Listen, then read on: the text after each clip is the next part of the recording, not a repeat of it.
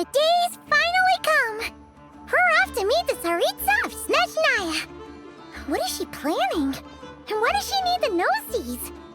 Soon, we'll have our answers. Guess this'll be the end of your journey that your sister mentioned. What is she expecting you to find there? Snezhnaya still feels like a long way away. Hopefully, there'll be plenty of time to relax, eat some good food, and have fun before we arrive. But whenever Paimon gets thinking about how our destination is right around the corner, all these questions come flooding into Paimon's head. It makes her so nervous. Yeah. Anyway, enough about all that. We can't start the final leg of our journey with that kind of mindset. Just think. We've fought dragons and sea monsters, defeated creations of the gods, faced prophecies of doom and the threat of the abyss. Heck, we've even been to the moon! With all that experience under our belts, how could we be any more prepared? Sure thing! Now, stick close to Paimon, the best guide you could ever ask for, and let's charge straight for the finish line! Off we go! What about me? Do I get a call out? Whoa! Columbina? You kinda snuck up on us there.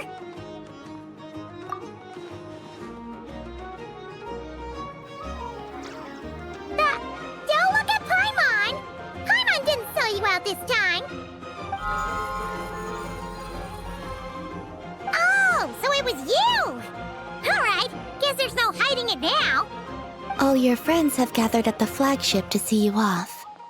I invited Sandrone too, but she said she had to go back to Snezhnaya. She must be busy. She had some nasty things to say about you before leaving. Would you like to hear them? She hasn't changed a bit. Alright, let's hear it. If they're heading to Snezhnaya, I'll bet it's to cause trouble for Her Majesty the Tsaritsa. Attending a farewell party for people like that would not be a good look for me right now. Also, please tell them not to count on getting help from a Fatui Harbinger in Snezhnaya. Our time working together was not terrible, precisely, but we're on different sides. So when you get there, don't do anything to make life difficult for both of us. Well, that definitely sounds on brand for her. The attitude, the reasoning. Alright, we'll do our best to keep our distance then. No, you've misunderstood. I think she means that she'd like you to go see her. As long as you don't make things difficult for both of you, you'll be fine. Huh.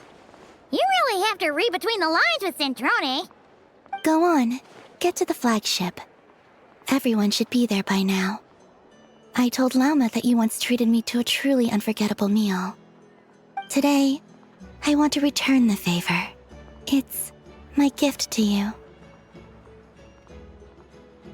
It's definitely nice to be treated, but hopefully by this point, you know that you don't owe us any favors.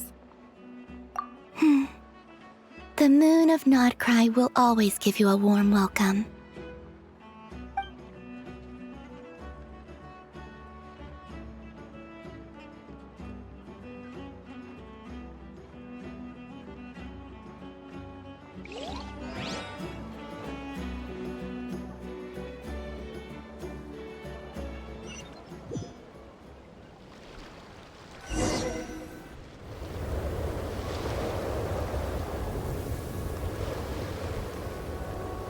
Wow! Pure white as far as the eye can see! It's so pretty! Come on, keep up!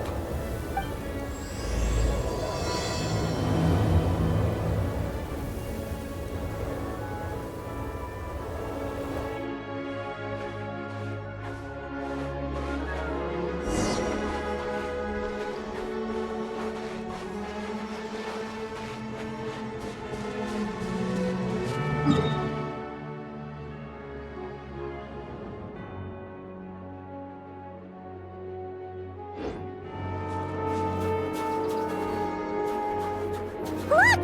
They look similar to the ones in Nocturne! anyway. You know, just minus the effects of Kulaki. That's a sure sign that we're officially in Snezhnaya now.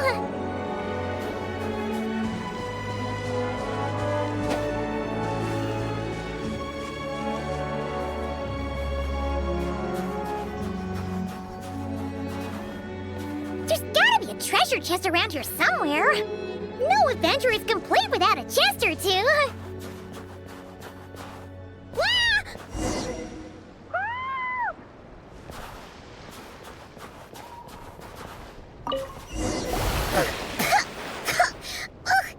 Paimon got a mouthful of snow! Ooh, it's so cold. Paimon's gonna snuggle up to you for a bit to get warm.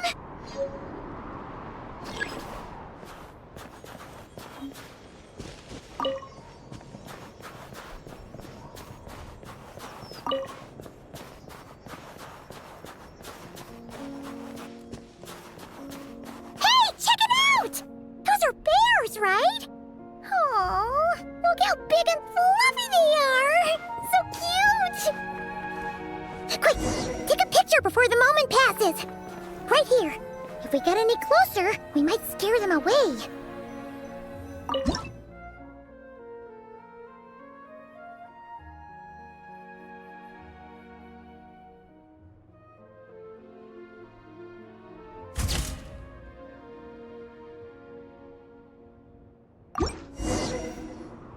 Let's see how your camera skills are these days. Oh, wait a sec. Paimon sees something. Come on, quick! It looks like a train carriage!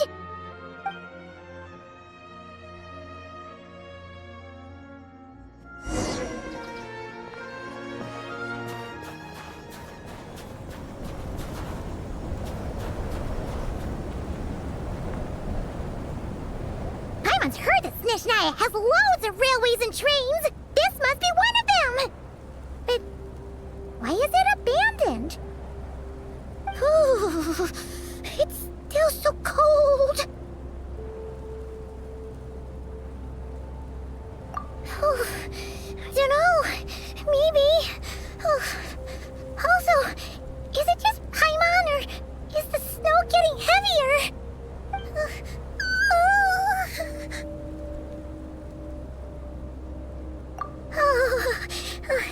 Thanks for offering, but this isn't just the weather.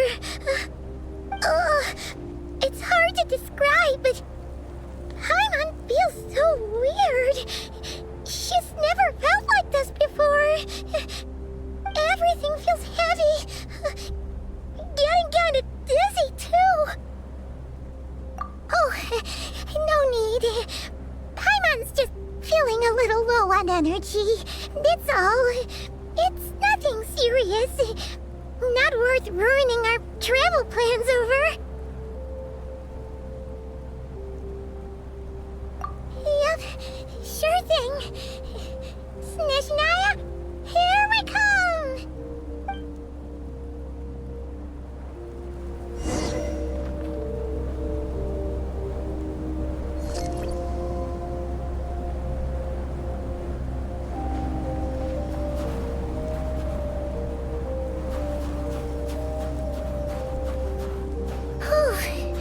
Seems like the snowstorm is getting worse by the minute. Paimon can barely fly.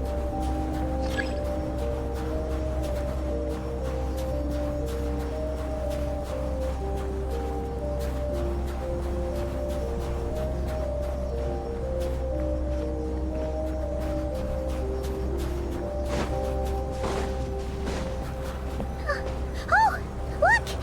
There's a cabin over there. Phew. Let's get out of this storm.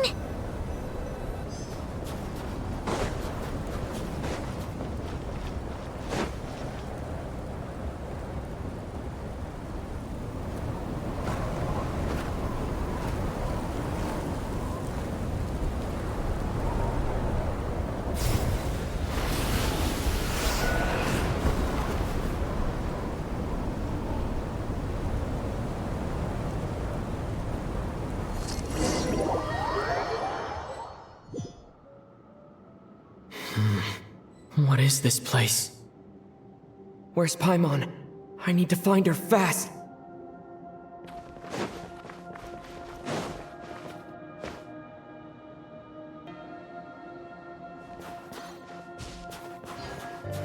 Paimon! Paimon!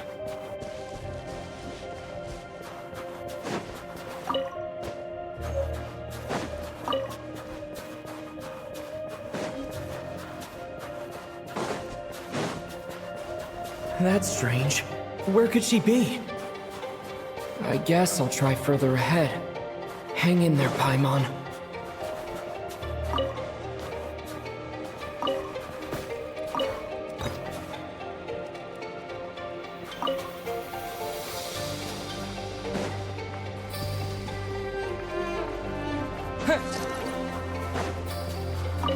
Is that a train carriage? Maybe I can get up from the inside.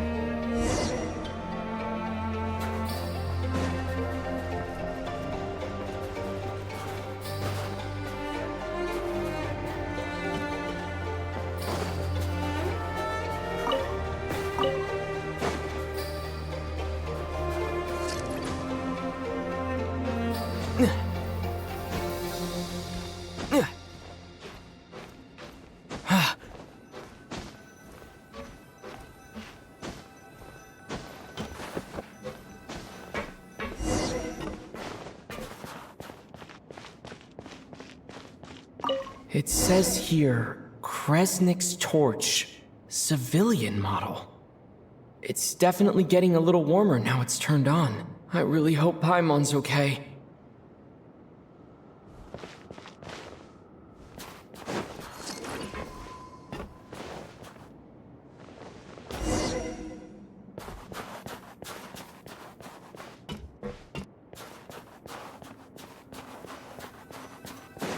What was that strange sound?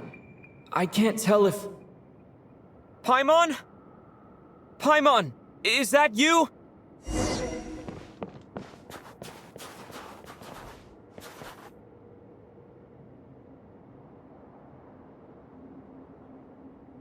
Incoming entity detected. Authorization granted. Initiating original. Hello, Descender, who's reached the eve of tomorrow. Eye of Grey at your service. Time since last activation. Time measurement unavailable due to the influence of... Anyway, it must have been a very long time. I was born to fulfill a mission.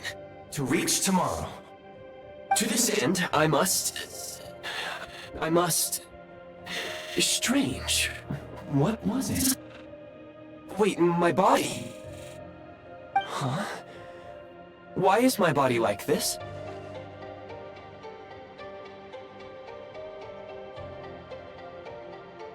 Apologies.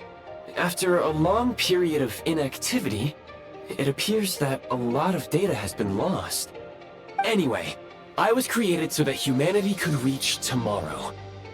But I am unable to load further details at this moment.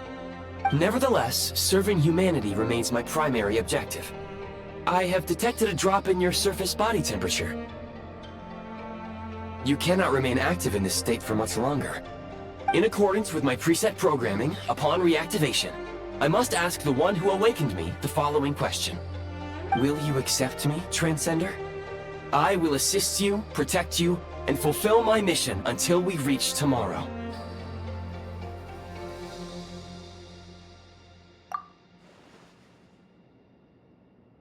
I understand your position. However, given your current physical condition, I must suggest that you reconsider. Before I was activated, you called out a name. Presumably that of your missing companion? If you agree to accept me, after helping you get out of here, I will search for said companion and pinpoint their location. To answer your question, yes.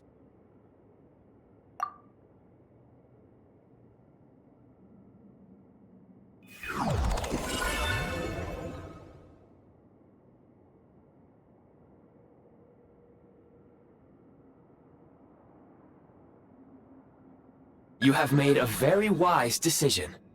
Now that we have reached an accord, you will be my new user. May I ask your name? Very well.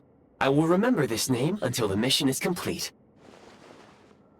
I need to recover my body, retrieve the power to unlock tomorrow, and help the suffering masses to reach the far shores where the empty Ark floats. I can sense my power scattered across this ice-covered land. I even have a vague sense of where it might be found. But right now, that is not essential. The key right now is you. You must survive and reunite with your companion.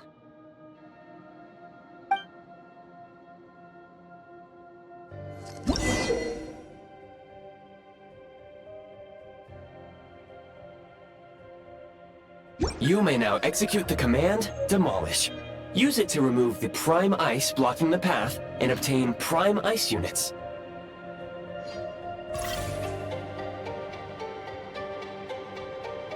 Prime Ice unit count has been updated.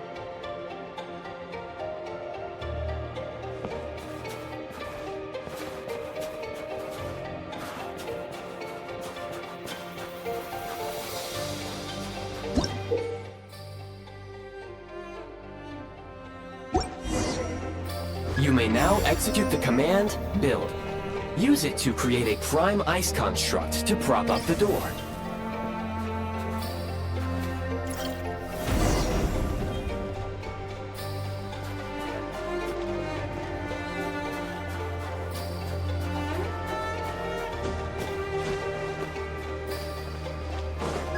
Scanning local environment.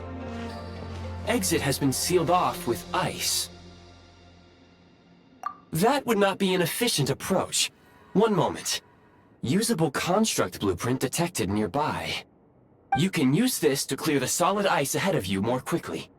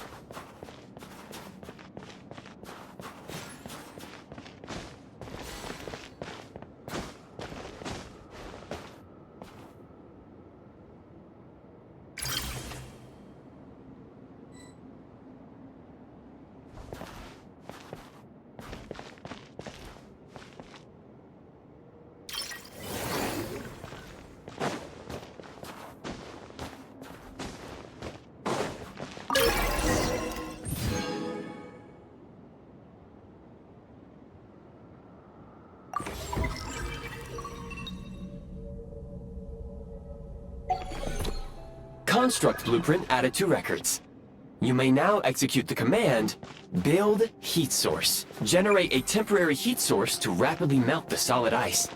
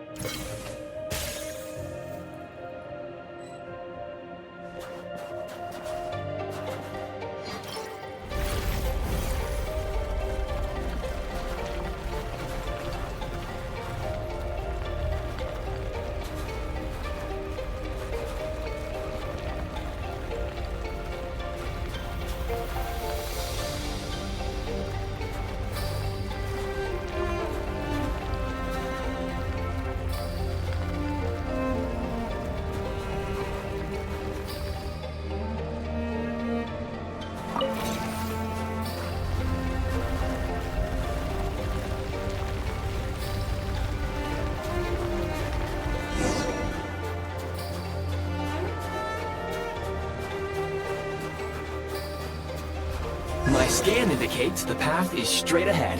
I recommend we proceed.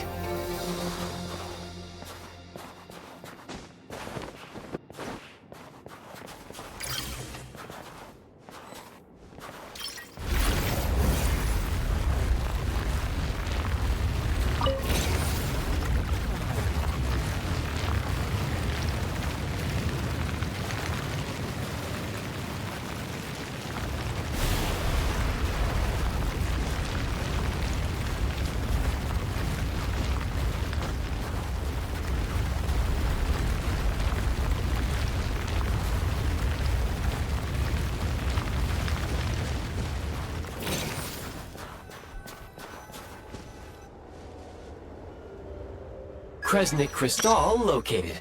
Please collect at your earliest convenience. The recent construct you built provides highly efficient heating by utilizing the unique properties of Kresnik Crystal.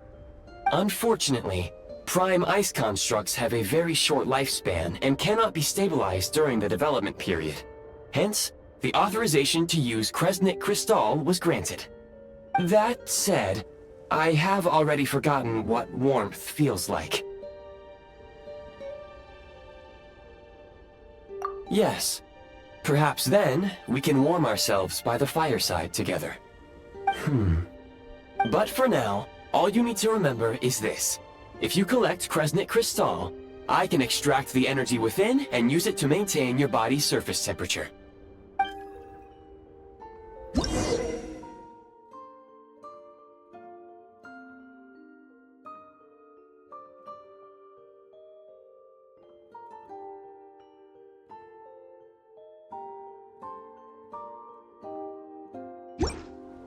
Low power.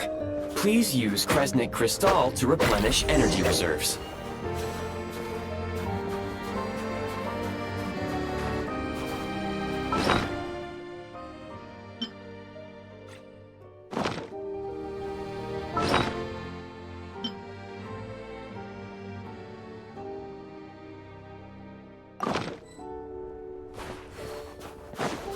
Signs of physiological activity detected in the distance.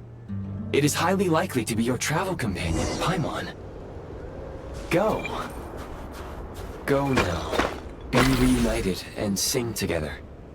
May all the people be united as one. May all of life rejoice in unison.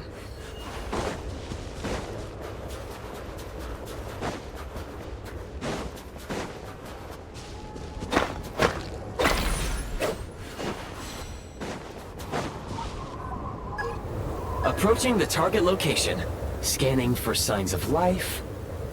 Life forms detected. 2. Affirmative. However, that is not the reason for my confusion. According to my database, this location is a train station, meaning the number of life forms is unusually low. Real-time environmental data suggests that the train station may no longer be in use. But whatever the situation, please exercise caution.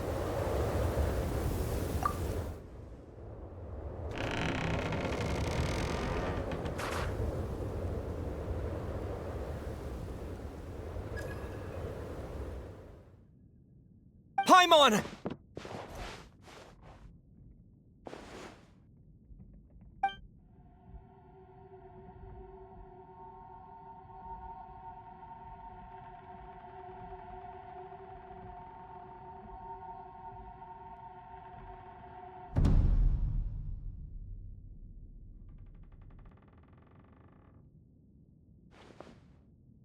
Who are you? Don't worry. She's only sleeping. You must be the Traveler. She called your name repeatedly while attempting to battle her way through the blizzard. Newcomers to Snezhnaya struggle to adapt to the sheer cold at the best of times. Lately, even the locals are suffering, with a powerful monster having summoned a bitter snowstorm.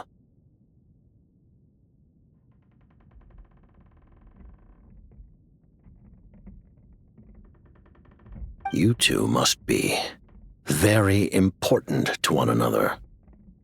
You should take more care not to get separated. Your eyes. Are you Conrian? There are indeed some Conrians left in this world who survived the cataclysm.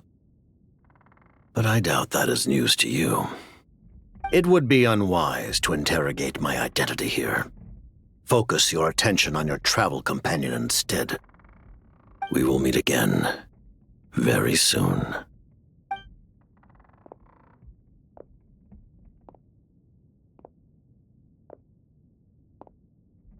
The unidentified subject has now left the area. He appears to be an individual of great significance, but my search has yielded no relevant data. I will try searching the database again. Against the odds, Your companion is safe and sound. The other person even left a blanket for her.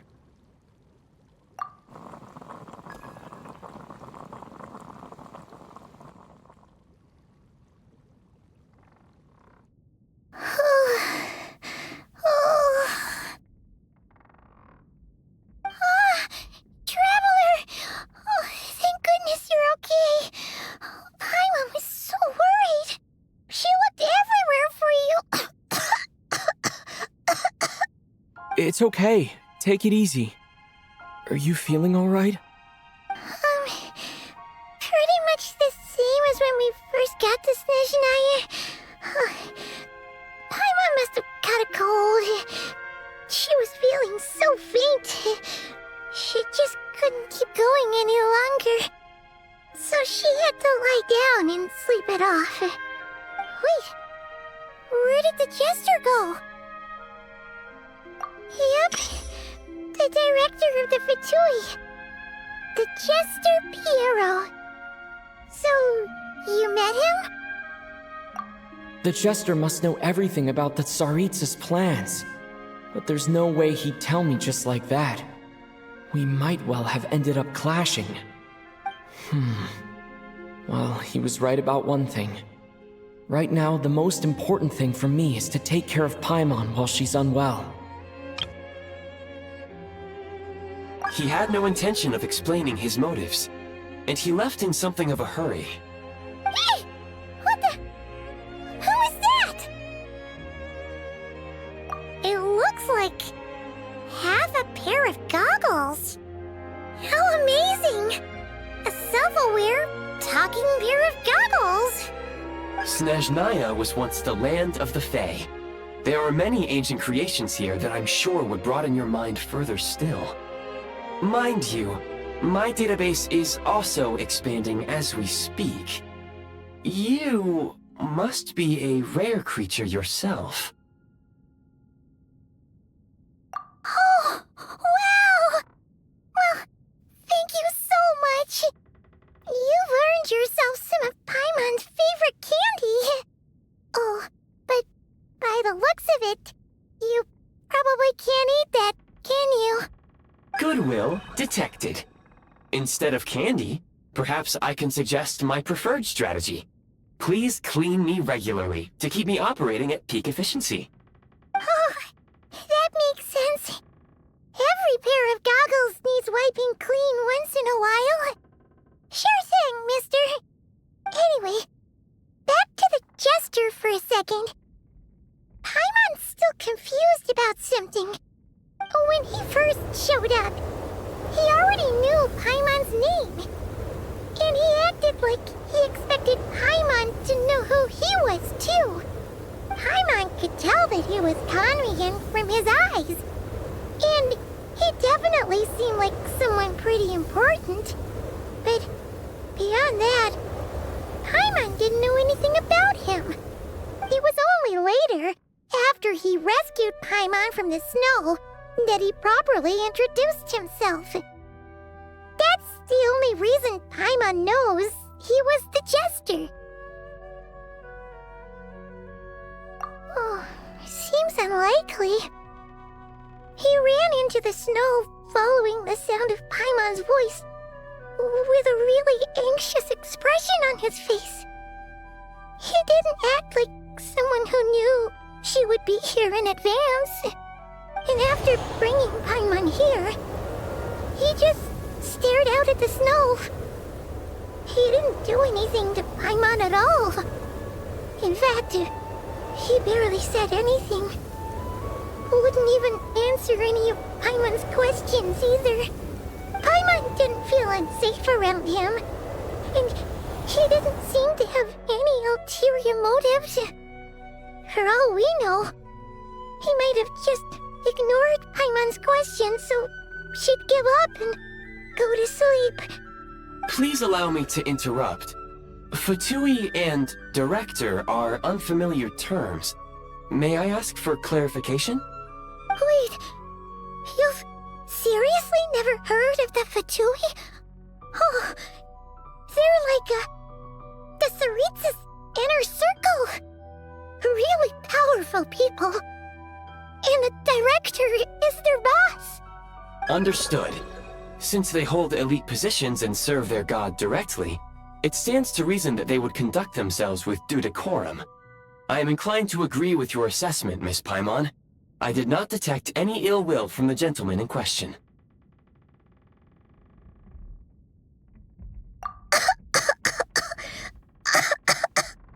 Sorry, I shouldn't have encouraged you to talk so much. Paimon, new plan.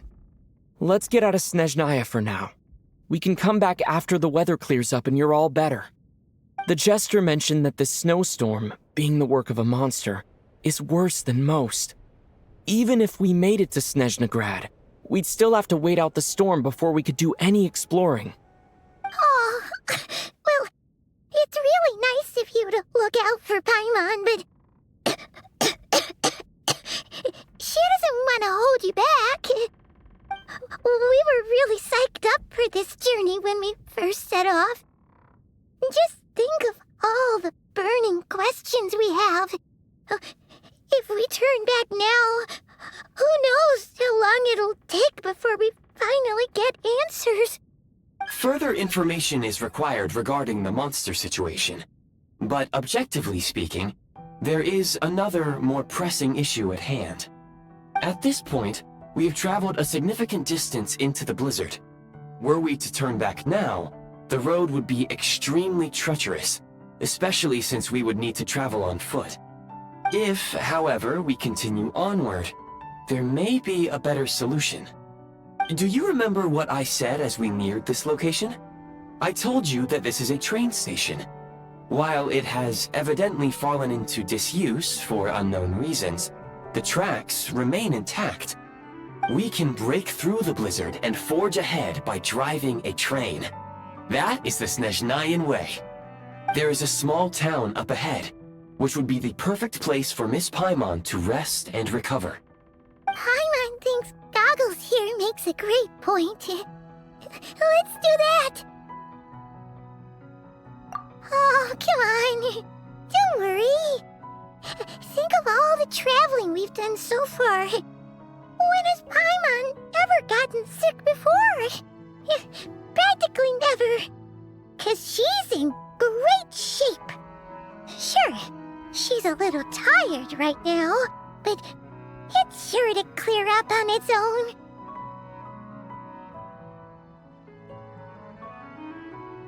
Affirmative.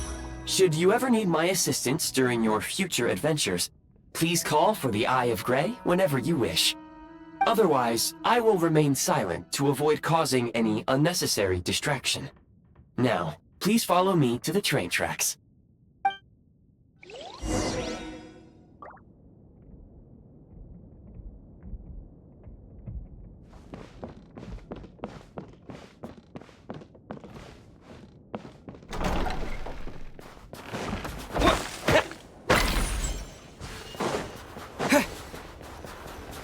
Please confirm when you are ready to depart.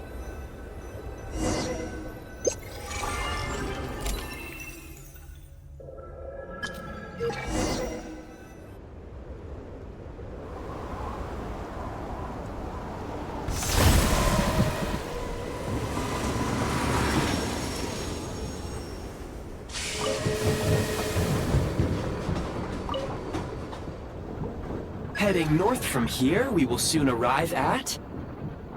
Wait, there's an error message. Could not detect clear tracks. What exactly does clear mean? Brace for impact, friends! Preparing to enter impromptu flight mode.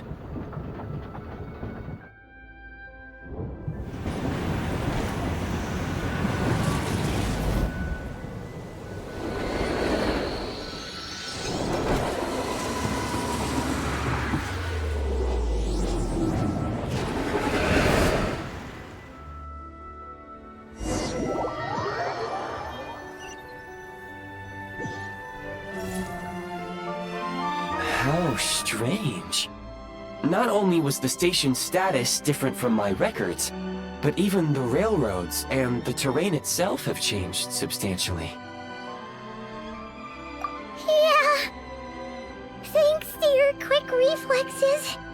My sincere apologies for putting you in danger. I'm afraid I'm as confused by all this as you are. Agreed. This is likely a consequence of outdated railroad data. The discrepancies between the old data and present reality are far greater than I anticipated. Fortunately, our crash landing has at least brought us much closer to the town. According to the data, anyway. Your data had better be right this time. I can assure you, it certainly is. Please look this way, and you will see a Kresnik's torch. It seems our ill-fated train ride was a blessing in disguise. We have taken the shortest possible route. Rest assured that I will take user preferences into account next time I plan a route. Next time, I will get it right.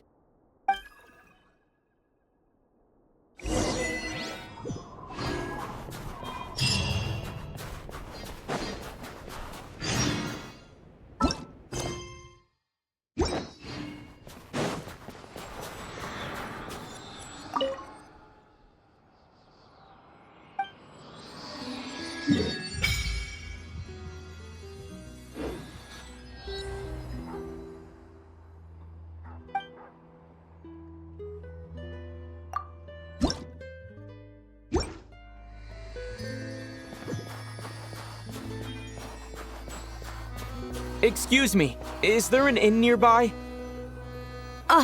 I'm sorry, but they've all closed.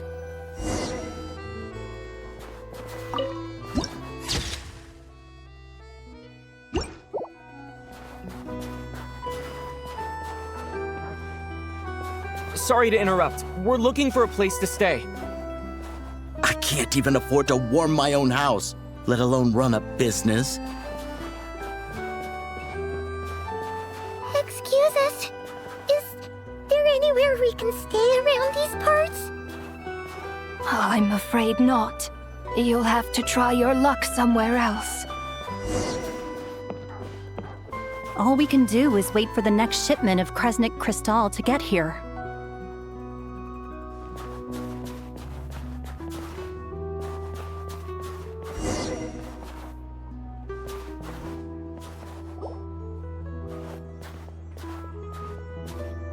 Hi there. Do you know if there are any inns still taking guests in this town?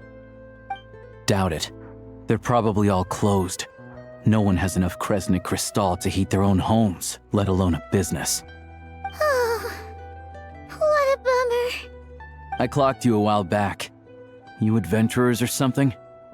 We don't get many tourists in inland Snezhnaya these days. Why is that? Because of the snowstorm? In part. But the bigger reason's Project Stuzha. Since it's Her Majesty's will, we have to put up with it whether we like it or not.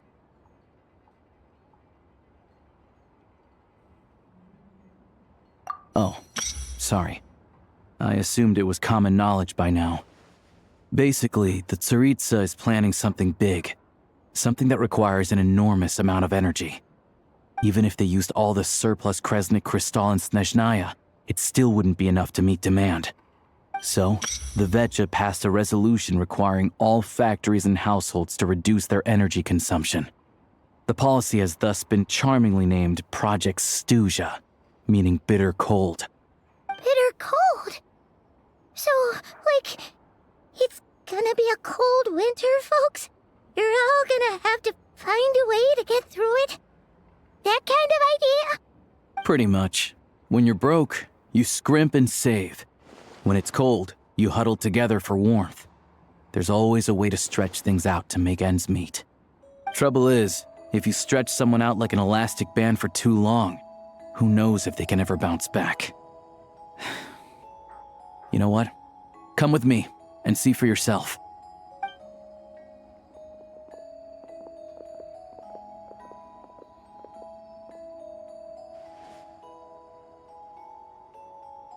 Can you please explain to me why the price of Kresnik Crystal has gone up by 1/3 again? Even as our purchase quota has gone down. You only come here twice a month. This won't even last us a week. The supply and pricing of Kresnik Crystal are based on current production volumes and price data. We Fatui are only responsible for delivery and security. I'm not in a position to explain to you how the figures are calculated, but I assure you, they are as fair and reasonable as possible. Oh, so our lives mean nothing to you? How can you expect anyone to survive a single night in this weather without heating?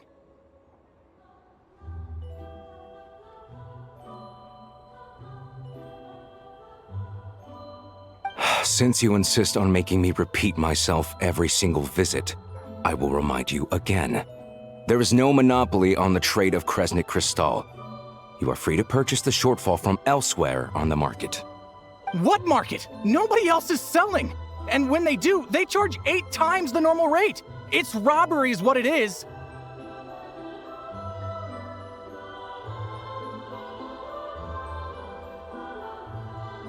Which is why the Snezhnaya Veche passed a resolution to support border communities, without which you wouldn't even be able to buy Crystal from us to begin with. So if you're here just to argue, move aside and let the next person in line come forward. Everyone's feeling the cold here. You... All right, everyone, let's calm down for a second. A few words, if I may. We're all subjects of Her Majesty the Tsaritsa, and I'm sure every one of us is dedicated to her great cause. We all know how cold it is. And the more it snows, the harder life gets. Everyone's struggling already. Let's not make things even more difficult for each other. But Liaison Shishkin, there's clearly something wrong with this quota. I have a family in Marepasak who tell me they can buy at least double our Crystal allotment. Oh, believe you me, I had the same reaction when I first saw the numbers. Couldn't believe what I was reading. I even wrote a letter to confirm the true figures, but... I'm afraid the quota really is as low as you've been advised. Still, you must understand that calculating these energy quotas is a complicated balancing act. They have to factor in population, town size, industrial application. Our top priority must be to keep the largest Kresnik's torch burning continuously. Only then can we sell the remaining Crystal for household use, and in doing so, we must make sure that everyone is treated fairly. As our Fatui comrades said, they are only responsible for delivering the goods. They need to keep accurate records, and they do not have any authority to modify the rates or quotas. That's right. Our duty is to do things by the book. Tell you what, listen. I know how anxious and upset everyone is. As a matter of fact, I was just discussing it with the mayor. What we can do is open the lower combustion chamber of the Kresnik's torch to the public. You can come to me directly to register, and I will allocate time slots accordingly. I can't guarantee there will be ample energy for household use. We can at least make sure you'll be able to boil water and cook food each day. Let's hang in there and make this work together, all right? Fine. I don't see any alternative. So, this is Project Stuja in action, huh? Oh, no wonder nothing's open for business. People are barely getting by.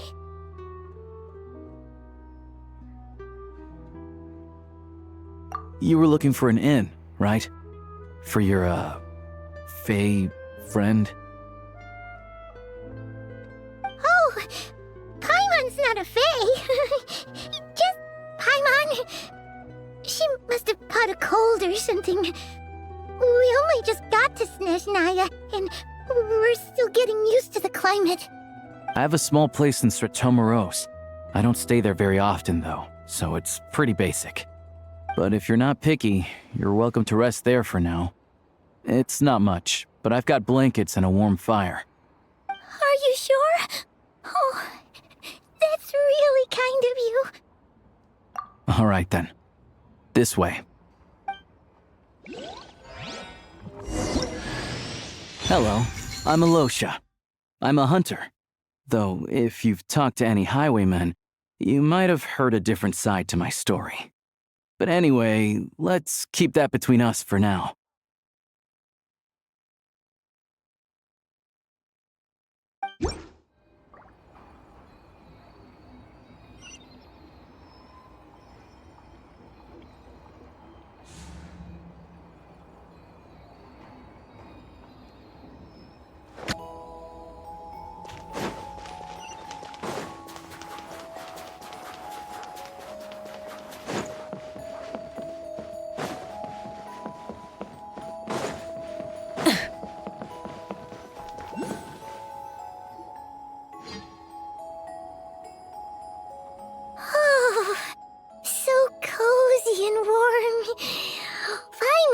getting nice and toasty.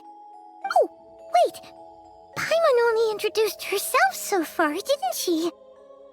This is Paimon's best friend, the Traveler. Good to meet you. I'm Alosha. Most travelers find the Snezhnayan climate to be a shock to the system at first. But as long as you keep yourself warm, you should be fine. Still, you should keep an eye on your condition. When people are too quick to dismiss a cold, it can easily end up turning into something more serious. Don't say that! Paimon's too young for chronic health issues. They aren't in town right now, and they won't be back anytime soon. The train station has been closed ever since these power shortages began. I do a lot of hunting, so I spend most of my time exposed to the elements. But even the animals wouldn't survive long in a storm like this, let alone a hunter. Nothing to do but sit tight in town until the weather improves. I get that you're in a hurry, but even if the station were open, that doesn't mean there'd be any trains. We could end up stuck here for a long time, I'm afraid. What? Your own train? Wait, hold on. That train? The one that suddenly fell out of the sky and crash-landed on the ice? Oh, we got lucky and found it in a cave. Oh, then our luck ran out and we had a little accident. Pretty crazy for a random find in the mountains. Well, as long as your train's good to roll, you might get to Snezhnaya after all. I've been doing some digging recently. Turns out, the real reason for the current energy crisis in Stratomeros is that some of the supply is being seized for a private stockpile. But to expose what's going on, I need to catch them in the act. So, I'm heading off to catch a rabbit. Huh? Wait, a rabbit stole the crystal? It's a figure of speech. Real rabbits couldn't pull this off. They'd prefer carrots to Kresnik Crystal anyway. Shishkin, Mr. Positive Attitude, let's all get along now, shall we?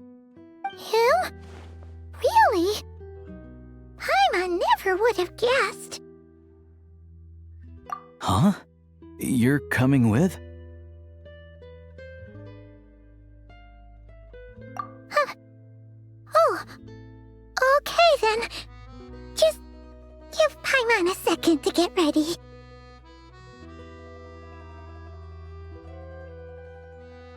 Alright. Guess there's no point pushing myself. Paimon will stay here and hold the fort then. Be careful, you two.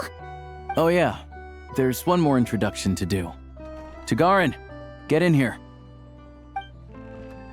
Oh, a doggy. Oh, angry doggy. Oh, Tagarin doesn't like being petted then. He likes to think he's above that kind of thing. He's my hunting partner, so he'll be joining us when we head out. Carrots aside, we'll need to stay completely undetected. We can't risk spooking our rabbit, or there's no telling which burrow he'll scurry back into. First, we need to find a way into the train station and see if we can find any real freight data. Shishkin's figures can't be trusted. Then, we get Tagarin to catch a scent and find out which way the crystal went. What are you eating? Oh, check it out! When you're all out of carrots, try jerky!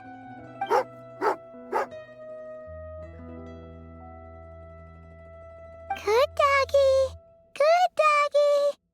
A fellow dog lover, huh? Yup! And rabbit lover! Carrots are great too, you know. Good to know. Eat up, Tagarin. We got a lot of work to do.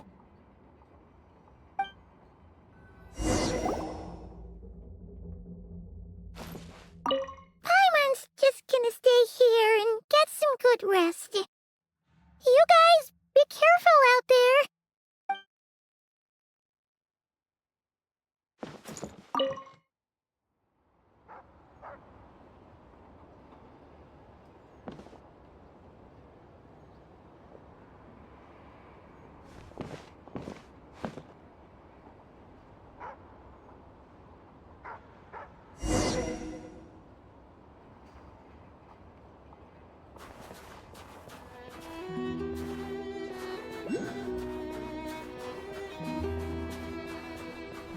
Wait.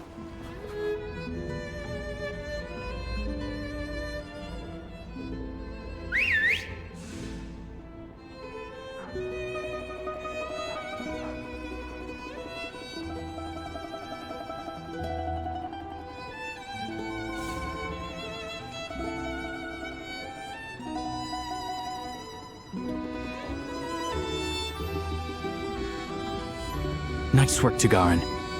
Come on, we'll go around.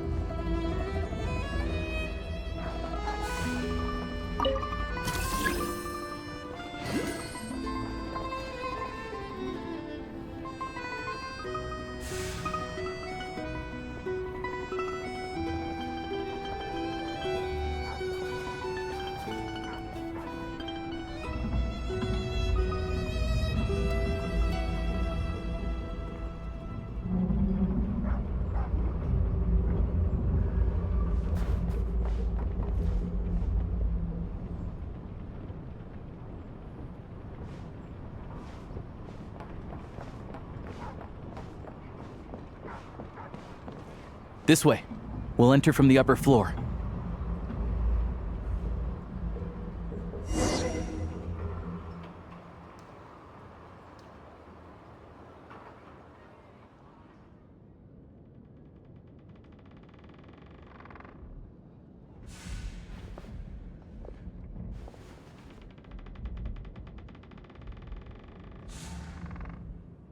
There we go.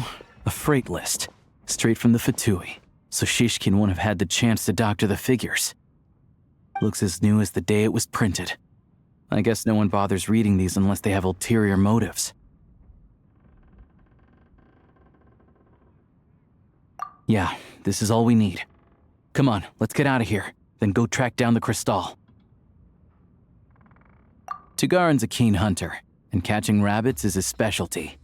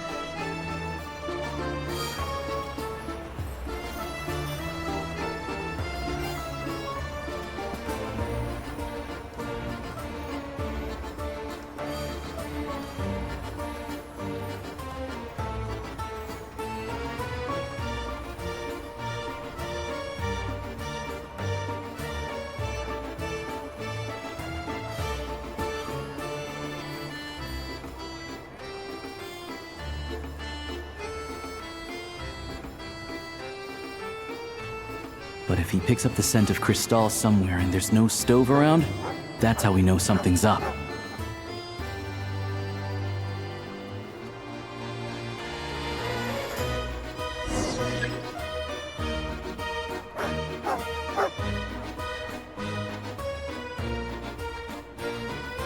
This must be the rabbit's warren. Good job, boy. Sure enough, there's a tunnel. You stay here and keep watch. I'm gonna take a look inside.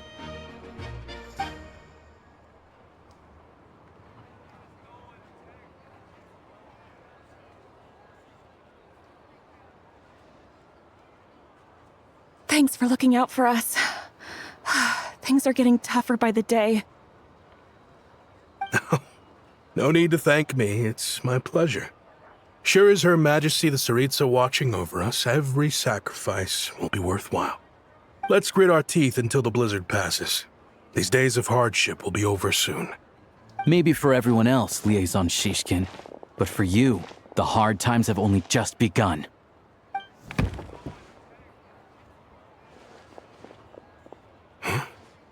Who are you? What's the matter?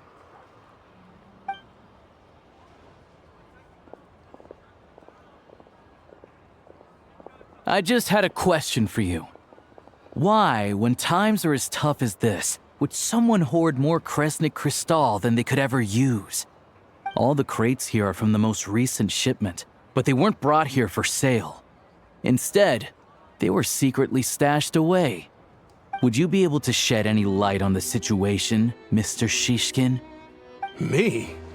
Why, I have no idea. But look at how much there is. It's quite a godsend. Now there will be plenty to go around. This godsend was found in a cellar adjacent to your residence following a tip from Mr. Alosha.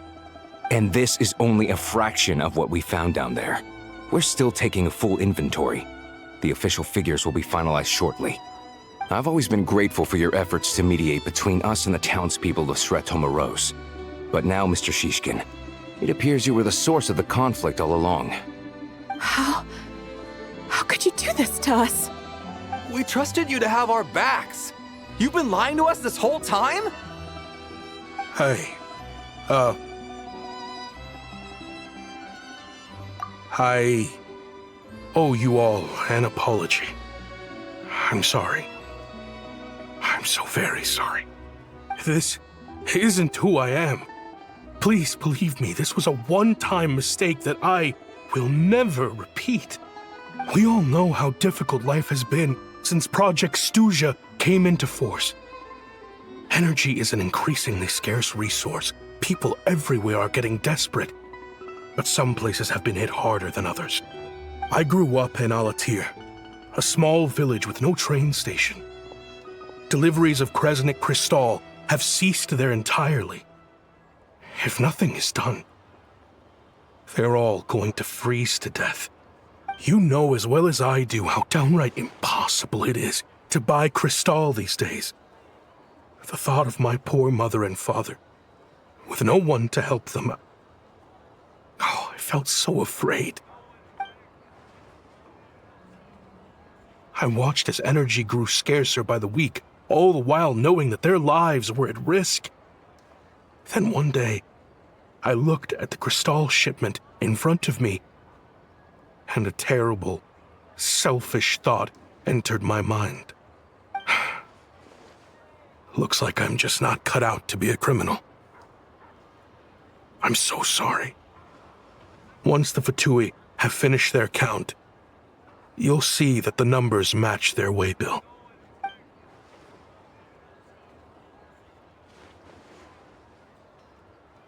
I have the official Snezhnayan quotas here. Anyone who has already purchased energy, please make your way over here to correct your transactions. I'll make a batch purchase of Crystal worth 3 months' salary for you all to use free of charge. As for Alatir, I'll think of something else. You don't have to go that far. Yeah, owning up to your mistake is enough for me. You've done plenty of good for the community in the past. I'm not looking for a handout. Drop the act.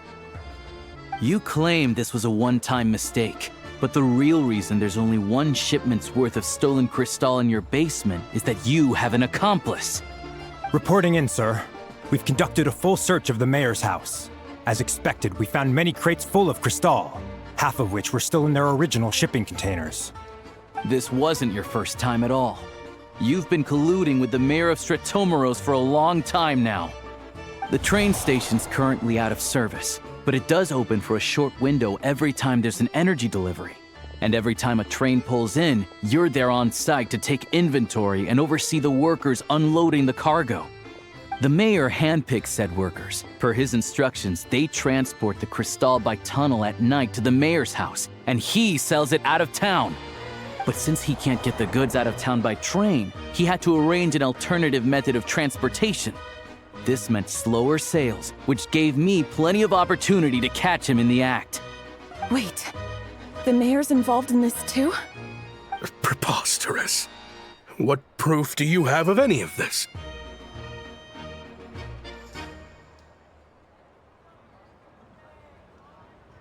Basic math. I've spent a lot of time lately counting carriages as the snowstorm rages. Counting carriages? What? The energy consumed by a train depends on its total weight. And since energy is a limited resource right now, it's fair to assume that every carriage is packed full. So, if we take the energy required for the Kresnik's torch, add the sales figures you provided, then compare that figure to the train's theoretical cargo capacity, guess what? The numbers never match. It's always off by 1 or 2 carriages worth. This time, you set a new record. 3 carriages missing. You mean to tell me that you sat around outside, counting carriages, in this weather? I'm a hunter. I have 2 options. Hunt or starve. Well, I've heard enough. The evidence speaks for itself. Take Shishkin and the mayor into custody and escort them back to Snezhnagrad.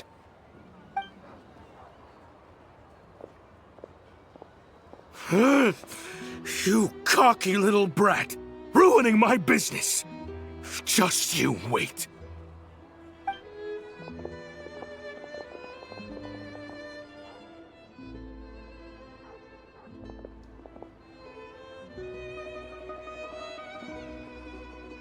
Yeah, something fell off, so I just followed my gut. Math isn't my strong suit, though. I'm lucky my dad made me learn enough to get by, but all this number crunching was a million times harder than the aim and fire work I'm used to. Thank you for your assistance. You're a brave lad. Shishkin was quite the cunning criminal, as I'm sure you can tell. He did all of this right under our noses, and we never suspected a thing. A wolf in sheep's clothing. He had everyone fooled. Even with that sob story he fed us. He was probably trying to keep the mayor out of it, not just mask his own motives. Without the compelling case he put together, even I might have fallen for it. Alosha, was it? Tell me, are you really a hunter? We can go find some wild animals if you want. I'll fire off a couple of shots, and you'll see whether I'm the real deal.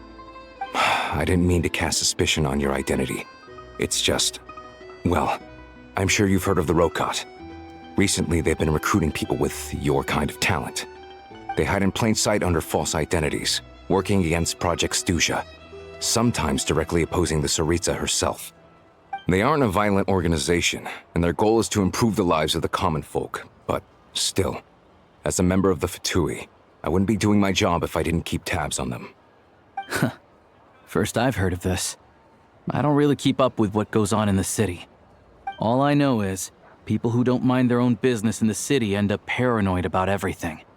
As for me, I just couldn't stand Shishkin. I'm from Alatir myself, and I can tell you, nobody's lived there in years. Why would an abandoned village need Crystal? Of course, no one really cares about the fate of that place. I'm guessing today is the first you've heard of it. I see. It does sound quite tragic. Really. Well, thanks again for your assistance, and your friend here too. I will report this incident to Snezhnagrad. The Fatui will take over energy distribution until new officials are appointed. We'll also ensure that the train station resumes normal service as soon as possible. Looks like it's my turn to brush up on math now. I never liked it as a kid either.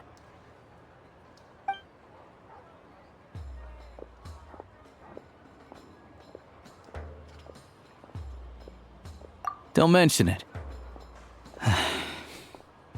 Isn't the soldier overseeing the delivery supposed to verify the quantity of the goods? Was he just careless?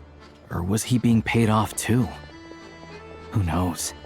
Excuse me. I'll take a share of Kresnik Crystal too. Thanks. I need to take a detour before we head back. There's someone I have to deliver this crystal to.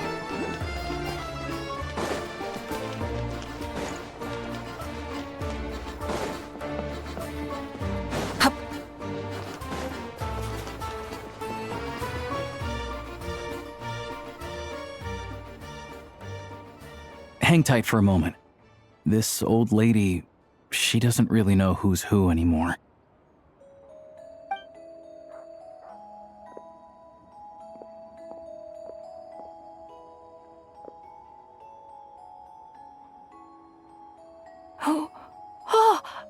grandson. It's so cold today. You must be freezing. Ma'am, it's me, Alosha. Alosha? Alosha who? You know me. I came by earlier today. Cleaned the ashes out of your stove, gave you some warmer bedding, and washed your back.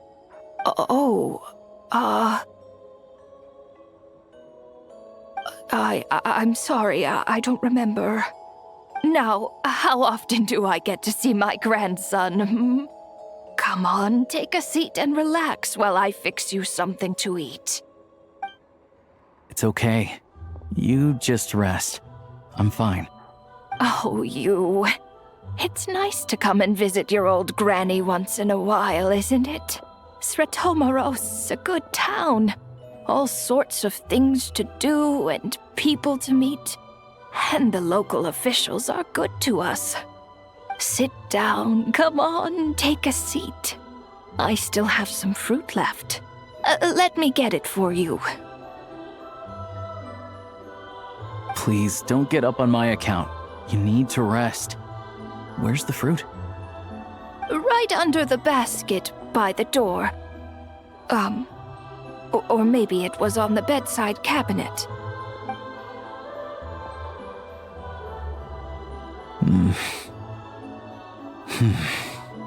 Well, grandson dear, do you like it?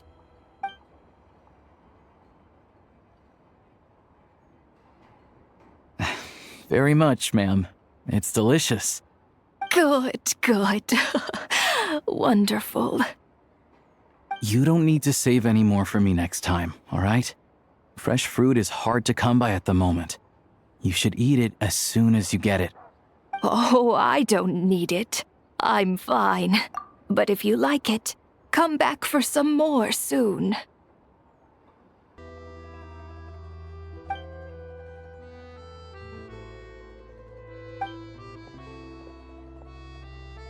Some kind soul must have given these to her. But she always saves the nicer things for special occasions. I met her at the market back before her health began declining. She was a lovely old lady. We're from the same hometown. Not many people have heard of Aether. And if they have, it's usually for all the wrong reasons. There's a gang of highwaymen that came from there. Now that it's an abandoned village, it's rare to find anyone who shares fond memories of our hometown. So after we got talking and realized we were from the same place, we decided to keep in touch by letter. I first learned of Sretomaros' energy supply problems from a passing comment in one of her letters. Then, after her health went downhill, I started visiting more often to check in on her. The town's been in decline for a while now, but because of her memory problems, she thinks of it as the bustling, prosperous Sretomaros still in its heyday. That said, I kind of appreciate her optimism. There's not much of it going around in this world of ice and snow. It's fine. Everyone grows old. In Snezhnaya, some people believe that in your final moments, you'll sense a familiar presence by your side. You turn to look at them, but their face is blurry. So you focus hard, trying to make out who it is. And when you finally see their face, the Grim Reaper reaches out and takes your life. She still calls me grandson, though. So at least I'm not a blurry face in her world just yet. Come on, let's get back and see how Paimon's doing.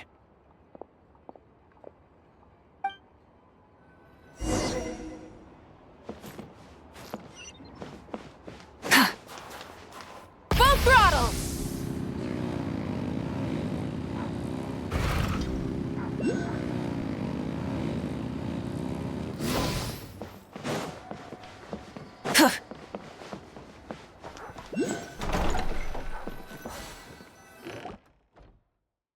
Paimon, we're back. Are you feeling any better? Yep. Paimon's not cold anymore. But she's still a little dizzy. Flying probably isn't a good idea right now. Paimon might lose her balance. But Paimon's sure she'll be fine. It's probably just from getting hit on the head by that pile of snow when we first arrived in Snezhnaya. Her complexion's looking much better. Let's keep an eye on her.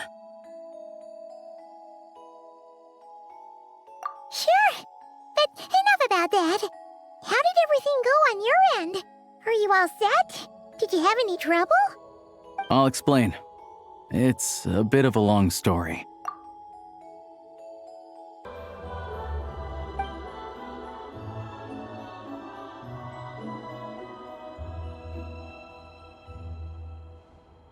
Jeez, you guys got pretty busy.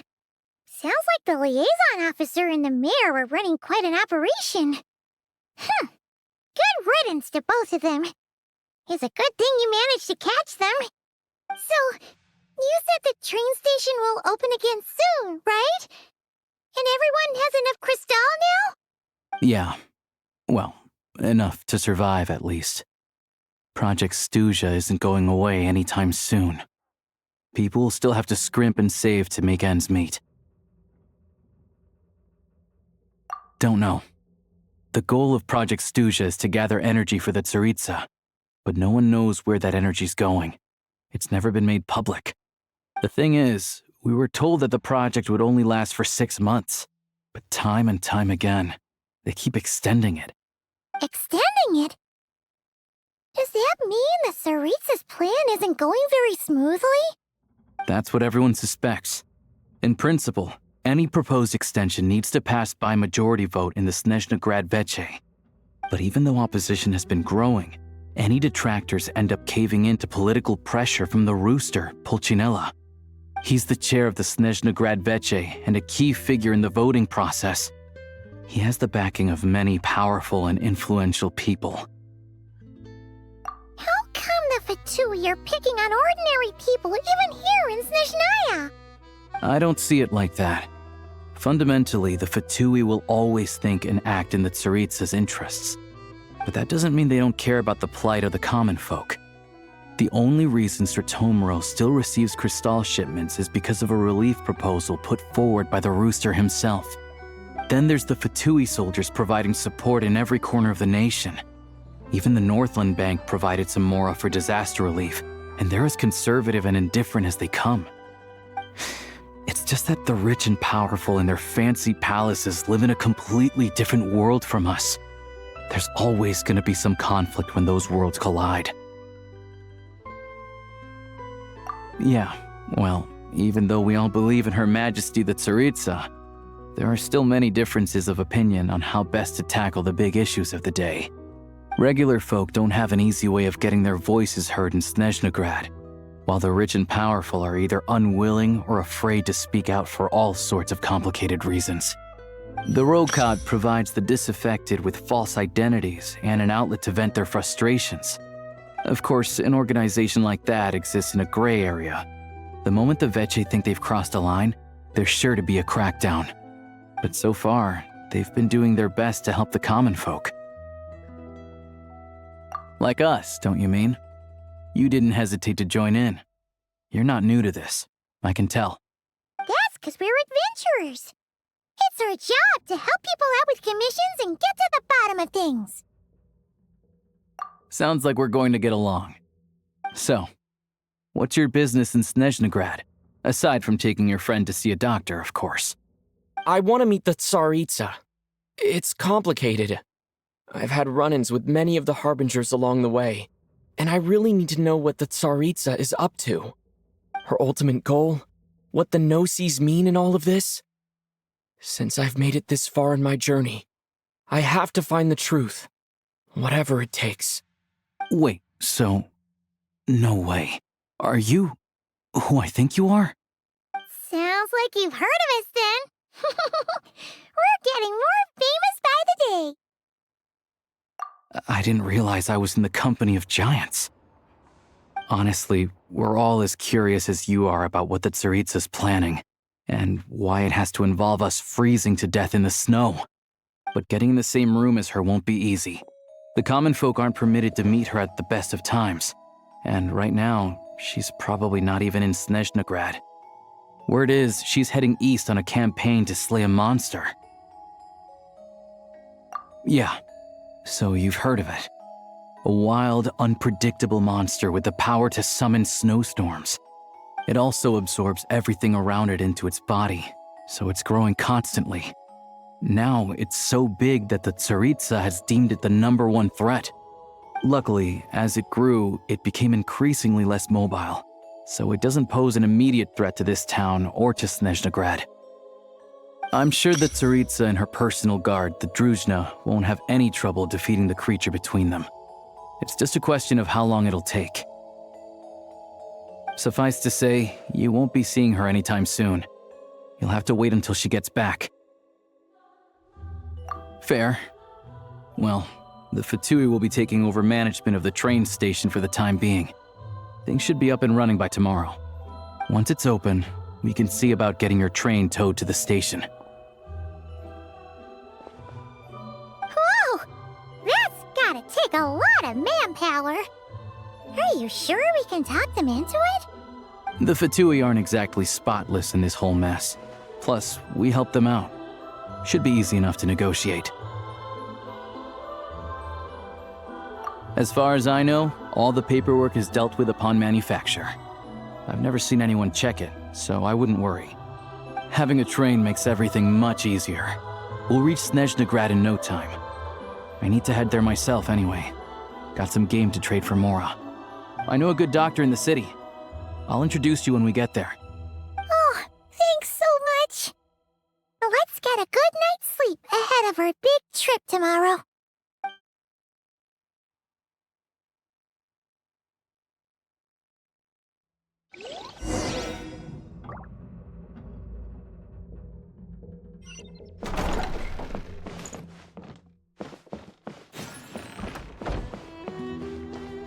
Try and stop me!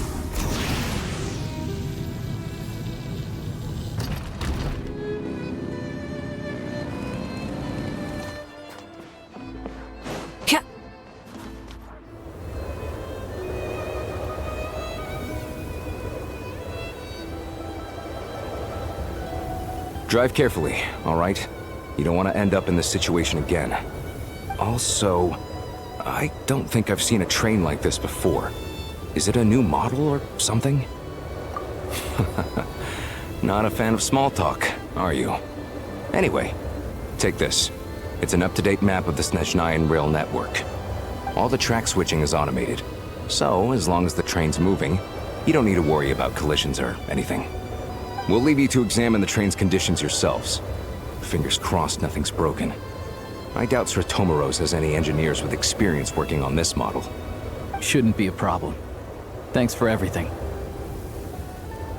All right then. Have a safe journey. And make sure to check everything's working before you set off.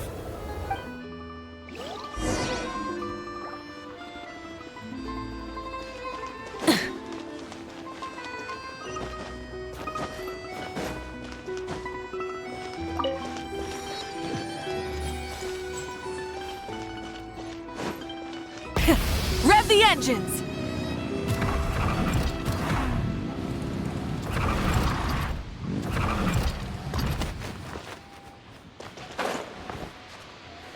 Hip.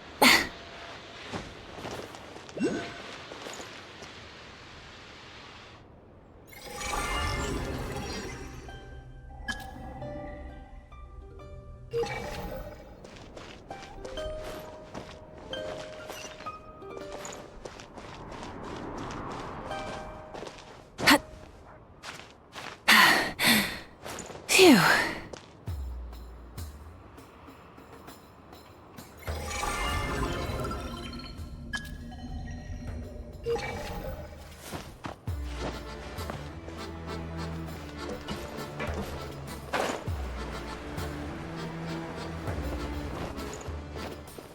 Huh.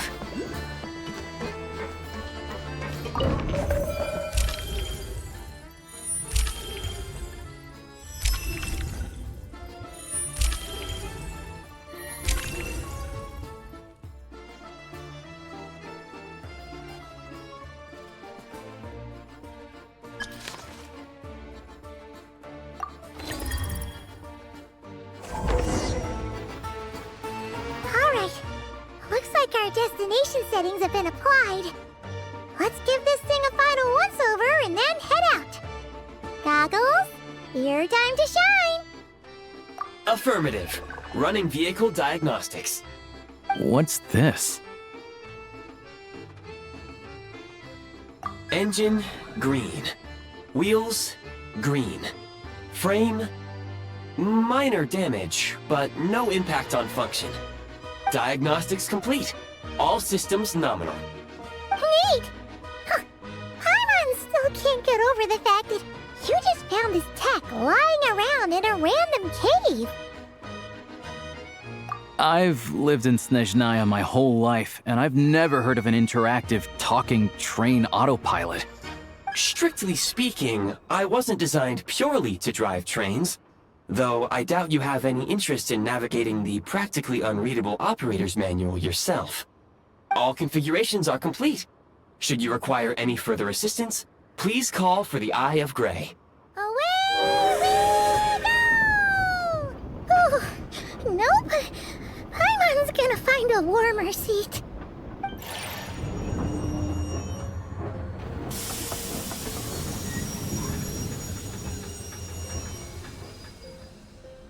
Huh? What's going on?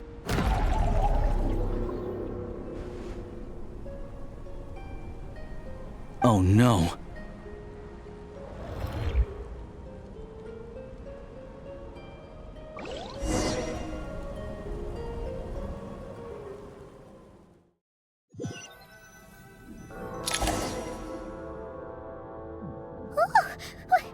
What is this place? Traveler, are you okay?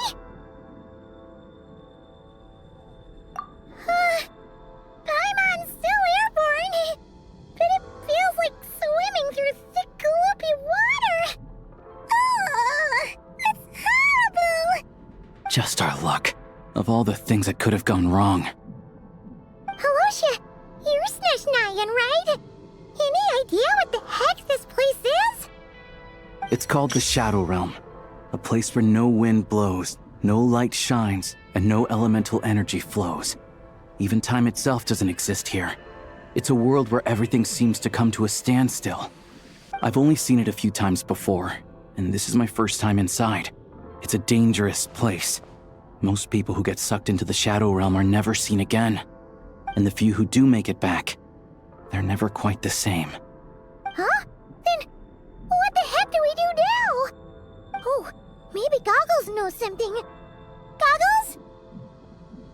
Great! Now we're done for! Hold it together. Let's not get ahead of ourselves. I heard a story once about the world of shadows. If it's true, there's a way to escape. We just need to find the exit. Come on, let's explore.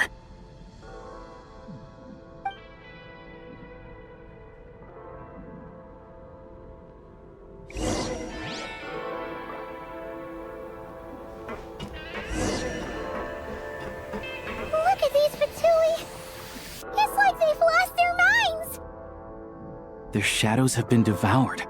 They're no longer amongst the living.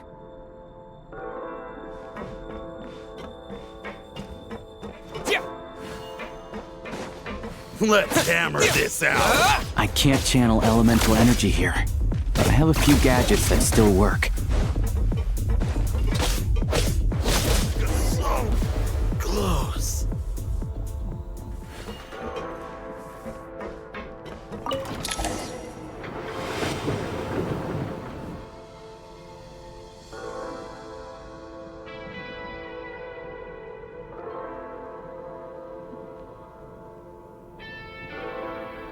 Wait! What's that blue thing? Is that... Goggles? Guess we'd better find a way over.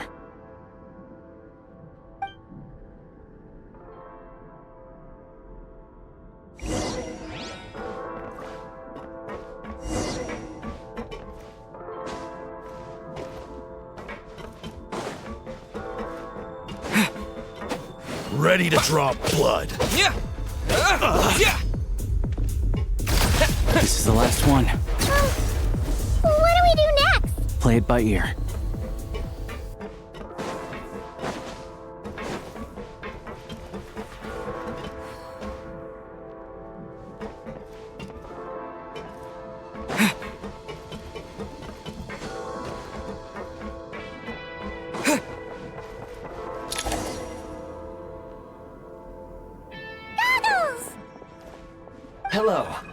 am glad to see the three of you safe and sound. For now, at least. But things aren't looking too good. Correct. We are now inside what is known as the Shadow Realm, the darkest space in the shell, where even the Most High is loath to cast its gaze. Time and space hold no meaning here. It intersects with the world of the Light Realm only rarely, like an air bubble that rises to the water's surface. We must leave this place before it sinks back down into the depths once more. Sounds like you have a plan. Yes. In fact, the very purpose of my creation was likely to... from the Shadow Realm. It appears that key data is currently inaccessible, but now is not the time to resolve that problem. I have marked the exit to the Shadow Realm for your convenience. In addition, I have prepared some equipment to aid you as you traverse the Shadow Realm, Traveler. It may well be one of my core functions. Scan complete. Construction in progress. Activation code? We once peered into the past from the ruins of the shadows. This is what remains of the Golden City, Hyperborea.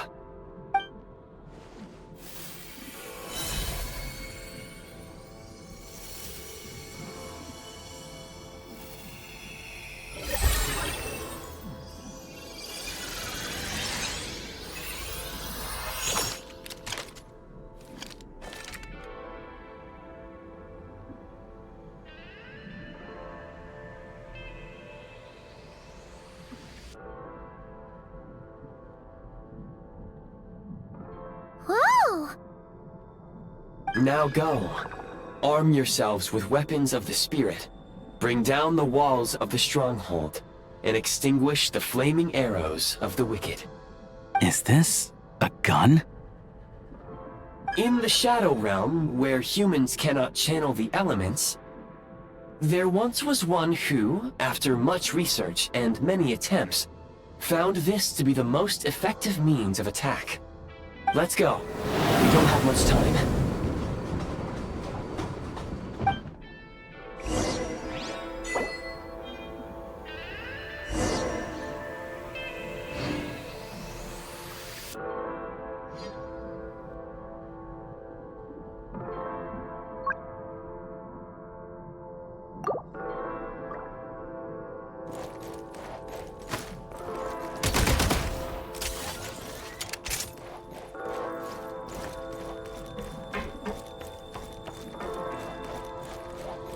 When you encounter small obstacles, you can simply clamber over them.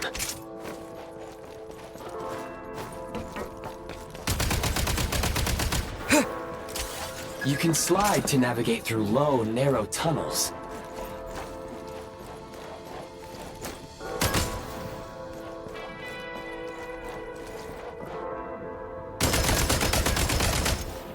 Reloading!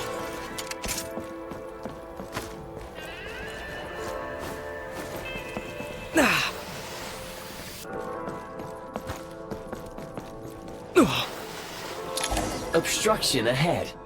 You may be able to use the explosives nearby. Shoot the explosives to detonate them and clear the path.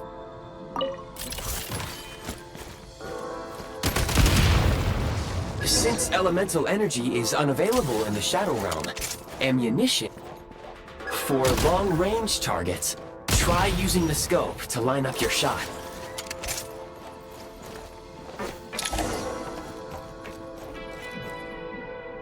Many hostile units approaching. I suggest a new strategy. Take cover, and pick them off one by one.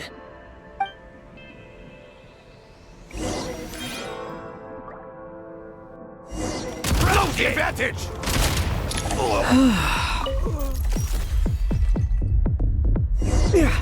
Gotta recharge!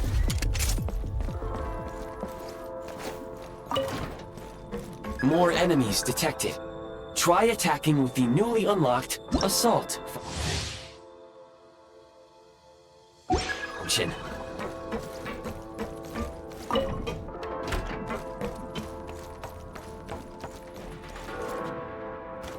The advantage!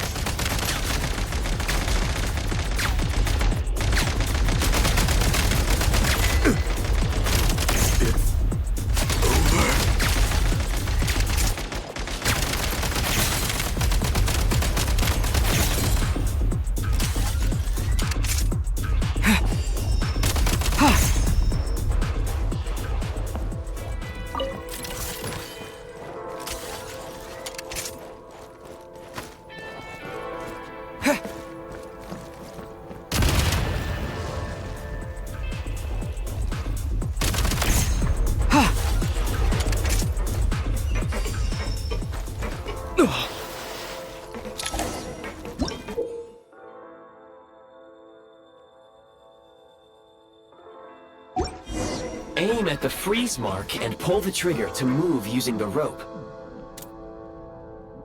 Light him up!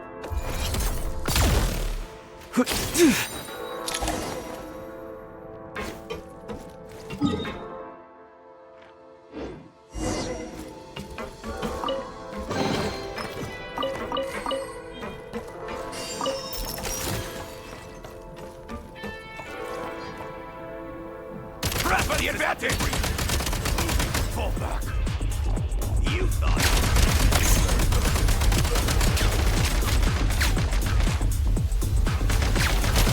Need a refill!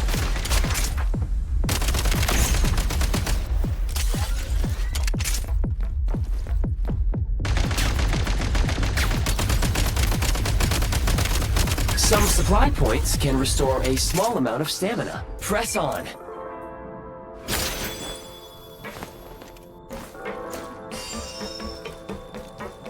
Charge!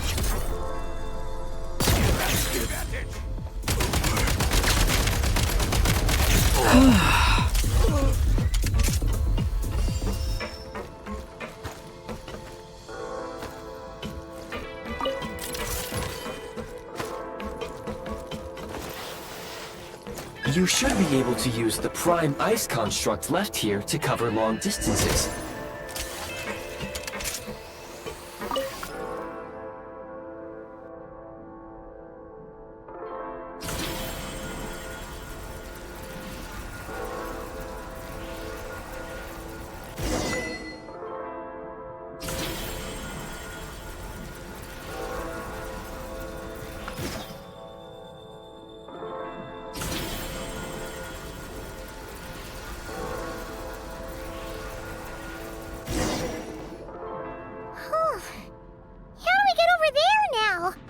I recommend using this grappling gun. Such devices were originally used to secure structures in the Shadow Realm. If you detach the connected hook, the grappling gun will automatically fire a rope to another nearby hook. Okay. So, we just remove this hook, right?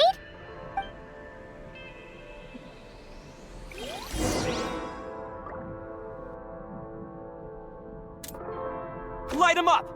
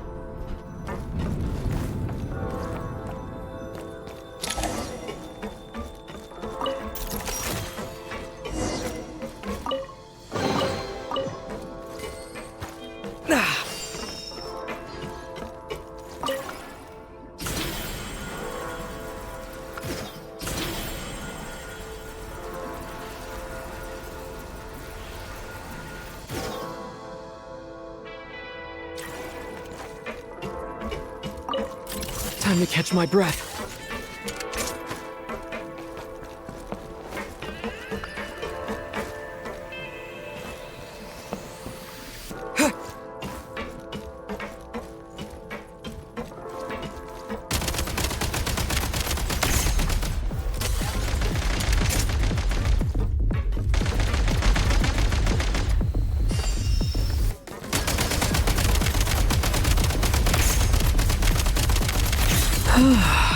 Need a refill!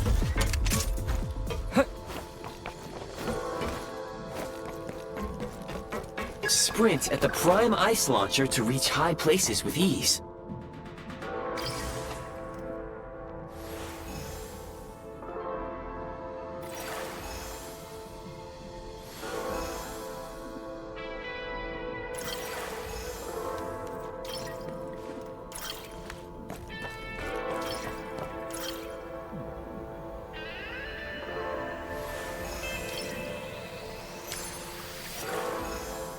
state number 2. Mind the rhythm! Light him up!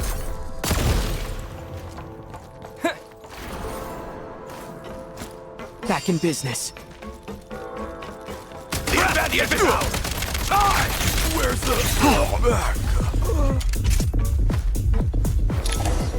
Usable munitions detected. Frag crystal.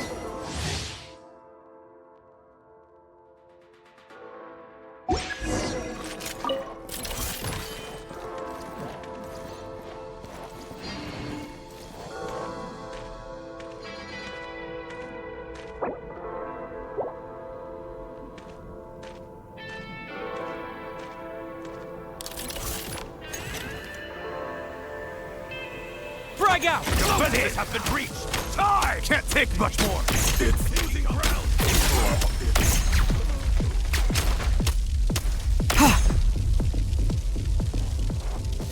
Demolition time! Requesting backup!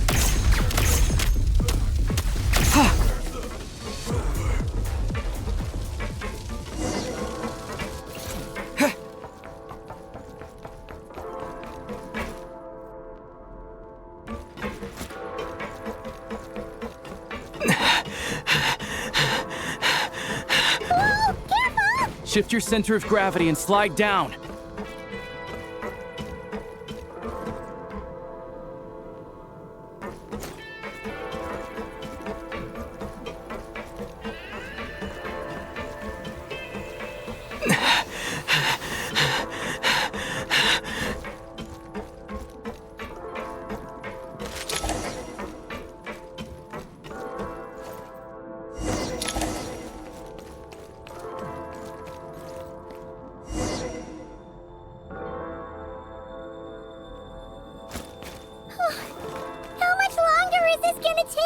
The exit is right ahead. We are very close now. However... It's like they're trying to keep us trapped here. That platform and the carriages are swarming with undead Fatui. Guess we gotta storm through.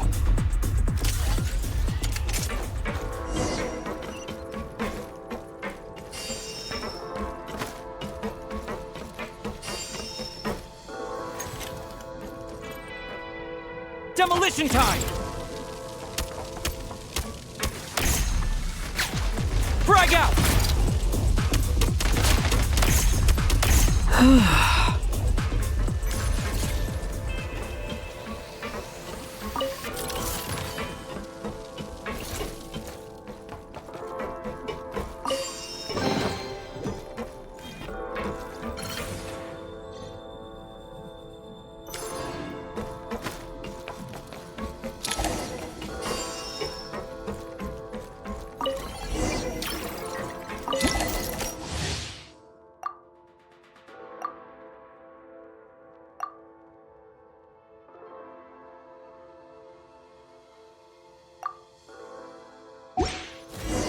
You may find switching to assault mode makes your attacks more effective.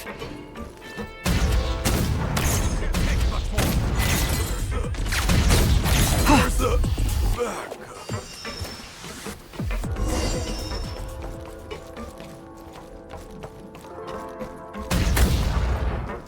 Need a refill!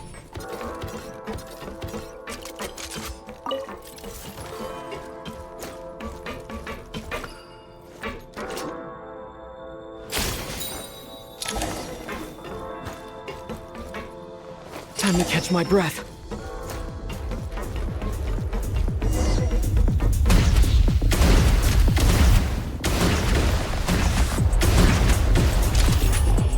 Try this! Frag out! Change of tactics. Come on!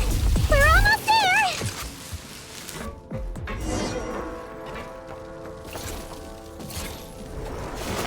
Huh? Why is everything shaking so much? Looks like the Shadow Realm is about to sink back down into the depths. The exit is right here.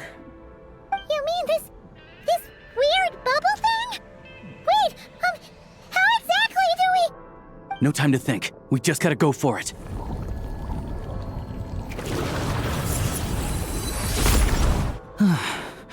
Looks like I was right.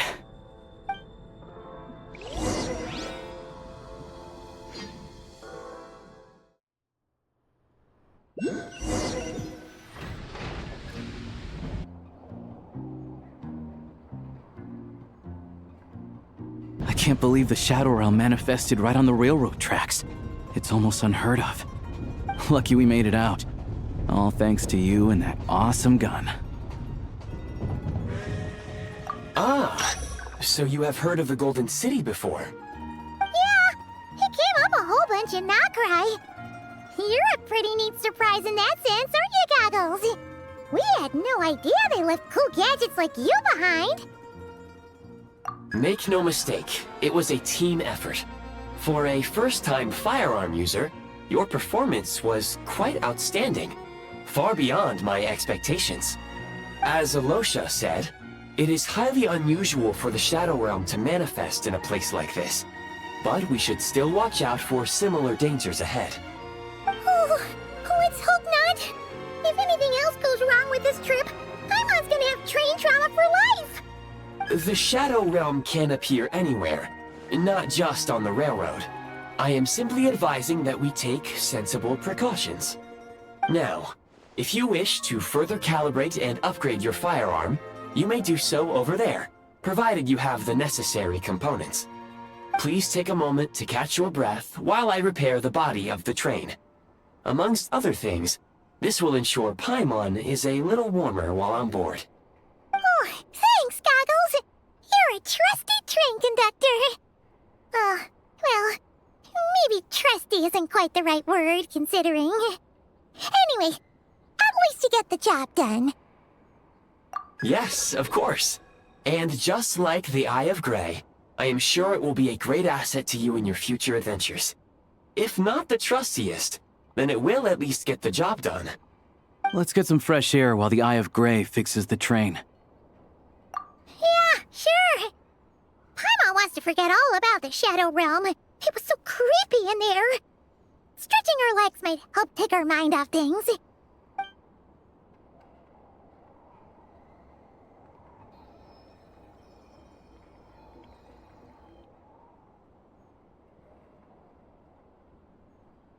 It's so quiet here for a train station. Not a person in sight.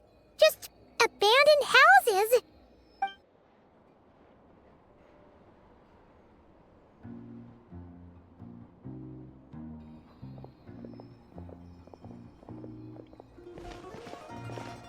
Huh? So much for repair? You've swapped our train out for a whole new model! My plan was to restore the train to its original appearance per my records as quickly as possible. Now that the repairs are complete, the train offers optimized performance and a significantly improved trendiness level. Huh. Didn't know trendiness was a parameter. According to my calculations, parameterization is the most effective way for the Eye of Grey to understand trendiness. Hyperborea, huh? I'm sure I've heard of that in a story somewhere. What an incredible little gadget you are.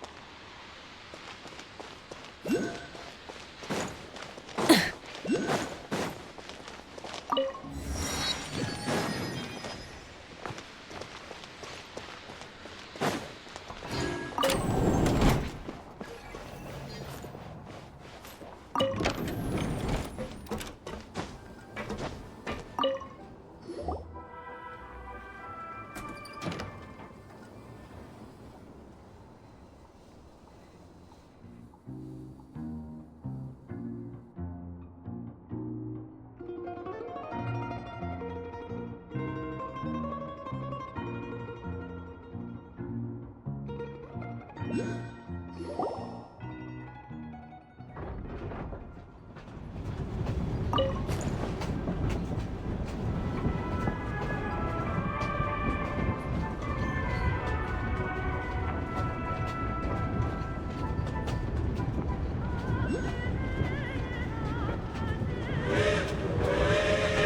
really had to build the railroad over a canyon, huh?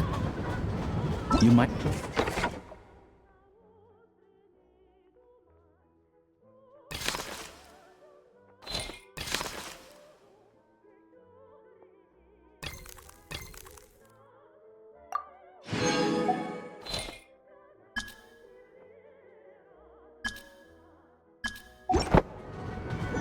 Many. No, it's not bad. Paimon's just praying that we don't have yet another accident.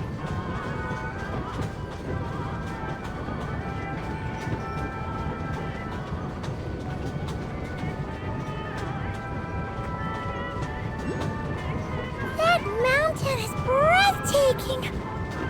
Reminds Paimon of Dragonspine. They say this mountain's the domain of a Snegovic lord. A lot of the Snegovic retreated there to live in seclusion, so it's a pretty mysterious place. You hear all kinds of stories. Even the residents of the nearby town of Svietlo-Lidovka steer clear of the summit, and they make a living off of harvesting prime ice.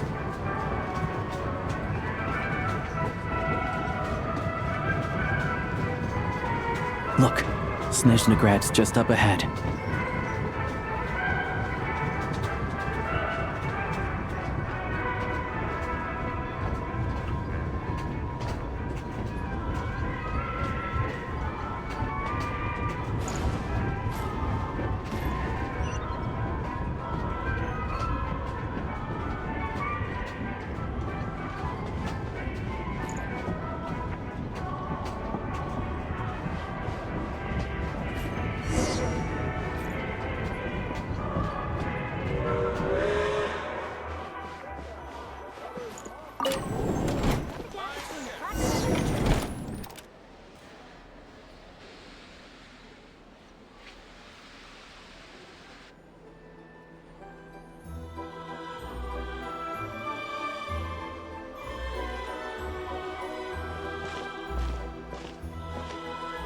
Here we are.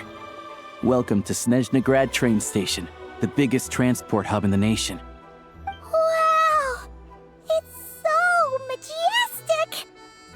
Just flying from one side to the other would probably leave Paimon out of breath! It's built for maximum efficiency, but yes, transferring trains here can be a little tiring. In the future, you can use this train station to travel anywhere you want in Snezhnaya. For now, though, come with me. Let's get Paimon checked out. This way. There's a lift car that goes straight to Sapoliarni. Even if I wanted to help, there's nothing I can do. Hoping that whatever.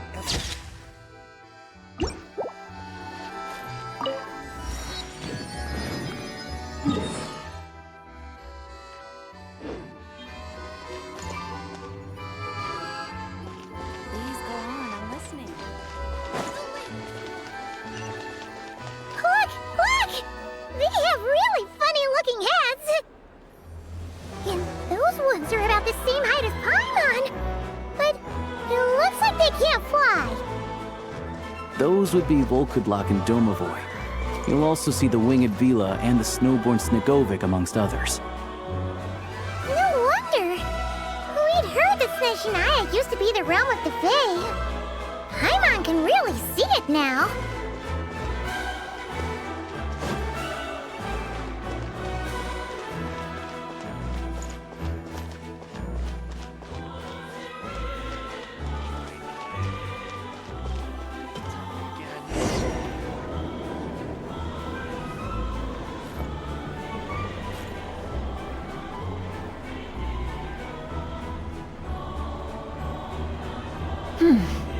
Nice. To the left is the market of Zolny.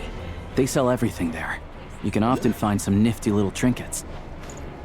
To the right, you'll see the Korolyevsky Theater in the distance. Look at that! Incredible!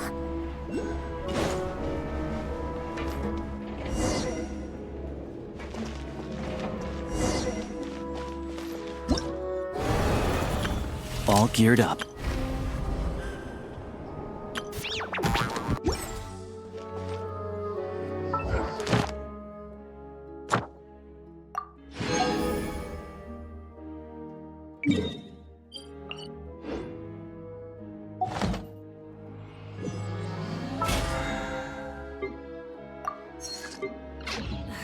Instead of confining themselves.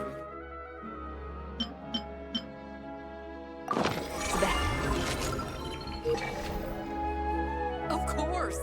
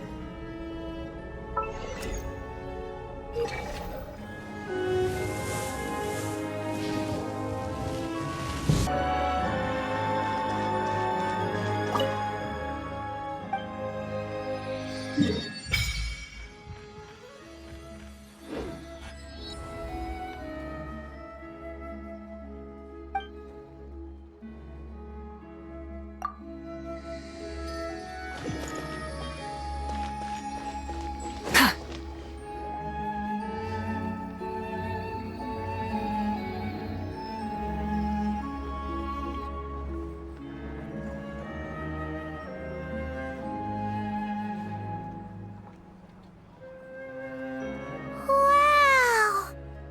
Snezhnaya is stunning! Seeing it with our own eyes makes all the trouble we went through to get here worth it! I found it pretty stunning when I first came here too.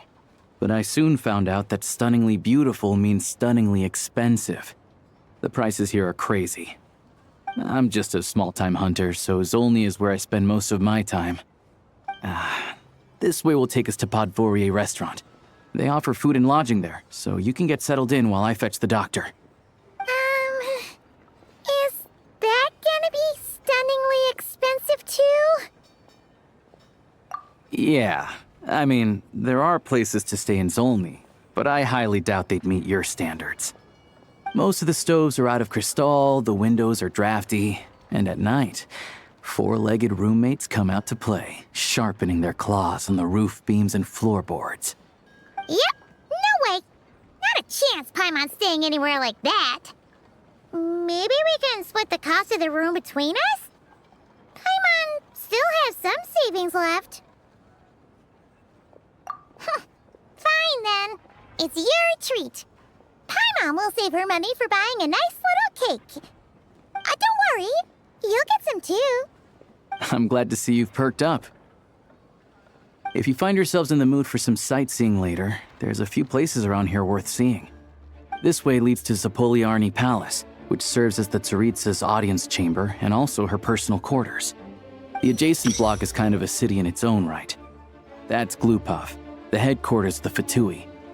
Inside, there's a munitions factory known as the Armory Palace, producing a constant supply of all kinds of equipment for the Fatui. A lot of important research happens there too.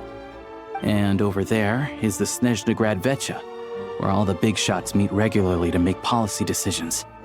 These places are best admired from a distance. I'm sure I don't need to explain why. Yeah, they probably have super strict security. We're not looking for trouble right now. The downtown area is near the center of Zapoliarny. That's where you'll find the restaurants, bookstores, and gift shops. Another place of interest is the Northland Bank, which is over this way. Oh, and I'm sure you'll want to make contact with the Adventurers Guild at some point, right? That's right here. Ooh, speaking of adventuring, we use alchemy quite a lot. Do you know where we can find a crafting bench? No one practices alchemy at Snezhnaya, I'm afraid. Apparently, there's some historical reason for it. Oh. We'll just have to use the one on the train then. Kinda inconvenient. Wait. How come there's one on the train if that's Snezhnayan too? Yeah, I don't know. Not my area of expertise. Still, I wouldn't say the absence of alchemy makes life here any less convenient. Anyway... Finally, there's Zolny in that direction. It's mostly residential buildings and factories, but there's a few shops too. Worth a look around if you're interested. That's about it. You guys go ahead and get checked in while I track down my doctor friend. Sounds good. Thanks for all the recommendations. It'll be good to get out of the cold wind. Paimon's... Podvorye restaurant is right this way.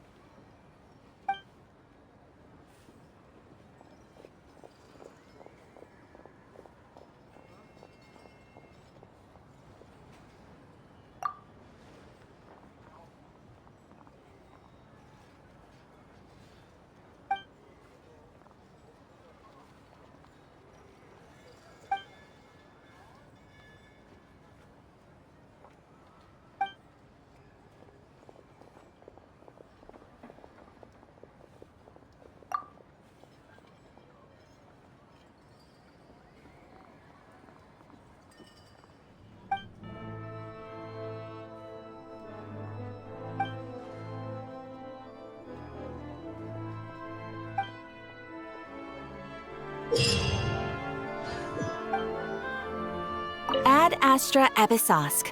Welcome to the Adventurers Guild headquarters. Thank you for completing today's commissions. Here is your reward. Ad Astra...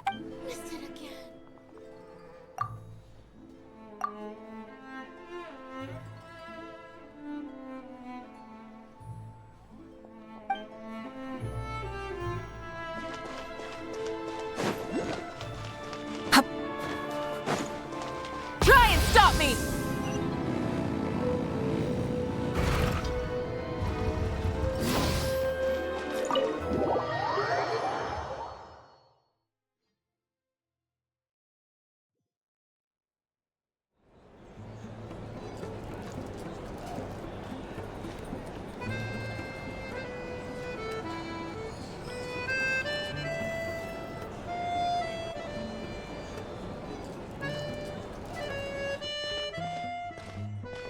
Looks like you get what you pay for, huh?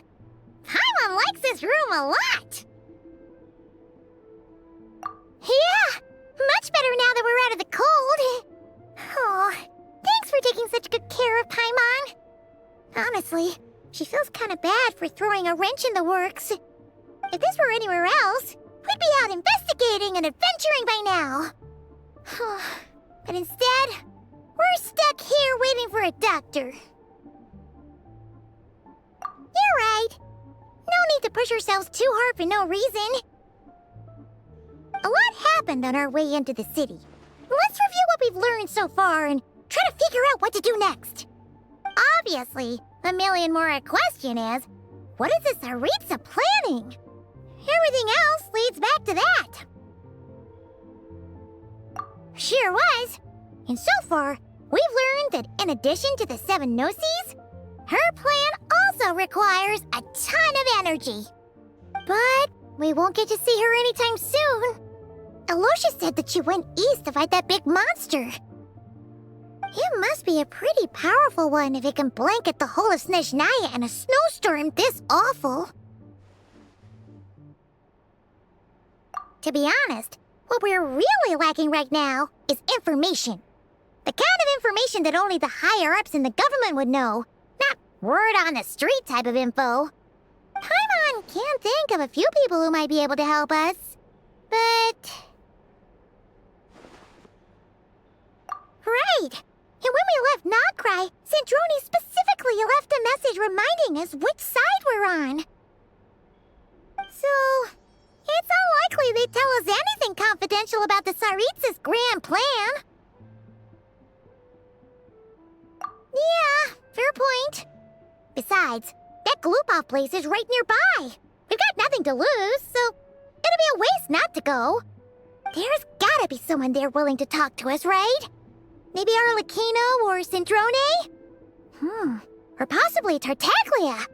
But it's unlikely we could sweet-talk Arlecchino, let alone Sandrone. She basically told us to stay in her lane already. Yeah, the last time was all the way back in Fontaine, right? Too bad we missed him in Nodcry. Apparently, he came to help out. Hello. Is there a traveler in Paimon in there? That's Alosha! Come in!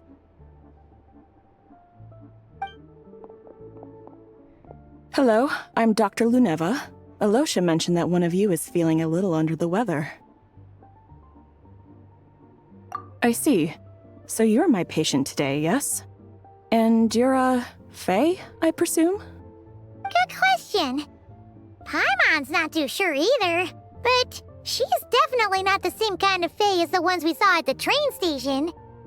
Is that gonna be an issue? Not exactly. It's just, I'm used to treating human patients. Fae tend to be far more resilient than even the healthiest and most long-lived of humans. But don't worry, I do have some experience treating Fae. I've even diagnosed plenty of cats and dogs in my time. Safe to say, I have a fairly eclectic range of expertise. It'll be fine. Paimon's basically the same as a human, right? We're no different when it comes down to it, are we? More like you don't eat enough. The more talking you do, the more you need to eat.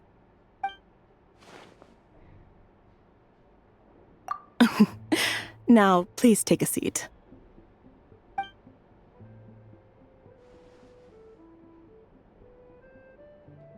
Okay, vital signs are good.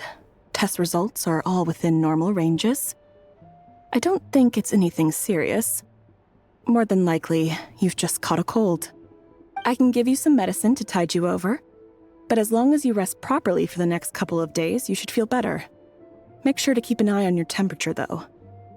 If you find yourself with a persistent low-grade fever, or if your symptoms don't improve, just contact me again.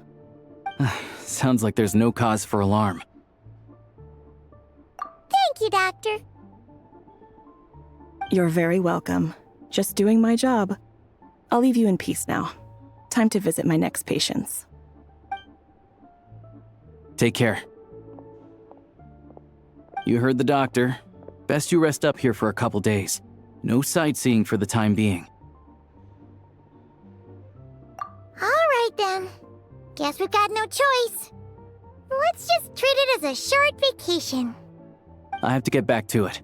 If you need anything else from the doctor or me, go to the Hunter Trade Station in Zolny. The boss there knows how to reach me. Hey, no big deal. You saved my life in the Shadow Realm. This is the least I could do. See you around.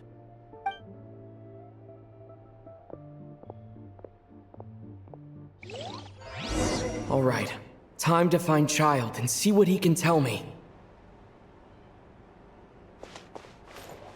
I'd better not disturb her while she's asleep. With any luck, I'll be back before she knows I was gone.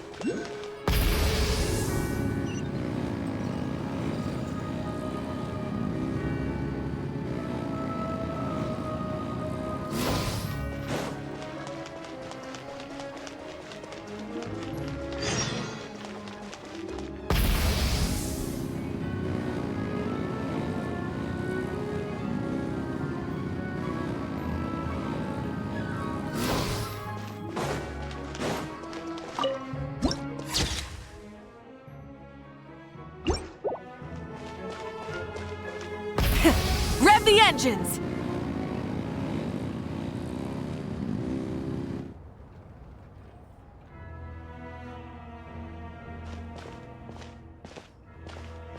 Hold on. Please display your invitation letter or permit. Glupov does not accept meeting requests without a prior appointment. You'll have to apply per the advertised booking process and wait until your invitation letter is issued. Might I ask who you're hoping to visit? Another one who thinks the rules don't apply to them. I don't understand why people think they can just talk their way in here. You don't just show up and land a meeting with the Harbinger. But I have to go through the motions for protocol's sake. Honestly, it's such a waste of time asking when I already know what the answer's gonna be. Wait a moment. I'll pass on your message. If Child is unavailable, you'll have to go through the proper procedure.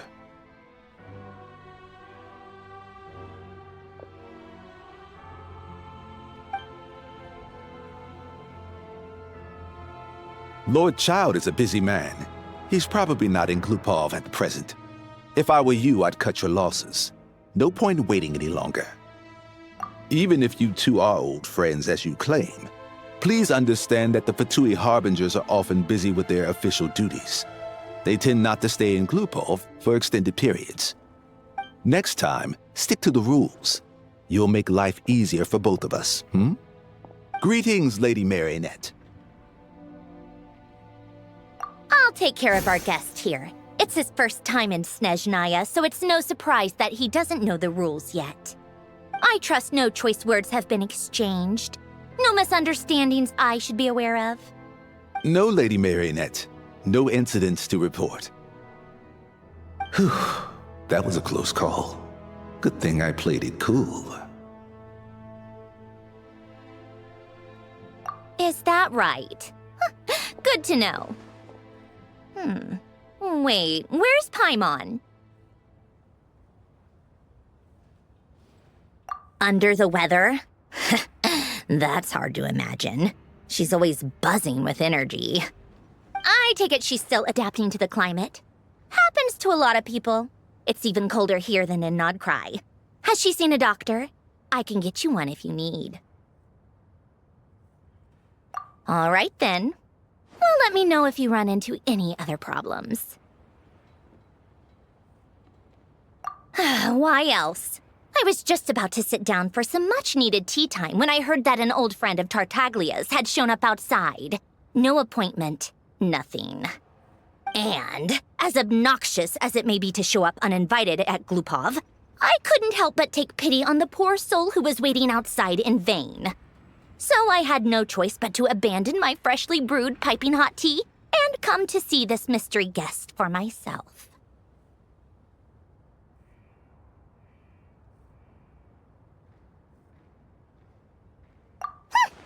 Well, I felt our time working together in Nodcry warranted some courtesy.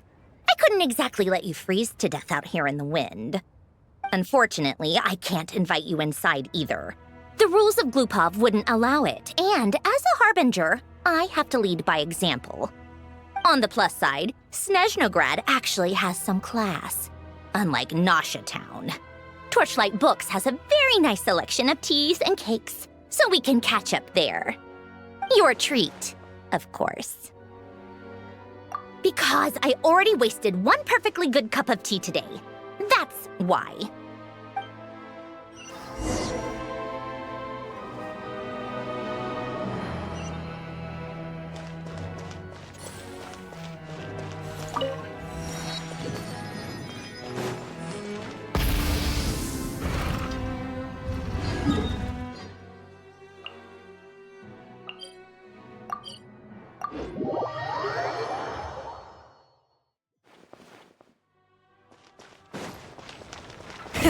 Rev the engines!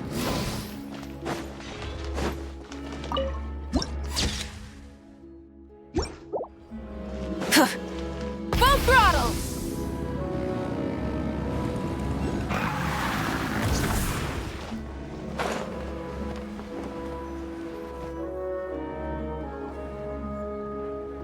I've ordered for the both of us. No objections, I assume. I'm I'm sure you trust my taste.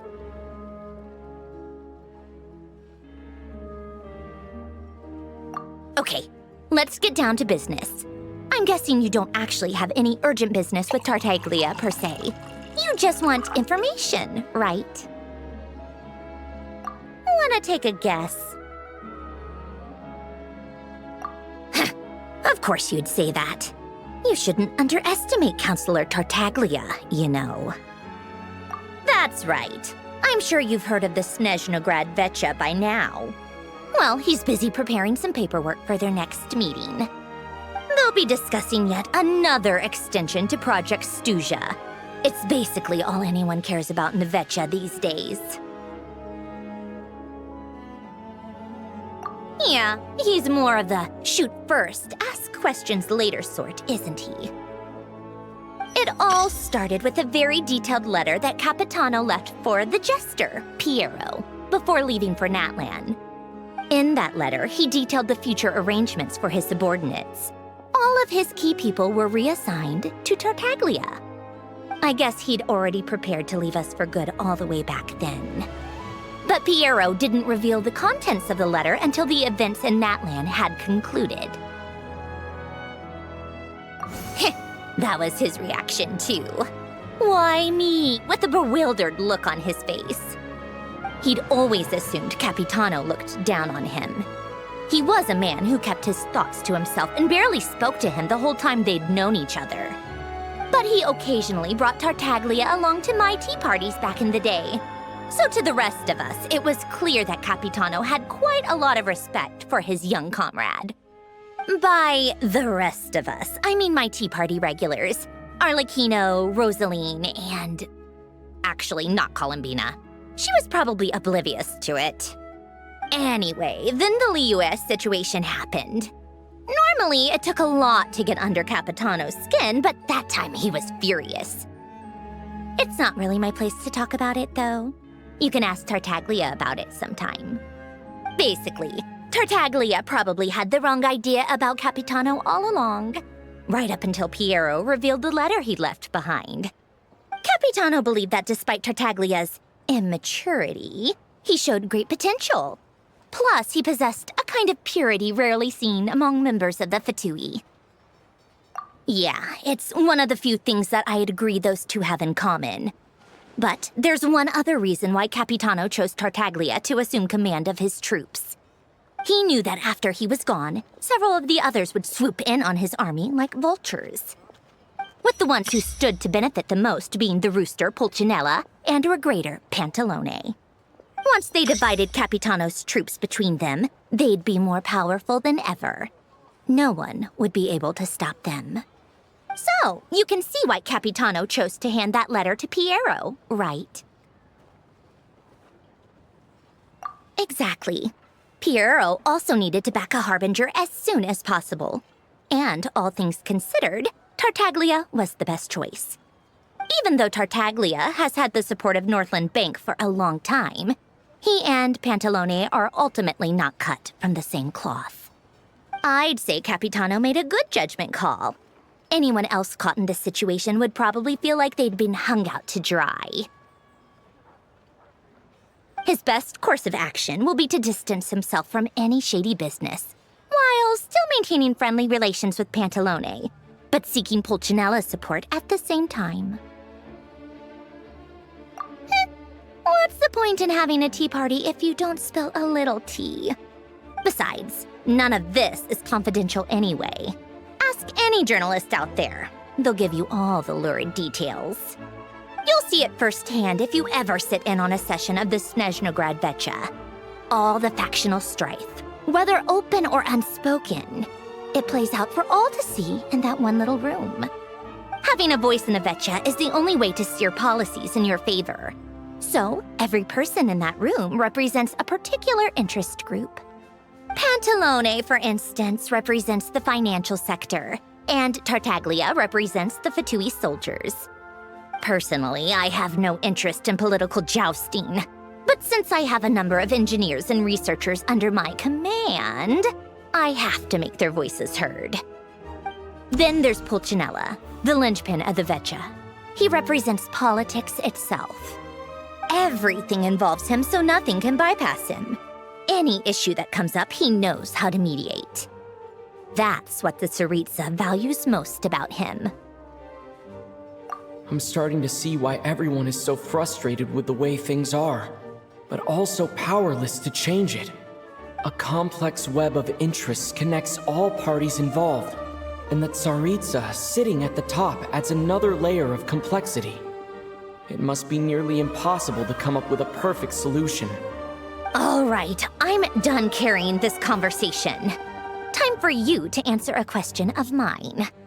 You must have known that you can get the info you needed from me. So why was Tartaglia the first person you asked to see and not me?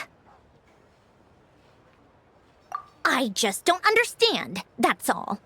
Anyway, do I really need a reason? Wait. Oh, I think I know what it is. Columbina passed on my message to you before you left Notcry, right? I only meant you should be mindful of which side you're on. Is that actually why you didn't ask for me? Because you took that to heart?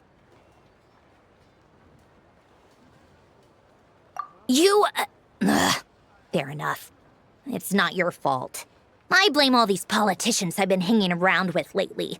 Always beating about the bush when they talk. I guess it must have rubbed off on me. Anyway, just ask for my help next time, okay? Little things like this are no problem. Lady Marionette. What now? Can't you see I'm on my break? Whatever it is, just leave it on my desk. I'll look at it later. Sorry to disturb you during your break, ma'am, but I'm afraid it's an emergency. Isn't it always? I've told you before, fixing the tracks and transporting ice blocks does not constitute an emergency. The equipment in Svietlolaidovka is in urgent need of maintenance. With how the weather's been recently, we suspect that the cause is a buildup of snow, exceeding the maximum weight limit.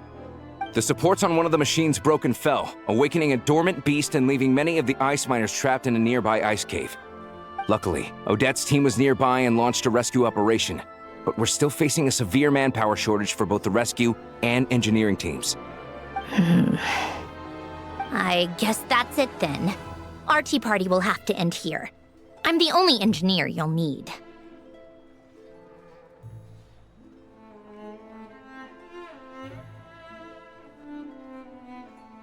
Do you actually want to come with, or are you just saying that? Nice of you to return the favor. I'll have a couple of people look after Paimon. They can let her know that you had to step out for a while. Given how urgent this is, I'm sure she'll understand. And honestly, I'd rather have your help than anyone else's. Between your skills and experience, you'd be reliable help. Then let's go. You, take 2 people to Pavorier restaurant. Find his room and watch it like a hawk until we get back. If anything happens to Paimon, you'll be answering to me. Yes, Lady Marionette.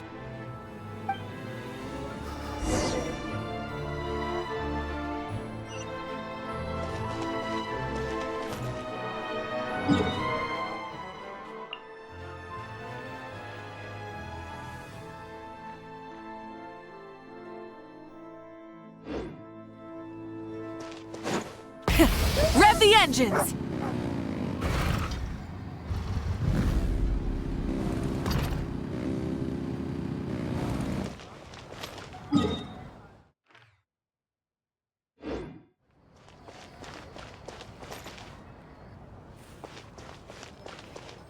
Try and stop me!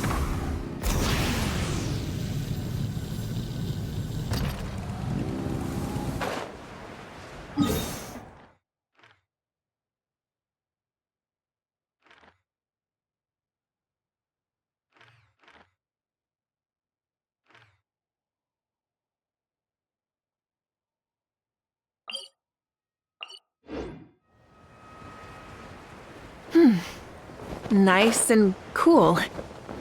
Natland doesn't have places like this.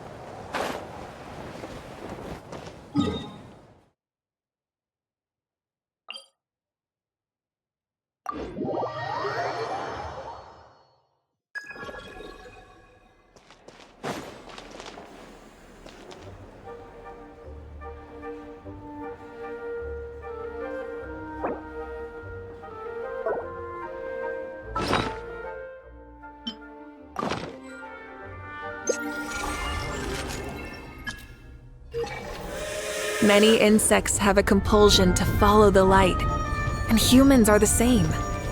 Except we call that light hope.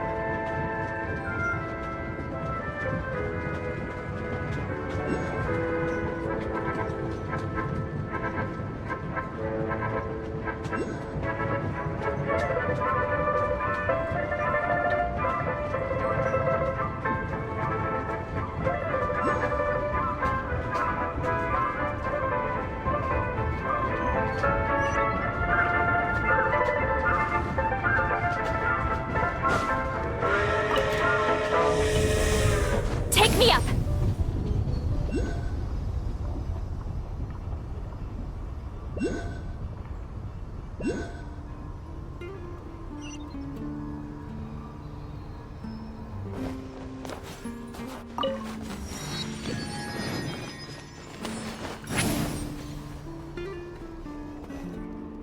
They weren't exaggerating. This is really dangerous. It's a good thing only one of them broke. From what I've been told, most of the trapped miners are over in that direction. Yeah, you do that while I check the rest of the equipment. I'll evacuate the people around here as I go. Meet me back here as soon as you're done.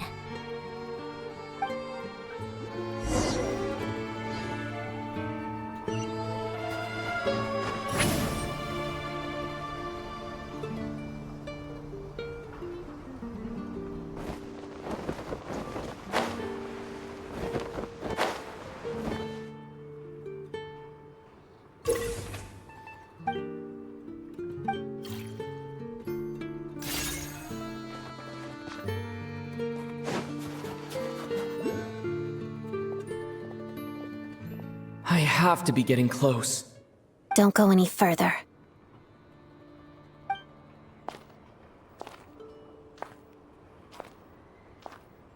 It's too dangerous here.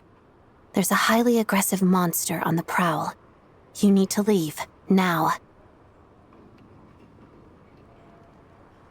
Ah, I see. You're the backup from Snezhnaya. Well, I'm Odette. Good to meet you. Ah, so this is Odette. She was the first member of the Fatui on the scene. There are 5 people trapped in the cave. Monster type is unknown, and so is its location.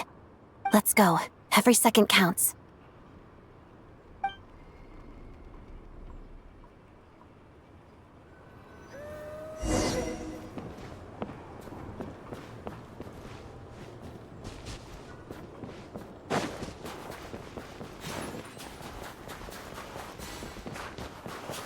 Careful. Something's moving.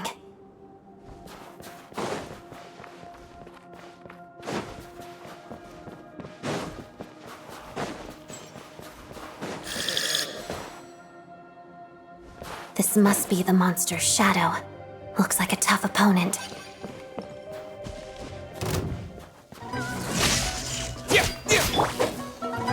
Together.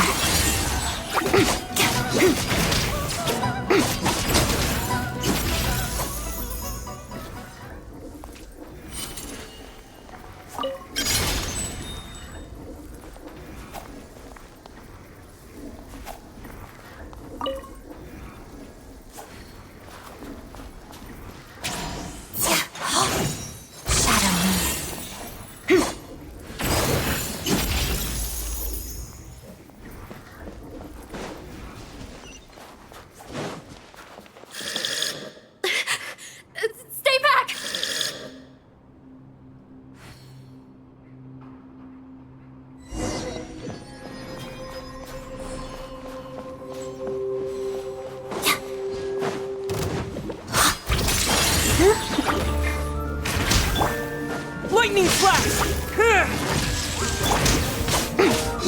Crystalline Adagio.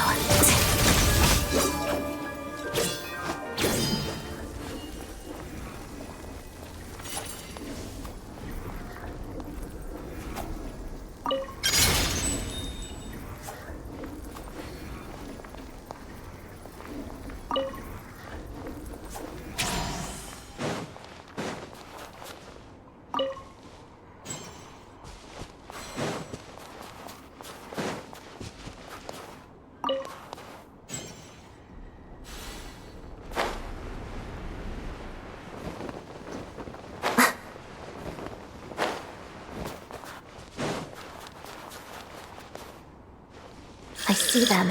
They're right behind the monster. The monster seems very agitated. It could attack at any moment. Let's make the first move.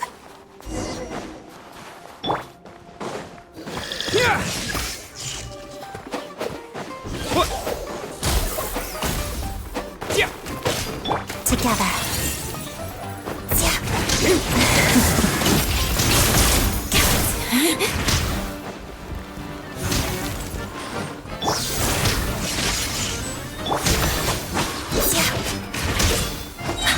Witness the snow swan's grace.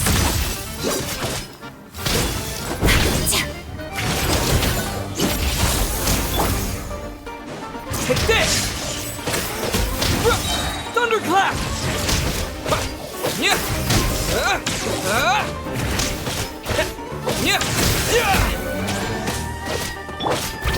Odette.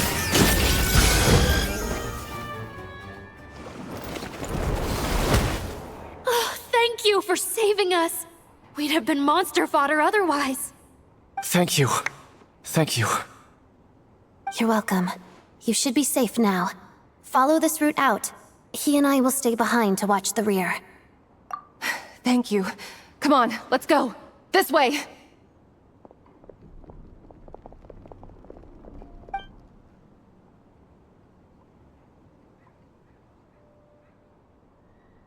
I've searched the area. Pretty sure the monster made a tactical retreat. Yeah, but with us here, it won't be coming back anytime soon. It may be small, but don't be fooled. It's a ferocious beast. People are just food in its eyes. It's lucky we got here when we did. The trapped miners have been successfully evacuated. Time for us to leave. Wait, this place. There's something unusual about it.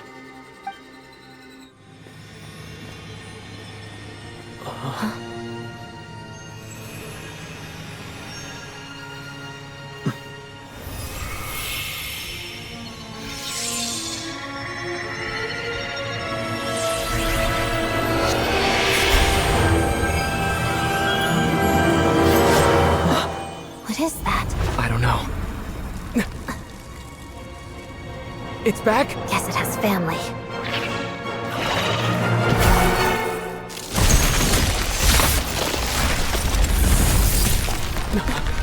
This way. Run!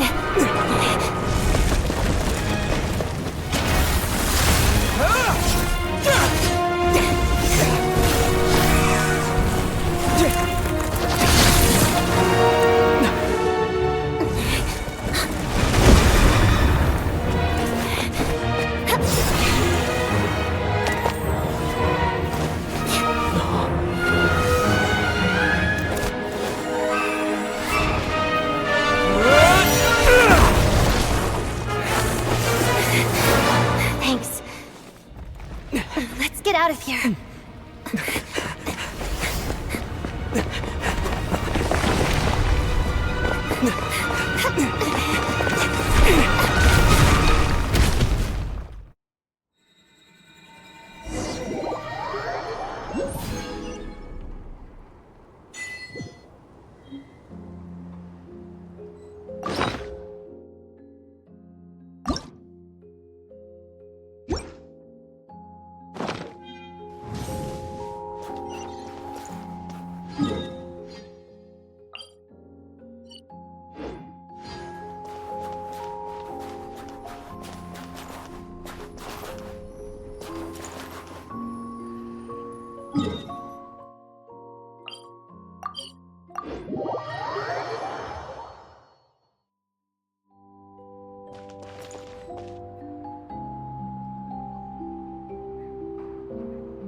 Everyone's accounted for. We managed to rescue them all. We also placed a sign at the entrance to the cave, warning people to stay away. You really held your own today. I still don't know your name. Don't think I've seen you before. I'll remember the name. All right then. See you around. Hello, Lady Marionette. I hear the rescue operation was a great success. I knew I could count on you. What brings you here, Odette? Here for a performance? No, a Fatui mission. I happened to be nearby and heard the crash. She hasn't introduced herself then. Odette is the prima ballerina of Snezhnaya. She's quite the celebrity. If you ever hear people mention the two crowning jewels of the Korylevsky troupe, they're talking about Odette and the prima donna, Vodianitsa. On top of that, Odette's also a rising Fatui star. It's looking likely she'll inherit the title of the Fair Lady. She learned all her combat skills from Rosaline herself. Used to be one of her most valued subordinates, too. You flatter me, Lady Marionette. If she's Rosaline's protege, that makes me... Never mind. There's no need to bring it up. No point making things awkward. How's progress on your end, Lady Marionette? Equally successful. I finished reinforcing all the equipment. Took me a little longer without Polonia's help. But the outcome is the same, of course. Even if the heavy snowfall summoned by that monster lasts for another 3 months straight, this equipment won't give way. All right, now that we're done here, it's time to get out of this blizzard. Sure, but Snezhnaya will send someone to investigate and draw up a relief plan. And I guess I'll have to write the incident report myself this time, since it involves a mechanical malfunction. First, Pantalone needs to approve the budget, then Pulcinella has to sign off on the plan. Once they've argued it out and reached a compromise, we can move forward. That's the rough process anyway. Could take anywhere from a couple of weeks to a couple of months, depending on how smoothly it goes. Yup, nothing we can do about it. There's a whole stack of incident reports like this back at the office. The snow has eased a little for now, but there's no telling when that will change with that monster still at large. Fuel for heating is in short supply, and relief is weeks away. There's no immediate threat to life, but still, it just feels like there should be a better way. Hey, quit daydreaming. Let's get back to Snezhnaya. When did you get a new sword? I found it in a cave. It handles pretty nicely. You have a strange affinity for...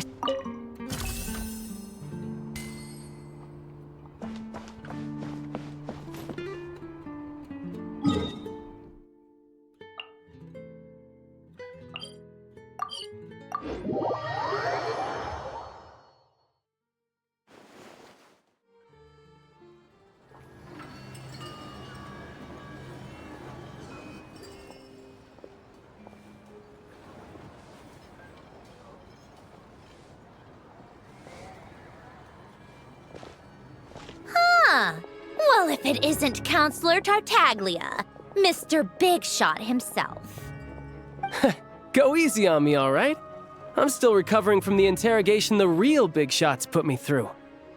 Hey, comrade, it's been too long. I heard you came looking for me earlier. Nicest surprise I've had in a while. Good to see you too, Odette. I'm guessing you guys just got back from Sviatlo-Laidovka. How'd it go? Crisis averted? It went fine. How about you? Any new developments?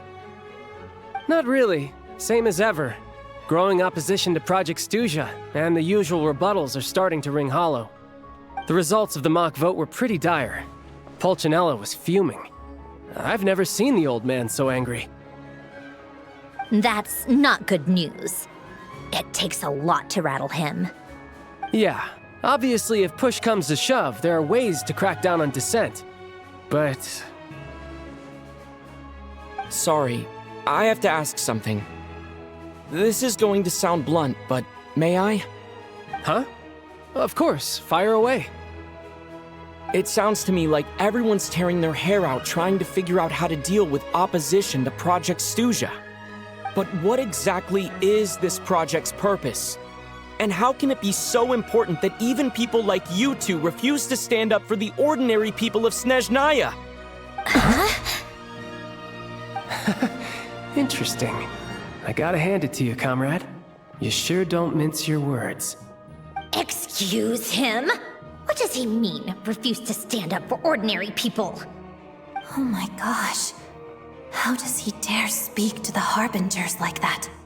Are you interrogating us now? It's okay, Sandrone.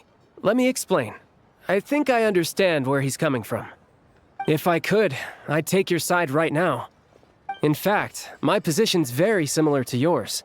I've only held back on casting a dissenting vote in the Vecha because the Tsaritsa would never let me get away with it.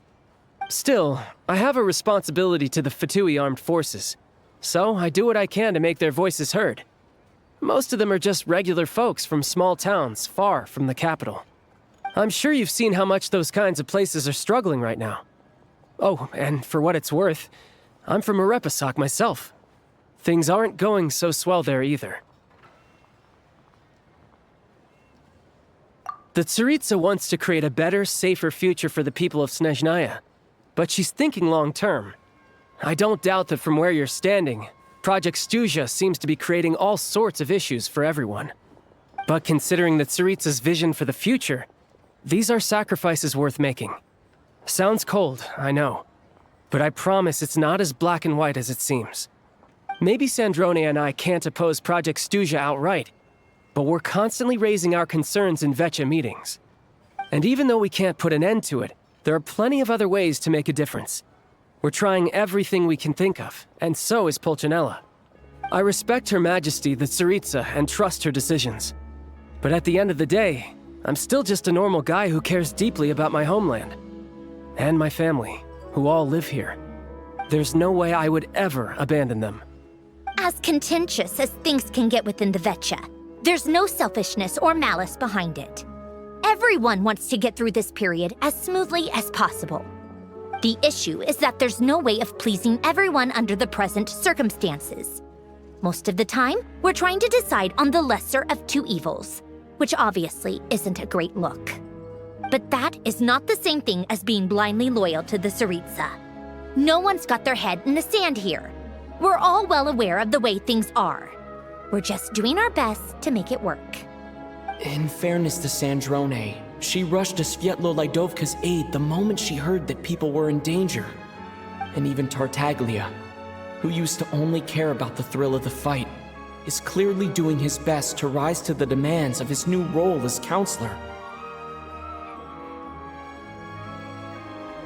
Hey, come on. There's only so much we can say, so don't press us too hard. Look, I know how untenable the Tsaritsa's position looks if you don't understand her motives. Maybe you've heard already, but she's currently leading her army on a campaign to the east to defeat the monster that's been causing these brutal blizzards. Striking that monster down will be a significant step in dealing with the present energy crisis. As laser-focused as she is on realizing her lifelong ambitions, She's still putting time and energy into taking down this powerful monster. To me, that says a lot. If she thought Snezhnaya and its people didn't matter in the grand scheme of things, why would she waste her time on something like this? Thanks. I meant every word I said, though. I wasn't just trying to placate you. I've already done more than enough diplomacy for one day. I still think this adventurer raises a very important point. Our two harbingers have made their positions very clear. But there are many others in the Vetcha who must feel trapped and forced to vote against their conscience. I think it's a very valuable quality to be willing to speak one's mind, despite the risk of offending powerful figures. You can say that again. I highly doubt we'd feel the need to explain ourselves so much if we didn't know you so well. Forgive me, adventurer, but might I be so bold as to ask about your background? How is it that you can converse so openly with two harbingers? Oh, haven't you been properly introduced? Easier said than done. I like to think I'm not the kind of person who goes around busting open people's old wounds. I've only learned his name so far, and no details of his experiences. Is something wrong? Uh-oh. Is there no avoiding the subject of Rosaline? No, it's just... all right. I guess there's no getting around it. This is the world-renowned traveler, who helped resolve the storm terror threat in Mondstadt, cleaned up after the mess I made in Liyue, and then went to Inazuma, where there was a duel before the throne, in which the traveler defeated Rosaline. Oh. I'm sorry. I didn't think you two would be seeing much of each other, so I figured it wasn't worth bringing up. It's fine. It was a long time ago. It's fine. Sorry, I just remembered that we have a rehearsal coming up. Please excuse me. I should get going.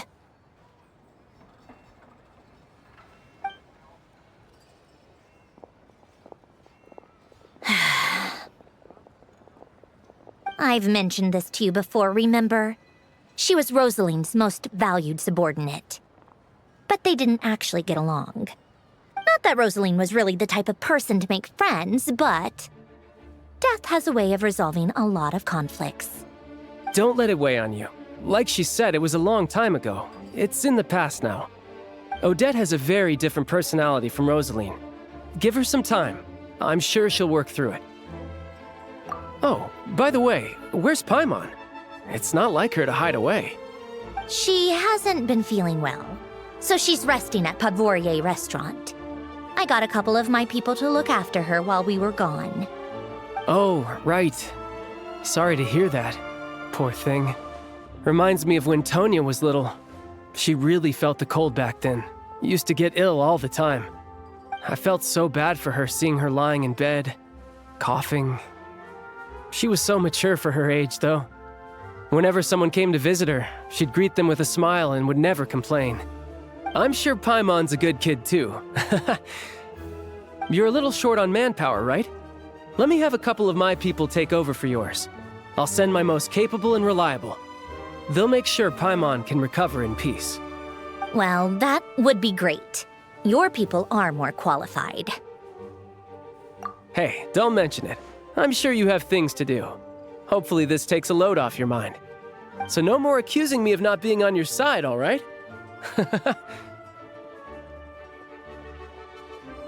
Already? That was quick. I'm afraid I can't help you there. Our director's recent movements are confidential. Even we're not in the loop. If you hadn't told me, I never would have known he'd gone south. I assumed he'd been in Glupov this whole time. Well, I guess I'd better go sort out Paimon's security situation. I have some other work to catch up on at Glupov anyway. Me too. I have an incident report to write up. Let's leave it there for now. I guess everyone's in a difficult position. But Tartaglia's right. I have things to do. Things I want to do. And things I ought to do. To start with, I should ask Alosha if he knows any way to help Svietlolaidovka.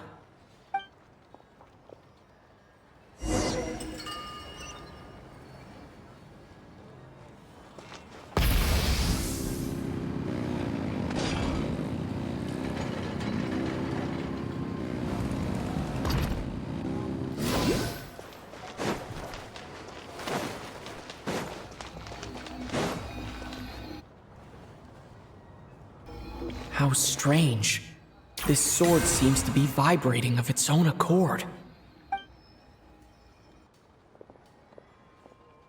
It's a very faint vibration, but it's getting stronger as I get closer to the statue of the Seven. Does this sword have some connection to the statue?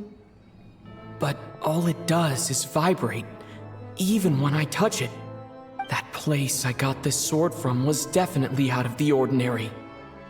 Maybe I should try channeling the power of cryo.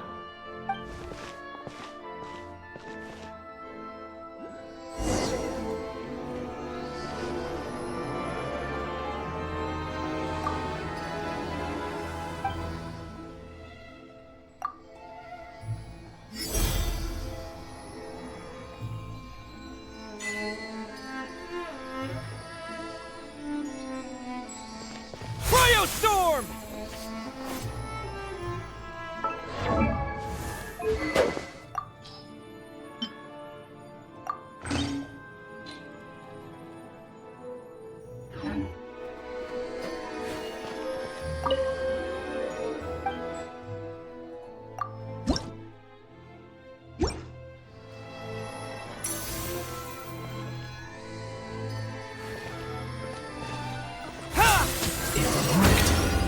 There really is something special about this sword.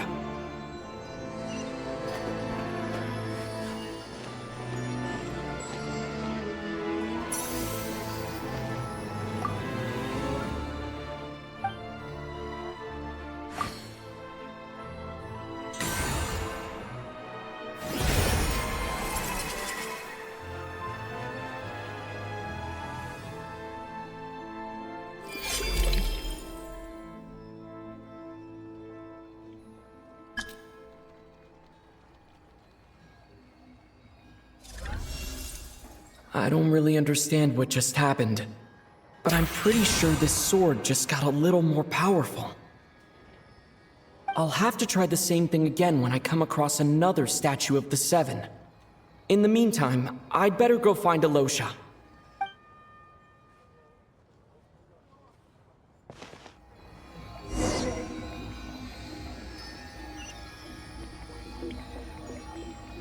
Full throttle!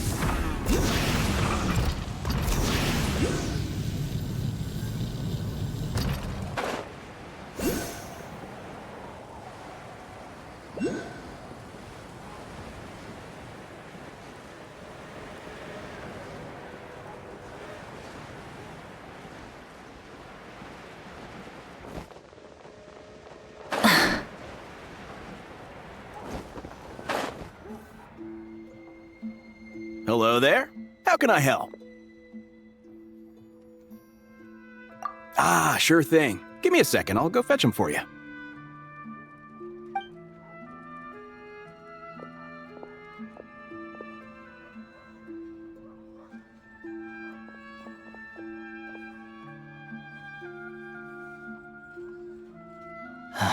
It's a familiar story.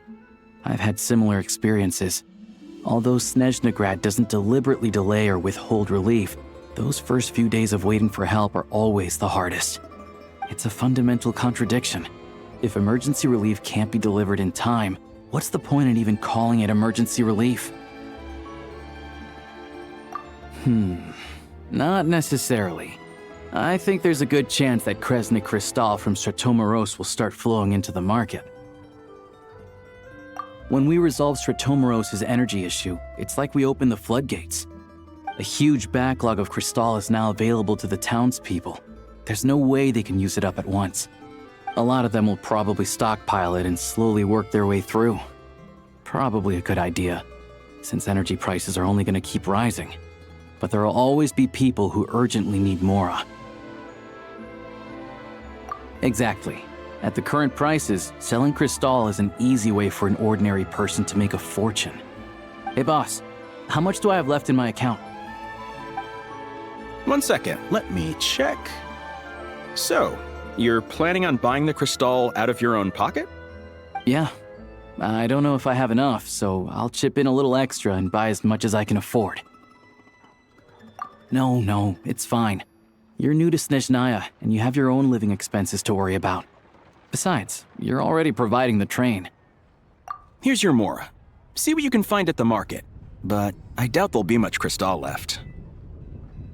Yeah, well, can't hurt to take a look.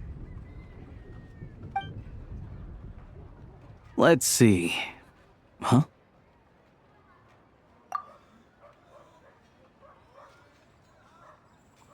Oh, Alosha, and... Hello. I didn't realize you two knew each other. Yeah, I take on some odd jobs in the city to supplement my hunting income. Sometimes I work as a cleaner or prop hand at the theater where Odette is one of the big stars, so I've met her a few times. When the weather's as bad as this, it's better for a hunter to adapt than to keep looking for game. Yes, and we sometimes need extra help.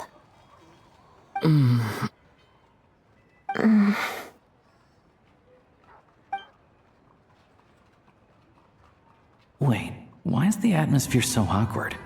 I thought things went pretty smoothly in Svietlolidovka. So, what brings you here, Miss Odette? Looking for some new props? No. After I got back to the theater, I couldn't stop thinking about the situation in Svietlolidovka. It bothered me so much I couldn't focus on my dancing. So I decided I'd come here and see if there's anything I can do.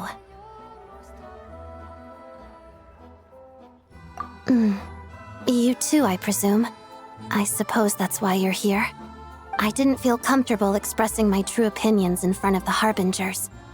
Not least because ordinary Fatui like me don't even know what Project Stuzha is all about. Without knowing the full picture, I can't make sense of it. And at some point, if things aren't making sense to me, I can't just keep going along with it. So many people feel the same way. They wish they could do something, but all kinds of reservations hold them back. Explains why groups like the Rokot are springing up to fill the gap. Yes. Well, that's one option. But there are risks to consider with organizations like that. The Fatui does not encourage their activities. Right, because things can get out of hand, and it's hard to hold the right people accountable when they do. I've heard about a few cases like that. Sandrone said Odette was on track to inherit the title of the Fair Lady. If so, she'll be able to find out what Project Stuzha is really about. Still, it's probably a little soon to ask her about that. There may be more to the story. What's on your mind? I think we can both agree that no matter which side you're on, it can't stop you from doing the right thing. Where there's a will, there's a way. I know what Rosaline did while she was abroad. You made the right decision, so no hard feelings. So, what's your plan? Oh, we were gonna buy some Crystal. I heard there's some on the market right now. Funny. I had the same idea. In that case, let me pay. I can claim it back as mission expenses. The real issue here is that government relief is behind schedule. Surely it makes more sense for the state to cover these costs than for us to pay out of our own pockets. True. It's a huge expense after all.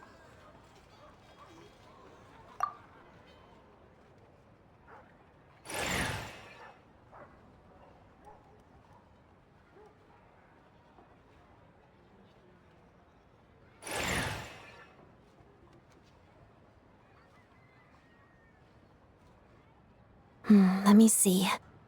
I'll take it all, please. And I'll be needing a receipt. Right. Choose mission budget under the expense category, but be sure to specify emergency rescue operation in the description. Otherwise, the normal reimbursement limit will apply. Let's book this train. Regulations say that if we need to transport Kresnik Crystal during Project Stuja, extra carriages can be added 1 hour before departure.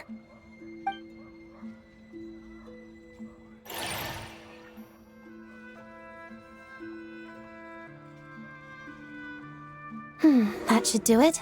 The train will be escorted to its destination by Fatui guards. This is my first time seeing you handle Fatui affairs, Miss Odette. It seems you're as skilled an officer as you are a dancer. You flatter me. It's only because I've been doing both my whole life.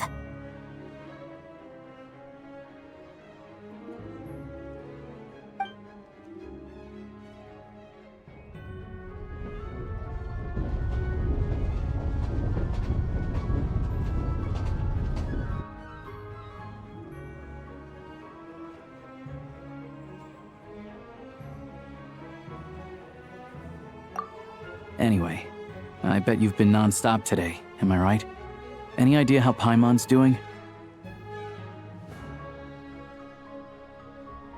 What's wrong? Who's Paimon? His travel buddy. Hasn't been feeling well. She caught a cold right after they got to Snezhnaya. Sounds like she's important to you. I can't believe you've been dealing with this on top of everything you've been doing to help the people of Snezhnaya. I've got nothing going on right now, so I'll join you.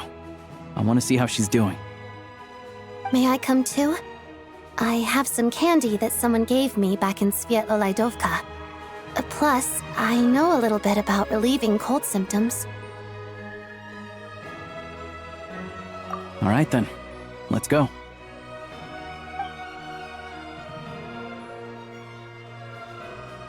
I still don't know what the deal is between these two, but at least the tension seems to have vanished.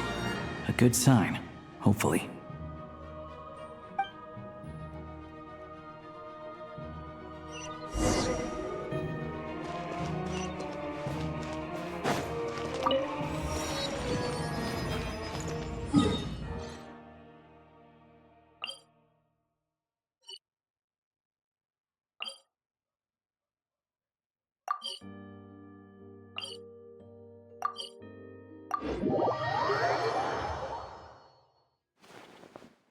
Try and stop me!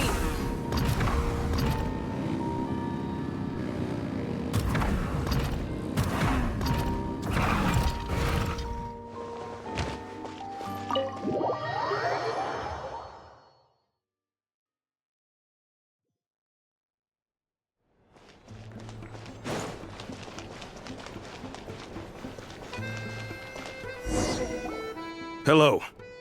Sorry, but there's a sick person recovering in this room. Can I help you? What happened?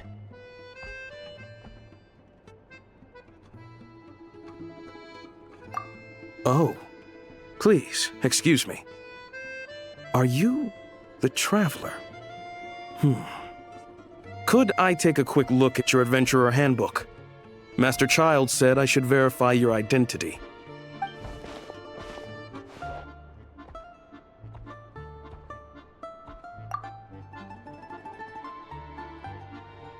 Ah, it's really you. Sorry for the inconvenience. We're under strict orders from Master Child to keep this room well guarded. At the same time, we can't interfere with Podvoye Restaurant's business. That would only seem all the more suspicious and draw unwanted attention to this room. Besides myself, a few of my colleagues are stationed in and around the restaurant, in plain clothes, of course. Rest assured, you're in safe hands. I didn't expect such a high standard of protection.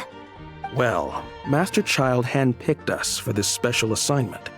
We're not about to let anything go wrong. Anyway, I won't keep you any longer. Please, head inside.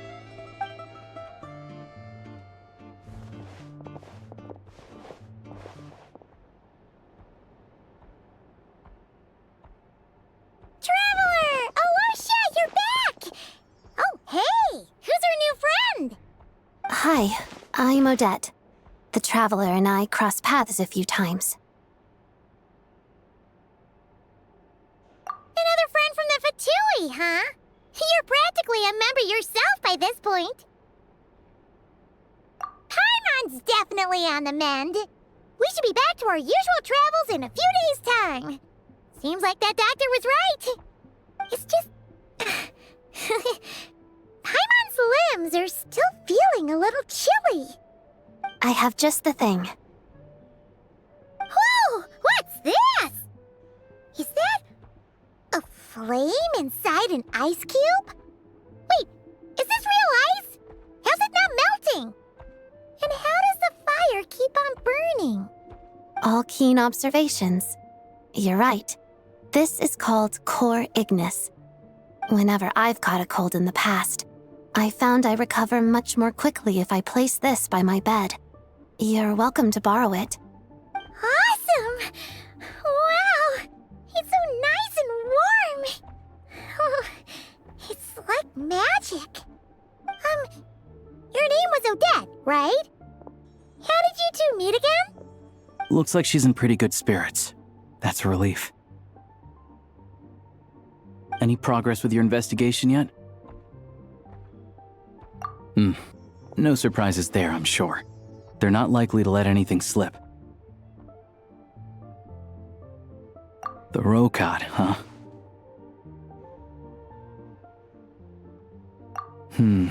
Let me think. Members of the Rokad keep their true identities hidden, but I think there might be someone I can introduce you to. Leave it with me. Meet me at the Korolyevsky troop tomorrow, and I'll tell you how it goes. Would anyone like a drink? I'm gonna head to the bar. Paimon will have... maybe some hot milk? Yeah. Paimon's in the mood for something warm. Enough with the secret chat, you two. Let's catch up properly in a minute. Paimon wants to know everything that's happened today.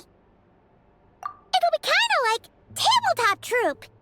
No reason why listening to a story can't be an adventure.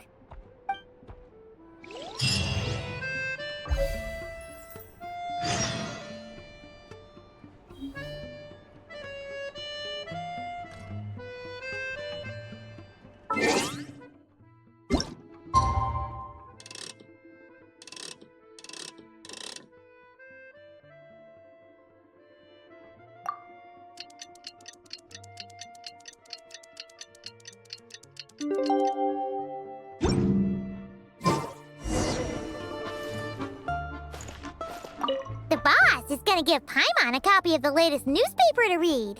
That should keep Paimon entertained.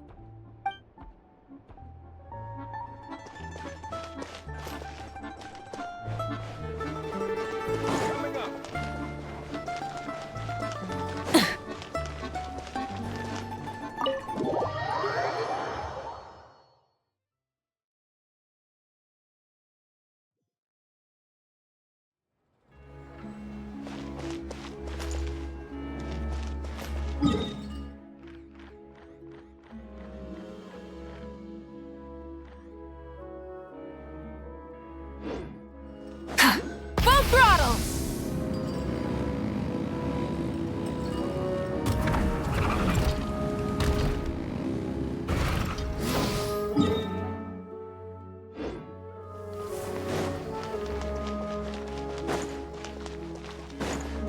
Try and stop me!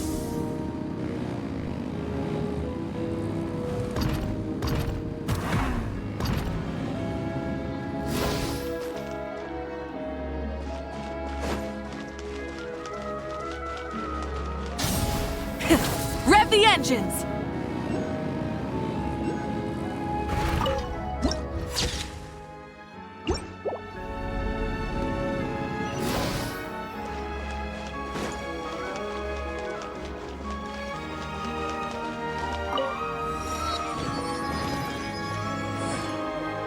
Ah, you made it. I've got some tickets, and I managed to set something up with the Rokad. It'll have to wait until after the show, though. Happy to stay and watch?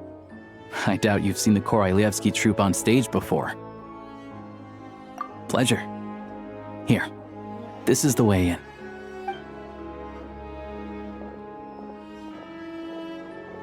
Please present yourself for a routine inspection in accordance with theater regulations. Thank you.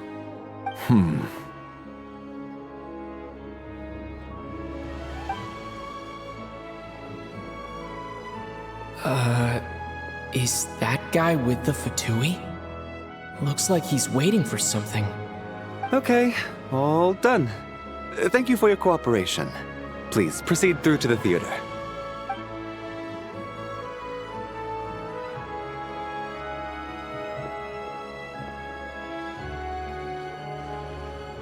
What's up?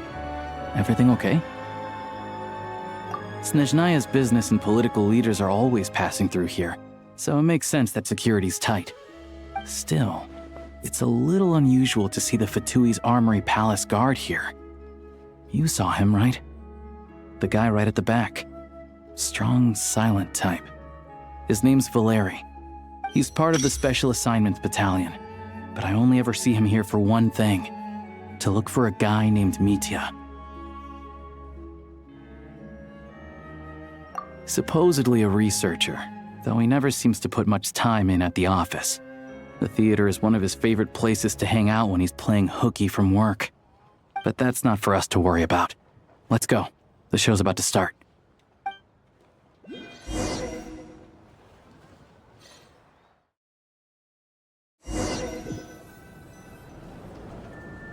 What do you think? Pretty impressive, huh?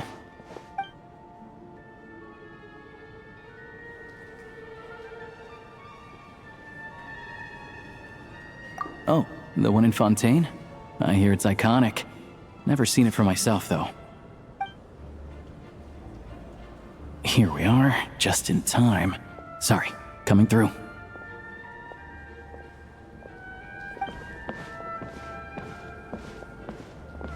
Ugh. If you're gonna show up late, keep your mouth shut. What's his problem? Whatever. No point arguing with people like that. Look, there she is. That's who I'm introducing you to later. She's the lead singer of the troupe, Vodyanitsa.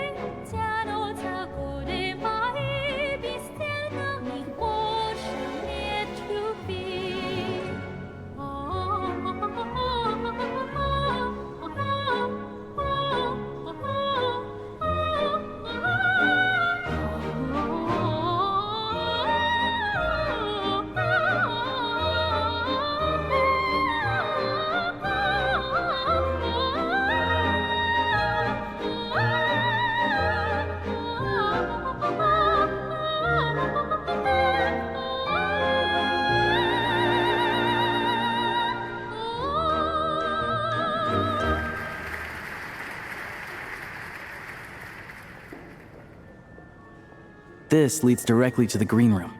They're expecting us. Vodyanitsa will be waiting for us there.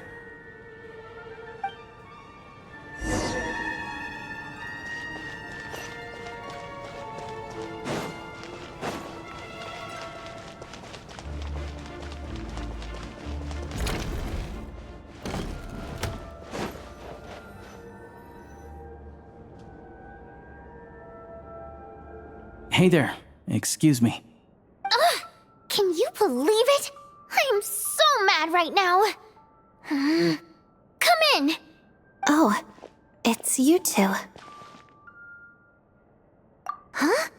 You know each other? Oh, wait. Is this who you were telling me about? The one you met yesterday and couldn't stop thinking about? I never said that. Yes, you did. Why are you denying it?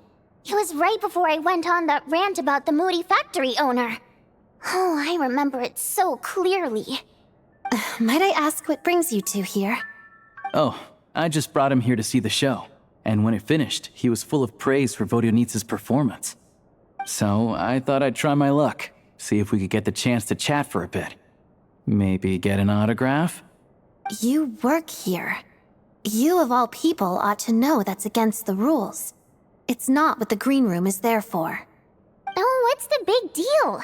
Come on, don't be shy. I can give you an autograph. You can take a picture too if you want. Do as you please. I finished all my shows for the day. I'll leave you to chat.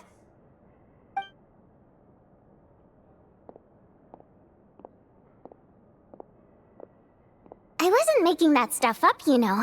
Odette's just too proud to admit it.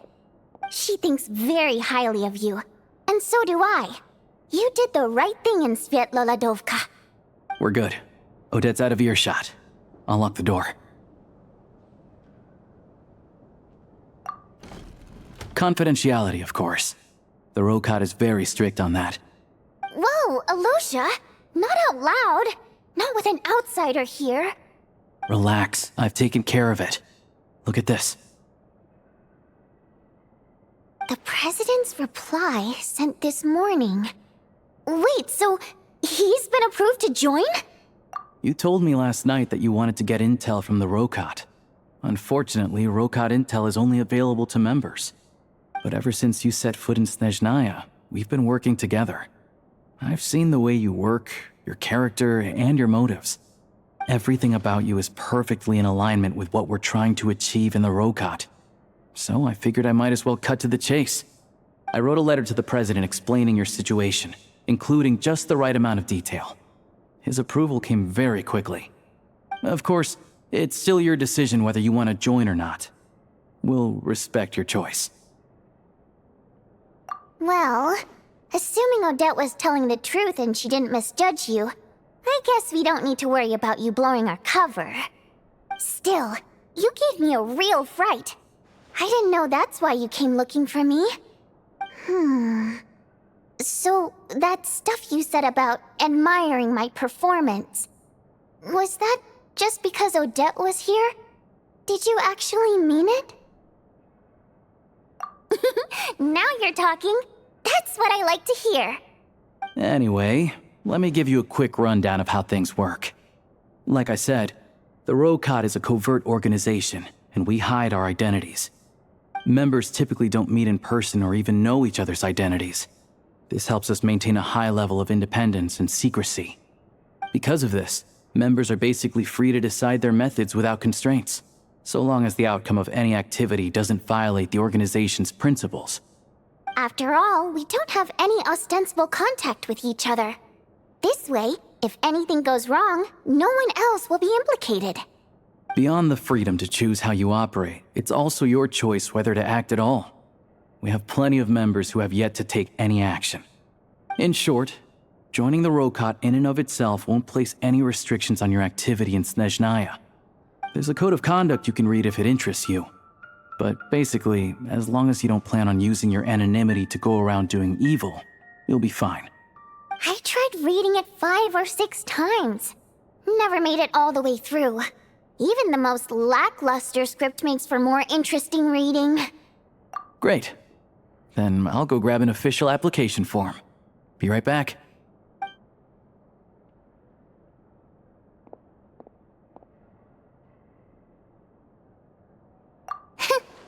Well, Alosha has this pet dog, you see. His name's Tagarin, and this one time, Alosha brought him backstage. Tagarin took quite a liking to me, so I played with him for a little bit and fed him some treats. Then, the Rokot was out on a mission one day, and even though we were all in disguise, Tagarin recognized me right away. Just a coincidence, really. We didn't report it to the higher-ups, though, to avoid dealing with the fallout. Like my job at the theater, for instance. I really needed to make ends meet. By the way, what were you complaining about just before we came in? Did everything go okay with Chuganov? Everything did not go okay. That's why I was so mad. I tried to make some small talk with him before I went on stage to fish for intel about the Iskra manufacturing plant. But he wouldn't take the bait. No matter what I said, he kept dodging the question. And then he started complaining. He said he didn't appreciate his second-rate seat in the stalls because he usually gets a private box. I mean, What did he expect? Everyone knows that if you want a box seat, you buy a ticket well in advance. But instead, he sends me a letter the day before the show when we're practically sold out. I had to juggle things around just to get him a half-decent seat, hoping he would appreciate the gesture enough to share some information. But nope, he didn't give me anything. Yeah, meeting Chuganov in person has definitely been a disappointing experience. Oh, you probably don't know who we're talking about, do you? Chuganov was that older guy you were sitting next to today. I'm sure he didn't make a great first impression on you either. To the citizenry, he's a family man and a kind boss. But our interactions with him tell a very different story. It's one thing to ask for a favor, but he acts like it's his right. He always expects special treatment. Take the ticket situation, for instance. I've actually gotten him a private box in the past. But not only was he not even grateful, now he's acting like I've sold him short this time. Not to mention that he's never paid for a single one of his tickets. And another thing, if he's such a big family man, why doesn't he bring his wife and daughter to see the show once in a while? I've never seen them here, not even once. Calm down, Vodyanitsa. If you won't do it the easy way, we'll have to try the hard way. But first things first, here's your application form. Go ahead and fill it out.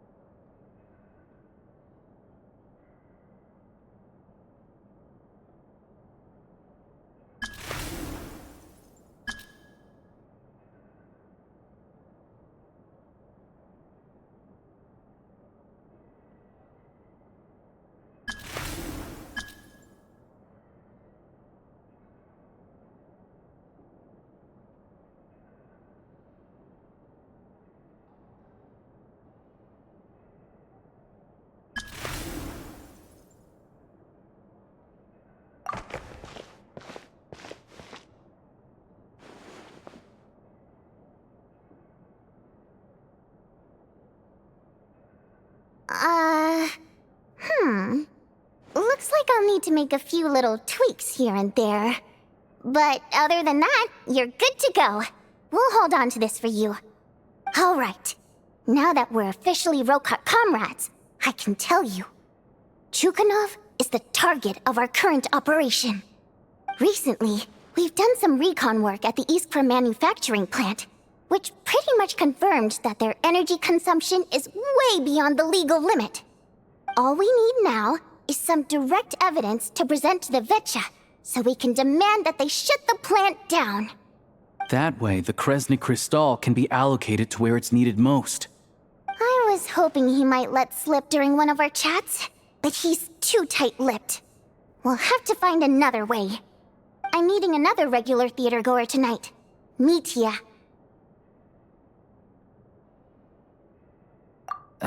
But Valeri's here too, and he's probably looking for Mitya, so he may end up being a no-show. Don't you worry. He must know how to dodge Valeri, or he wouldn't be showing up on time for every performance. Mitya is a renowned energy expert. Although we can't get any direct evidence of the excessive energy consumption at the plant, we can accidentally let the information slip to him. The authorities should take someone like him seriously. So if he starts raising questions about energy use at the Iskra manufacturing plant, there will be a proper investigation. Also, we're not allowed on site, but he has clearance. So all we need is his cooperation. Yeah, so that's the other thing we're trying to figure out. Though I think we're far less likely to make any progress on that front.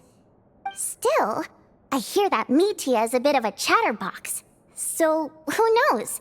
Maybe if we catch him in the right mood, he'll let something slip. What do you think? Sound like something worth your time? Okay, in that case, you guys find a seat somewhere nearby. Pretend you're a couple of buddies there to eat, and keep your ears peeled for useful information. He's a huge fan, so I doubt he'll have his guard up around me. But you two need to be convincing. If he suspects anything at all, he might stop talking. Sure. Don't worry. We'll make a believable pair of buddies. Perfect! You've sold me already. Now, help me tidy this room up a bit before we head out. Okay. What needs tidying? Everything!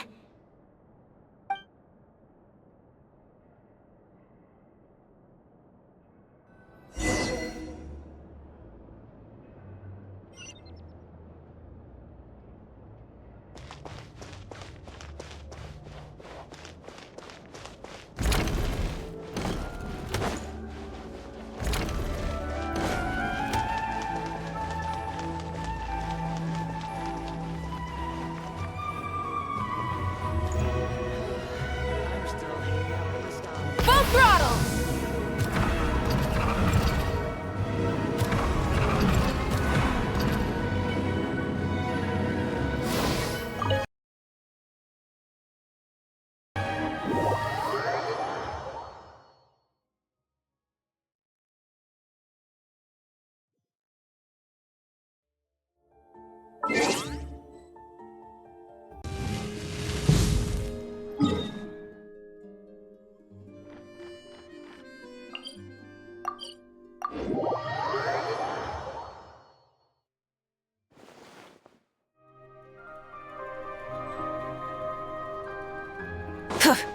Try and stop me!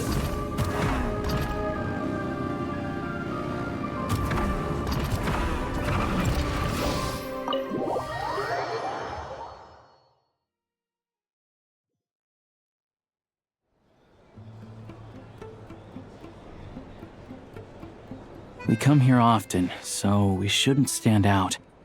Let's sit here. Now, it's up to Vodyanica. Let's see how the conversation goes.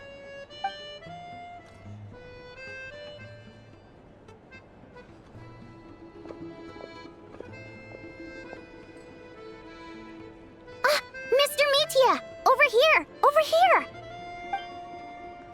Oh, sorry. I got a little held up on my way here. Now we have even less time than we planned.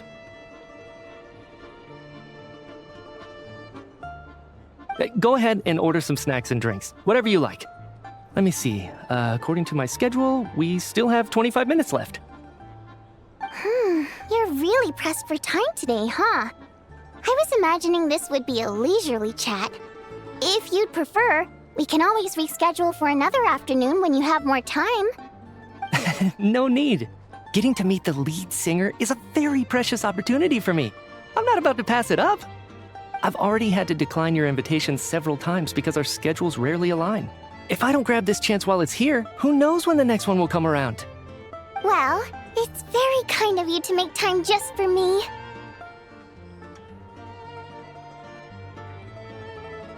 I'm not too sure, to be honest. But Snezhnaya is full of weird and wonderful things like that, so people tend not to bat an eye. I'm sure the same will go for the Eye of Grey and Paimon. The reason I invited you out for tea and a chat today was to get some feedback from a true fan of the theater. Well, I genuinely have nothing bad to say. No matter how many times I hear you sing, it never gets old. It always seems fresh and new somehow. Maybe it's because the more times I listen, the more details I notice. Or maybe you simply improve with every performance, delivering it better each time. Thank you! I'm delighted to hear that. Could you give me any specific examples? Oh, yeah. The piece you sang today, for example. Beneath the Frozen River? Hey, what's with you? I'm just praising a good performance. I always used to find that such a bleak and lonely song. But the more you listen, the more you realize that it's not as cold and nihilistic as it appears. When you really dig down into it, there's a certain level where you're surprised by the emergence of hope. Wow, I'm impressed. I didn't expect you to pick up on that. Actually, I only tried out that angle after talking with the composer. Still, Beneath the Frozen River wasn't on today's program. Oh, really? But it's a classic. You sing it every time. Almost every time. Oh, well then, let me say a few words about that other all-time classic, Flying in the Wind from the Mountain Sparrow. I didn't sing that one today either. My voice wasn't quite up to it, so I switched it out at the last minute. Oh, but, Sorry, Mr. Mitya, but you were at the theater today, yes? Of course I was. Remember? I said hello to all the troupe members before the show started. You, Odette, and the others. So what did Odette sing today? Elegy of the Snow-Winged Goose, of course. Correct. I see. You find my singing boring, don't you? That's why you don't remember a single song. Looks like I'll need to cut a few from the program next time. No, that's not it. I swear. All right. I'll be straight with you. I'm sorry. My mind was wandering as you took the stage today. I enjoy watching your shows because the exquisite performances stimulate the mind. It always sparks some inspiration for my research. So, whenever I get stuck at work, I come to the theater for a change of pace. Odette's dance during the Elegy of the Snow-Winged Goose today was simply incredible. It got me wondering what she's been going through recently. That look of sheer defiance in the face of utter tragedy? It was so inspiring. I started scribbling in my notebook right away. Not that I made a ton of progress in the grand scheme of things, but I still think it was productive. By the time I snapped out of it, the entire show had finished. So what you're saying is, you didn't listen to my singing at all? Unfortunately not. I'm sorry, I don't know which is more disrespectful. The fact that I don't always come for the show itself, or the fact that I missed your performance. Seems like things are getting a little awkward. Mitya just stepped into a conversational minefield. If there's one thing Vodyanitsa doesn't like, it's people who show disrespect for her performance. This meeting was so hard to set up. Don't tell me it's already falling apart. It's fine. I suppose this is affirming in its own way. At least, it shows that our performance really touches people's hearts, right? Don't let it bother you. It certainly doesn't bother me. She's showing a lot of restraint. Well, I'll be sure to let Odette know how much you adored her performance. Please don't say that. I always love your performances too. It's just that inspiration struck at the wrong time today. I'm usually all ears. I know, I can tell. That's why I value your opinion. I'm sure some people can't stand it when others praise their coworkers right to their face, but not me. No, sir. Fair enough. I still feel kinda bad, though. But you know what I really can't stand? People who only show up to the theater to pretend that they're cultured. Makes me sick to my stomach. Oh, yeah, 100%. There are too many of those people around. By the time they're walking out the door, they've forgotten all about the show. What's wrong? You look furious. I don't know if you've heard about the boss of the Iskra manufacturing plant. He isn't even a theater investor, but he always demands the same privileges as actual investors. Box tickets only, premium drinks, even the right to request specific songs. Well played, Vodyanitsa. Seems like she's harnessing her rage to steer the conversation back on track. Now that you mention it, I've interacted with that guy before. I gotta say, everyone holds him up as an example of a benevolent businessman, but I don't know. I don't see it. Yeah, He couldn't care less about what's happening on stage. He's just there to flaunt his social status. I hate that I have to prepare programs for guys like that. What's the big deal with that factory he runs anyway? I asked around a bit and heard some pretty shocking stories. Sounds like he's just another greedy capitalist. Oh, really? Yep, the things people are saying are pretty damning. Low wages, insanely long working hours, equipment running around the clock. And as if that's not bad enough, he also strictly forbids his employees from giving any kind of interview. Project Stuja has now been extended so many times, we're at the point where crystal rations for the common folk are barely enough to survive on. Yet he even wants to get his greedy hands on them just to boost his own profits. If the rumors are true, he's in serious violation of the law. Interesting. So you've heard about it too? What? So it's really true? Who knows? I've only heard the same rumors you have. But there's no smoke without fire. The Rooster's been coming down on us hard lately, demanding that we track and trace every single batch of Crystal. My coworkers in the Department of Energy have been tearing their hair out over it. The Rooster? I didn't realize he cared that much. Yeah. Even though there are no restrictions on Crystal trading, the poor will wind up freezing to death if we let the rich buy as much as they want. That's clearly unfair. Looks like we'll need to arrange an investigation into the Iskra manufacturing plant as soon as possible. I never knew you kept up with current affairs beyond the theater, Miss Vodyanica. You really have a heart for the common person. Most Fae in your position have long been indifferent to the plight of humans. Well, those of us who choose to live in human cities are naturally going to pay attention to any significant upheaval. Isn't the Rooster a Fae himself? I'm just surprised to learn that even someone with as much experience as him is getting so stressed out over Project Stuja. What is the end goal of this project anyway? This is it. We're finally going there. I'm sure Mitya can sense on some level that she's fishing for information. But since their conversation is so relaxed, he might just let something slip. It's stressing me out too. If I'd only made better progress with my research, things wouldn't have dragged on this long. Oh, so your work is related to Project Stuja? That's right. The Armory Palace needs a brand new energy source. Not the power of the Light Realm and not elemental energy. Right now, the only thing that meets the requirements is the power contained within stellar linchpins. But harnessing that power is costly. Each step of the process requires enormous amounts of Kresnik crystal, from extraction to quantification to attempts at conversion. Progress has been painfully slow, and the team is getting burned out as time goes by. Sometimes, I see people staring into space as if in a trance. Could it be that this new energy source has side effects?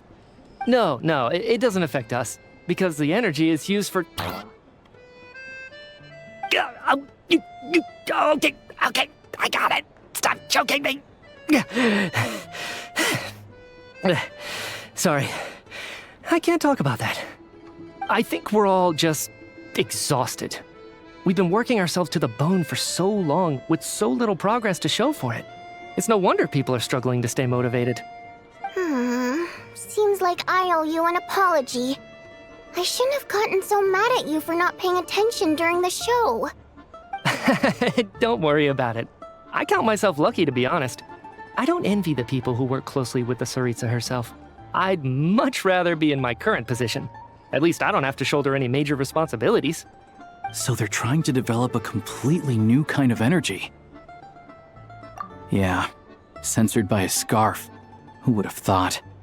Oh, dear. It looks like my time is up. I'm afraid I have to leave. I'm so sorry. We ended up barely talking about the theater.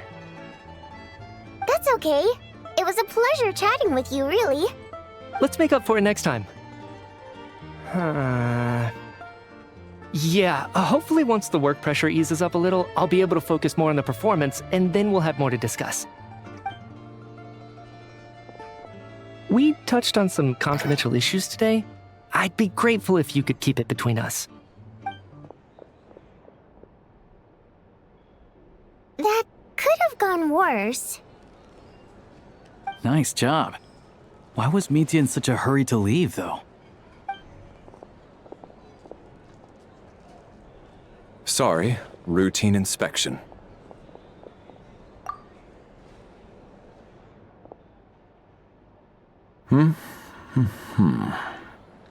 Okay, let's go. So he wasn't rushing to get back to work. He must have calculated that Valeri would find him here in exactly 25 minutes. That's frighteningly accurate. One of the main duties of the Special Assignments Battalion is to ensure that important figures stick to their schedules. All right, time for us to get going too. Excuse me, check please. We'll settle our check too, then. Oh, hello there. Mr. Mitya paid the check before leaving. He also asked me to pass on a message. He said it was an honor to share his tea break with Miss Vodyanitsa and her 2 friends. Wait. So he knew we were here all along? This raises a lot of questions. Did he deliberately mention the new energy source so that we'd overhear it? Maybe his work isn't confidential after all. Maybe the key here is the purpose of this new energy. I guess that's the next thing to look into.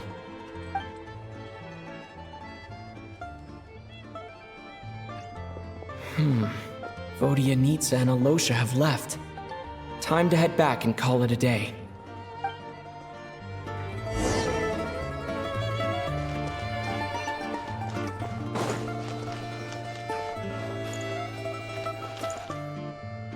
You're back! Here pretty early today. Paimon was just gonna mention that. After she woke up today, Paimon felt like her temperature was completely back to normal. But her strength still hasn't returned. Still, there's some good news. Paimon thinks she might have figured out the source of the problem. It's like there's some kind of mysterious power affecting Paimon. Paimon's never felt this way before during any of her travels. She only started feeling this way since we arrived in Snezhnaya. That's right. The Armory Palace needs a brand new energy source. Could that have something to do with this? What is it? You're making that face again. You know, the one you get whenever you have a light bulb moment?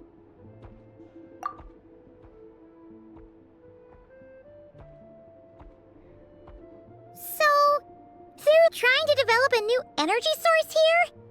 And you think that might be why Paimon's feeling unwell?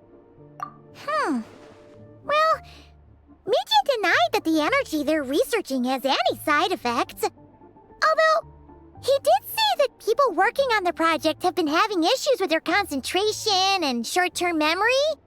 And even so, those are completely different symptoms from Paimon's. It's pretty faint, so it's kind of hard to tell.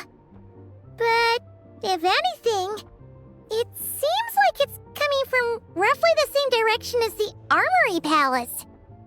Sure, Paimon's with you there. But how, though? The Rokat only has a limited amount of intel. Oh, great point! They argue about Project Stuzha every day. If we could sit in on one of their sessions, we might pick up some new leads. Good idea! Oh yeah, while you were out, Paimon tried all the yummiest looking desserts in the Potforia restaurant. This one seemed right up your alley. So, Paimon saved some for you. Come try it once you finish writing your letter.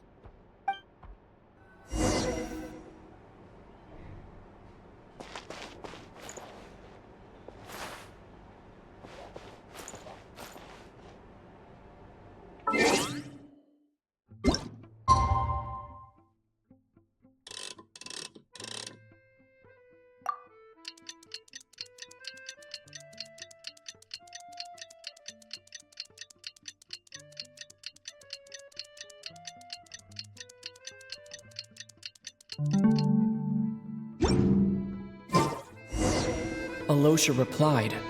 He says that we won't be able to speak at the Vetcha, but he can arrange for us to attend as visitors. Time to get ready. Then head to the Snezhnaya Vetcha. You're back! Paimon's been working on the crossword puzzle in the newspaper. It's actually pretty fun. Oh, shoot! Paimon forgot the next word. Oh, she had it a moment ago. Think, Paimon, think.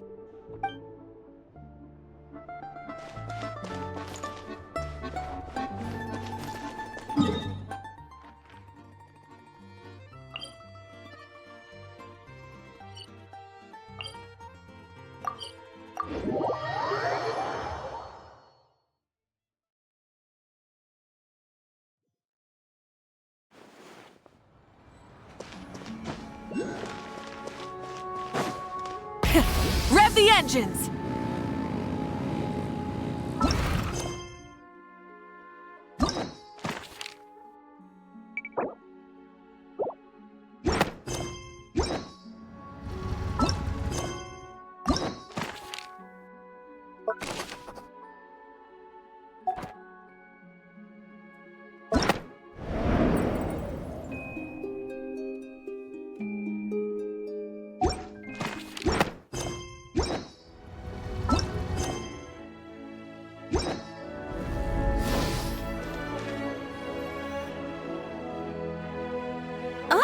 Miss Vodyanitsa, prima donna of the Korolievsky troupe.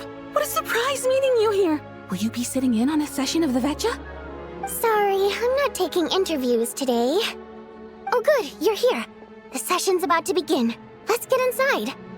Please wait, Miss Vodyanitsa. Could you introduce me to your new friend?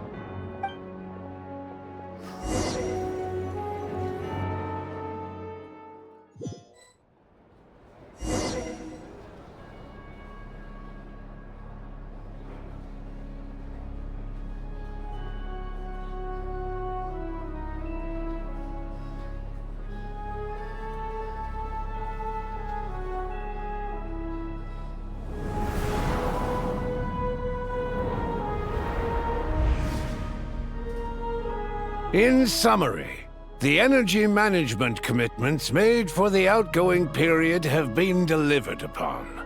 Furthermore, both the production and consumption of Kresnik Crystal show clear signs of stabilizing. The relevant agencies have assessed the present circumstances and determined that the status quo can be sustained until the next period. For detailed statistics, I would refer you to the industry reports that have been distributed to all persons present. It should also be noted that while the recent blizzards have led to a significant increase in people's energy expenses, this is strictly a short-term phenomenon associated with a remotely located monster. Her Majesty the Tsaritsa is giving her full attention to this matter. We should have every confidence that it will be dealt with swiftly and conclusively. A financial report on disaster relief is also present in this report, courtesy of Pantalone. They cover the same old ground every single time. The rooster never seems to mind, but everyone else is getting tired of it. There's a general lack of trust. People aren't seeing any tangible benefits that affect them directly. Of course, none of that will be reflected in any of the reports on the table. Yeah, if it weren't for these hard copy documents, I could have at least made something up. Oh, don't mind me. I'm just out here trying to hit my interview quotas. Bring out the kvass. Ever read it? Best-selling newspaper in town.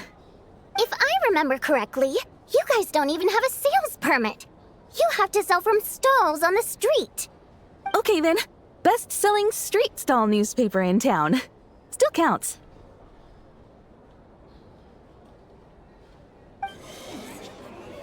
Order! We will now open the floor to the representatives. If there are no further substantive issues to discuss, we will then proceed to a vote on this motion. Snezhnaya has a long tradition of treating members of the Fatui armed forces and their dependents favorably. But recent surveys shows that Fatui families in remote areas have access to 15% less crystal than the average civilian family in Snezhnograd. It's been said many times before, but it bears repeating now.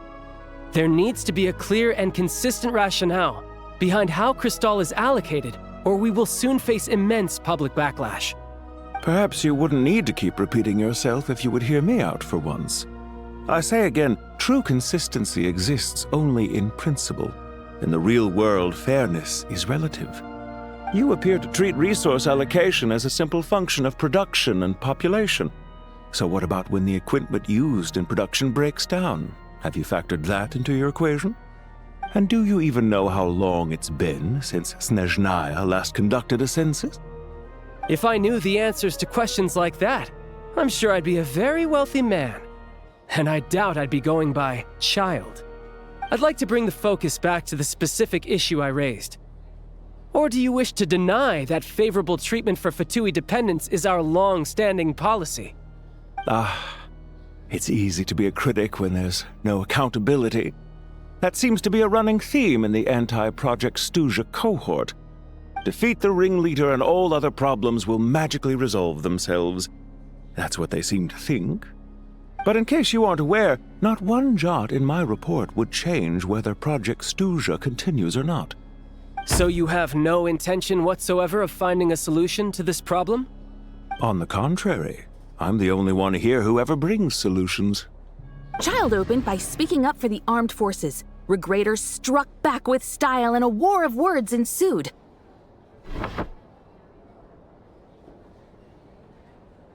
Our reporter was live on the scene to get the audience's reaction as it all unfolded. Who do you support?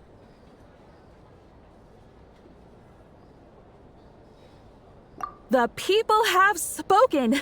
Child received raucous applause from the crowd as he pushed Regrator onto his back foot with a relentless barrage of questions. It had to be seen to be believed. Now you see why they don't have a sales permit. However this reporter wants to spin things, I haven't forgotten that Tartaglia was representing the Northland Bank when we first met in Liyue. So surely, their relationship can't always have been this strained. You two are getting off topic. Let's focus on what the data is saying. Mr. Pantalone, may I speak on your behalf? Oh, please do. I'm more than happy to save my breath. Crystal distribution policy undergoes modifications with each new period. The ultimate goal being to find the most reasonable method of allocation, which I believe is what Mr. Tartaglia also seeks. But I fear many may have been misled on this topic by extremist activists. To clarify, Project Stuja is not the root cause of the problem. It is merely a framework for resource distribution. The most recent reports all point to Snezhnaya's resilience and adaptability during this period of fine-tuning, and give clear indications that a distribution framework is improving with each iteration. To make drastic adjustments without first considering the risks would likely do more harm than good. It would be a waste of the hard-won experience we've gained to date. Renowned scholar of finance, Arapov spoke up to clarify the fiscal logic, clearly alluding to social organizations like the Rokot in his words. With the notorious Lelex still active to this day, should the Rokot be held responsible? No, there is someone else to blame. She's just rephrasing what Mr. Pantalone said. The Rokot are the critics he accuses of taking no responsibility for their actions. As for Lilik, you won't have heard of him yet. He's currently the most famous member of the Rokot. Well, more like infamous. Ending Project Stuja has become an obsession for him. Unlike the more decent ones among us, he believes that votes in the Vetcha are all that matter. So whether it's threats, coercion, or bribery, he'll use whatever means necessary to get people to change their vote. And since we're already on the subject, what do you think of Lelek's methods? Are you for or against?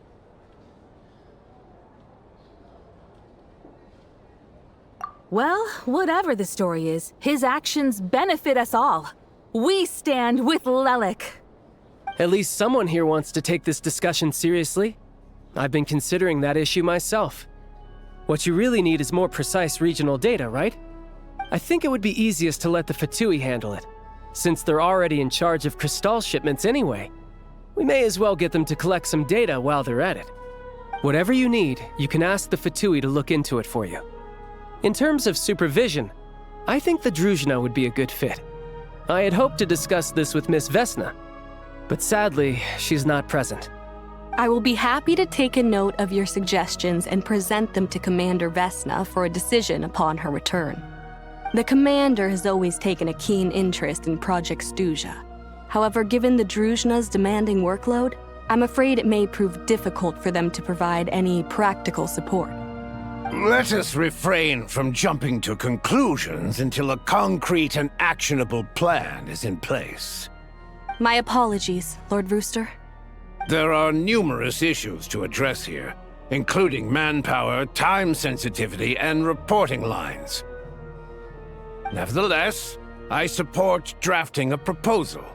Follow the usual procedure, and it can be raised as a new motion for all parties to evaluate at the appropriate time. In that case, I'd like to share one thought before the proposal is drafted. The issue of time sensitivity was raised just now, which I presume relates to the official reports. In fact, the Energy Commission already collects regular statistics on each urban center and its surrounding area. Would these be of any use? That's a good idea. I read every issue of Sviet-Lolaidovka's report, and although my focus is mostly on the section about equipment operation, the energy consumption statistics also yield a lot of insights. Be that as it may, does no one see an issue with using local data to determine Crystal quotas? In the long term, it seems like a very risky solution. Not if they are used purely for reference. So long as we have the report from the Northland Bank's headquarters to corroborate it, no one will be able to fool me. Very well then. It appears that this arrangement is acceptable to all parties. Yeah, sounds good to me. The members reached a provisional consensus on the issue of improving treatment for Fatui soldiers.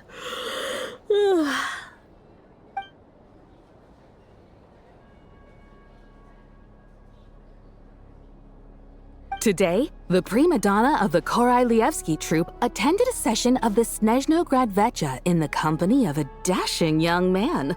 The question on all our minds is, what is the true nature of their relationship?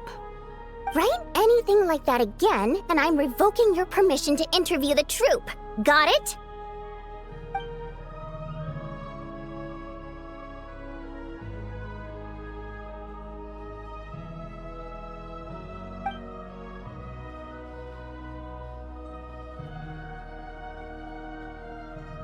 Now then, if there are no further contributions from those present, we shall proceed to the final vote.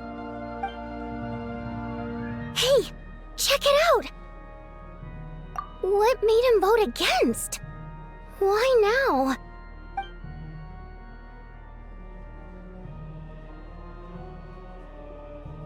The votes have been tallied. Those in favor of continuing Project Stuzha total 61%, securing a clear majority. That was too close. The margin has shrunk yet again. Chuganov was a huge loss. I'll bet Lelik is behind this. I wonder how Pulcinella will respond this time. Chuganov. I see. Lelik strikes again. Yes, go, Lelik. Once Project Stuzha is defeated, our unwavering support at Bring Out the Kvass will finally pay off when we make our comeback. I can taste our victory already! In accordance with the result of this vote, Project Stuzha will remain in effect until the next Vecha period. Finally, may I remind us all, we debate only for the greater glory and solidarity of our nation. May the aurora shine ever on, and the tundra always stand firm. The session is concluded.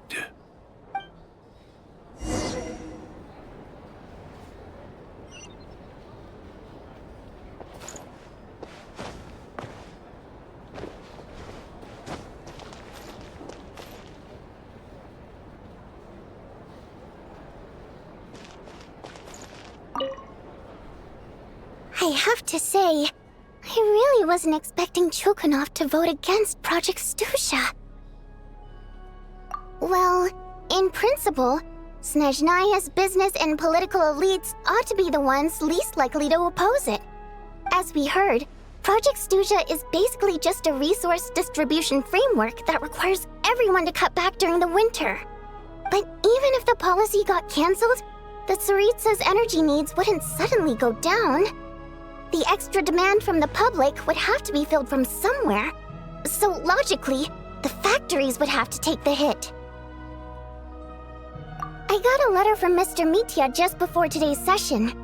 He said he's confirmed that there are issues around overtime and excessive energy consumption at the Iskra manufacturing plant. In a situation like this, once the Rooster receives the report, he'll order the factory to halt production and submit to an investigation before issuing a penalty. But that's a week-long process, and thus didn't make it onto the Vetcha agenda this time. I don't think he suspects anything so far. Exactly. And as you know, he's a very selfish person. I was originally gonna try and flip him after he received notice of the official sanctions. My plan was to convince him that the whole thing was completely unfair. Rather than just sit back and take the hit while his factory stopped production, he'd be better off voting to end Project Stusha. At least that way, no one else would be able to make any money either, because all the factories would suddenly have more limited energy to work with. But now, he's already voted against it, which means someone must have used more forceful means to change his vote, just like with everyone else who flipped. Yeah, no one knows why Lilac is so obsessed with ending Project Stusha, but by the looks of it, he's inching closer and closer to success. Lilac must have strong motivations, given how he'll stop at nothing to achieve his goal. Maybe he knows the full truth of Project Stusha. Maybe my next step should be to focus on him. All right. What are your plans for the rest of the day? Shall we head out? Hey, comrade. I noticed you were here during the debate. I didn't take you for a political enthusiast. Greetings, Harbingers. I just happened to have some free time today, and my new friend here thought it might be fun to check out the Vetcha. Ah, Odette must have introduced you. Looks like you two are getting along pretty well. I'll leave you to catch up. I should head back to the troop. Sure. Break a leg and all that.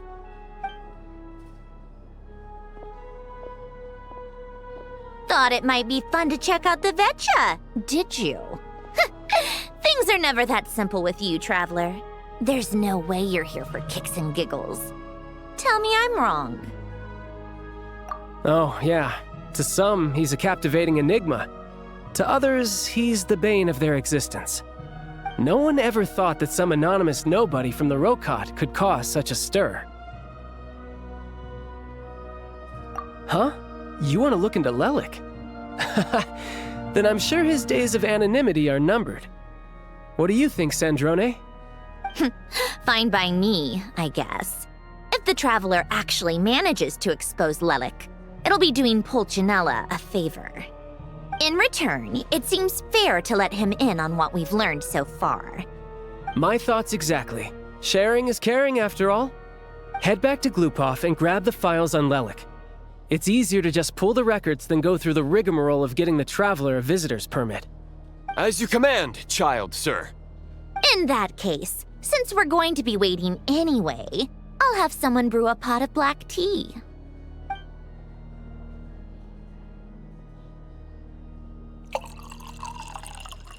One common thread among the many incidents Lelik has been involved in is that the victims are all too scared to share any real information about him. Clearly, he must have threatened them in some way. His modus operandi is to silently infiltrate the scene and leave a threatening letter behind. But neither the letters nor the crime scenes ever yield any clues to his identity. So all these files have to offer are short statements by the people affected. They don't give us a lot to go on. If nothing else, it shows we're dealing with a trained professional who's versed in counter-surveillance. Yes, and to that point, he often strikes in highly secure locations. The victims are high-ranking and influential people who take their personal security very seriously. Somehow, Lelik slips right into their rooms without making a sound. There's never any eyewitnesses, nor the slightest trace of a break-in. If he can get in and out undetected, it means he can strike without warning. Not that that's ever happened so far, but the thought is enough to scare these people sleepless. It's hard to believe that a human being could pull this off flawlessly every time, so they switched the focus of the investigation to Faye. Unfortunately, no one's found anything yet. Careful, don't underestimate me. Although truth be told, I'd probably find it hard not to blow my cover. Direct confrontation is more my style. We haven't ruled out the possibility of Lelik being human. It's just, there can only be a handful of people in all of Teyvat who'd fit the profile. Faye, on the other hand, plenty would have the ability, but few would have the motive. No, not as strong as me. You'll never find the culprit with criteria like that. Let's go with a little weaker than me. There's no denying that Master is strong, but meticulous. We can only hope. He's just trying to find a reference point. Stop getting fixated on who's stronger than who. But that's the most important thing. In my opinion, anyway.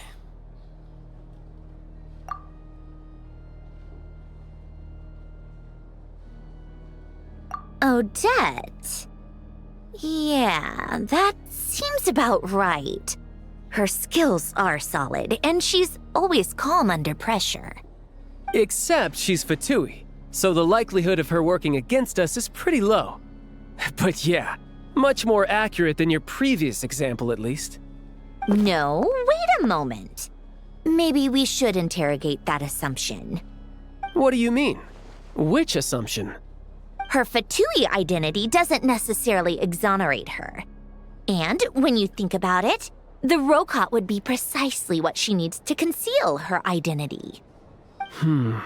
Plus, she wouldn't need to be such a pro at covering her tracks. She'd already know where the Fatui will be and when, so she could choose the perfect time to act. Oh, yikes.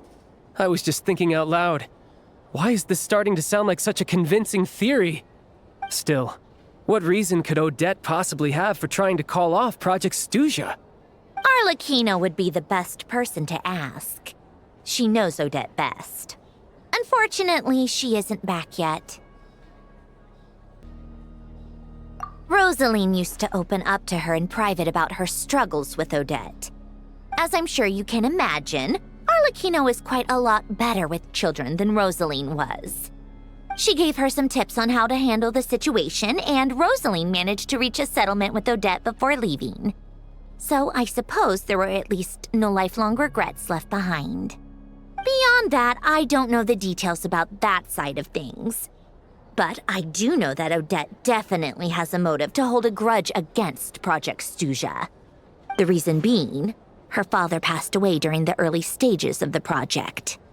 That was back before it had been named Project Stuzha, when things were still being worked out. But in essence, it's remained the same ever since. Huh, the more you know. Rosaline was always so self-centered. I never understood why she started paying so much attention to Odette.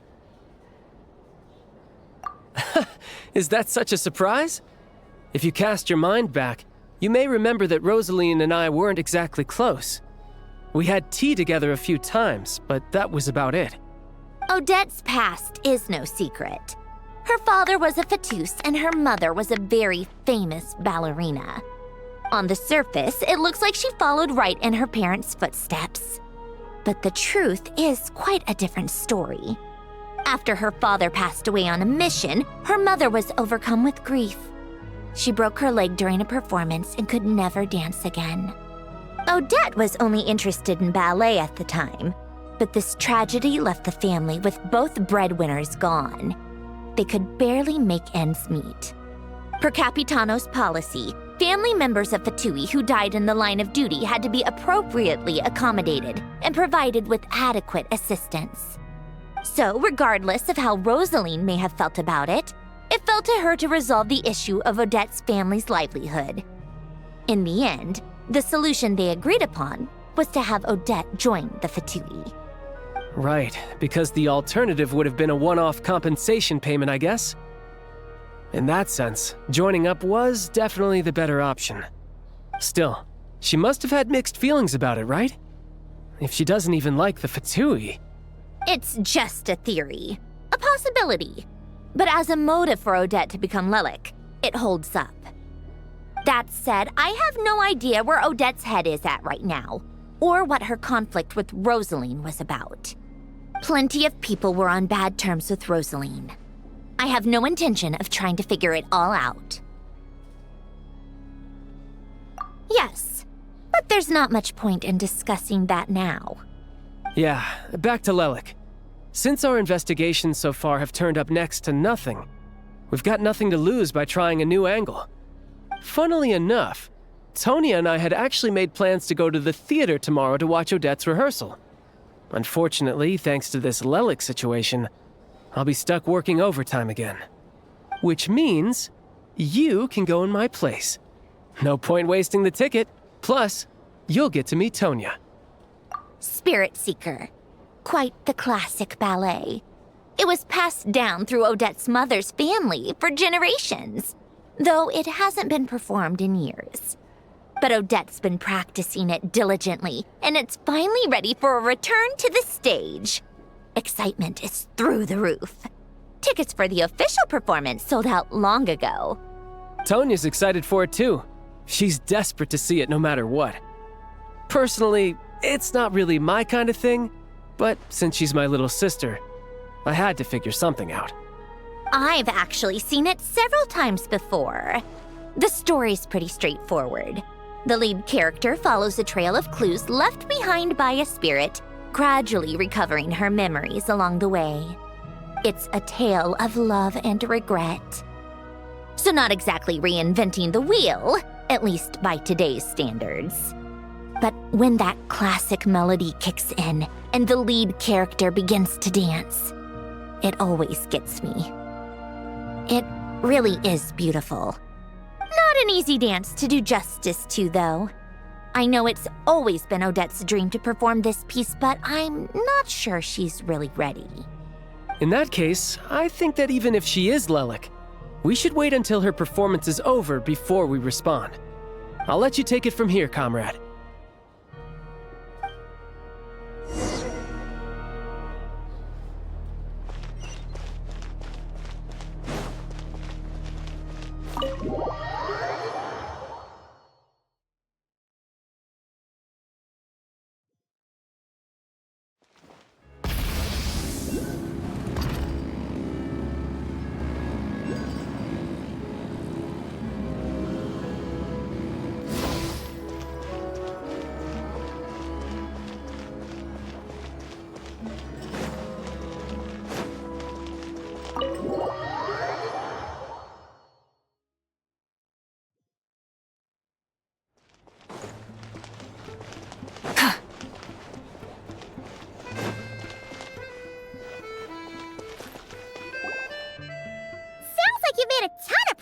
Today.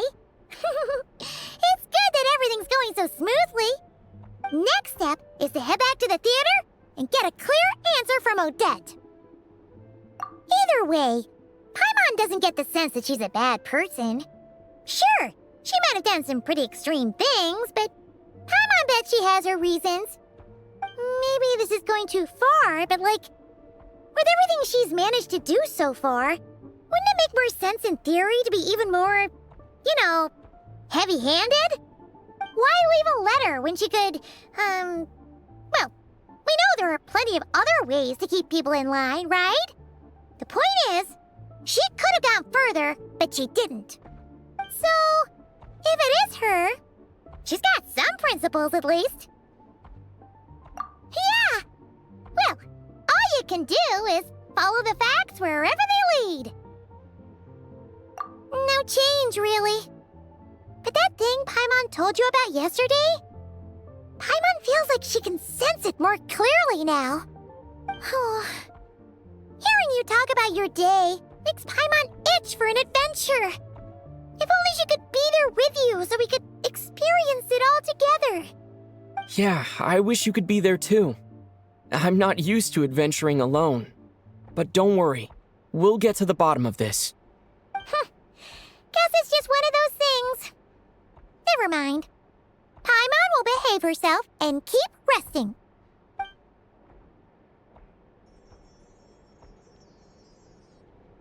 If Odette is Lelik, she may well have inside information on Project Stuja. Her father was involved with the project's early implementation and tragically died in the process. Now, she's dedicated herself to bringing it to an end. It's hard to imagine she could have gotten this far without knowing anything at all about the Tsaritsa's true intentions. When she spoke to us as a member of the Fatui, how much did she let on? And how much was she hiding? Only time will tell. Maybe tomorrow, everything will be answered. Hey look! It's snowing! Could be a tough day ahead. Make sure you wrap up warm tomorrow.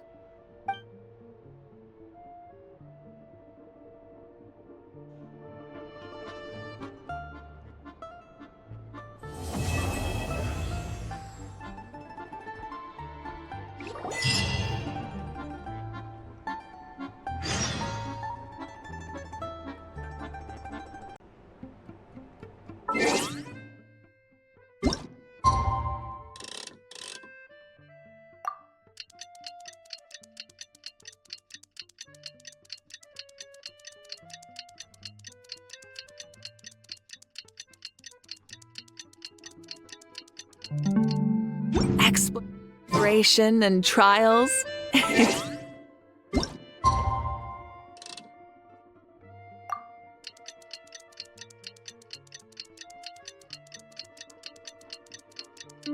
Venturing is right up my alley. You're back! Paimon's been working on the crossword puzzle in the newspaper. It's actually pretty fun. Oh, shoot! Paimon forgot the next word. Oh, she had it a moment ago. Think, Paimon, think.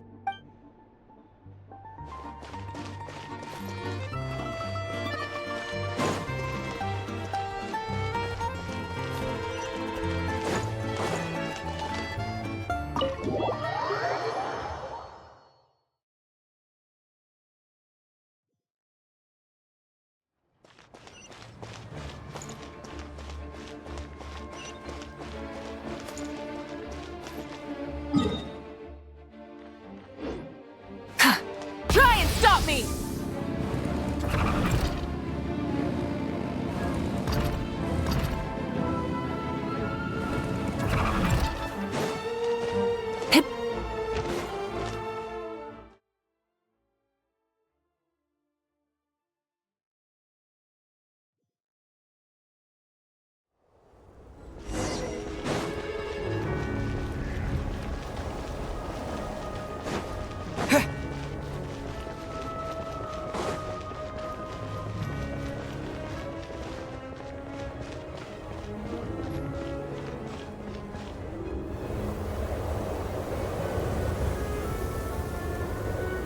Ooh, it sure is cold today. I wonder how much heavier the snow's gonna get. Here to see Odette? I just need to see your tickets for the preview. Perfect. Thank you.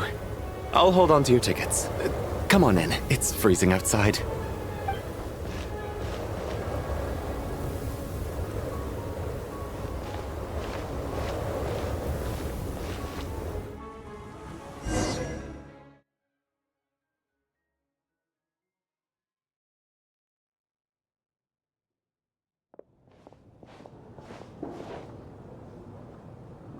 I think I'll leave the Lelik question until after the show's over.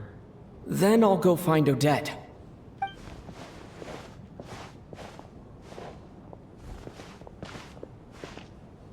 Child said he was originally going to come with Tonya. So I'm guessing Tonya's already here somewhere. Is there anyone here who looks like a Tonya? Let's see. it's a small audience. Makes sense for a preview. But wait, I do see some familiar faces. Mr. Chuganov's back again by the looks of it. Oh, and is that Mitya? And that Fatui officer, Valeri. Guess he must be playing cat and mouse with Mitya again. Oh no, it looks like the show's starting and I still haven't found Tonya. Never mind. I'll just have to take a seat for now and see if I can catch her afterwards.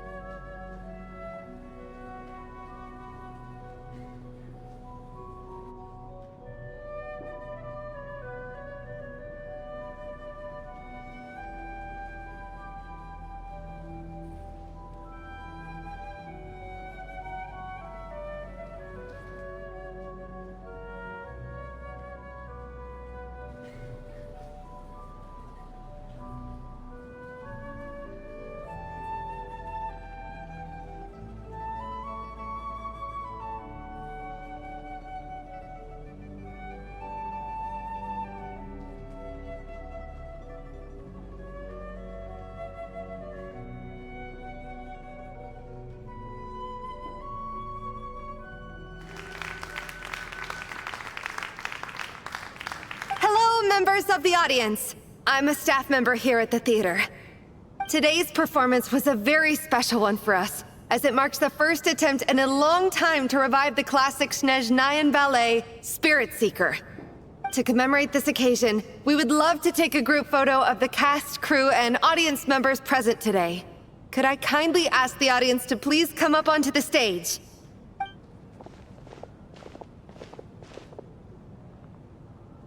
All right, everyone, huddle in a little more. Now, look at the camera. 1, 2, 3.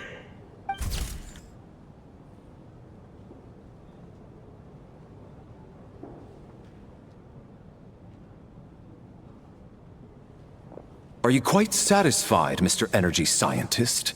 I rather hope you don't have any other escape plans to add to my workload today. What are you talking about, Sarge? This was simply my way of inviting you to watch Miss Odette's new show with me. And wasn't the performance spectacular? In the future, I heartily encourage you to take a leaf out of my book. Find some soul-nourishing pastimes to enrich your time outside of work. It was indeed a fine performance, but I must correct you on one point. This is not time outside of work. These are working hours. Working hours and non-working hours are just a social construct. Human technology can never advance if we're too rigid in our thinking, Sarge. May we leave now? Already? I mean, I was kinda hoping to soak up the atmosphere for a little longer, but... No? Okay, guess I'm pushing my luck. Didn't seem like too much to ask, but fair enough. Off we go then, Sarge. Back to the land of working hours. Lead the way. That has to be her. She's the only person in the audience around Tonya's age.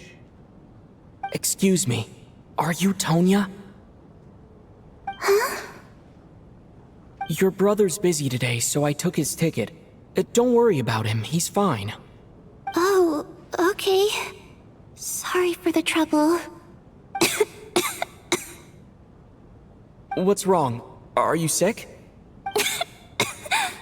No, I'm fine. It's nothing. Maybe she caught a cold on the way here because of the weather.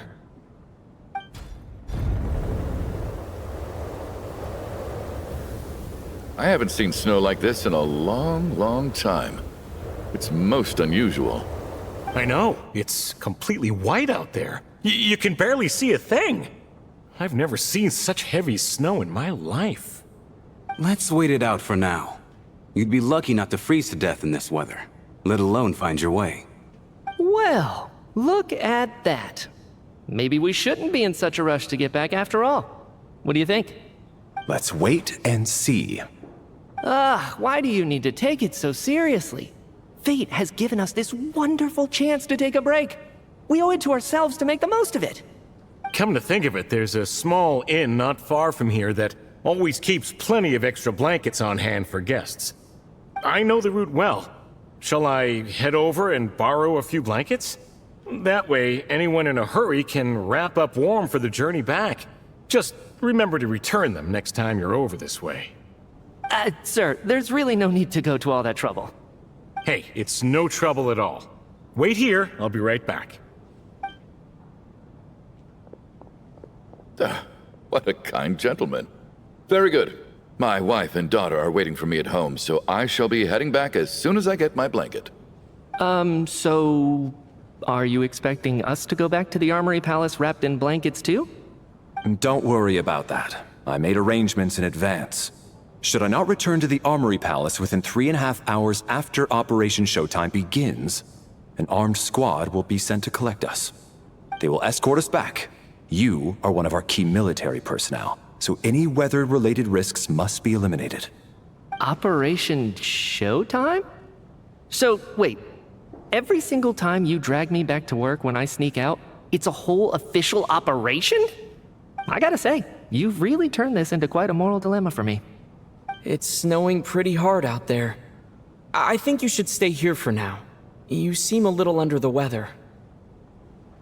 Sure. My brother might come pick me up in a bit anyway. Time to get to work. I should head backstage and find Odette. I need to look her in the eye and ask her about Lelik. Excuse me, are you looking for someone? A fan, I'm guessing? Today is just a dress rehearsal, so Miss Odette won't be meeting with fans. She's taking a well-earned rest right now. Sorry, but that area is currently off limits to everyone except the cast and crew. Bad timing, I guess. Well, I might as well stick around. I doubt Odette will be leaving before the snow lets up in any case.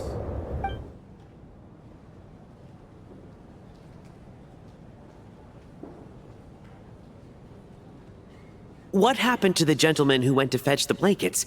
How has he still not returned? I was thinking the same thing. It's still snowing very hard. Do you think something might have happened to him? Whatever the reason for his delay, I must say I hate nothing more than people who make empty promises and fail to deliver. Well, I have to treat my employees like that on occasion, but that's different.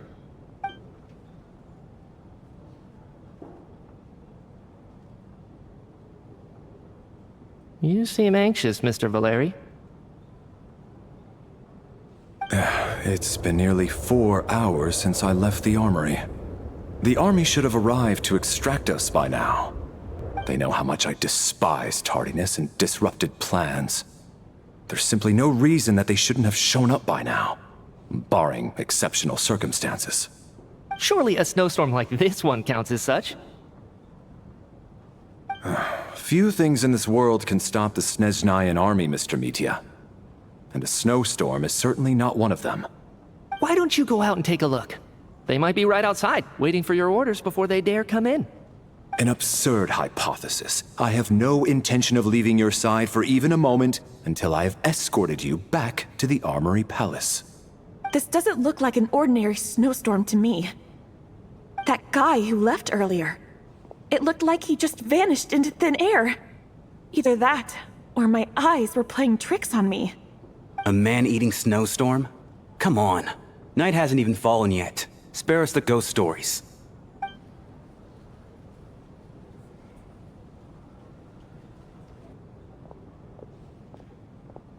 Traveler, didn't know you were coming today. How come you didn't say anything? Oh, right. I assumed you were looking for me and Vodenitsa. Odette's still backstage. Whoa, that's quite a snowstorm out there. I've been working backstage this whole time, so I didn't even notice. No wonder the audience hasn't left yet.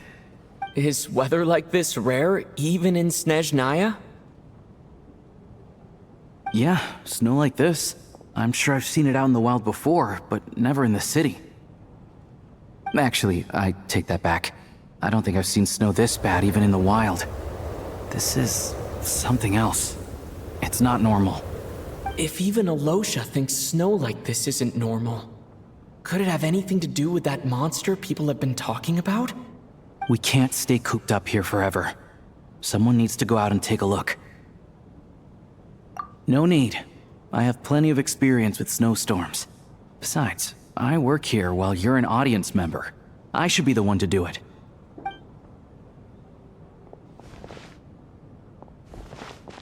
Everyone by the door. Careful not to let the snow soak into your shoes. In a snowstorm, you gotta look after your toes above all else. Heading out, my man? Be careful. I've been told the snowstorm eats people alive. Thanks for the advice. I am planning to be careful. I just want to take a quick look at the situation out there.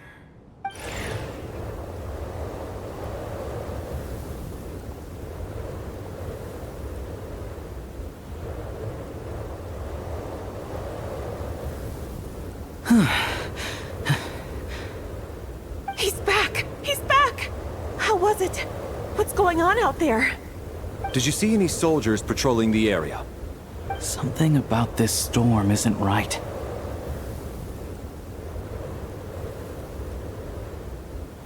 There's no one out there.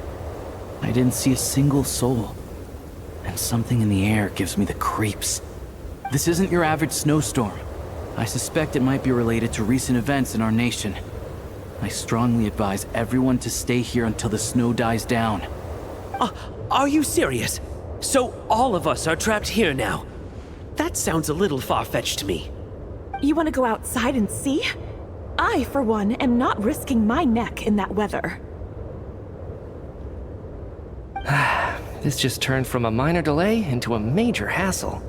We can only hope that our friend who went to fetch the blankets just ditched us and went home. Is it really that bad? But my daughter, I won't be able to read her a bedtime story tonight. Huh? What are you all still doing here? Whoa! It's snowing hard! So now we're stuck here? Oh, this is terrible! Luckily, it was just a dress rehearsal today, so there aren't too many people here. On the bright side, the theater's always well stocked with supplies. If the snow still doesn't let up as we get into the evening, you can spend the night here, everyone. At least, I assume that's alright? Odette? Fine by me. This seems like a sensible backup plan under the circumstances. My thanks to the theater for being so accommodating. What are you staring outside and praying for, my man? You anxious to get home too? Oh, your majesty the Tsaritsa, I beg you, please do not let tonight's snowstorm stop. This is a golden opportunity to spend the night under the same roof as the two top stars in all of Snezhnaya. It's a once-in-a-lifetime experience. I think I've changed my mind. Sir, if you so much as look at us funny, you'll be seeing stars in a whole other way. Behave yourself, or you'll be begging for that blizzard. It's getting colder. We need to keep the indoor temperature up. Close the door and lock it tight. Let's head somewhere warmer.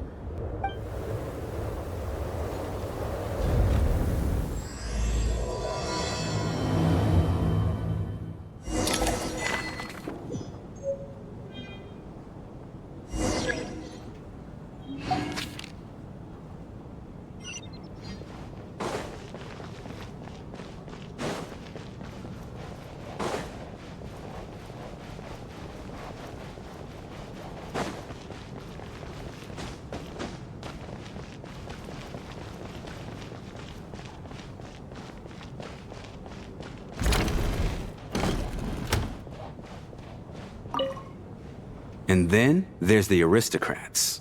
Easiest of all to deal with. You don't need to use any force whatsoever. All you have to do is show them the rope you plan to tie them up with. Do you know why? I don't. Do tell. Because nothing horrifies them more than the thought of a cheap, coarse rope leaving creases on their precious $1,000,000 coat. They'll do whatever you ask to avoid that fate. Unexpected, but funny nonetheless. Tell me another one. Well, look at that. I got myself a new listener. Hey there. Let me introduce myself. The name's Shram, and I'm a mercenary. The kind that gets paid to do odd jobs for rich folks. And I am Chuganov, an entrepreneur. If my name is unfamiliar to you, you will no doubt have heard of my factory, the renowned Iskra manufacturing plant. Are you really that famous, Mr. Chuganov? How come I've never heard your name before? Excuse me? Is that a joke? Or are you being serious? Oh, I'll have to ask my rope later. He's probably tied up more entrepreneurs than I've ever heard of.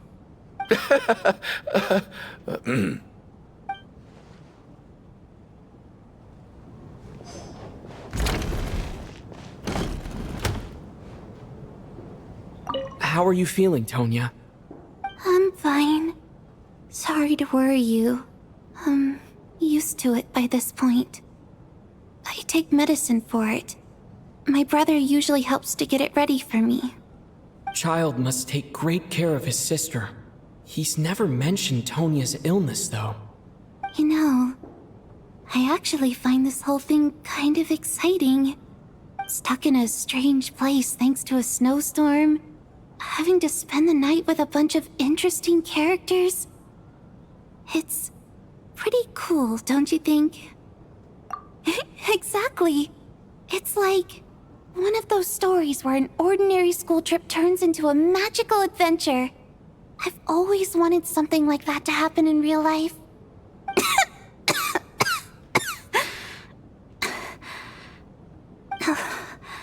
I'm fine, really. Just got a little overexcited. Look after yourself. Otherwise, your brother will come after me.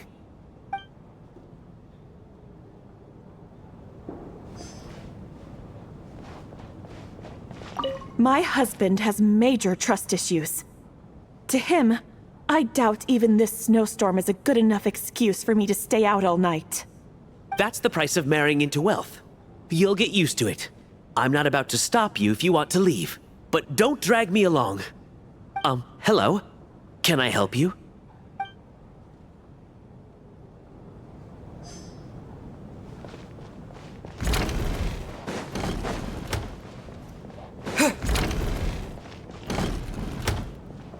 This is highly irregular. A delay of over an hour during an operation like this theoretically warrants a Harbinger-level response. I wonder what the issue is. The storm, or something else. Sarge, the day you learn to let go and just enjoy moments like this is the day you'll finally understand the meaning of life. Why, hello, sir. I believe you were the one sitting at a nearby table back at Podvorye Restaurant. Any friend of the theater's star performers is a friend of mine. It's a pleasure to meet you. I'm Mitya, from the Energy Commission. Greetings. Major Valeri, head of the Special Assignment Battalion. Armory Palace Royal Grenadier Guards, 1st Regiment. I am here to ensure Mr. Mitya's personal safety. Please let me know if I can be of any assistance.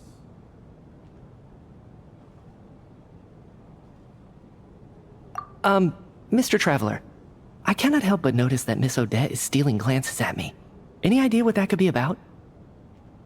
I've racked my brains, but I can't think of anything I might have done to offend her. Perhaps she noticed me spacing out during her performance? So, Mr. Mitya, is your work related to Project Stuja? Yes, that's right. The higher-ups in the Fatui transferred me from the Energy Commission to the Armory Palace because they wanted me to... Really? I can't even talk about that? Pretty sure it counts as part of my private life. All right, I won't say anything. Sorry, Traveler. As you can see, I'm afraid this pleasant chat will have to end here.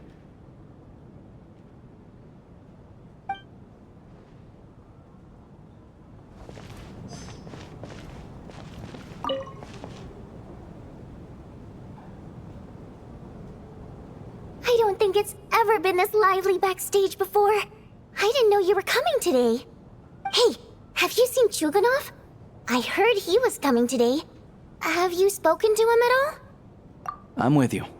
This could be just the chance we need. Yeah, I gotta figure out a way to coax some more intel out of him. I want to know why he suddenly changed his stance on Project Stuzha. What exactly happened before the most recent Vetcha vote?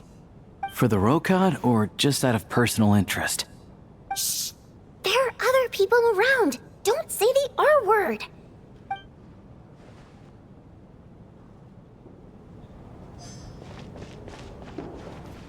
I have to say, even though today was a rehearsal and there were some hiccups along the way, Miss Odette's performance was one of the best I've ever seen, even compared to an actual show. Oh, I couldn't agree more, especially considering the weight of the subject matter. It takes a truly seasoned professional to do justice to a theme like love and regret. Do you think we were coming on too strong? Odette's ignoring us again. What about you? What did you think of today's performance? Really? That means it wasn't captivating enough to draw you in.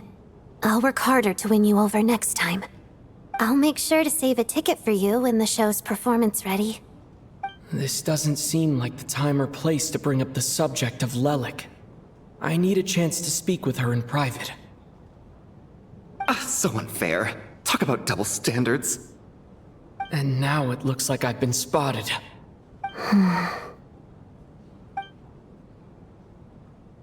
You know Mitya too? No, I don't. I just have a feeling that he might be dangerous.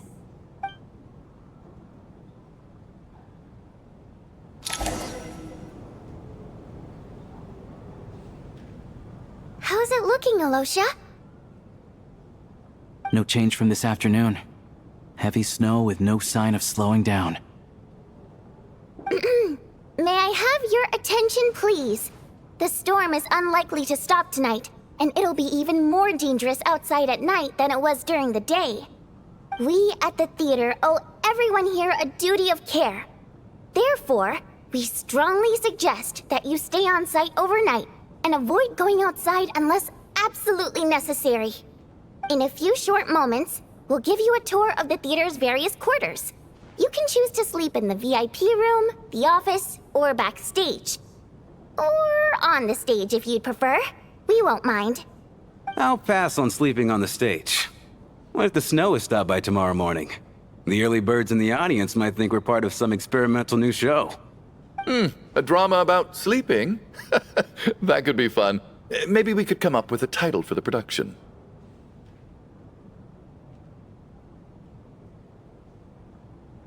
What? Gotta admit, I didn't get that one. Anyone who doesn't wish to sleep on the stage, please follow me. I'll show you to the rooms.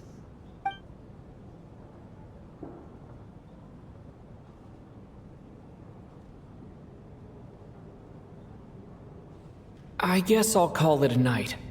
Though I feel like I won't sleep very well without Paimon here. I'm sure she'll be worried that I haven't made it back yet. But as long as she looks out the window, she'll probably realize what's holding me up. I wonder if she's feeling any better yet. At least she hasn't been getting any worse. Still, I should try and get back first thing tomorrow morning.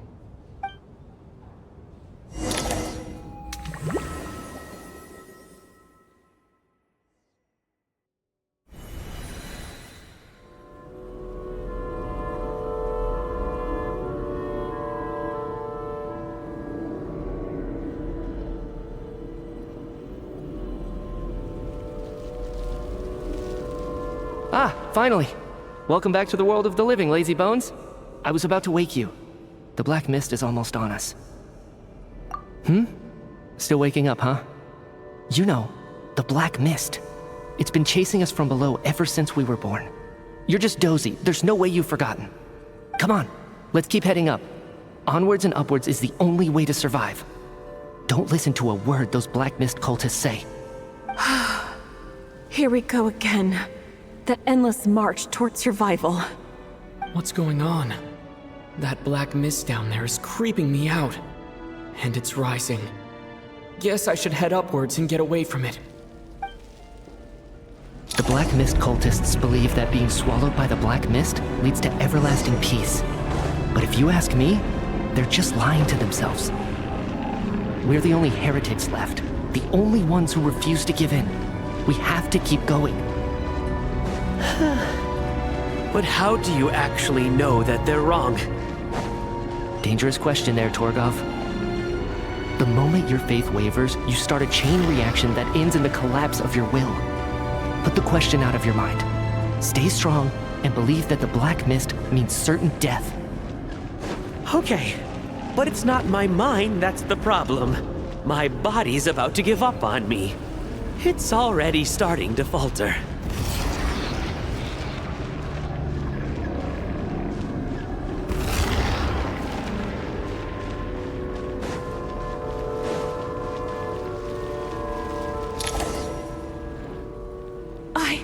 I can't do this anymore. I've had enough of being forever on the run. What's the point of it all? All this will pass eventually, I promise.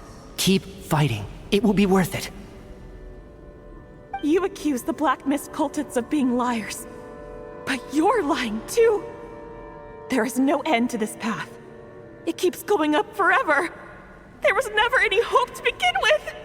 The cult of the Black Mist has poisoned your mind, Sobolova. Are you thinking of giving up as well? I am. I think I'll take my chances with the Black Mist over this perpetual torture. As much as I detest the Black Mist cultists, I'm just too weary. Then I bid you both farewell. Let me put my personal opinions aside for a moment and say, I hope that you both find peace within the Black Mist. Fate always appears so impossibly complicated. But at moments like this, its raw simplicity is laid bare. Their fate was sealed from the instant they entertained doubt. From then on, the outcome was both inevitable and irreversible. Let's go.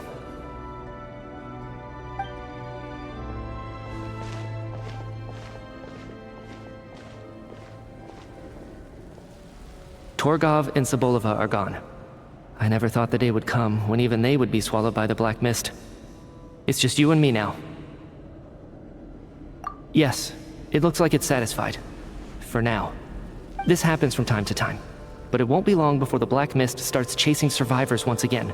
No one knows how to stop its advance for good. Well, we should make the most of the precious moments of rest that those two bought for us.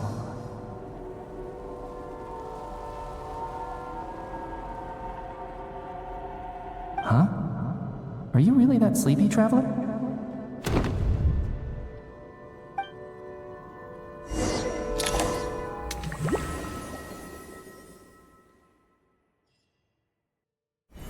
Ah!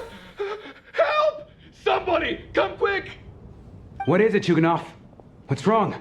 Huh? Is it morning already? What's all the commotion?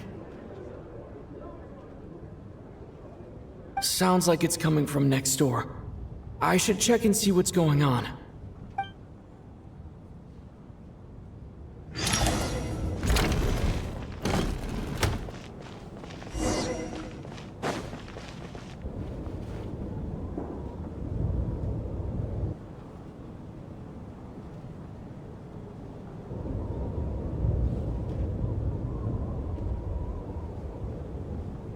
Don't look, Miss Tonya. Stay here. Okay. What happened to them?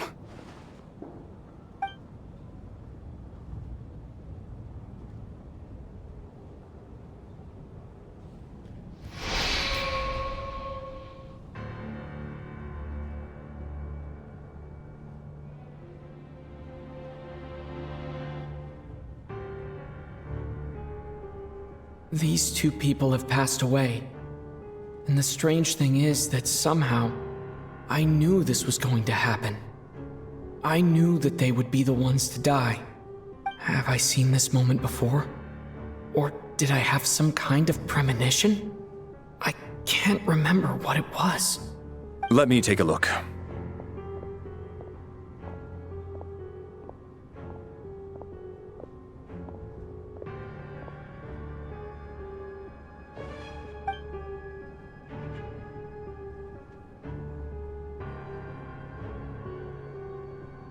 No vital signs in either of them. They're dead. The cause of death, however, remains unclear. No wounds on the bodies, no signs of a struggle, and no skin discoloration caused by the buildup of toxins. But just last night, they were chatting and joking away. This is so sudden. Could they have had pre-existing medical conditions?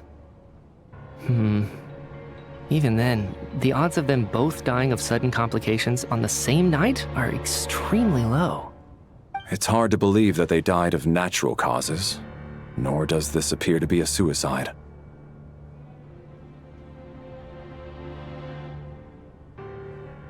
Who was the first to discover the bodies? It was me. But these deaths have nothing to do with me, officer. I got up early because I wanted to see if the snow had stopped. Then I noticed that the door to this room was open, and it looked like there was a man and woman inside. I just went over to see what was going on. I had no idea they were... I can corroborate this. I was doing my morning exercises near the stage. When I saw Mr. Chuganov heading this way, I followed him. I can also confirm that I didn't see a single person approach that room before him. The snowstorm was raging all night, and it's still going now. There's no way someone could have come in from outside, correct? You mean an intruder? No, not possible. I slept by the door last night as a precaution. There's no way I wouldn't have noticed if anyone had tried to open it. Everyone, split into pairs and search the theater for anyone in hiding, or any signs of suspicious activity. I'll follow up with a full search of my own shortly. Go, there is no time to waste.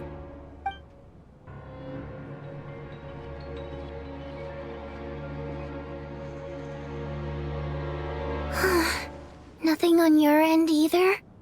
Backstage is clear. No signs of suspicious activity. We checked the basement. Also clear. I don't think there's anywhere here that a living person could hide. Are we certain that the theater doesn't have a back door? Or any tunnel or passageway wide enough for a person to fit through? No, there's nothing like that. If people were sneaking in through some secret tunnel to avoid buying a ticket, we'd have sealed it off ages ago. I also checked the windows. All of them are locked from the inside, and there's no sign of anyone entering or leaving. It sounds like we can safely rule out the intruder theory. If anyone came in during the night in this weather, there'd be no way for them to avoid leaving footprints or water stains. This can only mean one thing. It's like one of those murder mysteries you see in novels and plays, isn't it? The ones where the killer is one of us. We can't quite jump to that conclusion just yet. Could he be right?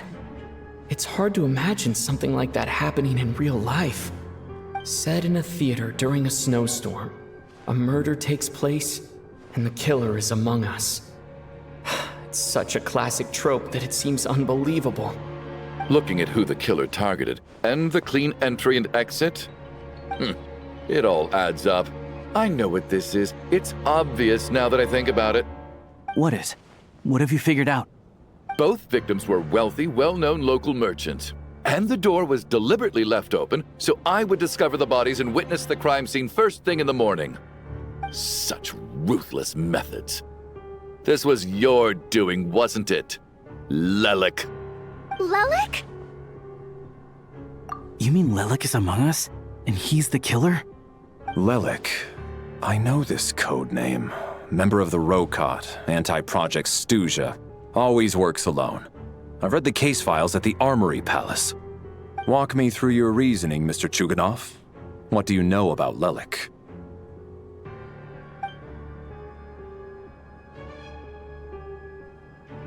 What now, huh? What now, Lelik? What more do you want from me? I already voted against Project Stuzha at the Snezhnaya. You snuck into my house the other day while I was asleep. Left a threatening letter. And I did all that you asked. But Project Stuzha cannot be so easily shaken. Not with the rooster in charge.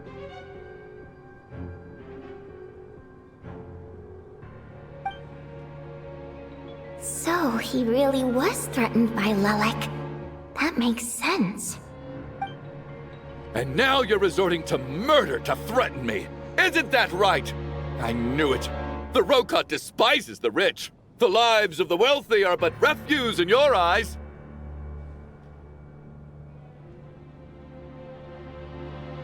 Show yourself! Which one of you is Lelek, Tell me! I'll do whatever you want! Just stop playing these mind games!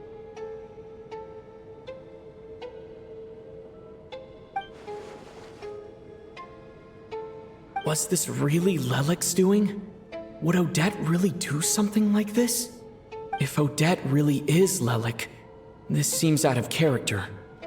But then again, how well do I really know her? I'm probably the only one here with a compelling theory about Lelek's true identity. But if I reveal it now, I'll be putting Odette in the line of fire. What should I do? I don't think it's likely that Lelek killed anyone. At least from the stories I've heard, he's never killed anyone before. And his name has never come up in connection with any murder cases.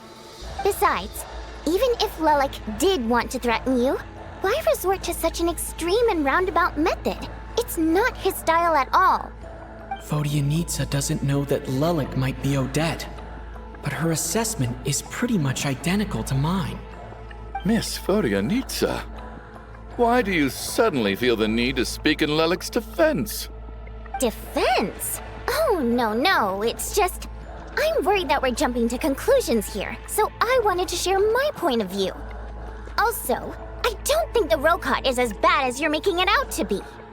Well, if you think I'm so wrong, what's your theory then, Why don't you tell us who the killer is? The case is still evolving, Mr. Chuganov. Please do not prevent others from expressing their opinions so early on in the discussion. Even so, there's no denying that the recent threat received by Mr. Chuganov may well be an important clue.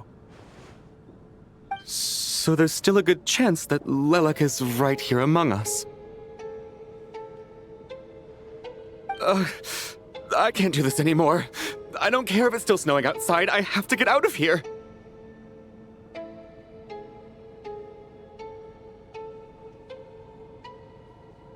Whoa, take a beat. We all know it's far too dangerous out there. Even the soldiers couldn't get to us. Go out that door, and you might not live to tell the tale. And whoever this Lelek is, they're surely not going to murder anyone in broad daylight. Be sensible, my man. You're safer inside. As much as I regret having to say this, I'd like everyone to cooperate and refrain from exiting the premises until further notice. Because as things stand, every one of us is now a suspect. Unless anyone has further information to share, let's adjourn for now. Feel free to keep searching for clues, but make sure you don't go off alone.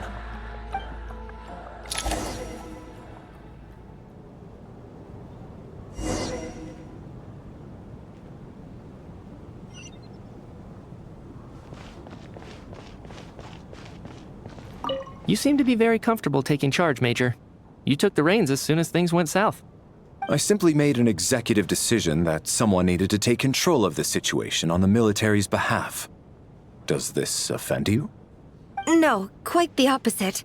We feel much safer for it. By the way, what does Major mean exactly? Is it a pretty high rank?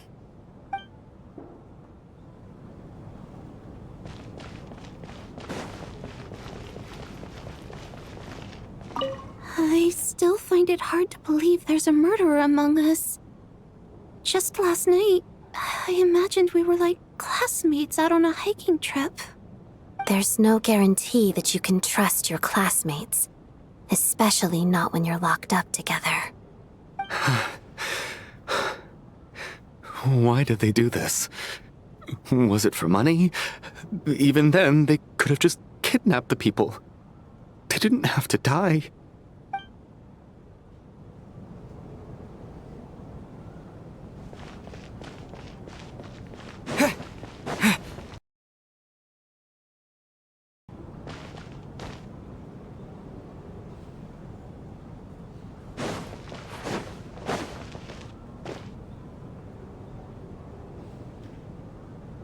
We don't move in the same circles, so I'm not clued up on Project Stuzha and all this political intrigue. Nor does it interest me.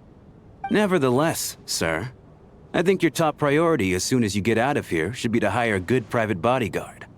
Such as yourself? Such as myself.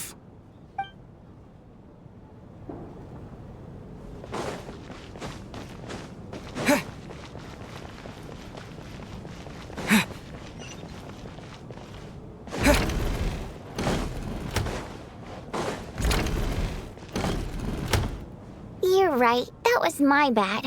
It was a knee-jerk reaction. I didn't think it through. Luckily, no one suspected my identity. Oh, phew. It's just you. I thought someone was eavesdropping. Since Vodyanitsa and I were on the same page earlier, I think I should share my thoughts with the Rokot members first.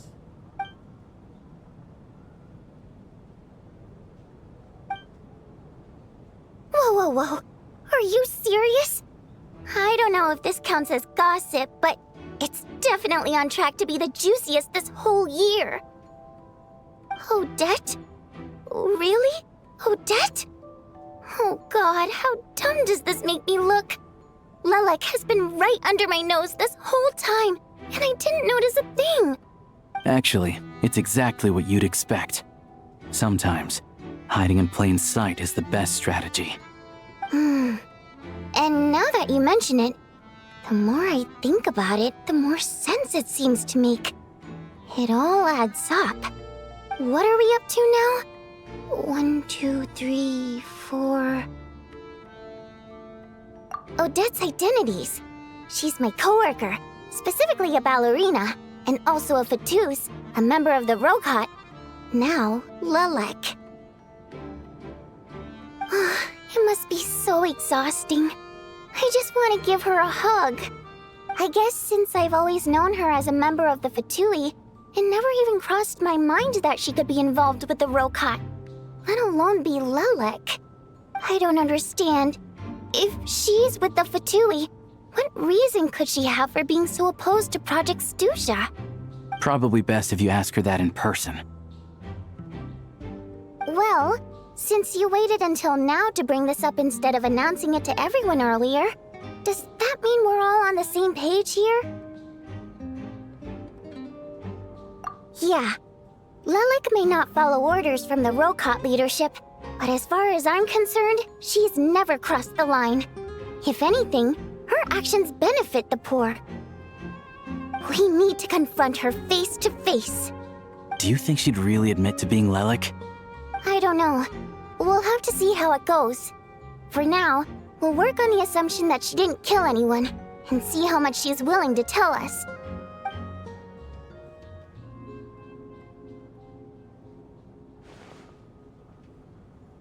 Now's our chance. Odette's alone.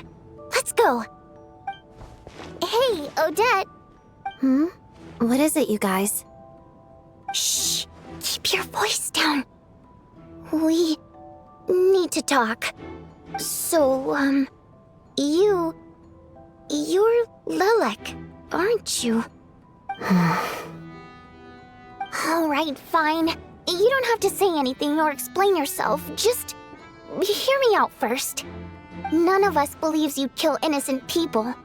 Whoever murdered those 2 people last night, it wasn't you. The Traveler was the first to figure out your identity, but he kept quiet during the discussion just now. Still, it's clear where the group consensus is heading. Everyone believes Lelek is the culprit. If your identity is exposed, you'll be in a really bad spot. We're your colleagues, and we know what kind of person you are. I don't want anything bad to happen to you. So, can you clue us in? Tell us everything. The more we know, the more easily we'll be able to cover for you. Alright. Yes, I'm Lelek. And no, I'm not the murderer. And thanks, but I don't need you to cover for me. Actually, I'm planning to reveal my identity. Huh? You're gonna reveal that you're Lelek? Here? That's right. I'll admit I was surprised at first when Chuganov guessed that I was here. It was just a lucky guess, but it caught me off guard. But after taking some time to assess the situation and confirm where everyone stands, I don't believe I have anything to worry about. Are you sure you don't need a second opinion? Given the circumstances. Mr. Valeri! What?!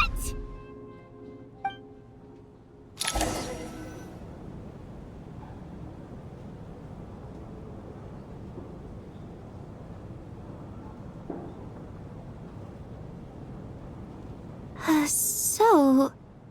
Odette is Lelik? I don't know what game you're playing, but you've got a lot of nerve. It's just one identity. So what if it's exposed? I can disappear and adopt a new identity anytime I please. I made my peace with this when I chose to become Lelik. But more importantly, I promise I am not the murderer, which means that someone else is. So, if anyone still insists that I did this, you'd best produce the evidence now. Otherwise, I suggest that you bite your tongue. Because if you really believe I killed 2 people without making a sound or leaving a trace, pointing fingers at me would surely only make you my next target. Is this really the truth, Miss Odette? That's confidence, all right. I believe you. A real no-nonsense attitude. I can see why Marionette said that she's on track to inherit the title of the Fair Lady. Are you seriously buying this? Hey, officer! She just admitted to being Lelik. Aren't you going to do something about this? I do have one question, Miss Odette. Why have you chosen this moment to come forward and reveal your identity? If I didn't say anything, everyone would be focusing all their efforts on finding Lelik. And that is exactly what the real culprit wants. I don't want to be the scapegoat who lets the murderer get away with this crime. Despite all the accusations, she made the smart choice. A remarkable display of rational thinking under pressure. Clearly, Odette's talent extends far beyond the art of dance. She thought so far ahead. Ugh, why do I always feel like I'm one step behind her in everything? You've convinced me. Dealing with the murder case remains the top priority right now. Let's put the name Lelik and all related incidents aside until further notice. Nevertheless, the group still considers you the prime suspect. I assume you have no quarrel with that, Miss Odette? I understand. You're welcome to keep an eye on me around the clock. I have no objections. Mr. Chuganov? For my wife and daughter's sake, I'll let you off the hook for now. But don't think you're forgiven for breaking into my house and threatening me. Just wait till we get out of here, Lelik. We'll settle the score then.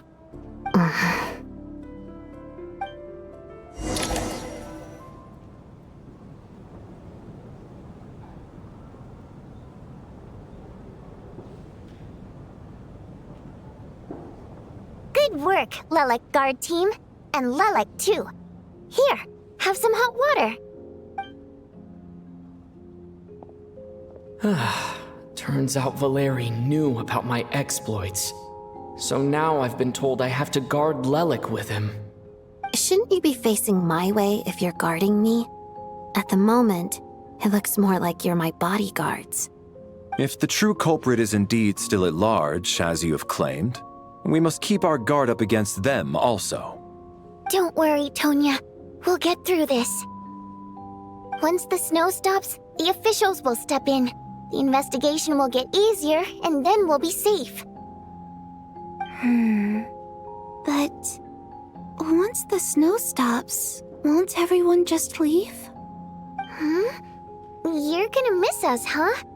Well, some of us work at the theater, so we'll still be here. I'll even give you a special backstage pass. Really, Miss Vodyanitsa? That's awesome! You've made a fan for life. Aw, you're so cute, Tonya. All right, let's swear to it. I promised to give you the pass, and you promised to never change your mind about being my fan. Promise. Don't indulge her, Tonia. You don't have to swear an oath over things like that. You really do get carried away sometimes, don't you, Miss Vodyanitsa? Hey! Mind your own business!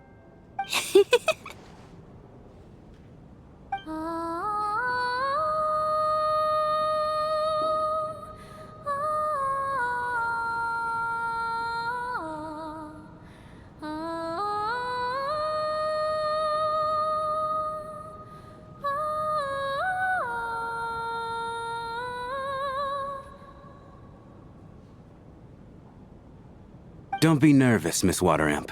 Everyone's here. There's nothing to be afraid of. Excuse me?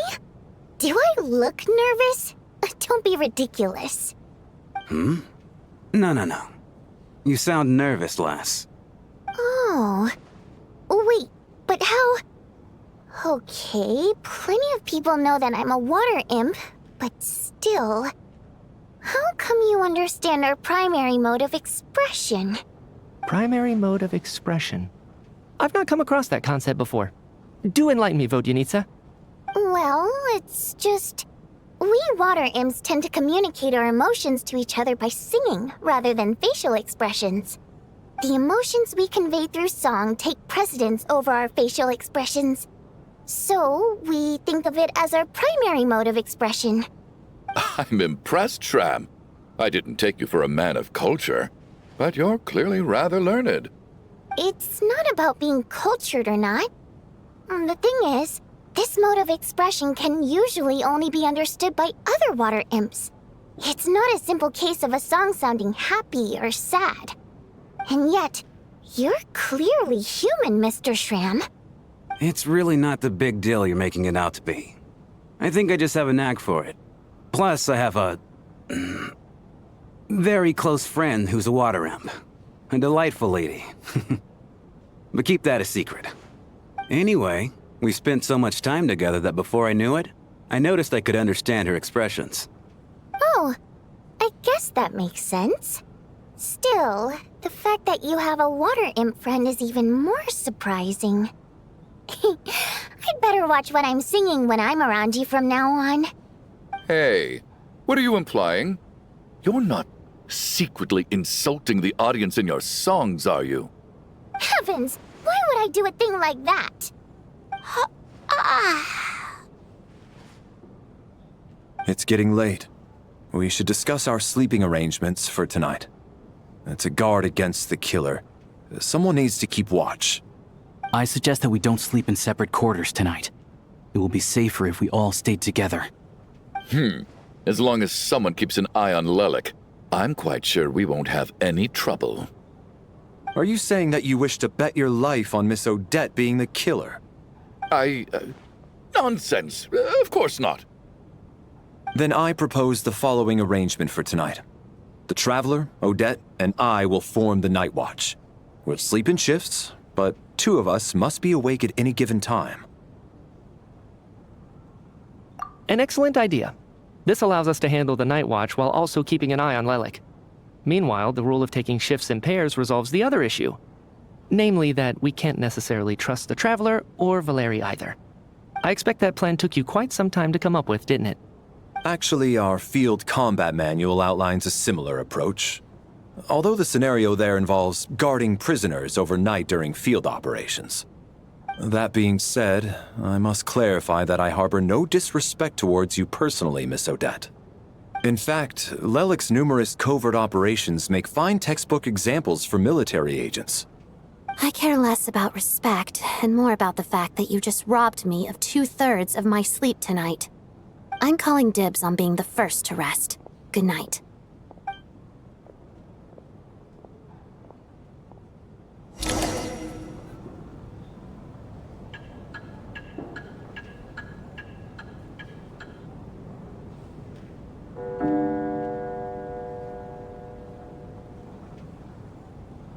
It's almost time. We should wake Odette. How are you faring? Oh, not going to argue with that. I'll take a quick nap. If you start to feel sleepy, wake me up anytime. It's finally time for Odette and I to share the night watch. I should wake her up.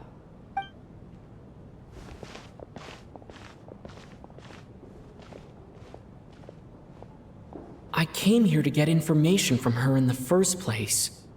Maybe I should think about what questions I want to ask before she wakes up. How long are you gonna keep staring at me?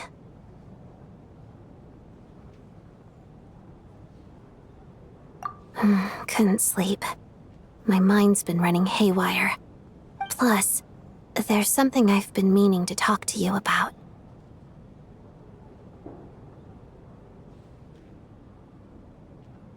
I had a hunch that you wanted a conversation too. Let's take this chance to clear the air, shall we?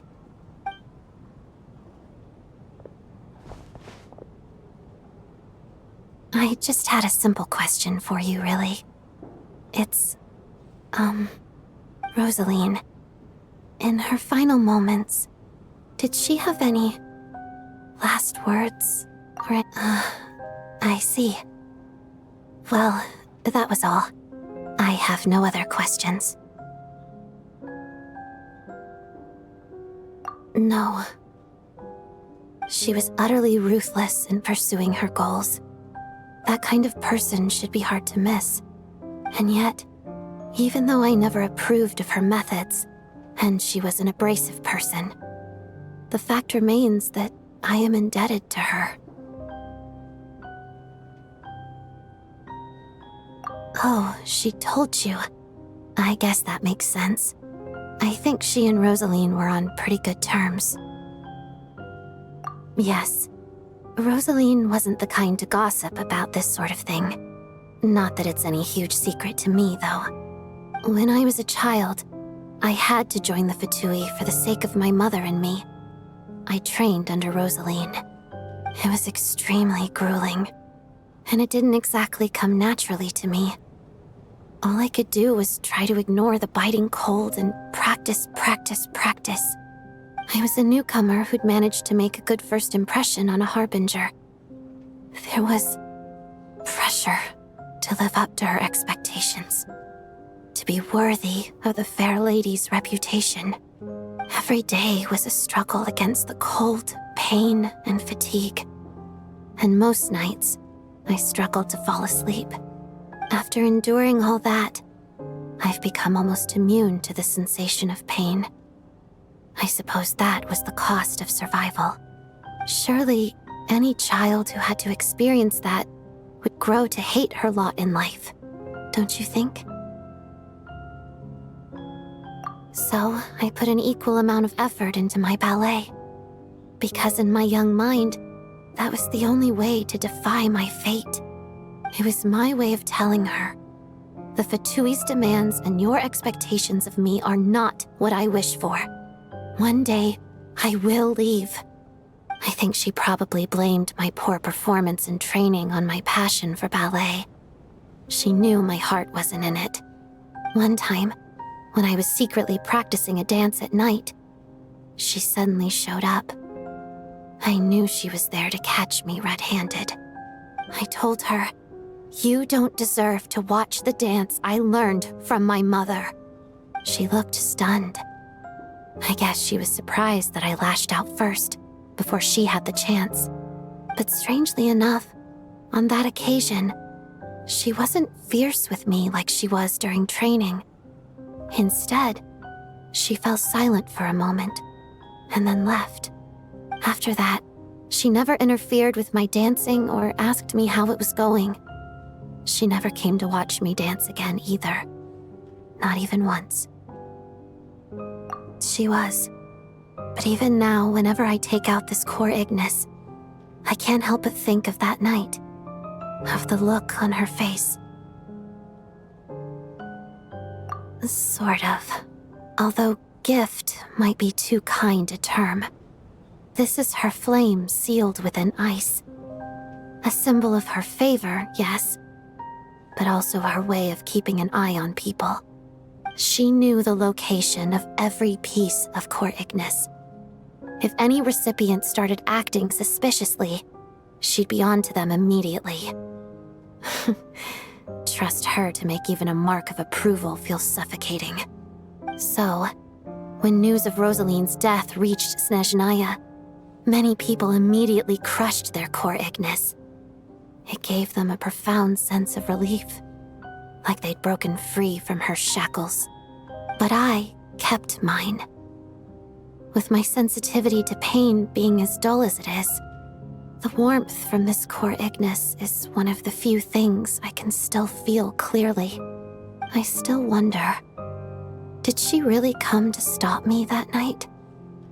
I wasn't sure, but I was scared, so I said some really awful things.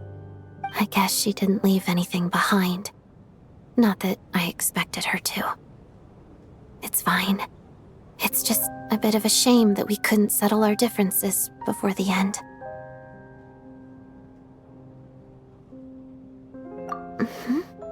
She did. Are you sure she was talking about this event? No, she didn't. I didn't even find out that she'd gone to Mondstadt until a while after she'd left. Wait, in that case... Okay, I will. Thanks for letting me know. There's something I'm trying to figure out. I'm beginning to suspect that Paimon's mystery illness is being caused by the energy research behind Project Stuzha. Paimon's very important to me, so I have to get to the bottom of this. I figured that since you're Lelik, you might know something about all this. The ultimate goal of this energy experiment is to create a weapon for the final battle. The weapon's construction was completed in Nocturne. Now, all that remains is to arm it with a sufficiently powerful energy.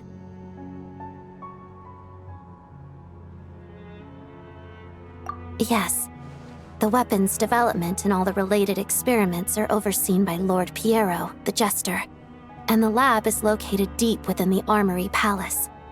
I'm not sure why this experiment would be making Paimon feel unwell, though.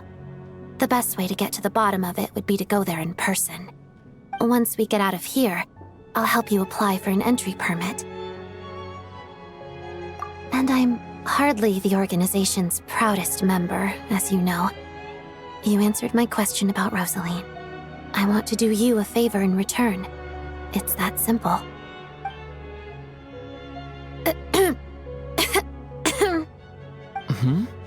What's wrong?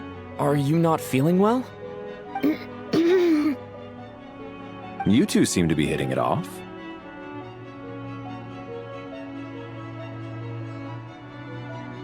I thought you were sleeping. Of course I was. In the military, one learns to fall asleep quickly, even in the most inhospitable environments. It's vital to staying alert and energized. Why? Is something wrong? Even if he was awake, he can't have overheard us, right? Well, thank you both for keeping watch. Traveler, I'll take over for now. It's your turn to get some sleep. Sure.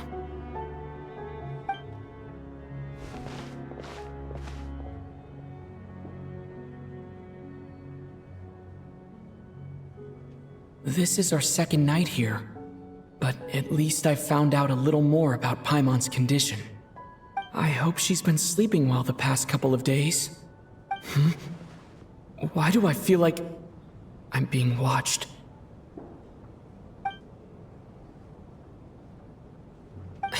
Seriously? Is this payback for when I stared at her earlier? But I thought she was asleep. Never mind. I'd better try and get some sleep myself.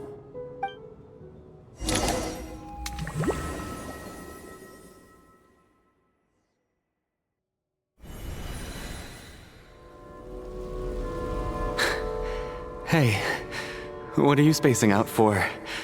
Are you reaching your limit too?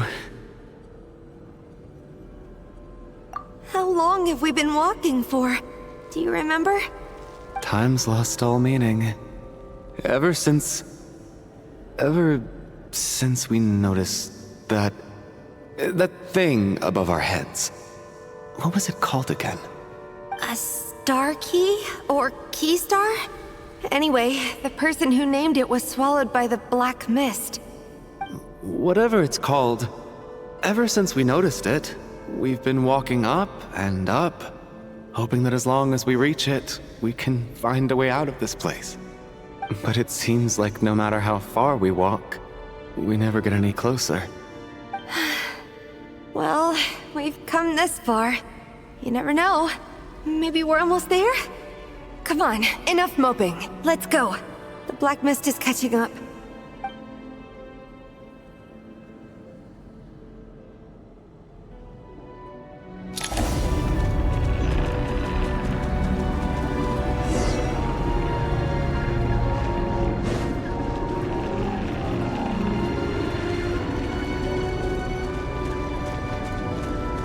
We got ourselves a straggler. Monsters! Watch out! Not again! I've lost count of how many times we run into them. Be careful.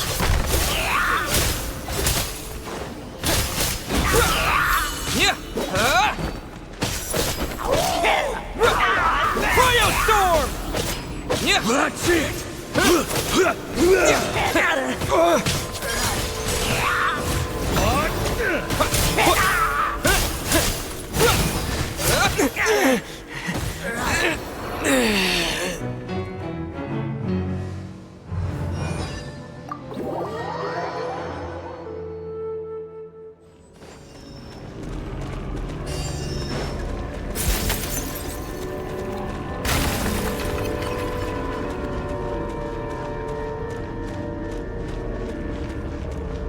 We got ourselves a straggler. You wanna fight? Let's go! And here they come again! Get ready! Having second thoughts?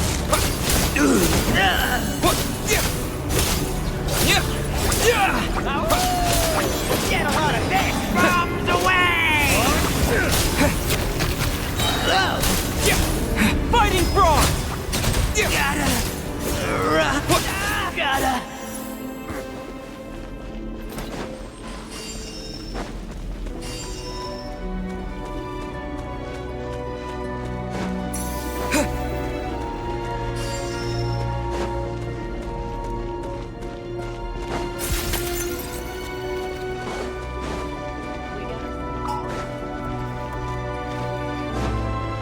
Monsters ahead of us. The black mist behind us. It feels like there's no escape.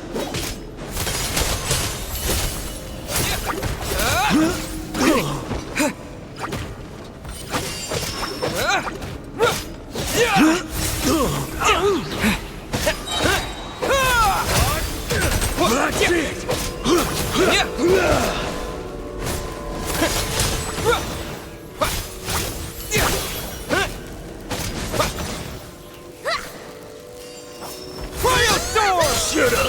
Run faster.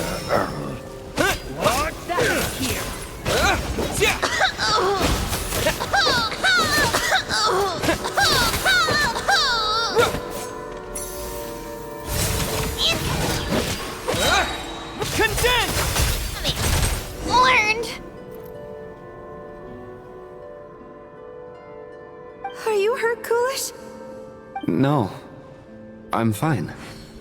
It's just... suddenly I don't want to walk any further. I get you. In fact, I reached my limit a long time ago.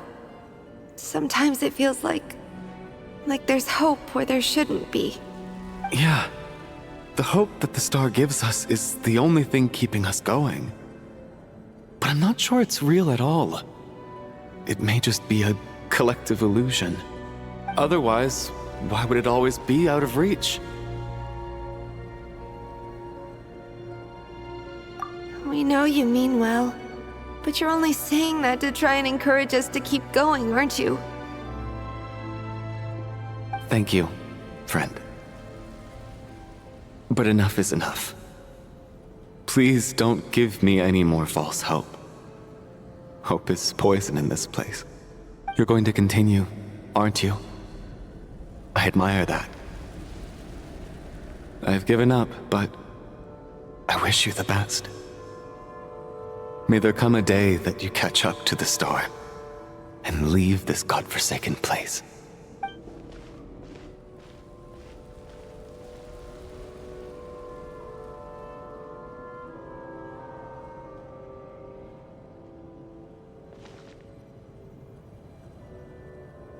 It's not an illusion.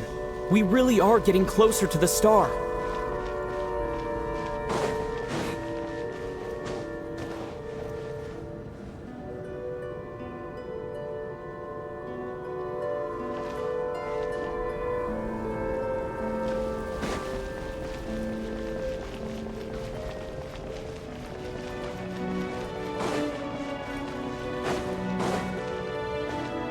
Congratulations.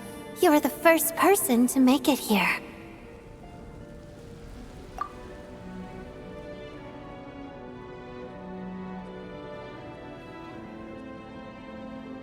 I'm the star's envoy. The black mist has stopped rising. Its hunger is satisfied for now, having devoured your two companions. This is a good opportunity. I'll let you get some rest before we continue. What do you mean, leave? The star represents the starting point. It's the waypoint for the beginning. Congratulations on reaching the starting point. Once you are ready, we will head out and walk upwards. I will be right by your side the whole way.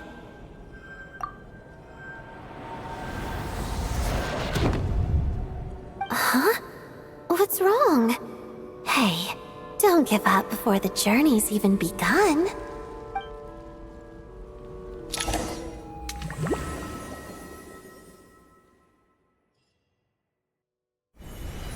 Rampana!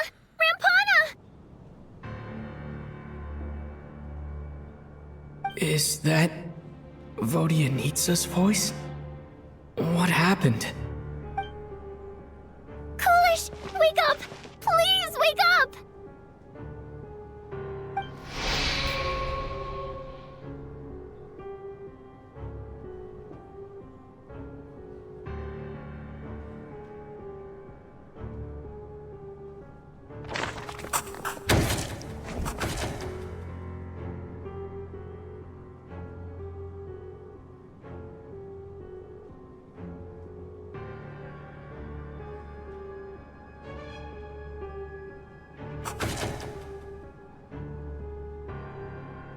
The situation is identical to that of the two casualties yesterday.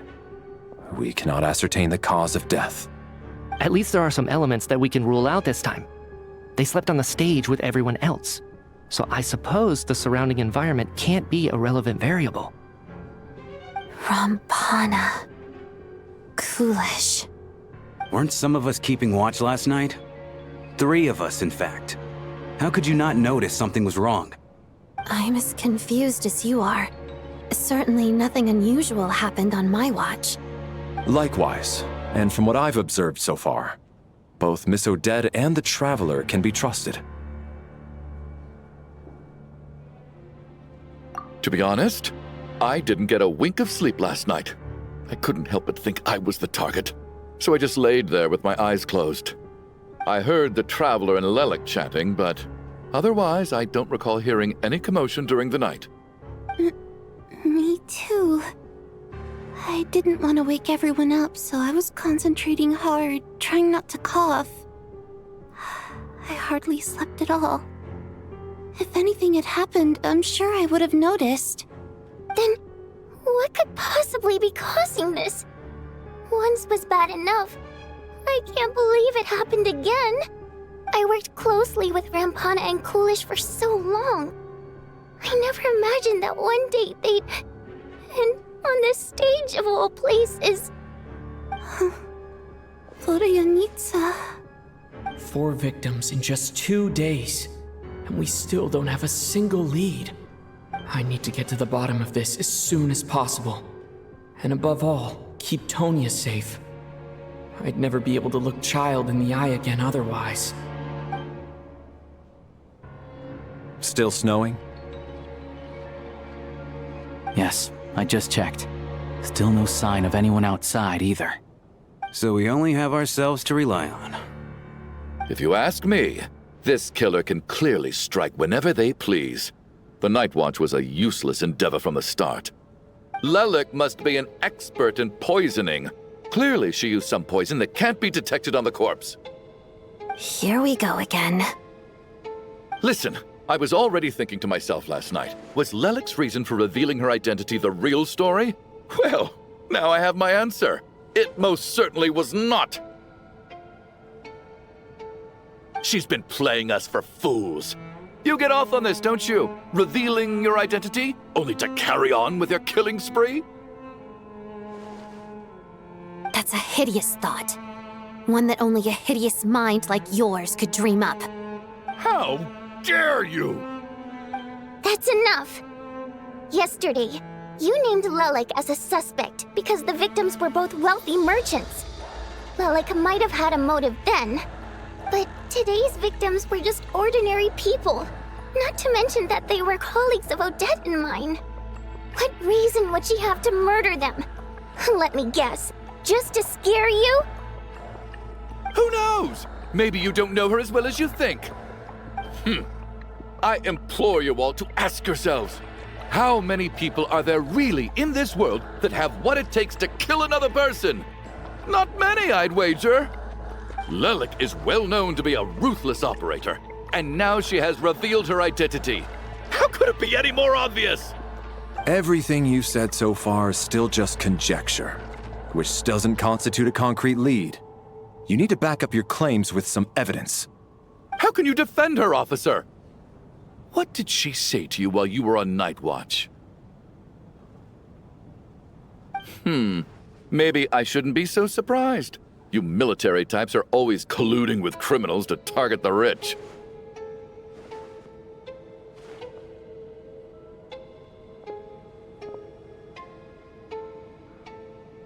All so you can get your grubby paws on our hard-earned fortunes, then tell us to fall in line.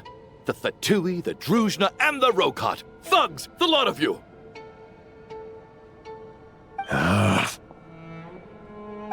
Don't you dare!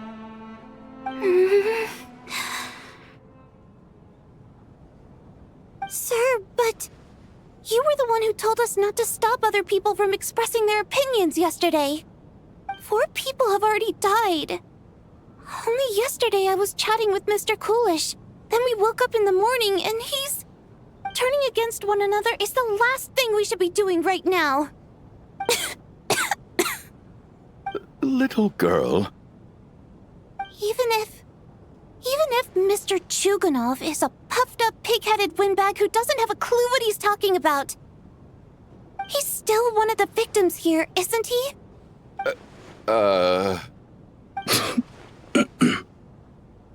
Quite. I had no intention of resorting to violence. But you're right, Miss Tonia. I ought not prevent him from speaking his mind. In any case, I believe Mr. Chuganov has calmed down a little now. We may resume our discussion. I don't think there's any need for that. What is there to discuss? Nothing about this situation is normal. Did you have an idea, Mitya? You're the brainiac here, right? Come on, clue us in. I've been mulling something over. All the leads we have so far concern things from outside the theater. Miss Odette's alter ego, the threats Mr. Chuganov received. But then there's the 2 double murder crime scenes themselves, which have given us absolutely nothing to go on whatsoever. That's highly unusual. Even with the most careful killers, there's always some evidence left behind. So what are you suggesting? I think this could be a supernatural event. It isn't characteristic of human-on-human homicide at all. Correct me if I'm wrong, but aren't you supposed to be a scientist? That doesn't sound like a conclusion someone like you is supposed to make. I got into scientific research because of my insatiable curiosity.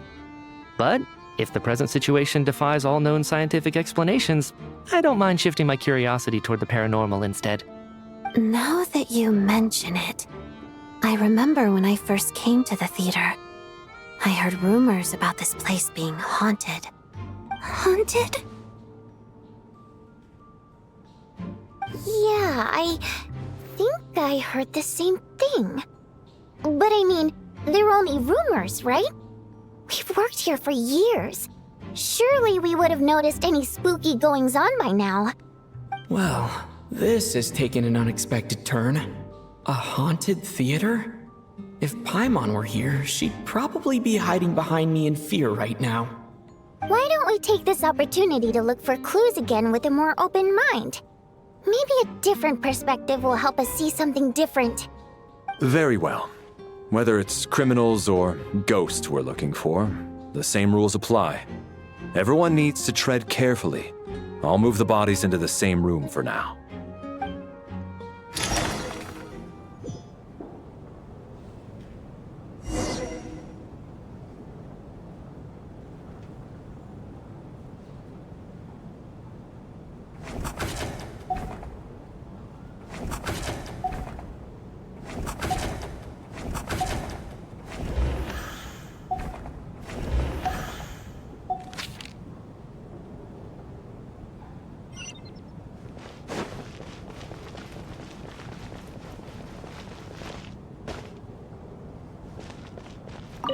I need to think very hard about whether there's anything that ever needed hiding. After all these years, there must be some things even I've forgotten about.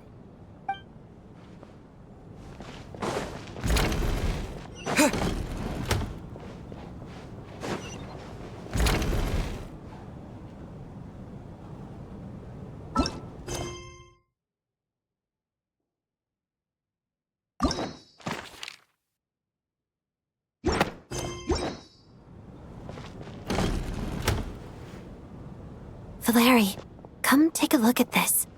You too, Traveler. Some sort of notebook. What is it for? It's the on-duty logbook for the theater. Kulish was the main person to use it. He mostly used it to record any unusual incidents during a show, audience numbers, exit times, and so on.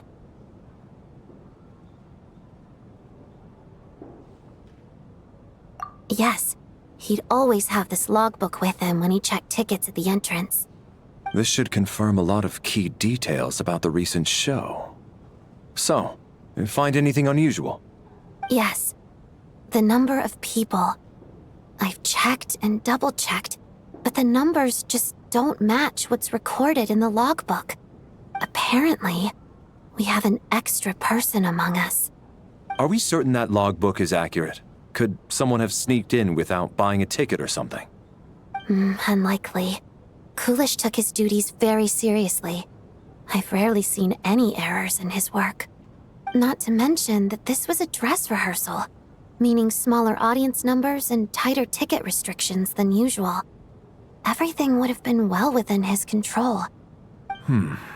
We no longer have our tickets with us, do we?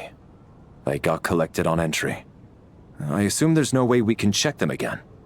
Unfortunately not. The theater recycles tickets. Once people are in the door, they don't tend to leave until the show ends, so we collect the tickets at the point of entry.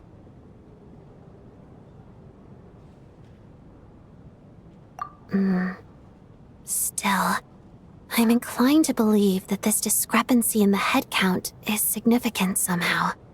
Did an extra person just materialize out of thin air?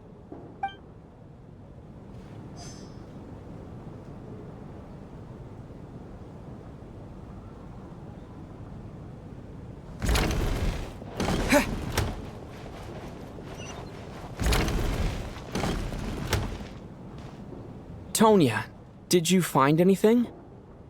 Not yet. Still looking. So... Are we supposed to be looking for something paranormal? I think I'd prefer teaming up with you than looking around on my own. This looks like somebody's notebook. Shall we read it together?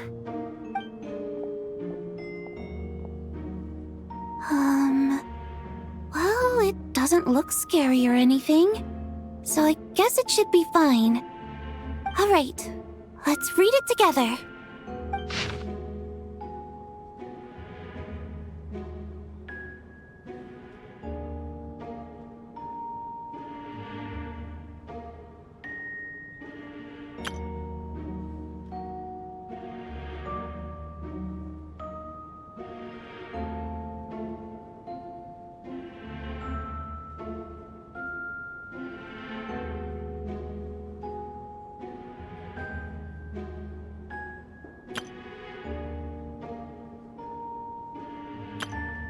Huh.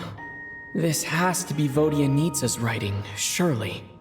Maybe it's a little rude for us to peek at this. I feel like I just read someone's secret diary by accident. It sounds like she's writing this for her parents, right? I don't understand. Why put this stuff in a notebook instead of mailing it in a letter? Because her water imp parents belonged to the aristocracy, who were driven out of Snezhnaya by the Tsaritsa long ago. And now they live somewhere new, where the postman can't get to. We're sorry. It's fine.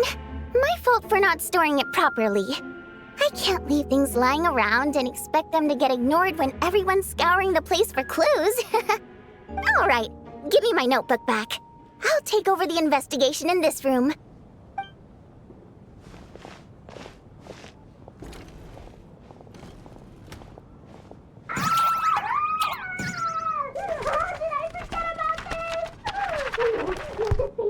Oh God, and this one. Oh my. Why am I so embarrassing?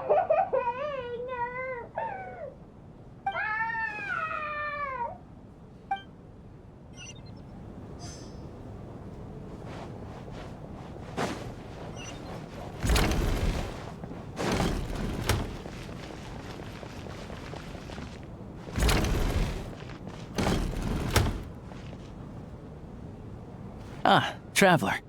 Since you're here, come take a look at this. Alosha found it. We're both curious to hear your perspective.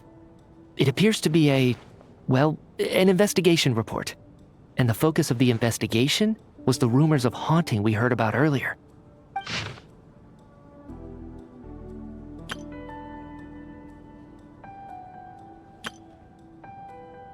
An investigation report, huh? Looks quite old. This person's name looks to be of Sumeru origin to me. Was the investigator from Sumeru? The theater manager must have hired an investigator once specifically to look into this issue. But it doesn't look like anyone ever looked at the report. Presumably, the manager wanted to know if the supposed haunting was dangerous while also being fearful of word getting out in case it affected the theater's business. Anyway, the bottom line is, the haunting is actually real after all. It's caused by an obstruction in the ley lines. Is there any chance this is the key to finally making some progress with the murder cases? Ley line problems are pretty unexceptional to me by this point. And while it certainly offers an explanation for the ghosts, it's hard to imagine what connection it could have to these two murder cases. Some of the language that appears at the very end of the report caught my eye. Angel civilization, ley line renovation? My area of research doesn't touch on any of that, so it's completely outside of my wheelhouse. Huh? A piece of paper just fell out from the report. It landed right by your feet.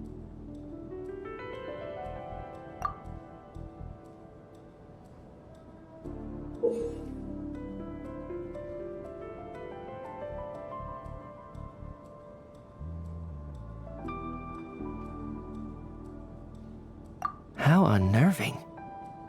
It was tucked inside the report, so it must be a note left by the author.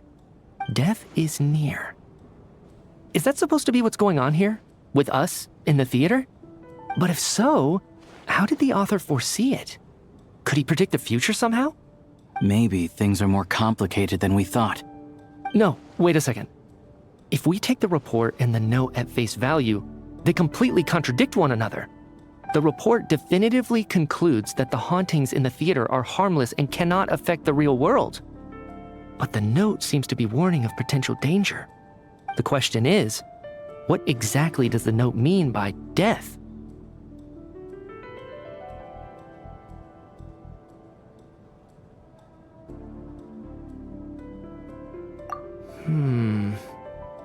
The various ways we could interpret this keyword lead in completely different directions. Let's pause our analysis here for now. I think we need more information.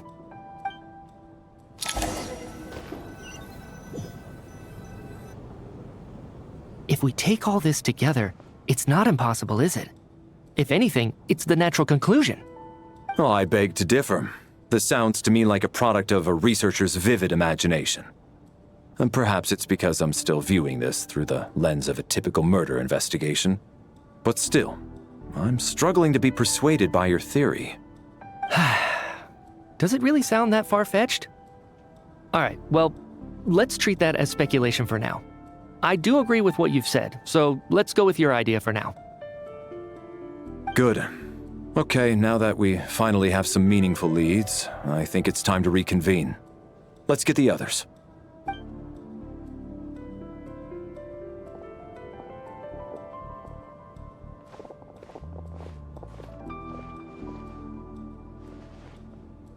So, that's about everything we've discovered so far. I'll share my theory first. Based on what we've learned from the logbook, I believe the extra person among us is most likely the killer. If the killer had simply bought a ticket, it would have greatly increased the risk of their identity being exposed. I expect he or she either hid in the theater ahead of time, or found a way to slip past the ticket inspection. They then blended in with the group and waited for an opportunity to strike. What about the note found in the investigation report? Any thoughts on how that fits in? The killer may have simply planted it there as some sort of sick joke.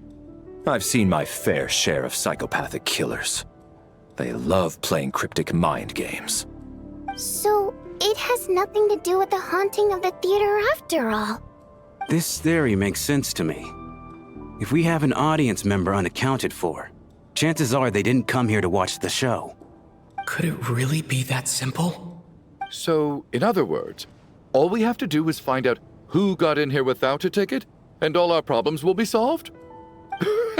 Then let me make one thing clear. All the theater staff should be well aware that I came here for the rehearsal legitimately, yes? There's no way I'm the one who didn't have a ticket. It's true. I hear you used every trick in the book to get a hold of that ticket, too. Everything short of throwing a temper tantrum and rolling around on the floor at the entrance. I most certainly did not degrade myself in such a way. Probably a stupid question, but I might as well ask. Did anyone here get in without having their ticket checked? Hmm? Guess it was naive of me to expect them to just admit to it. Especially after the unprompted Lelik reveal. Once was already a miracle. Twice would be unfathomable.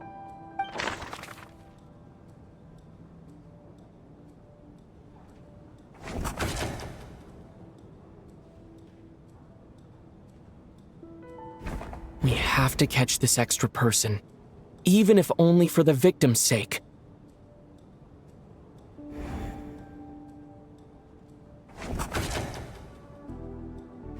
We have to catch this extra... We have to catch this extra... We have to catch this As things stand, the audience head count doesn't add up. I guess we can rule out the theater staff members.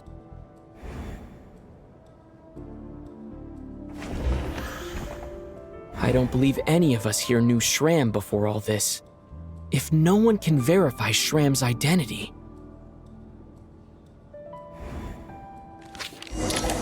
Mr. Shram, did you really go through the ticket inspection to get in here? Huh? Me? Why am I being singled out, my friend? Do I seem that suspicious? It's not that you stand out as suspicious, more that everyone else has been ruled out as trustworthy. Okay. Well, we spent the best part of 2 days together now, so I'm sure you can all tell what kind of person I am. I'm a true gentleman. I never dream of doing something like sneaking to the theater without a ticket. Yeah, I have no doubt that you're a good person. But the problem is, none of us here actually know you, so no one can say for sure that you are who you claim to be. Although, actually, what was it you said last night? Yeah, you're friends with that water imp, which is why you understand our primary mode of expression. Last time I checked, there were barely any of us remaining in Snezhnaya, since most of the water imps left. Could you tell me a little bit more about your friend? There's a good chance I actually know her. And I suppose it's also kind of a way for everyone else to get to know you a little better.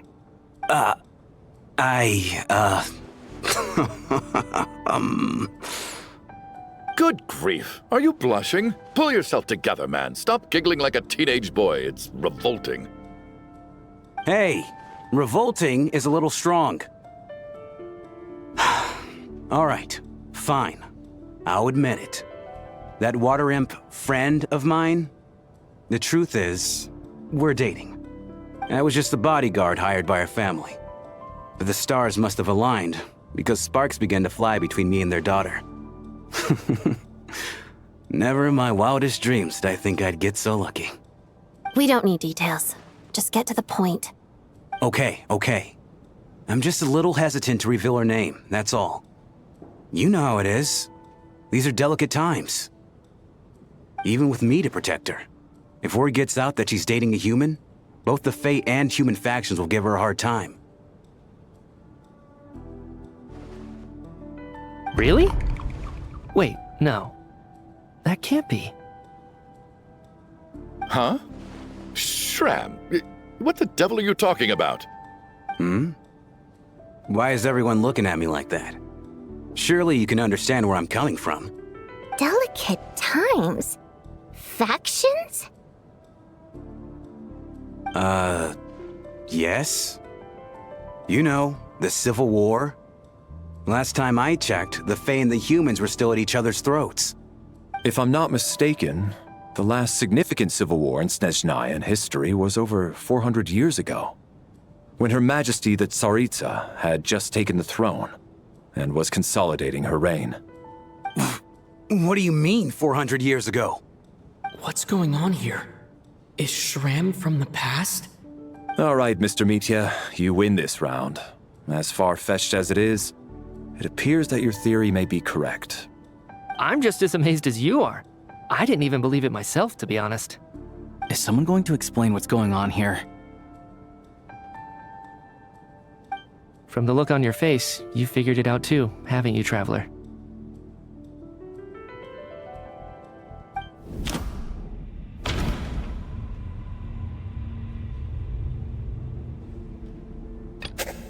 That seems to be the case. Shram...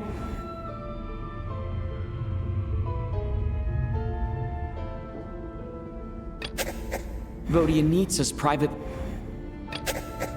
No. The truth lies... The theater's ley lines have been modified to block souls within its grounds from returning to them. Some souls can even wander this place forever. Mr. Shram's statement proves he is from hundreds of years ago. And according to the investigation report on the theater hauntings, Mr. Shram is very likely a lost soul wandering the theater.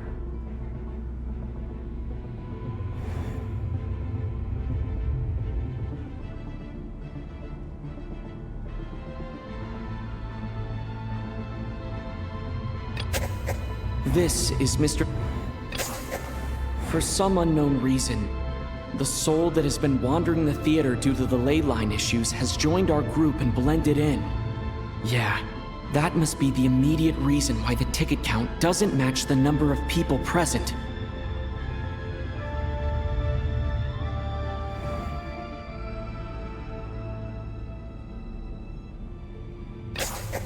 The contents of the investigation report have been verified. There are indeed ley line issues and wandering souls in the theater. Death likely symbolizes the deceased. Mr. Shram, for instance. Death is near. That must mean that there's a dead person in our midst. That's the truth, isn't it?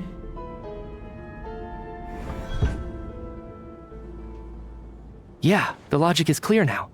The investigation report said that there would be souls stuck wandering around the theater because the ley lines were cut off. Mr. Shrem must be one such soul who died in the theater a long time ago. In which case, that also makes him our extra person. So when the note said death is near, it must have been referring to death as in the deceased, people who died a long time ago. Someone who died a long time ago. In short, there's a dead person among us. The extra person we've been searching for is a ghost from the past. You mean I'm a ghost? No. Don't make jokes like that, my man. There must be some mistake. But even if I was dead, I know for a fact I didn't kill anyone these past 2 nights. Yeah, even if all that's true, the report also said the souls inside the theater can't affect reality, right? They're harmless. Then what if the problem isn't the souls at all, but the ley lines themselves? The ley lines have a powerful ability to attract and devour souls. Let's say that the ley lines are like a black hole, constantly seeking to engulf souls. But the souls that don't want to return are trying to avoid being sucked in. Huh. Why does this analogy sound so familiar? What happens when the black hole can't achieve its goal? I'm only speculating here, but what if it ended up swallowing innocent souls by mistake, or intentionally taking other souls to compensate? That could explain why we weren't able to determine a cause of death. If you're right, and their souls were devoured by the ley lines, it does make some sense. It does seem to explain a lot of the things we couldn't make sense of. Does that mean it's true? Except there's no concrete evidence. Mitya's relying on a lot of logical leaps. Still, it seems like the best explanation we have under the circumstances. All right, so how could Shram not know that he's dead? Seems a little unlikely that he hasn't noticed anything unusual even after several days interacting with us. On the contrary, it's perfectly normal for a soul to wander the theater for centuries without questioning their existence or reason for being there. It's simply what's natural for them.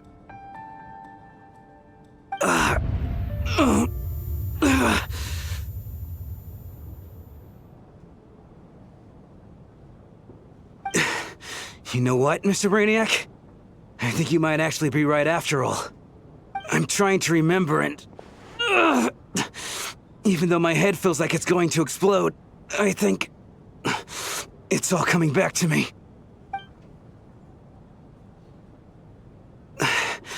I was the one who didn't want to remember my own death, so I forced myself to forget.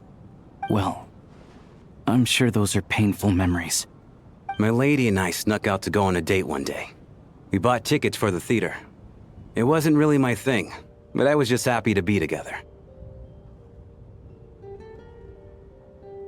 All of a sudden, a group of people burst into the theater, shouting for all the water imps to get out, performers and audience members included. It was clear the conflict between humans and Fae had reached a boiling point. This time, the extremists were even coming after the water imps who had nothing to do with the war.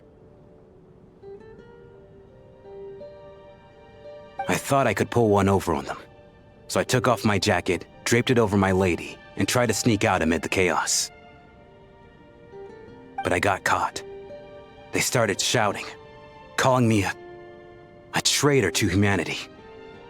But I was going to do whatever it took to buy our chance to escape, no matter how many people stood in my way.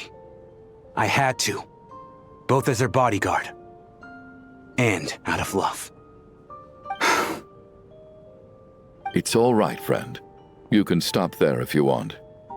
You don't need to dig all that up again. It's just... even now, I'm still struggling to accept the truth. How could I be dead? I'm sorry, everyone. If I'd known I was a dead man walking, I wouldn't have dragged you down with me. If I'm the cause of all this death, then punish me however you see fit. But, Mr. Shroom... No. I refuse to be a burden. I know what I have to do. You said I've been wandering the theater for centuries, right?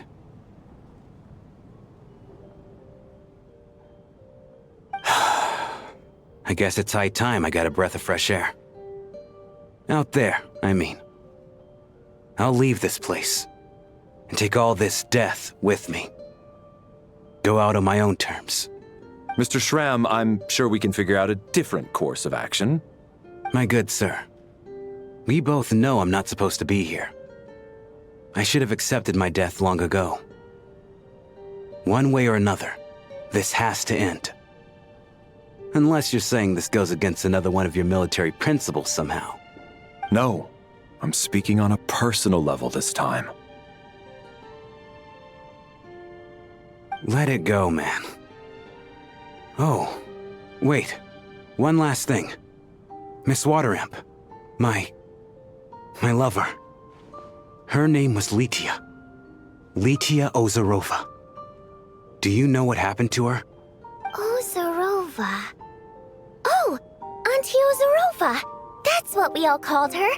I remember her as a very kind elder. She had a bunch of kids, too.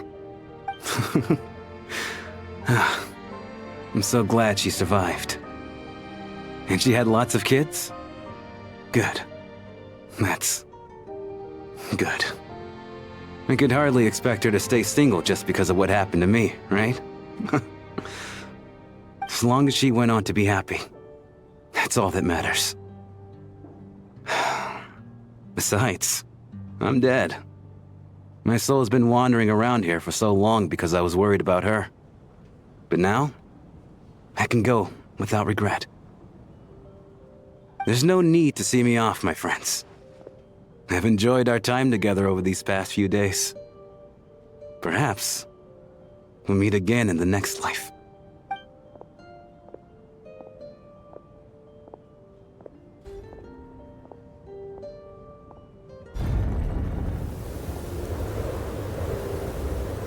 Take care, my man. I knew Mr. Shram was already dead, but I still feel so sad. Death is cruel, no matter how we might try to make sense of it. So, was the conflict between Fae and humans really that bad back then? I was only little, so I don't remember much. It's terrible to think that so many innocent people had their lives turned upside down. Even the historical records about that time period don't say much about it. All people know is that the Tsaritsa founded the Fatui, drove out most of the Fae aristocracy without explanation, then used her terrifying power to suppress the humans. It seems to me like the Tsaritsa chose to make herself the enemy. She downplayed the conflict, directing whatever animosity both sides had for each other at herself instead. That's also why, despite how brutal the conflict was at the time, there hasn't been much lingering tension between humans and Fae since. Things have been fairly harmonious for the past few centuries. So, the Tsaritsa banished the Fae to protect the Fae living in the city? She offered herself up to be hated in exchange for peace. Maybe it's not quite as bad as it sounds. I don't think Her Majesty is too concerned if mortals hate her or not. And besides, there are very few who truly do. All this time, I had no idea. All right. If Mitia's theory is correct, then I think we can consider this matter settled. Let's all take a break.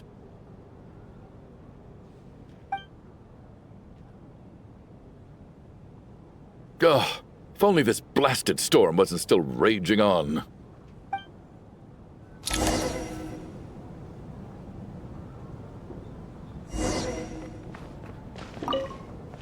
I was actually planning on hiring him as my bodyguard after we got out of here, you know. Oh, poor guy.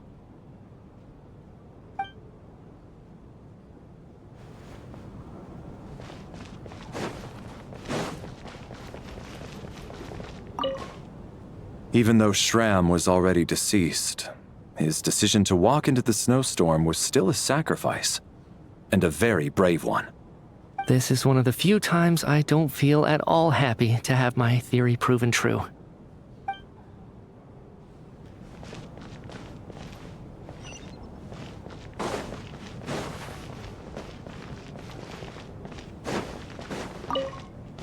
Well, at least first, it seemed like Mr. Shram stayed optimistic until the end. The information he revealed, it's given me a lot to think about.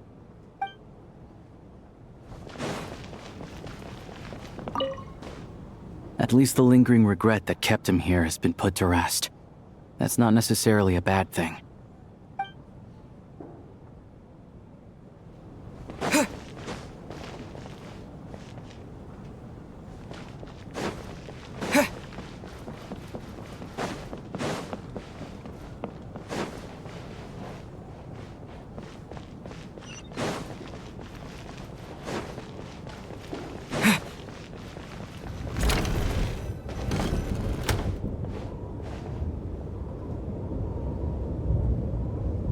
Looks like now we can just rest until the snowstorm stops. I still can't believe Shram turned out to be a ghost who'd been in the theater for hundreds of years. To think he was dead this whole time. What a strange turn of events. Knock knock. Huh? Knock knock. You know the door isn't closed, right? You don't have to knock. Think of it as a signal then. When I'm entering someone else's room and I knock, I'm here as Odette. If I don't knock, it's Lelik. Thanks. So, why did you come to find me? Is there something I can help with? Vodyanitsa said you knew about my secret identity from the start. But when everyone was discussing who Lelik could be, you were worried that revealing what you knew would be unfair to me, so you kept it to yourself, right? Yes, I'm extremely grateful for that. It's nothing. I mean, you didn't hold what happened with Signora against me, so I should thank you for that as well. Actually, there's something else as well. I found myself in a situation similar to the one you were in when you helped conceal my identity. So I thought I'd come and ask you for advice. It's about Mitya. Before all of this, the last time I saw him, he was dead. As I'm sure you know, my goal as Lelik was to stop Project Stuzha. Well, when I found out the tech lead for the experiment behind Project Stuzha was Mitya, I immediately started planning to track him down and threaten him to back out. I often saw him around the theater, but I soon concluded that making my move there would risk exposing my identity. So I decided to infiltrate the Armory Palace and go directly to his lab. That way, the threat would be much more effective.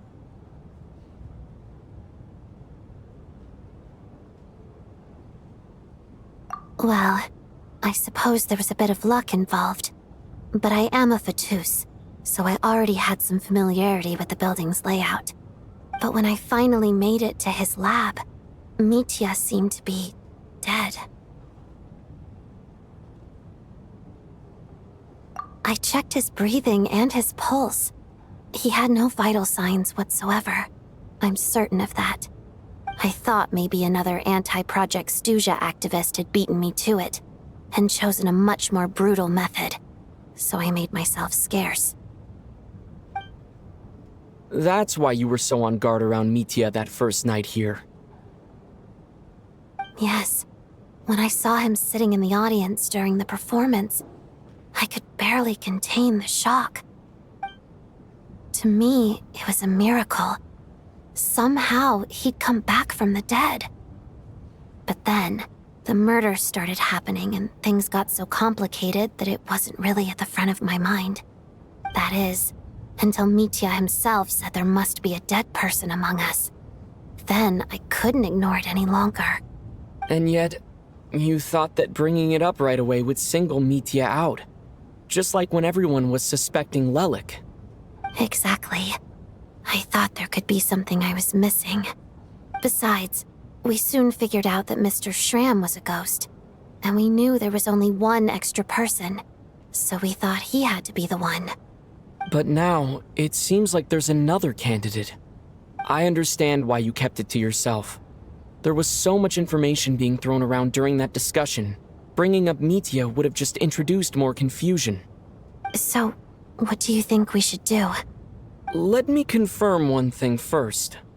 When was it that you found Mitya dead? Around a week ago. Sometime in the afternoon. A week ago? That's earlier than I thought. I saw him just a few days ago at a restaurant. That definitely would have been after you found him dead. He seemed completely normal to me, chatting with Vodyanitsa, trying to avoid Valeri.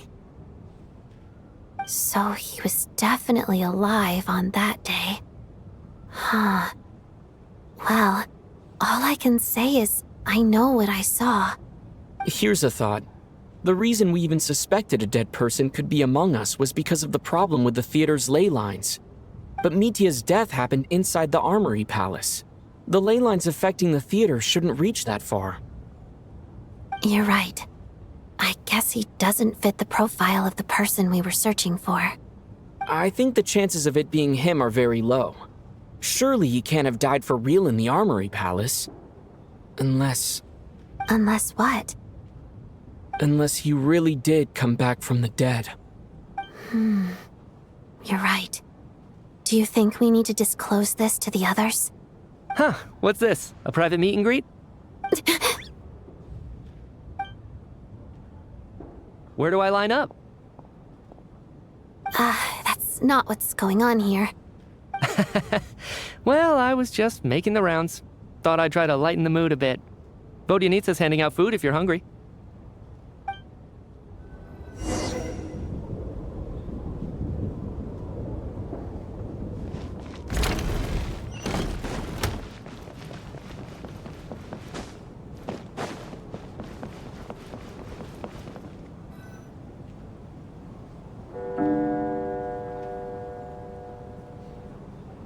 What is going on with this storm?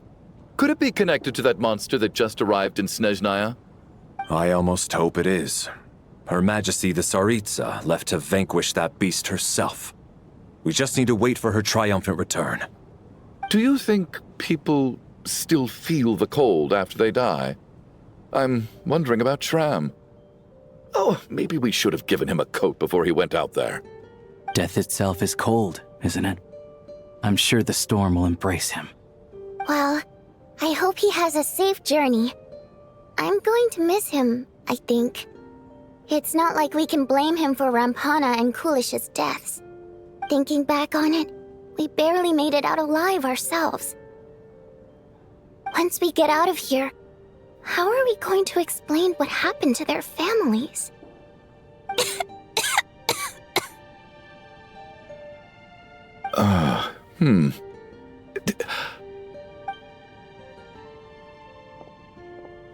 Are you okay? Here, take this. I've never used it.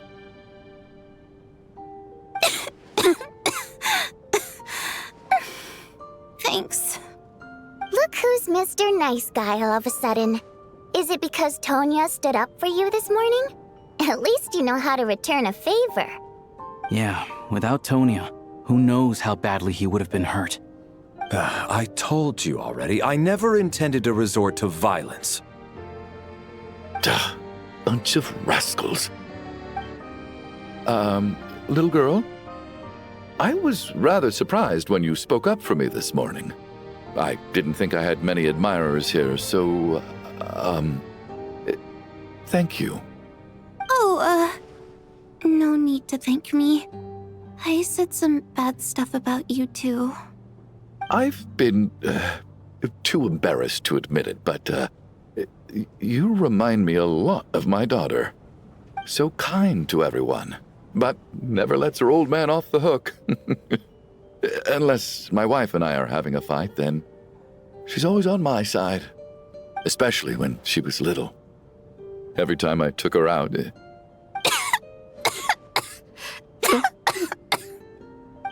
All right, easy now.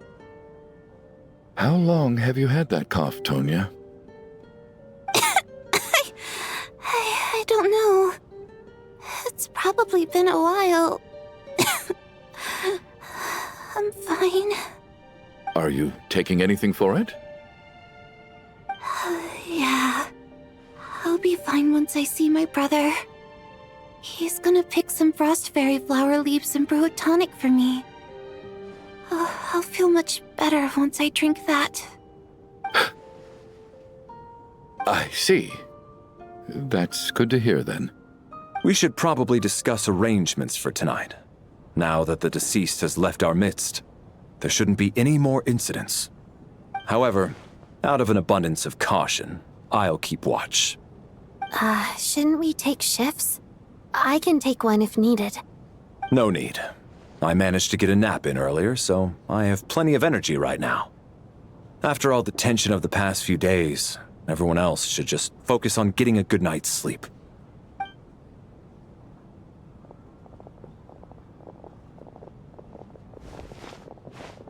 What a long day. This whole situation turned out to be way more complicated than I expected. But Valeri's right. I should just try to calm down and get some rest. The last thing I want is to give myself nightmares.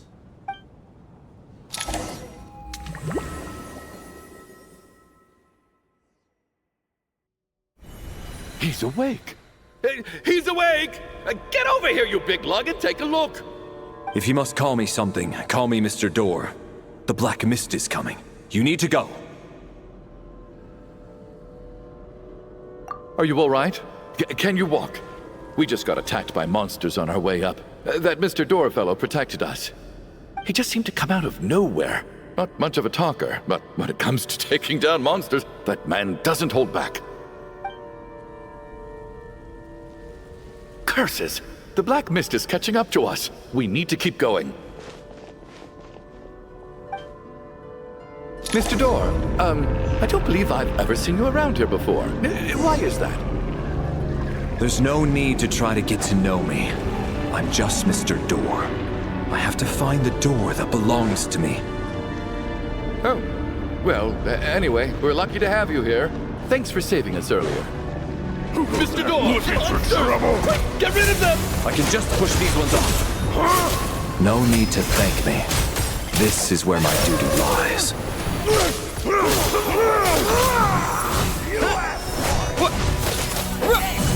What?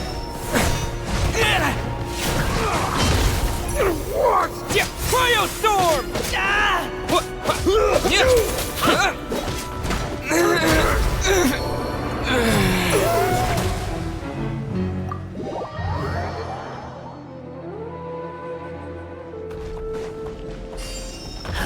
Looking for trouble? Ready to face? What?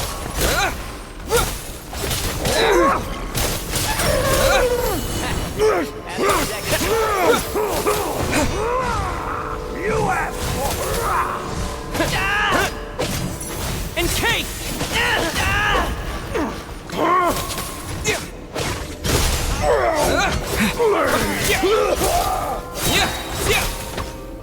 Condense! Gotta...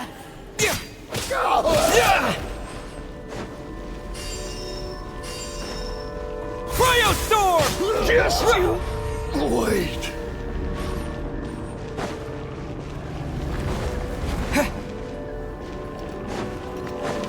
So we're doing this the hard way.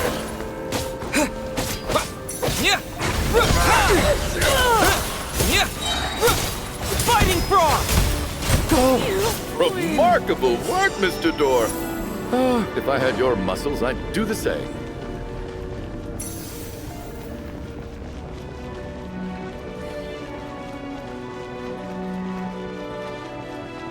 Are none of these doors the one you're looking for? No.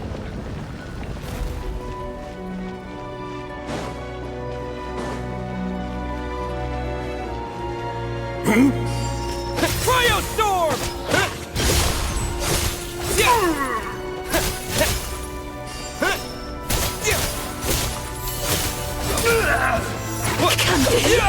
Impossible!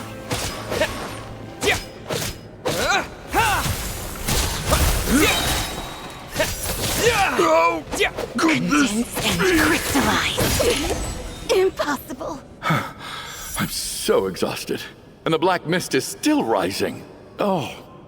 Wait, look! There's more monsters down there. Are they coming from within the black mist? No, no! They're gaining on us! Quick, keep going, or they'll be at our heels any second!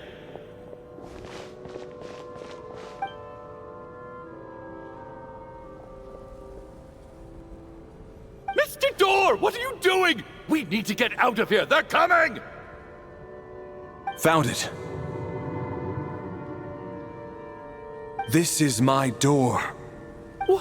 What? You mean you're going to stay here? I am a door. This is where my duty lies. No! You saved us. We can't leave you behind. You must keep going. A door can only keep things out for so long. You must make haste. But... Oh, you're right.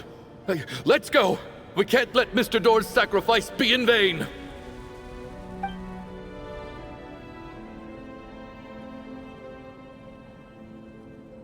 The black mist isn't moving anymore. Looks like both the monsters and Mr. Door are gone. I didn't just imagine all that, did I? Surely I wasn't so scared out of my mind that I hallucinated a door as a human being. Oh, okay, good. There's no way we both hallucinated the same thing. Getting sleepy? Well, looks like we're safe for now. Go ahead. Let's get some rest.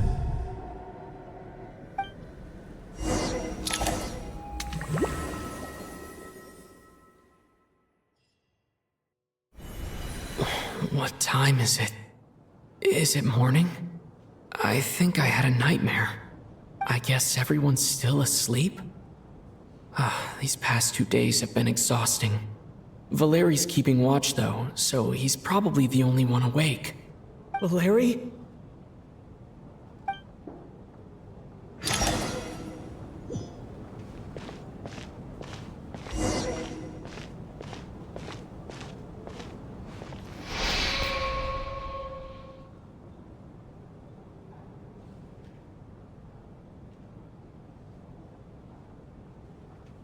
Wake up! Everyone needs to wake up!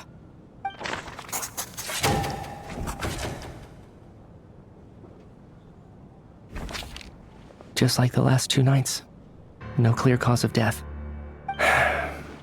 I've been a real thorn in your side, haven't I, Mr. Valeri? Now you can rest in peace. But for me, life will be all the duller for not having to run away from you, my friend. How's Tonya? Is she okay?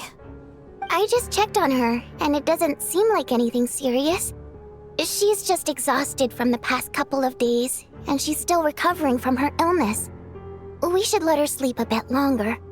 That means Valeri was the only one who died last night.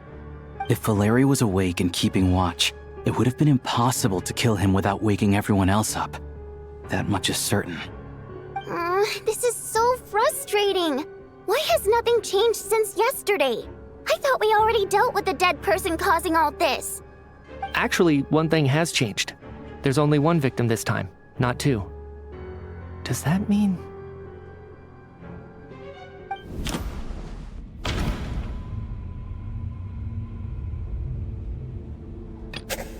But Mr. Schramm was already deceased to start with. After the deceased Schramm left, there was one less victim last night. That more or less tracks. It's a reasonable conclusion, considering the only variable that changed. The number of people who die each night is equivalent to the number of dead among us. That's your theory, right? Exactly. We identified Mr. Schramm, and the night after he left, the death toll dropped from 2 to 1. By that logic, there must be one more dead person left among us. Another one? But there was only one person unaccounted for in the ticket checks, right? The head count should match up now. Having an extra person was definitely a cause for alarm, but being one person short isn't nearly as unusual. Someone could have left in the middle of the show, or made it out before the storm hit. One more dead person among us. If Mitya's theory is right, then what Odette told me seems a lot more relevant. It's just, at the time, we had no reason to think there was more than one dead person. If only we'd taken it more seriously as a possibility. Maybe this could have been avoided. I'm sorry. This is my fault. I had information that could have been helpful, but I held back. I should have brought it up right away. I'm partly to blame as well. I was too quick to dismiss Odette's concerns. What is this about? What have you two been getting up to behind my back? Sounds like there's some big news you've been keeping from the rest of us. Well, we're all ears.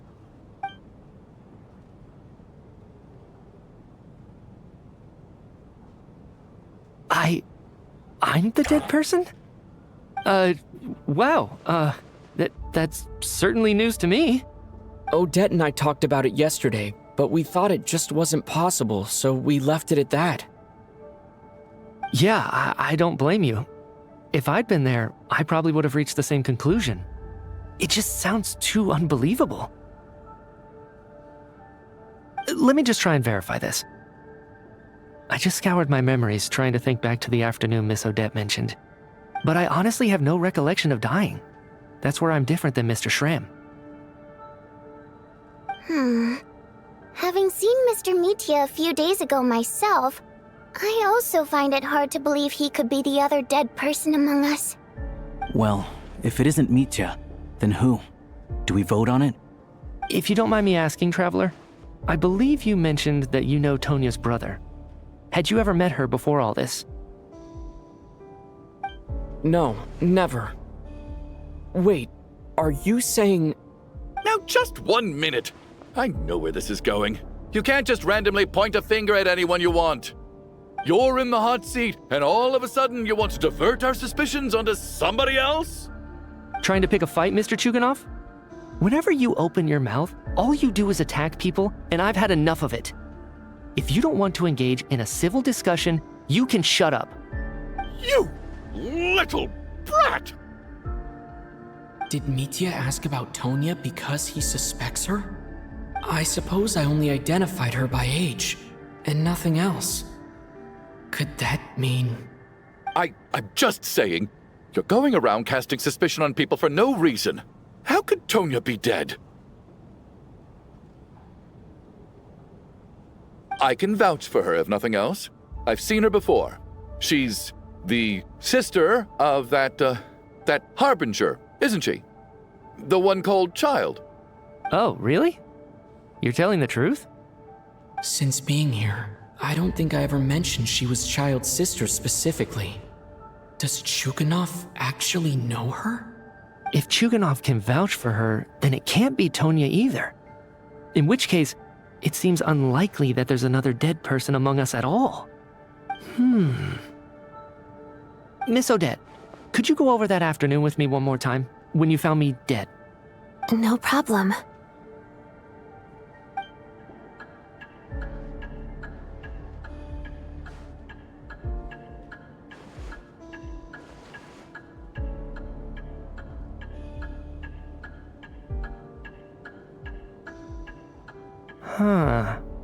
No matter how hard I try, I just can't remember anything about dying.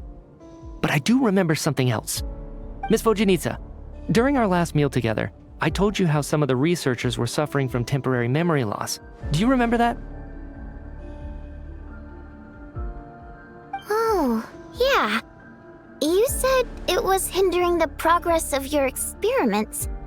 You thought they were just under too much stress or something. Right. And even though I don't remember dying that day, I'm pretty sure I experienced something like amnesia. Some of my memories from that afternoon are missing. Are you suggesting you're missing the memory of your... Of course. How am I only just realizing this? Humans aren't necessarily aware of their own death. You mean being silently assassinated, or dying in your sleep? Situations like that? The researcher's amnesia. Suddenly it all makes sense. I must thank you, Odette. I think your perspective just helped me reach a breakthrough on a series of issues that have been troubling me for quite some time. All right. It's decided then. I'll be the one to leave today. Oh, leave? Hey, wait a minute. Aren't you rushing into this? What if you're wrong? You'll pay with your life. Come on, kid. Aren't you gonna fight for your life? This seems like a rash decision. I have other reasons beyond what's been discussed. In fact, thinking back, I remember during Miss Odette's performance, while I was sitting in the audience stalls, a brilliant new idea for my research popped into my mind. But then, my train of thought suddenly cut off. I can't remember it now at all, and I didn't take any notes. I guess that must be another instance of temporary amnesia. No. Hold on. I see where you're going with this. You're suggesting that each instance of temporary amnesia is a death, right? There's a glaringly obvious flaw in that idea, no? How can one person die so many times? I believe Miss Odette's account. During the period where my memory is blank, I must have been either dead or in a similar state. All it would take is for the same thing to happen in the theater, and I would come under the effect of the ley lines in this vicinity. This increases the likelihood of me being the deceased, does it not? But... There's no evidence to suggest that anyone other than me is a candidate for the deceased. So allow me, as a scientist, to treat this as an experiment. Please relax, everyone. I don't think things are as bad as they may seem. If I really am the deceased, then to leave the theater will be a relief for me. If, on the other hand, I'm still alive right now, well, apparently you've all witnessed my resurrection recently anyway. Who's to say I won't return from the dead again this time? Mitya's right. This is the only thing we can try right now. I think he's deliberately downplaying the gravity of the situation, though. He probably doesn't want to burden everyone. What is a scientist if not someone who gambles on experiment after experiment in an attempt to obtain the truth? With this snowstorm, the ley line phenomenon, ghosts of the dead, and my amnesia, we've been paralyzed by not knowing and powerless to do anything about it. It's a terrible feeling. But if I do get resurrected, you can be sure that I'll come back with the truth of all this. Just you wait.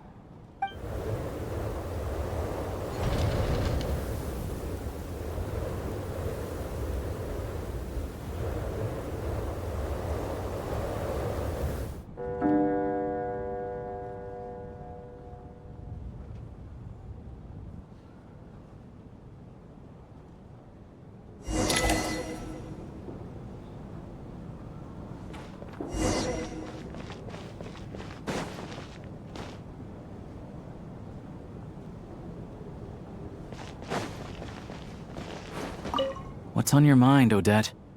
You haven't said a word. I was thinking about Mitya. If he'd been unwilling to sacrifice himself by walking out into the snowstorm, that would have made more sense to me. After all, it seems like the dead don't perceive things any differently from the living. Mitya doesn't even remember dying. So, to hear the news that you're apparently dead, and simply choose to walk out that door without a second thought, I can't imagine all the things that must have been going through his head. But when Mitya left, his expression revealed absolutely nothing. Perhaps he is even better at disguising himself than I am.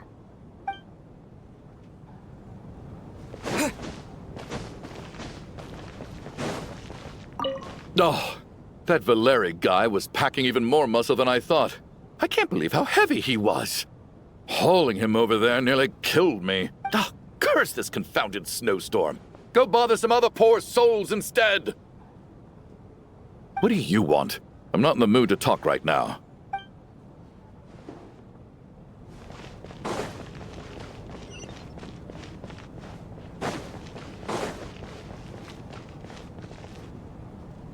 Poor Mr. Mitya.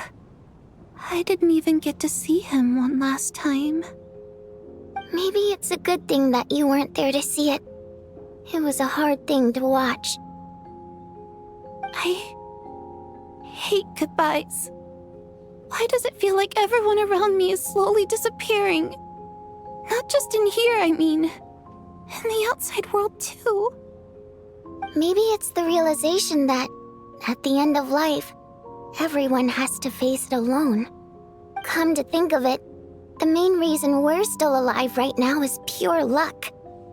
Each morning here, for every one of us, there's the chance that we might not wake up. You could take it a step further and say that the same is true outside, too. Who can never be 100% sure when they drift off to sleep that they'll open their eyes again in the morning?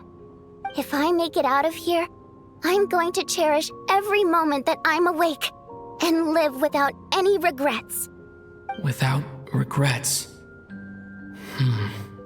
I feel like a strange sense of anxiety has been quietly growing inside me over the last 2 days. Are you okay? You look really glum. If something's bugging you, let's talk about it. There's only a few of us left here now. After everything we've been through, what's the point in keeping things bottled up? I have a travel companion named Paimon. Alosha and Odette have met her before. She's been feeling unwell recently. You're worried about her, aren't you? That makes sense. We've been trapped in here for days. To be honest, I used to feel like I was just a spectator in this world, watching everything that happens from the sidelines. Maybe it's because I'm a descender. A descender? But with Paimon by my side, over time, I slowly felt my connection to this world growing stronger. She loves eating, sleeping, and having fun, but she's also a great guide. It's her authenticity that makes this whole world feel more real for me. Over the last few days that we've been apart, I've often caught myself wondering, what would Paimon say if she were here right now?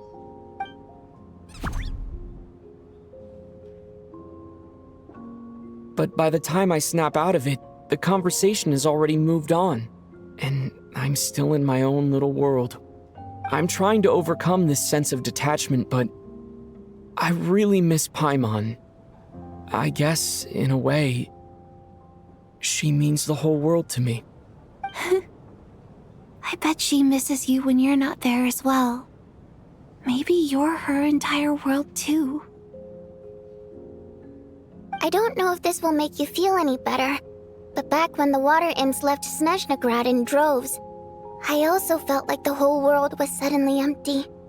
I could be surrounded by people all smiling and having fun, and still feel completely separate from it.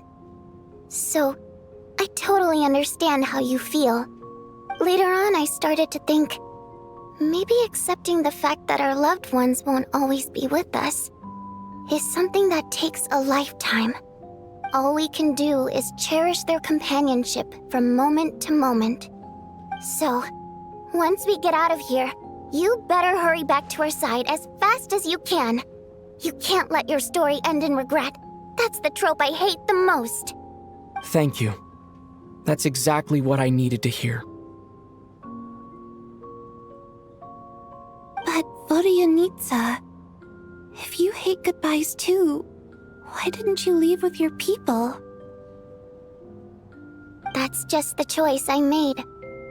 I used to regret it, but I don't anymore. Like I said before, singing is a water imp's primary mode of expression. It's how we convey our emotions. Our songs have echoed through this theater for hundreds of years, each one a story pieced together through moments of joy and sorrow. But does a story exist without someone to read it? To me, the answer is no. So I made the choice to stay. That way, there would still be someone left to sing these songs and listen to their stories. Otherwise, they could have been lost forever. Could you teach me how to understand your people's songs sometime? I want to be able to truly hear them, like Mr. Shram. A fan after my own heart. Thank you, Tonya. How about I sing something for you, and you tell me what you hear. Okay, I'll do my best.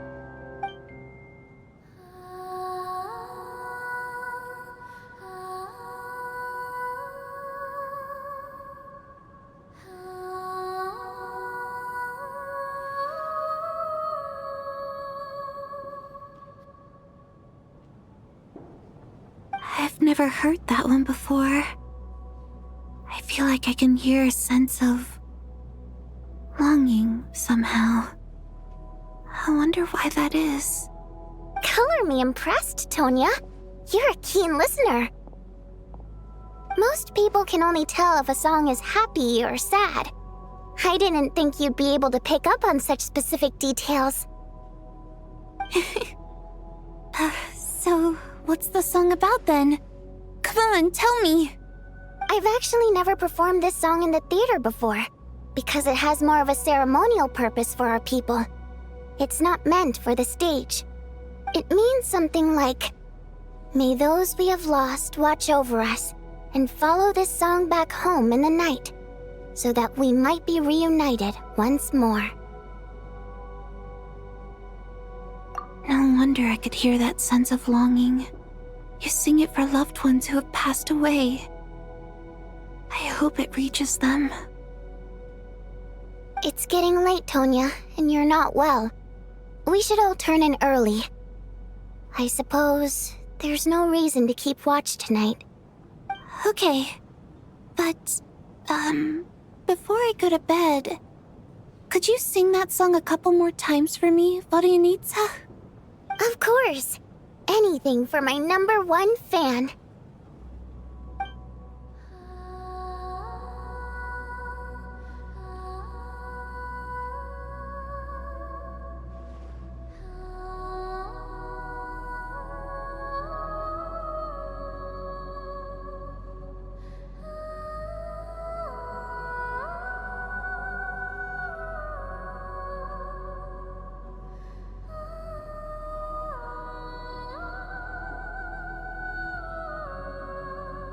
Once I get out of here, I definitely don't plan on ever coming back.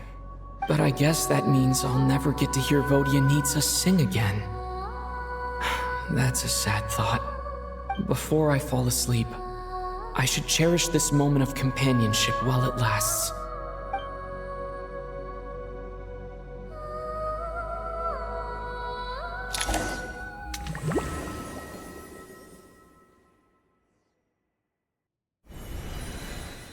Where am I? It's so dark in here, and I feel kind of dizzy. Am I alone?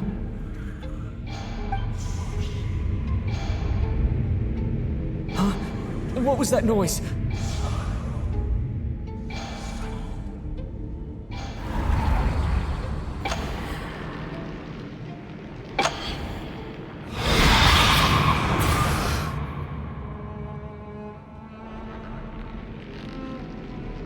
Return, O spirits. Fulfill your oath of protection.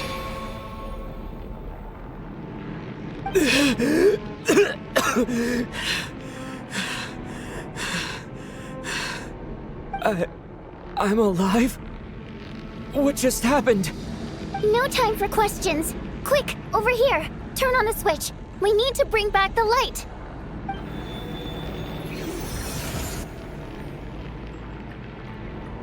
All right, we're safe.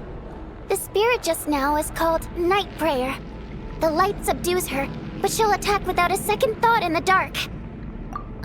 Sort of. I know it's hard, but you can't let this place go dark, or she'll kill you again. Yep. Luckily, I was here to resurrect you. Otherwise, that'd have been a real bummer. A bit more than a bummer, I'd say. Wait, so you have the ability to resurrect people? Sure I do. I'm your guardian spirit after all. I specialize in soul recall. Oh, it's nice to meet you, by the way. Thanks. It's nice to meet you too. All right, there's no time to waste. The black mist is already catching up. We need to avoid it at Night Prayer at all costs. Come on, let's go. We need to reach the next switch before the place gets too dark. If we bring the light back, Night Prayer won't be able to get to us. Sweet, sweet light! It's back! Shh! It's Night Prayer. We need to move quick, but don't let her notice you. Look out!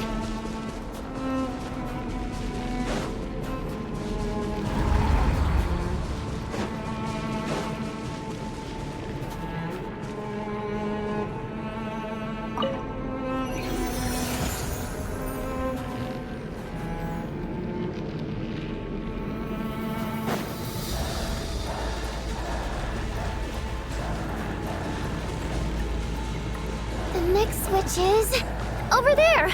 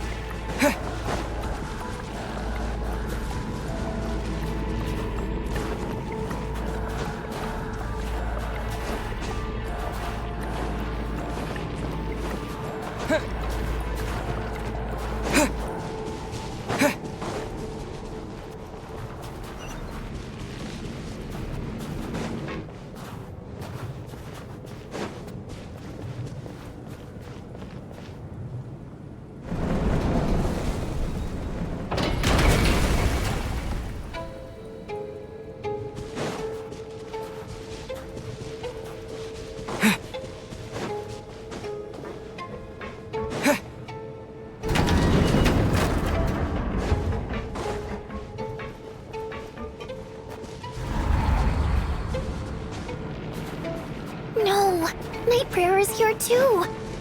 This can't be the only path. Let's head up there and take a look. The switch is just up ahead. Hurry!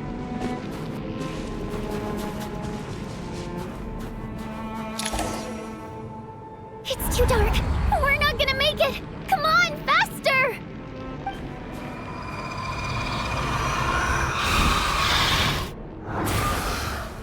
Traveler! I won't let you die like this. Not on my watch.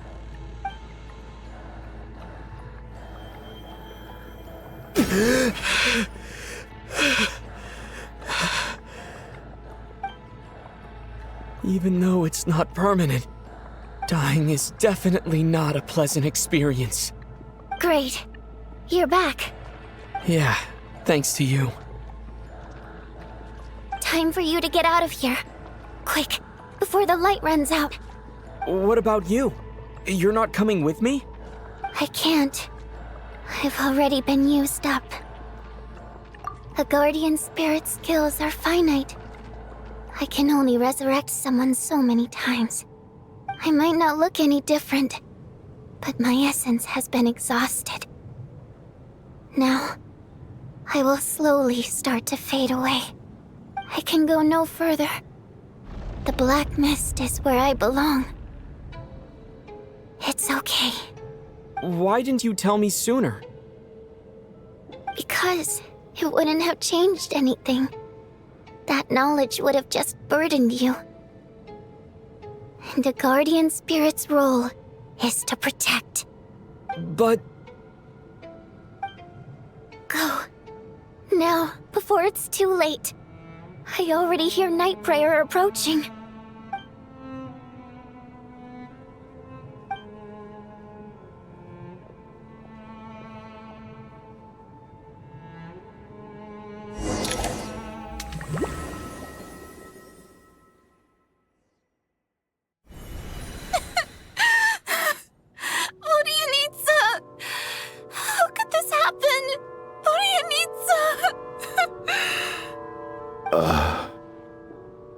Well, I guess there's no need to inspect the body.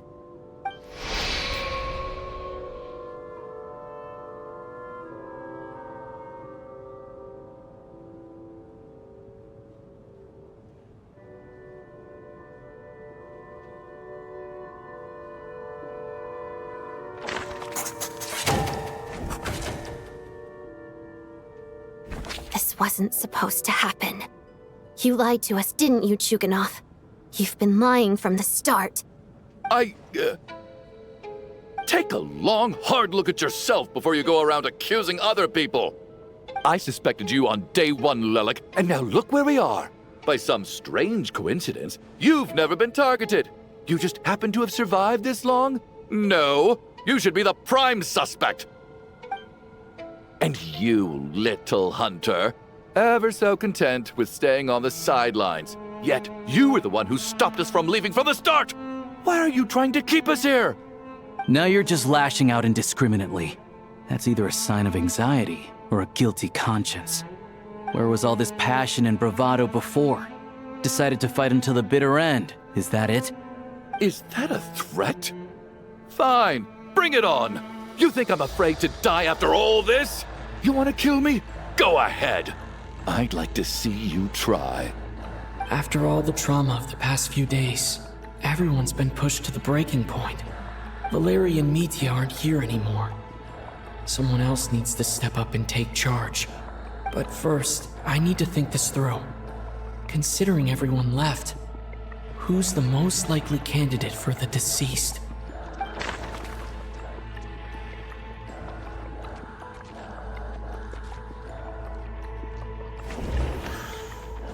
I clearly remember Mr. Chuganov from the first time I visited the theater. He made quite an impression. Of those who remain, the only person we've never met before is Tonya. There is room to doubt her true identity. People are easily misled by first impressions. Now that I think about it, child sister was in fact a label I imposed on her due to my own assumptions. But Mr. Chuganov vouched for Tonya's identity yesterday, with basically no other possibilities left. Could it be?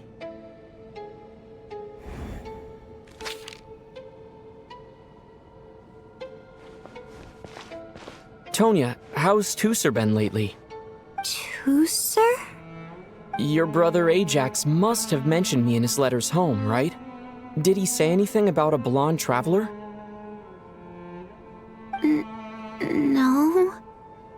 And my brother's name is Razik, not Ajax. Ugh. Chuganov, looks like it's your turn to do some explaining. Yesterday, you said you could vouch for Tonya. Why did you give us a false testimony? I knew you were behind this, Chuganov. You've been lying through your teeth from the start. Everything about you is fake, down to the wife and daughter you're always talking about. Your entire family man persona is a charade, isn't it?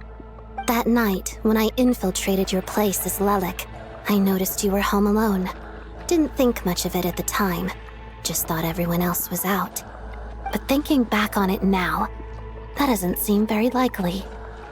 My guess is, you live alone, don't you? Even that was a lie? But why would he lie about having a family? Oh! Curses! Oh, why is there no end to this blasted snowstorm? If it would just stop! If it would just stop. I think I remember now. I know how I ended up here. It feels like a distant memory. But at the same time, it's just like it was yesterday. The reason I'm always coughing is because I got sick with frostbite. The locals usually call it the snow cough. It's not a very common illness. It's partly genetic and partly caused by the cold climate, but it can be fatal. They sent me to the hospital as soon as they found out I had it. And I spent so long lying there in that hospital bed. After a while, I felt myself growing weaker and weaker.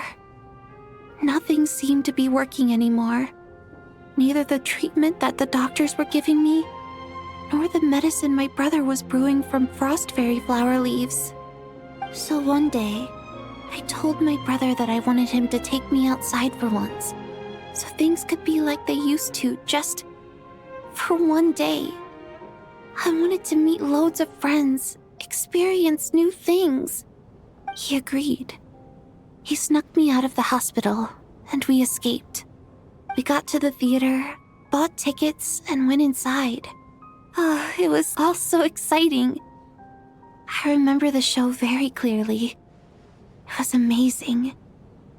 But I found myself getting sleepier and sleepier. Oh, Tonya.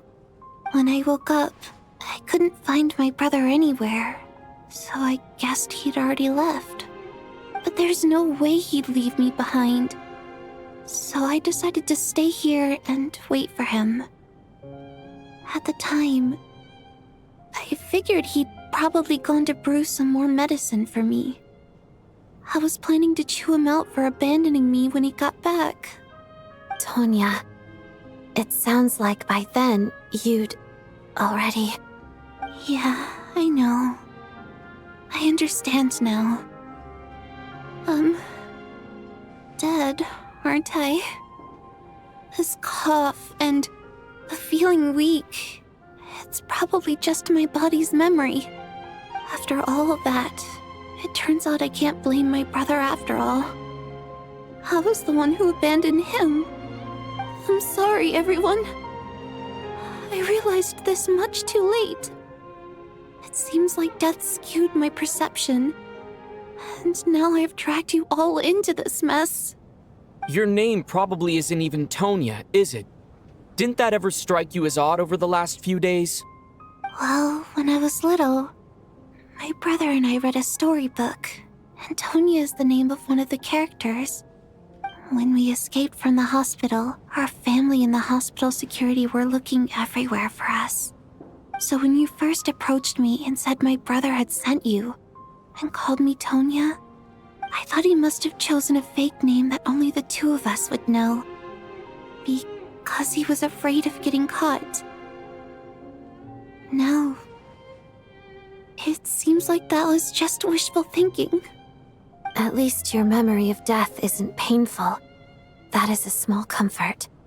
Now it's your turn, Chuganov. Talk to us. I believe no lie is ever told without a reason. You're right. I was lying. I happen to know that the Harbinger child and his sister Tonya managed to get tickets, so I lied to you and pretended I knew them. And yes, I was lying about my family too. The truth of the matter is, I lost them a long time ago. I just refused to accept reality. And now I've spent the second half of my life living a lie. I'm a joke. My daughter's name was Iskra. And before you ask, yes, Iskra, as in Iskra Manufacturing Plant. She also died from the snow cough. She was just 6 years old. If she were still alive today, she'd be around the same age as little Tonya here. After Iskra passed, my wife couldn't bear to face those memories either. So she chose to start a new life without me. One day when I came home from work and saw the empty room, I felt like I couldn't breathe.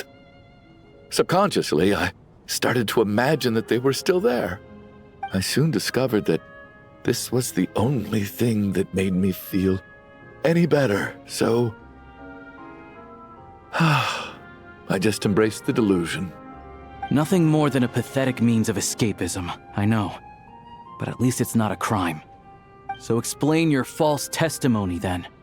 The night before last, when I was chatting with Tonya, she mentioned that her brother would brew medicine for her from frost fairy flower leaves. Combined with her various symptoms, I suddenly understood everything, including the fact that she was deceased. The snow cough used to be an incurable illness. I would pick frost fairy flower leaves to brew medicine for Iskra too. It took hours and hours on the stove. But the year after my daughter passed away, the jester of the Fatui announced that a cure for frostblight, also known as the snow cough, had finally been developed. It turned out that all previous treatments were completely ineffective. No better than random concoctions. That was the final straw for me. I just couldn't take it anymore. Just one more year. One more year, and everything would have been okay. So, more than anyone, I know full well that in this day and age, no one in their right mind would still be using frostflower leaves to brew medicine for the snow cough. Poor Miss Tonya, therefore, had to have been from an era when snow cough was still a terminal illness. So, you projected your daughter onto her? Even though you knew she was one of the dead? That doesn't make any sense. You knew she was already dead. What did you hope to achieve by protecting her? I just don't believe in your crackpot theories, nor do I approve of your actions.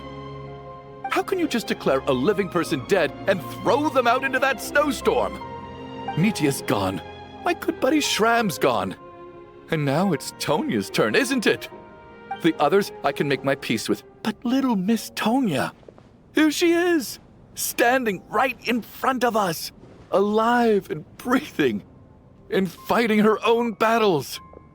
Yet you're quite happy to say she's dead? I just want her to live.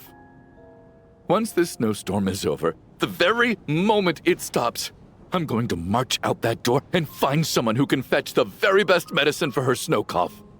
I'll be damned if I'm gonna let you cast her out into the snowstorm before I have the chance to cure her. Not again! Not this time! Not when the cure is right within our grasp! I'd never be able to forgive myself. Mr. Chuganov, stop. I can't let you do this. Tonya. By the sounds of it, you've known I was dead since the night before last, right?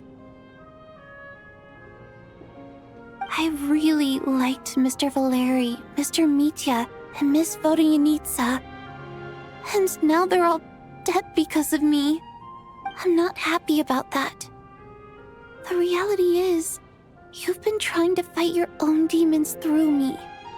But all you've really done is trap me inside your delusion along with you. No!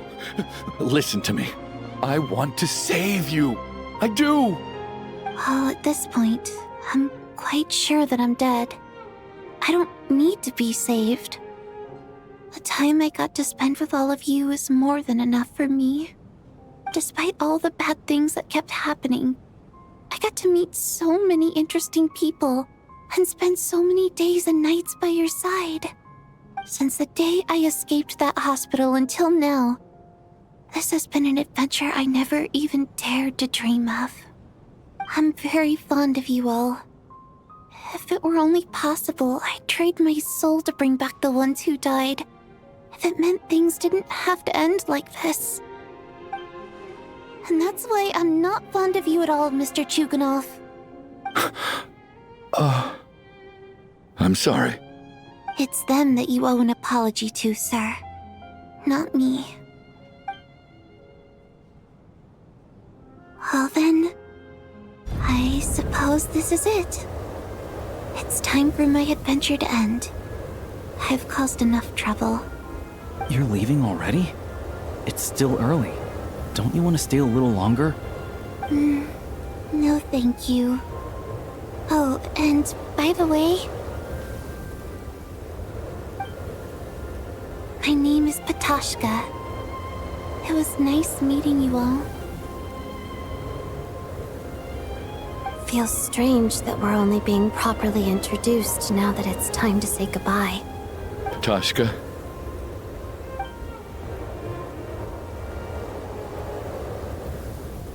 What are you doing, Chuganov? Are you crazy? Let me leave. I can't keep lying to myself anymore. In your dreams. Don't think you're getting off that easy when you had a hand in the deaths of so many people. The Fatui have honed quite an array of enhanced interrogation techniques since they were founded. Once we're out of here, Lelik will personally give you a taste of every last one.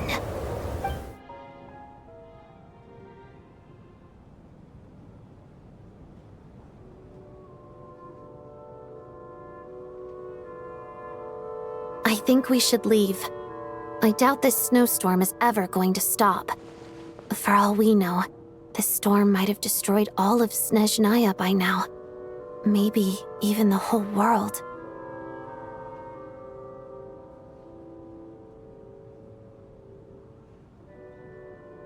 Wait, we finally solved the mystery of the haunted theater today.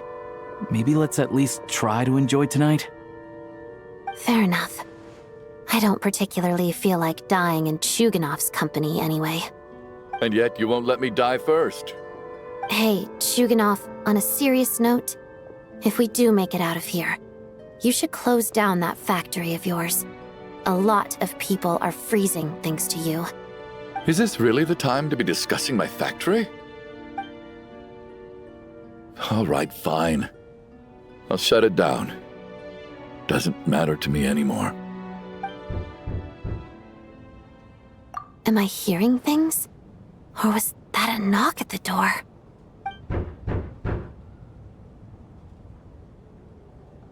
There it is again. But I don't understand. The snowstorm hasn't stopped, has it? Should we open the door? Is this it?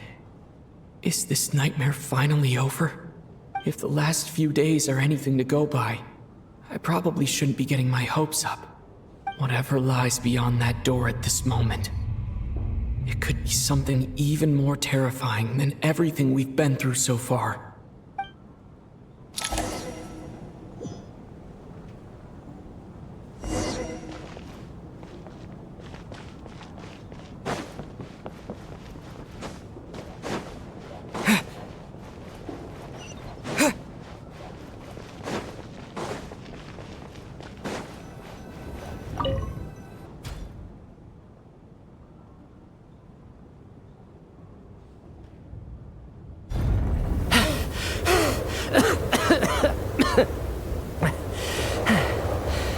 Hey everyone, I'm back.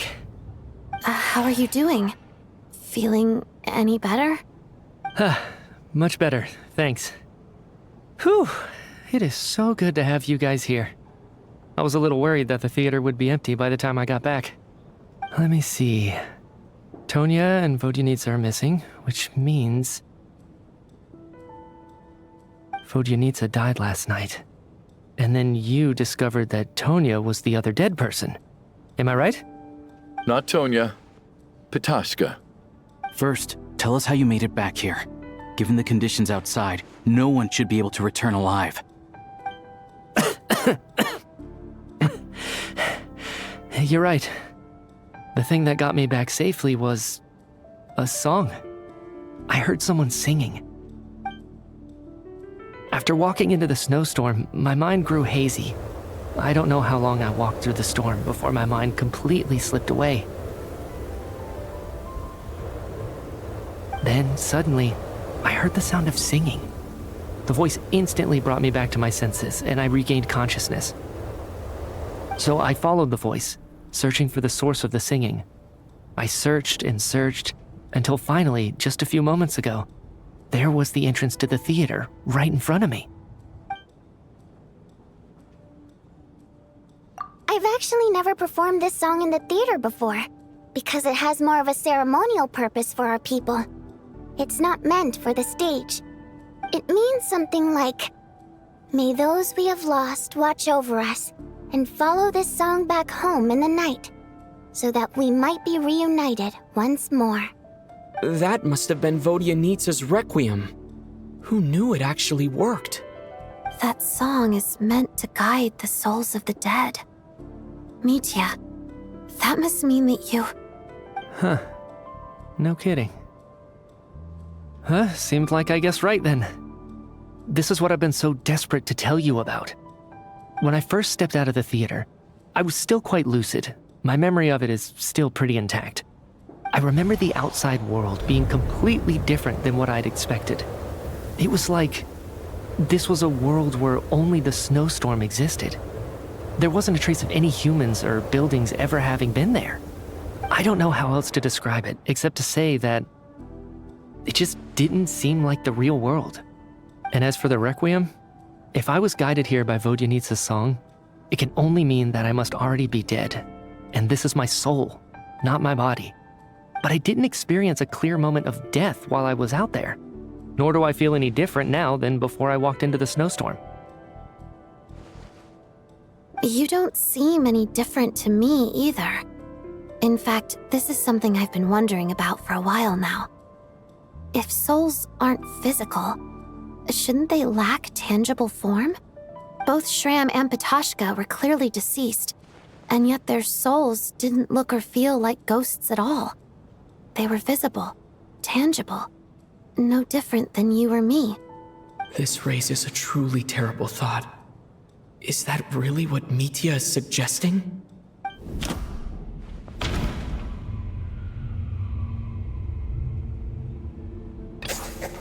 Mitya's soul was summoned back by the Requiem, confirming that he is indeed already dead. And yet, he looks no different from us.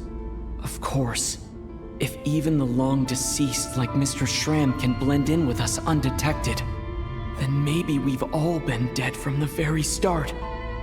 And all of us are now souls wandering the theater.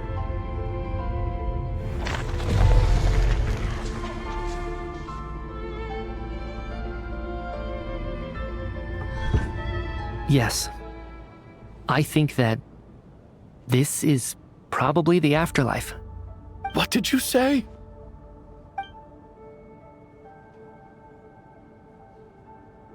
You heard me. We died in the theater. All of us did. But due to an obstruction in the theater's ley lines, our souls are trapped here, while an endless, infinite snowstorm rages outside. It's ironic, really.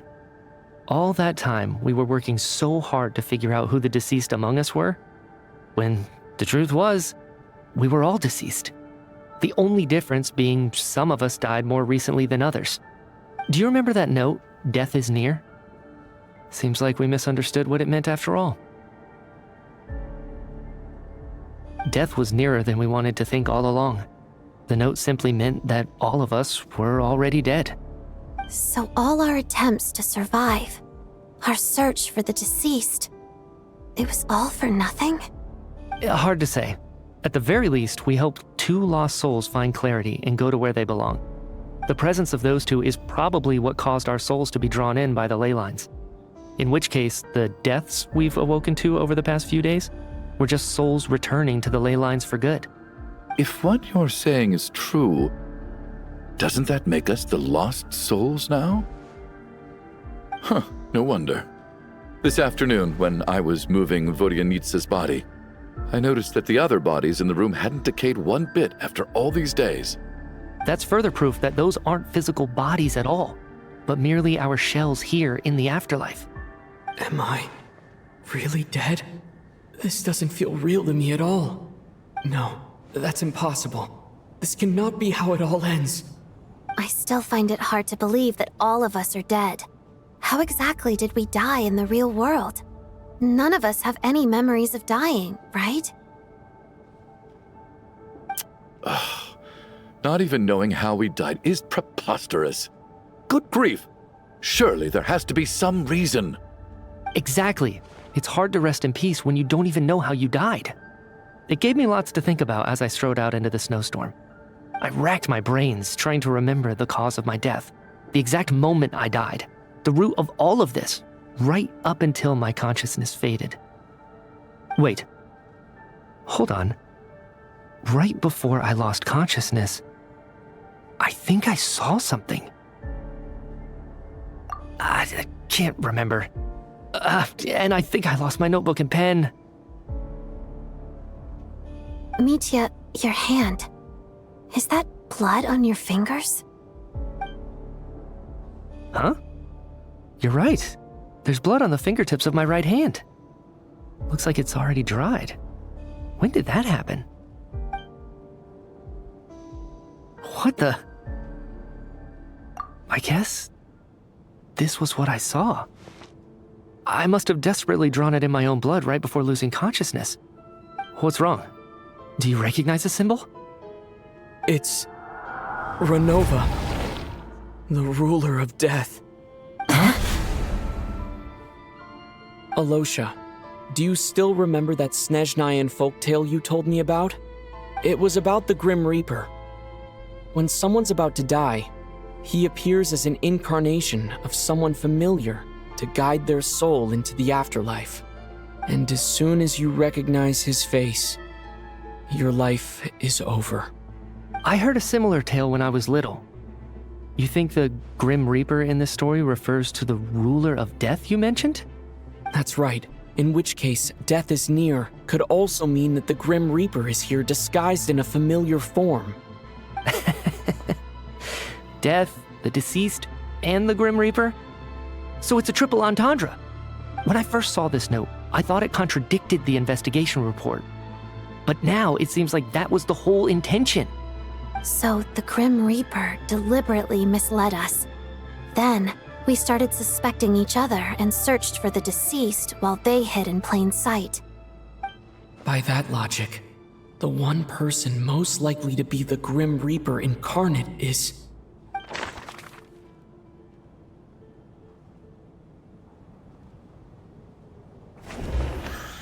Identifying the Grim Reaper is a major decision to make. I should think it over carefully. Identifying the Grim...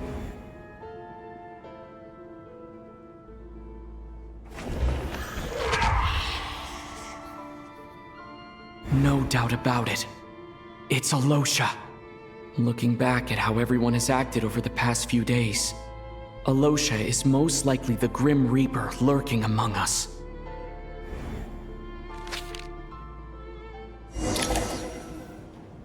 Is it you, Alosha? You were the first to discover the investigation report, and you had plenty of time to slip the note inside to mislead us. So? Surely you can't suspect me based on that alone. What if someone else found the investigation report first, slipped the note inside, and then put it back without telling anyone? There's no denying it. The note could easily have been slipped in much earlier than it was discovered. That's not all. I've also noticed that although on the surface, Valeri, Mitya, and sometimes I were the ones taking charge of the situation. Looking back now, even though you didn't say much, you were always subtly guiding everyone from the sidelines. What do you mean? You were the one who emphasized how dangerous it was outside and insisted we all stay here. It was also you who suggested that we all sleep in the same place. And earlier today, you tried to convince Patashka to stay. I don't understand why, but it was out of character. So, you didn't understand my intentions, and now you're assuming the worst. Seems pretty unreasonable if you ask me. He still won't admit it. Fine. Let's see how he responds to the most damning evidence of all. The biggest question I have right now is, if the Grim Reaper is impersonating Alosha, then where's the real Alosha? When did they switch?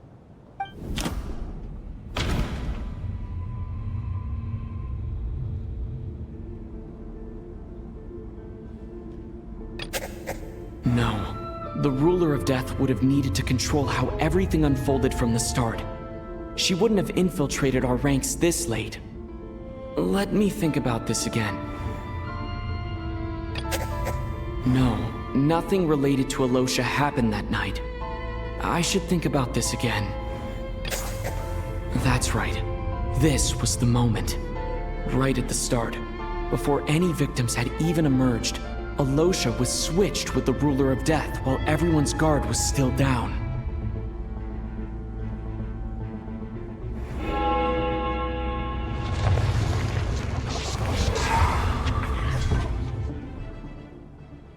When all this began, right after the performance ended and the snowstorm began to pick up, no one suspected anything unusual. We just assumed we were snowed in. It wasn't until we discovered the bodies the morning after that we realized something out of the ordinary was going on. But it's clear now that the oddities actually started earlier than that, when Demoff walked into the snowstorm and never came back. Right. So Mr. Dimov was the first victim, not Sobolova and Torgov. And if we pinpoint that moment as the beginning of this incident, then one thing becomes clear. Alosha, you are the only person who walked into the snowstorm and came back without the help of Vodyanitsa's Requiem. More precisely, Alosha never came back at all. The one who came back was the Grim Reaper. Not bad. Well, since you've backed me into a corner, I suppose there's no point in keeping up the act anymore. Alosha? You're the Grim Reaper? I am no such tired cliché. Mortals should address me as the ruler of death.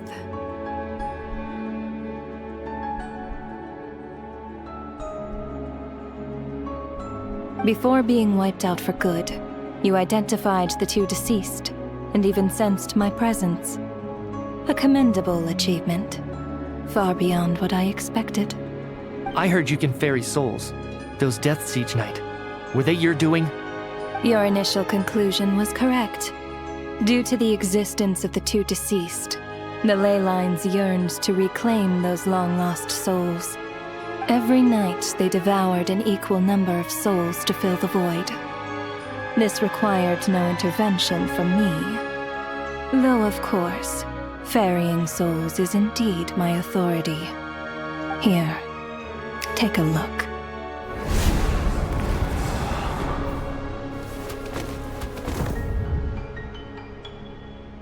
What are you doing?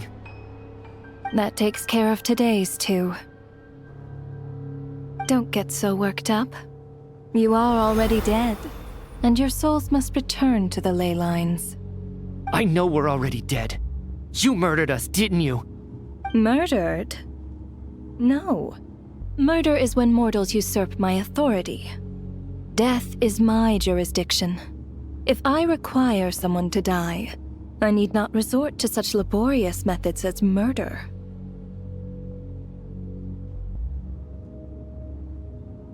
You simply met the criteria to trigger my curse of death. I know about the curse of immortality. So there's another death-related curse too? You cursed us? When? And why would you do such a thing? So often, humans pray to me, begging to know when their death will come, and what form it will take. But few people ask why. If you must have an answer, know that death comes simply because one's time has come. So you're not gonna tell us the truth? Hold your tongue.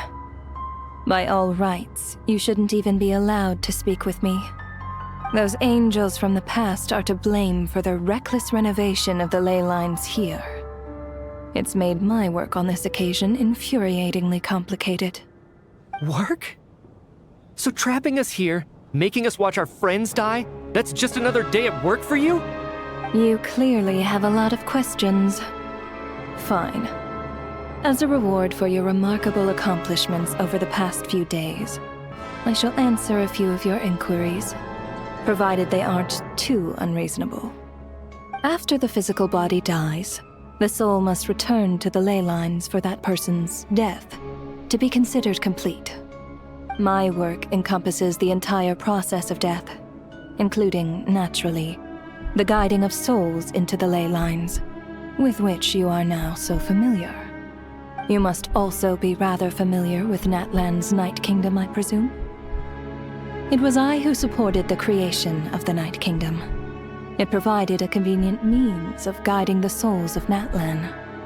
Here, too, the ley lines connected to the theater underwent some modifications. The angels hoped to make them capable of accommodating the souls of some special creations. But this actually hindered their ability to accept ordinary souls to some degree. This effect manifested itself after you died from the curse in the theater, leaving you stranded in the afterlife, unable to achieve a complete death. But if souls who die from the curse of death fail to return to the ley lines within a short window of time, they will miss their chance for good. Then, They will remain forever suspended between life and death, no longer subject to the authorities of either. So if you don't resolve this matter soon, and see all our souls return to the ley lines before long, we'll escape your control. Mitya sharp. This must be what Renova was worried might happen, and the reason she got involved to begin with. But if you have the authority to guide souls, why didn't you just show yourself and get it over with? Why hide among us in the form of Alosha? You seek to understand the mind of a god. Very well. I'll tell you. This is a theater, and I decided I wanted to watch a show about death. That's why I encouraged you to take the events to the stage. I found myself getting quite immersed. I suppose the entertainment you provided makes up for all the trouble you've caused me by being so defiant in the face of death. There. Are you happy with my answer? Can't say I am. Really? But it fits the stereotypes you humans have about gods. Just moments ago, you were complaining about how infuriatingly complicated your work here has been. Work is work, I get it. There are times when it's a huge pain, but you just have to get it done, right? That's a rather unique perspective for a human. You are in fact correct.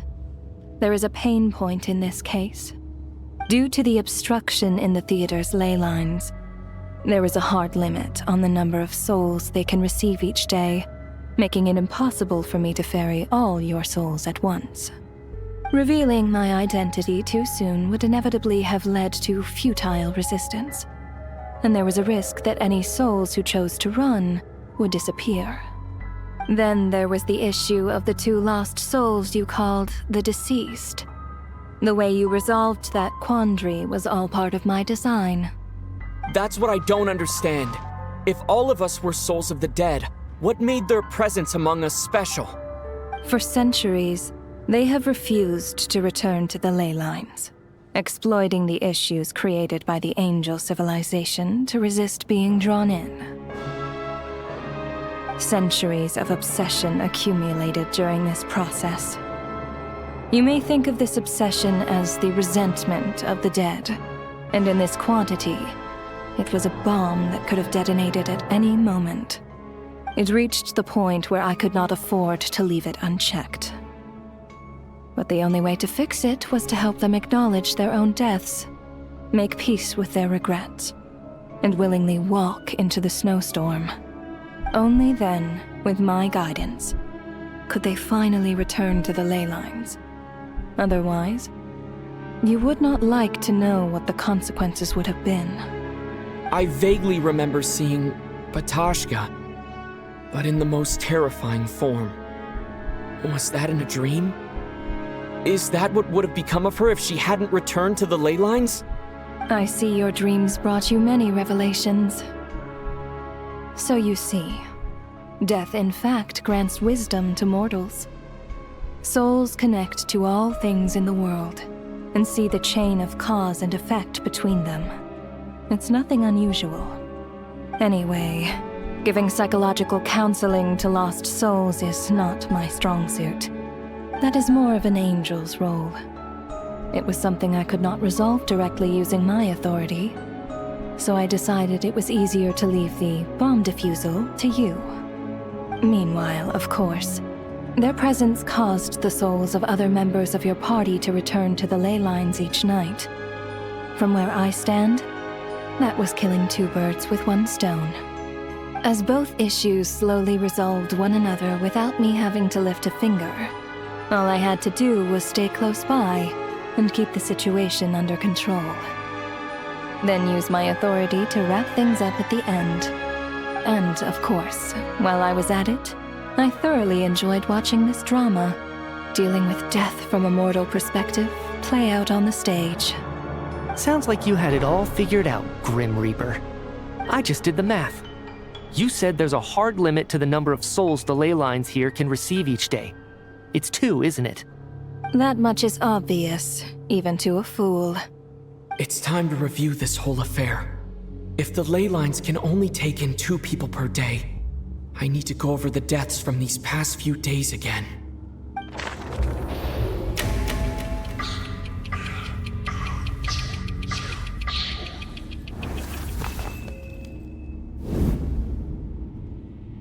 Looking back now, none of us had the faintest idea at the time. From the moment that staff member named Demoff walked into the snowstorm, the incident had already begun.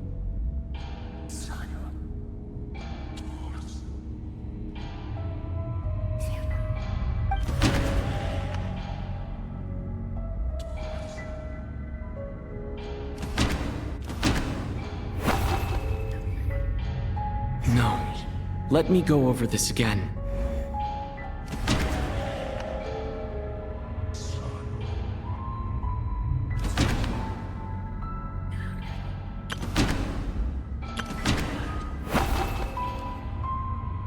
No.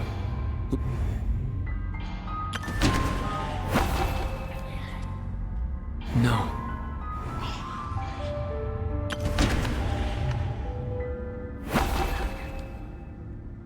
No. Let me...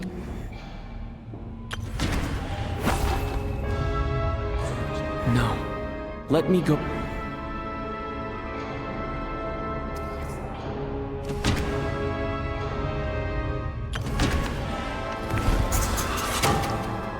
Alosha was the second to walk into the snowstorm after Demoff to investigate.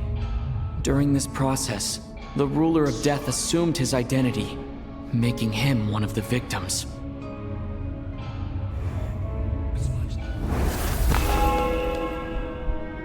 During our first night in the theater, everyone was caught up in the novelty of it all.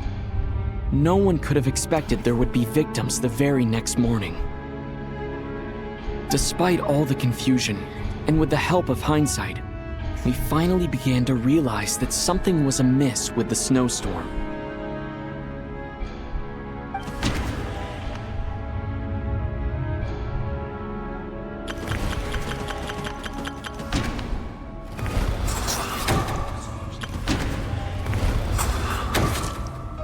The ley lines devoured Torgov and Sobolova on the first night. At the time, we thought this might be a murder case connected to Lelik.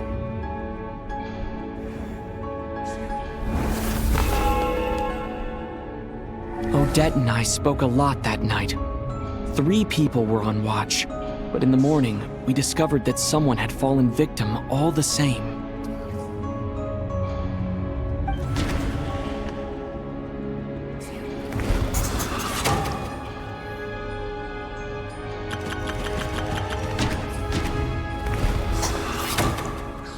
The deaths of Kulish and Rampana caused everyone to stop suspecting Lelik.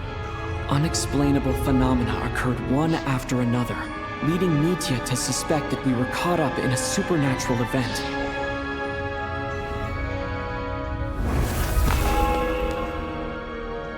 Later, we discovered that there seemed to be an extra person among us, and subsequently discovered the existence of the deceased.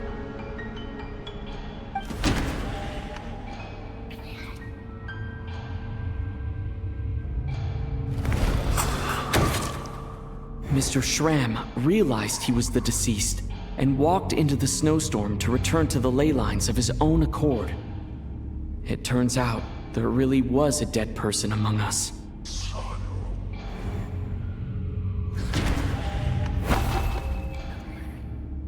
No.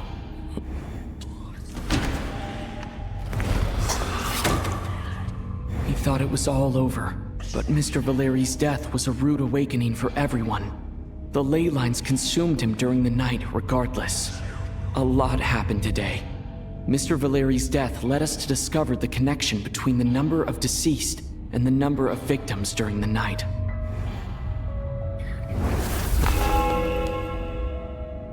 The fact that there was more than one deceased seemed to bring us back to square one. Odette revealed some information she had been keeping to herself.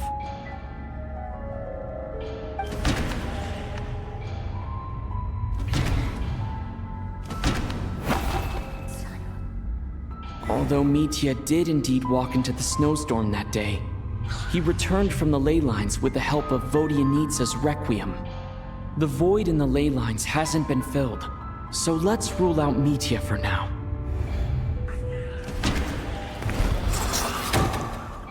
Vodyanitsa was swallowed by the ley lines in her sleep, but the Requiem she sang before falling asleep was quite a game changer.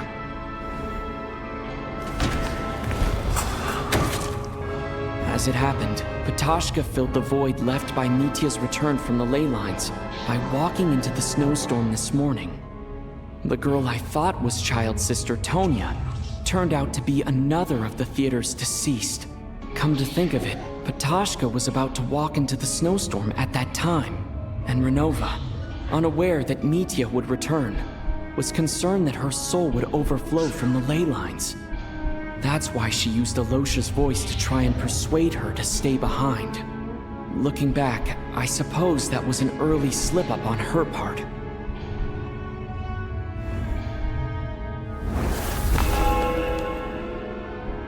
No one could have expected anyone who walked into the snowstorm to return. But just after nightfall, Mitya returned, bringing crucial information with him. Various truths began to surface, including that all of us were already dead, and that the ruler of death was here among us. Then, after revealing her true form, Renova callously claimed 2 souls.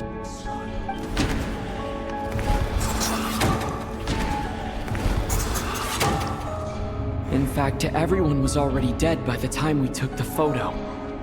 And in the days since, we've experienced many more partings in the afterlife. Now, only Mitya and I remain, and the true culprit behind everything still stands before us. In Mitya's eyes, I see the same anger and frustration that I feel.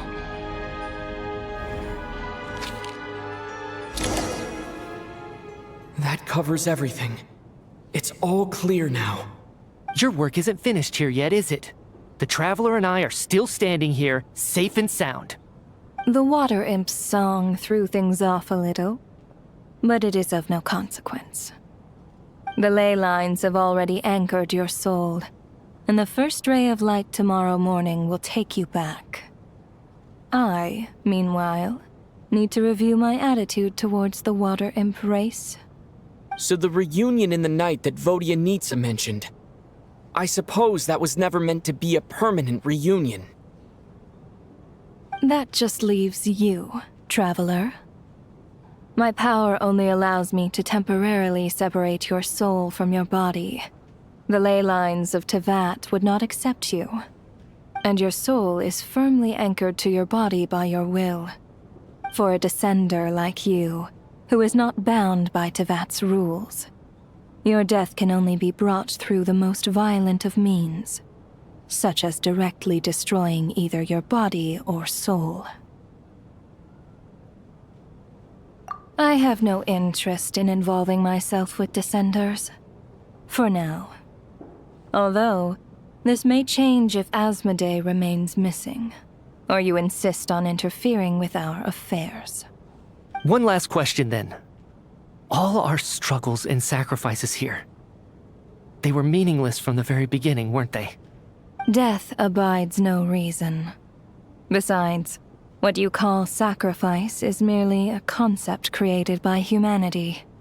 To me, it is nothing more than a self-indulgent charade in the face of death. Mere mortals fantasizing that their actions could reclaim something from my grasp. A truly laughable idea.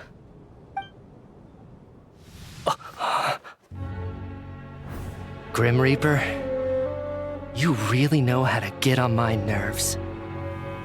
I'm not here to ingratiate myself with you. I kill merely because your deaths are necessary.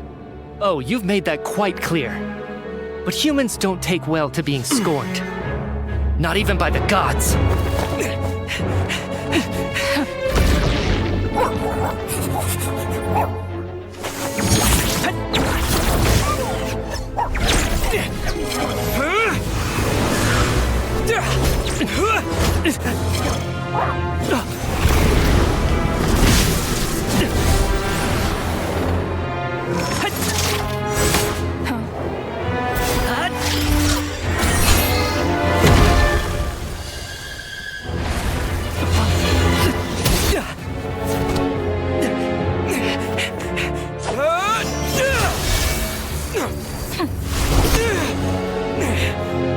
This is futile. You must know that you are powerless against me in my own domain. I suggest that you save your strength. For what? Maybe we can't change anything. But if nothing else, we can at least teach you to have some respect for the dead. Audacious.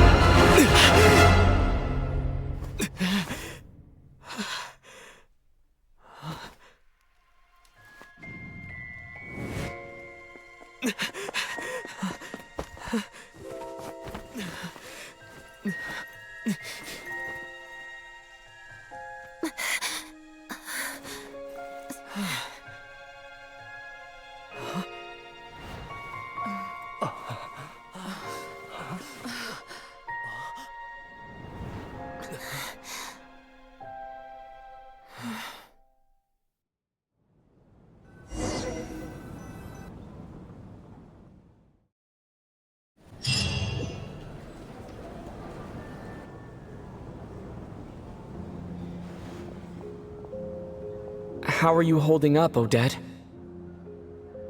What happened to me? How much do you remember? What do you mean? Is the performance over? I can't seem to recall what happened. Has Odette already forgotten?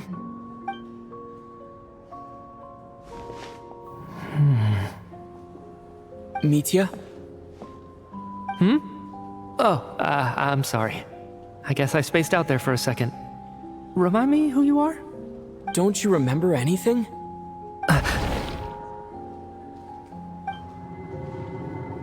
Yeah, I remember now, comrade. Looks like we guessed right. Just like me when Odette found me at the Armory Palace, for some reason, everyone killed by the Ruler of Death eventually came back to life. Just with one catch. They forgot what happened while they were dead. Odette and the others have already forgotten everything. Why were you able to remember this time? Could this be the reason? You said this is the Ruler of Death's symbol, right?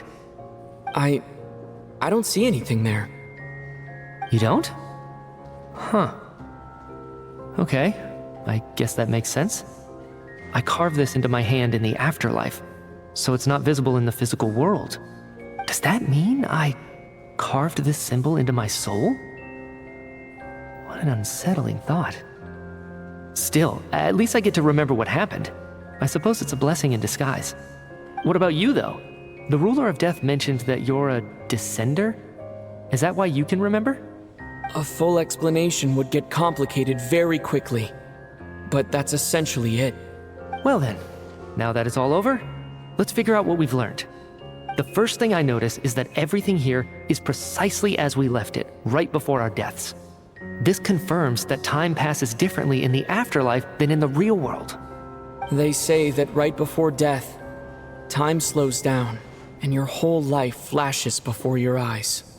That must be how you know you have one foot in the afterlife by that point. Anyway, clearly the few days we spend in the afterlife probably only amounted to a few short minutes in the real world. This also aligns with previous reports of widespread temporary memory loss among the Armory Palace personnel. Now it seems likely that those were all brief deaths caused by the Grim Reaper's so-called curse of death. To those unaware of the truth, dying and coming back to life must feel similar to a short bout of catatonia.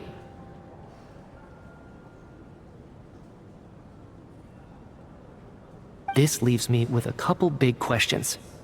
What are the conditions that trigger this so-called curse of death? And why are we resurrected after we die? If nothing else, I think it shows that killing us wasn't her ultimate goal. We still don't know her true reasons for subjecting us to death. Right. This time only got complicated because of the situation with the theater's ley lines. That's why she had to approach it differently. If the previous incidents of amnesia among the researchers are anything to go by, killing us is usually a pretty routine matter.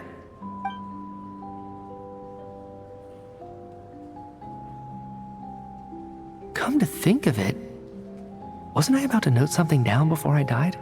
I can't remember what it was, but I think it was something related to my research project. Sorry, Traveler. I'll catch up with you again later. Right now, I have to make a trip back to the Armory Palace. Sir, if I may, no one of your description has ever shown up in my investigations into Mr. Mitia's friends. Yet, you two seem very familiar with each other. Could you perhaps tell me where he was in such a rush to get to? And, by the way, have we ever crossed paths? Forgive the presumptuousness, but I feel a vague and indescribable sense of familiarity about you. I can explain everything. Could you help me gather everyone in the theater in one place?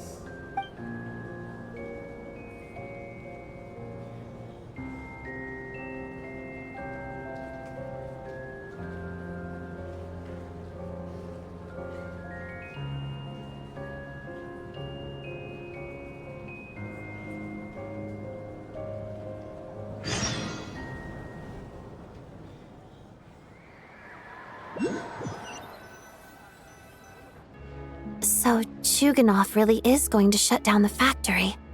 I guess this theater incident actually did us some good after all. So, you said I promised to take you to the Armory Palace while we were in the afterlife, yes? I believe you. I think I even have a vague memory of it. Agreed. Let's check in on her first. The whole reason for our trip to the Armory Palace anyway is to figure out what's going on with her health.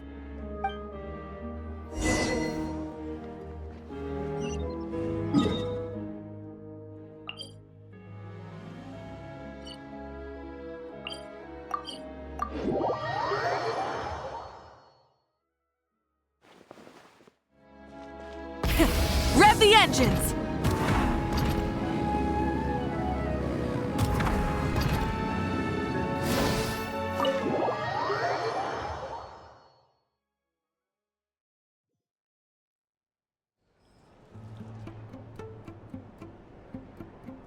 I'm finally back, even though a long time has passed from my perspective. As far as Paimon's concerned, I probably just went out to watch a very short show.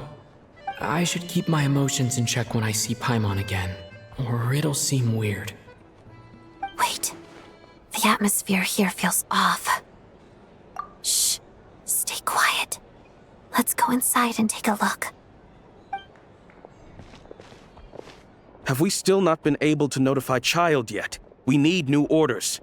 What if that person comes back again?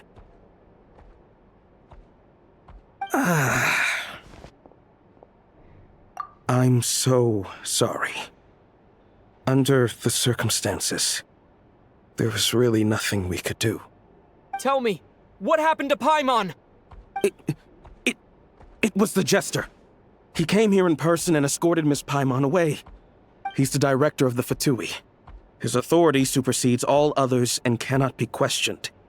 There was nothing we could do. How long ago did he leave? And what was Paimon's status?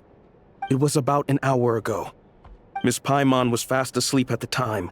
The Jester simply walked off with her as if it was only natural. I assure you, he absolutely did not use any force.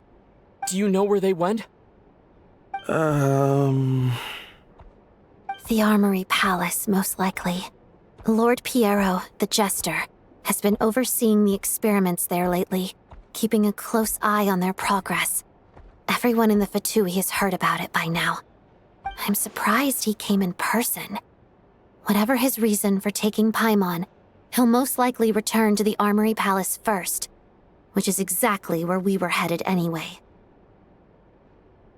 Then lead the way, Odette. Okay, let's go.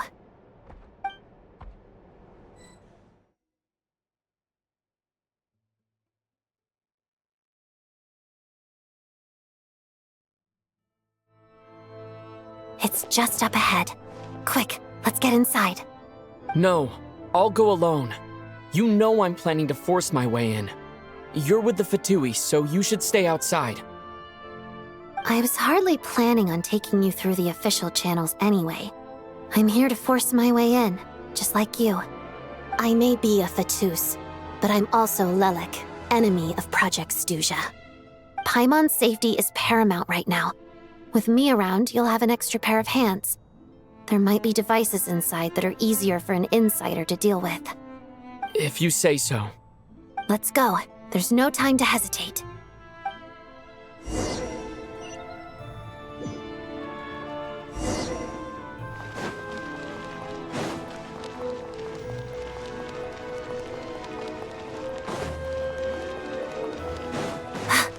Hey, who are you? This part of the Armory Palace isn't a restricted access. What do you think you're doing? No questions, please. We're short on time. Rise with the sun! Wrath from the sky! Mission over.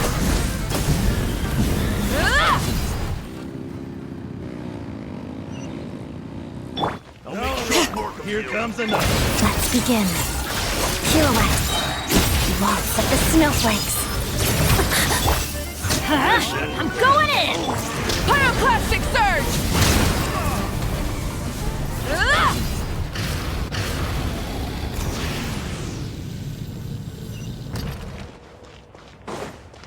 I spell your doom, Shadow Me. Where are you? Let's light it up!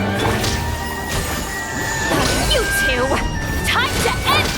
Burn it down! Full throttle! A brief respite. Light of the blazing sun!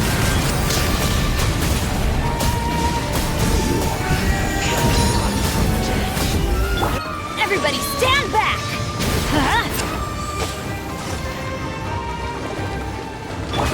Let us have some. Rise with the sun! Your sins denounce you. Get to work! Impertinent fool! Begone! A try. Let us have some. The mirrors. Shatters.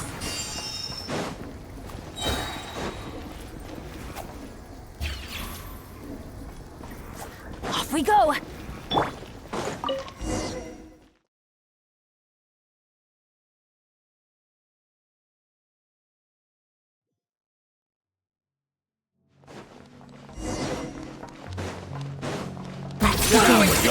Do you have a pass? Where are you coming from? So, you're intruders, huh?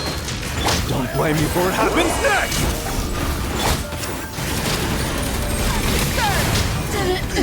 Take too long. Incinerate!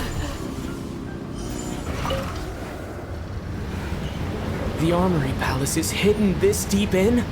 This place is much bigger than I imagined. They're conducting top-secret research after all. The deeper it's hidden, the better, is standard Fatui logic.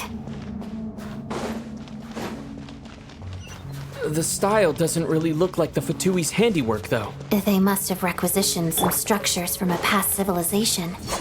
It also served... Intruders! Stay alert!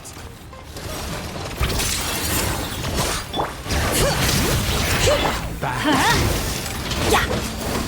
Fulfill our pact! Suffer the wrath of Eastleaf! Everybody stand back! Rise with the sun! Wrath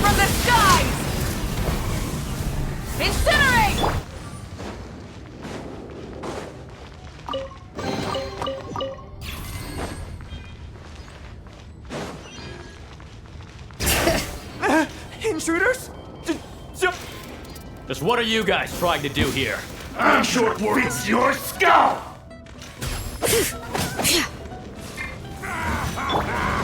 Let's begin. That's it?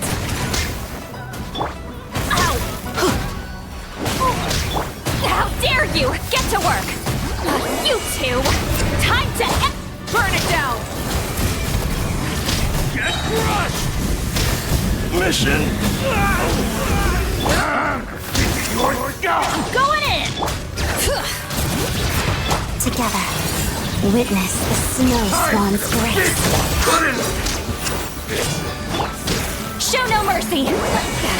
Suffer the wrath! Light of the blazing sun! No one interferes with a jester's work!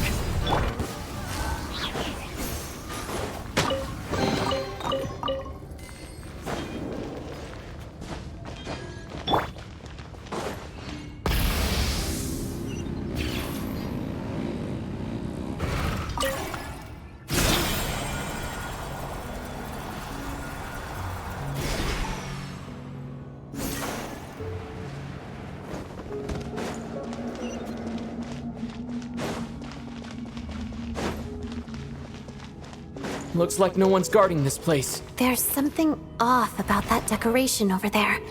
Look out! Let's deal with these before we move on.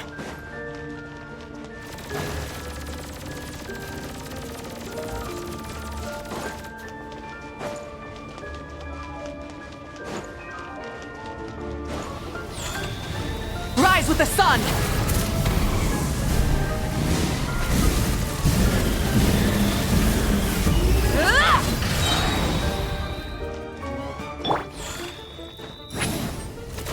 Incoming! Pyroclastic surge!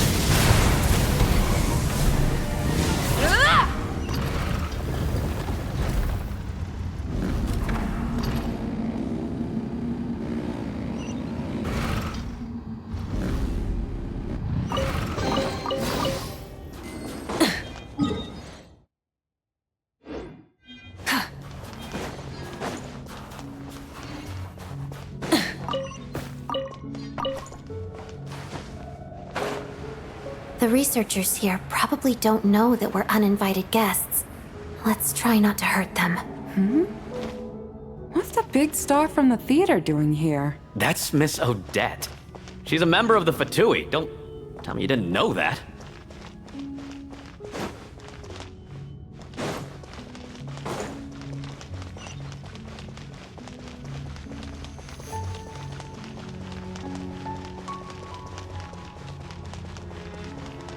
Was the whole reason for Project Stuja to support the research here at the Armory Palace? Just what are the Fatui and the Tsaritsa planning?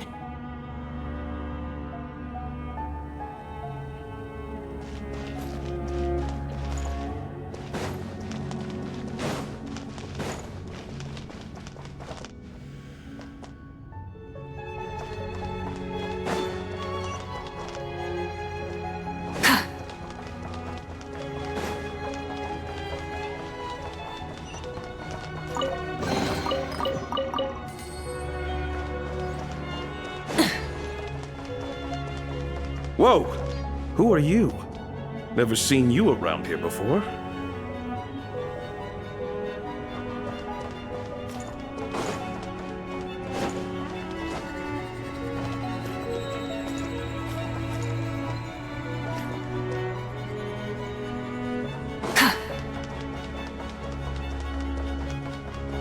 Looks like there's no way through here. Maybe using the power of this prism could help?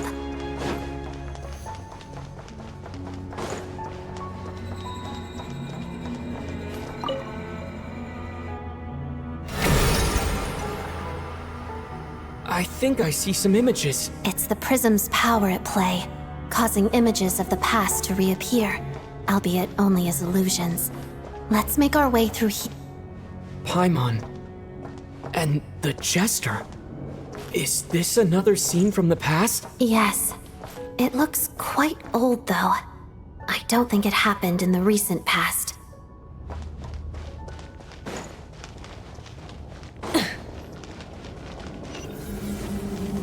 What's going on here?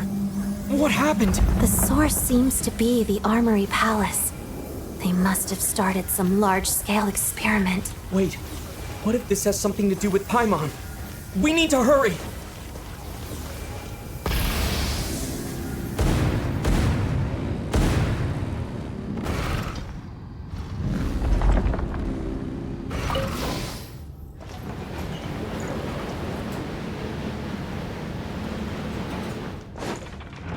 We're almost there.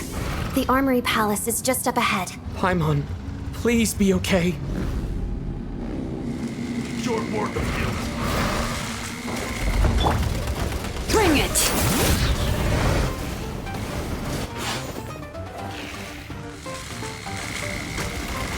Letting brave names echo! Let's Benny's adventure team. I have failed you.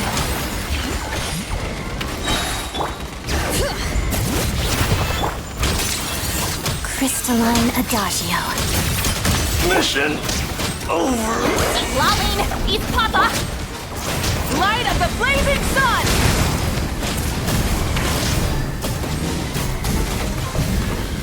Incinerate!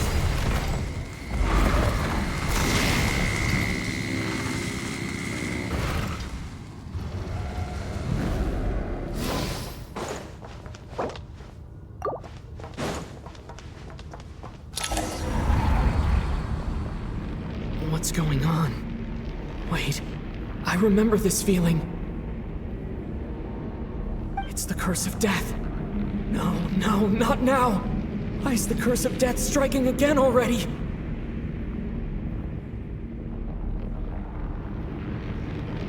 Odette.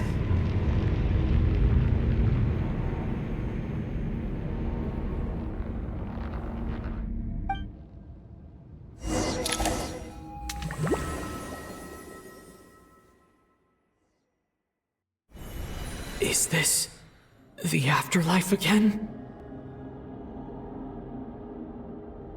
I need to find a way back to reality.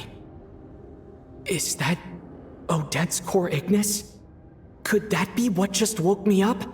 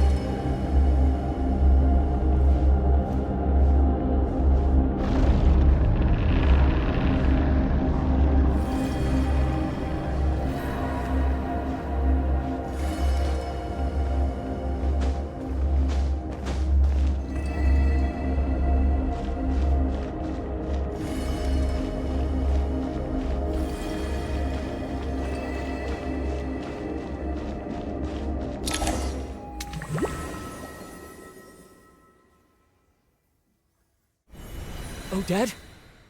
Odette! No signs of life. But past experience says that she should be resurrected before too long. Right? Did Odette intentionally use her core Ignis to guide my soul? I feel like something similar happened in a dream I had before. Thank you, Odette. If not for you, my soul wouldn't have found its way back to my body so quickly. And I might not have woken up so soon. But I'm sorry. I don't have time to protect you. I have to use the time you bought me to get Paimon back.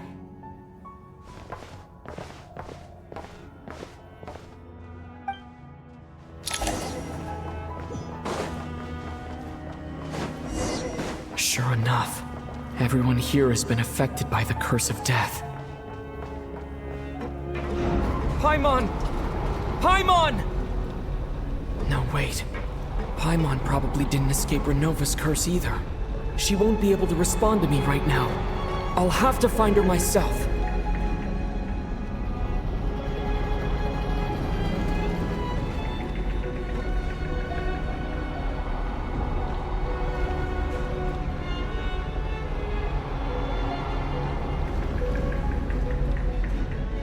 Mitya! Is this the laboratory he works in? What happened here to trigger the curse of death again so soon? I'll have to ask him when he wakes up. Finding Paimon has to take priority now.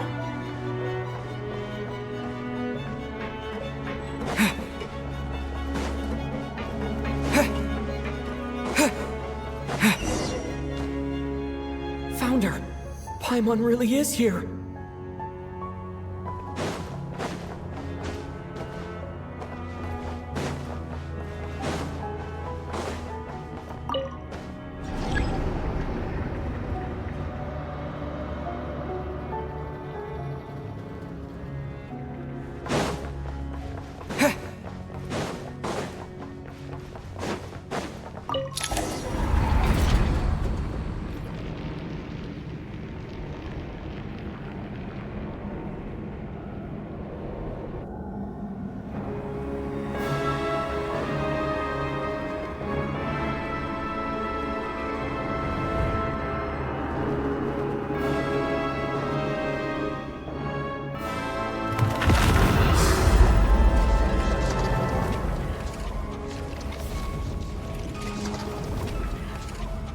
You don't learn, do you?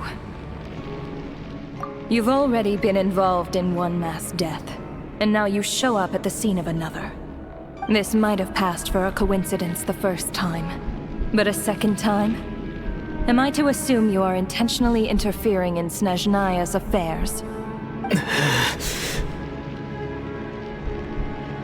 Judging by your expression, it seems that you understand little of what is going on here. In that case, a word to the wise. Do not interfere in Snezhnaya's affairs. A civilization that fails to learn its lesson constantly depletes its own worth. It will one day lose any reason for its existence. And as a descender, you are perfectly suited to be the lifeline to which a dying civilization might desperately cling.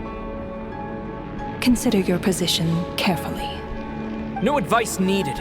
I'll make my own judgments. Suit yourself. When the day of reckoning arrives, not even a descender can hope to escape unscathed. The time for resurrection fast approaches. The mortals here are not yet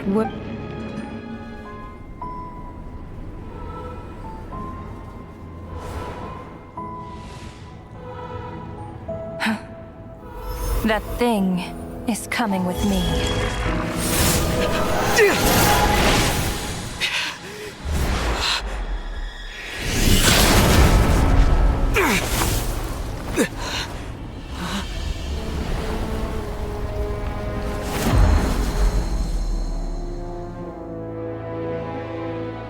You awoke sooner than I thought. The curse of immortality is stubborn, unable to enter the ley lines, yet not content to remain a spirit. Ruler of death, what do you want? You perplex me. Both you and you.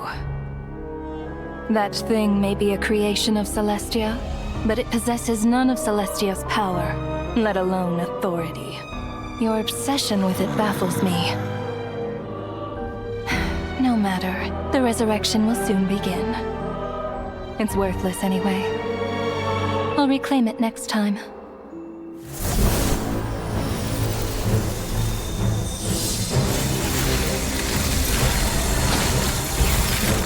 Hey, who says there'll be a next time?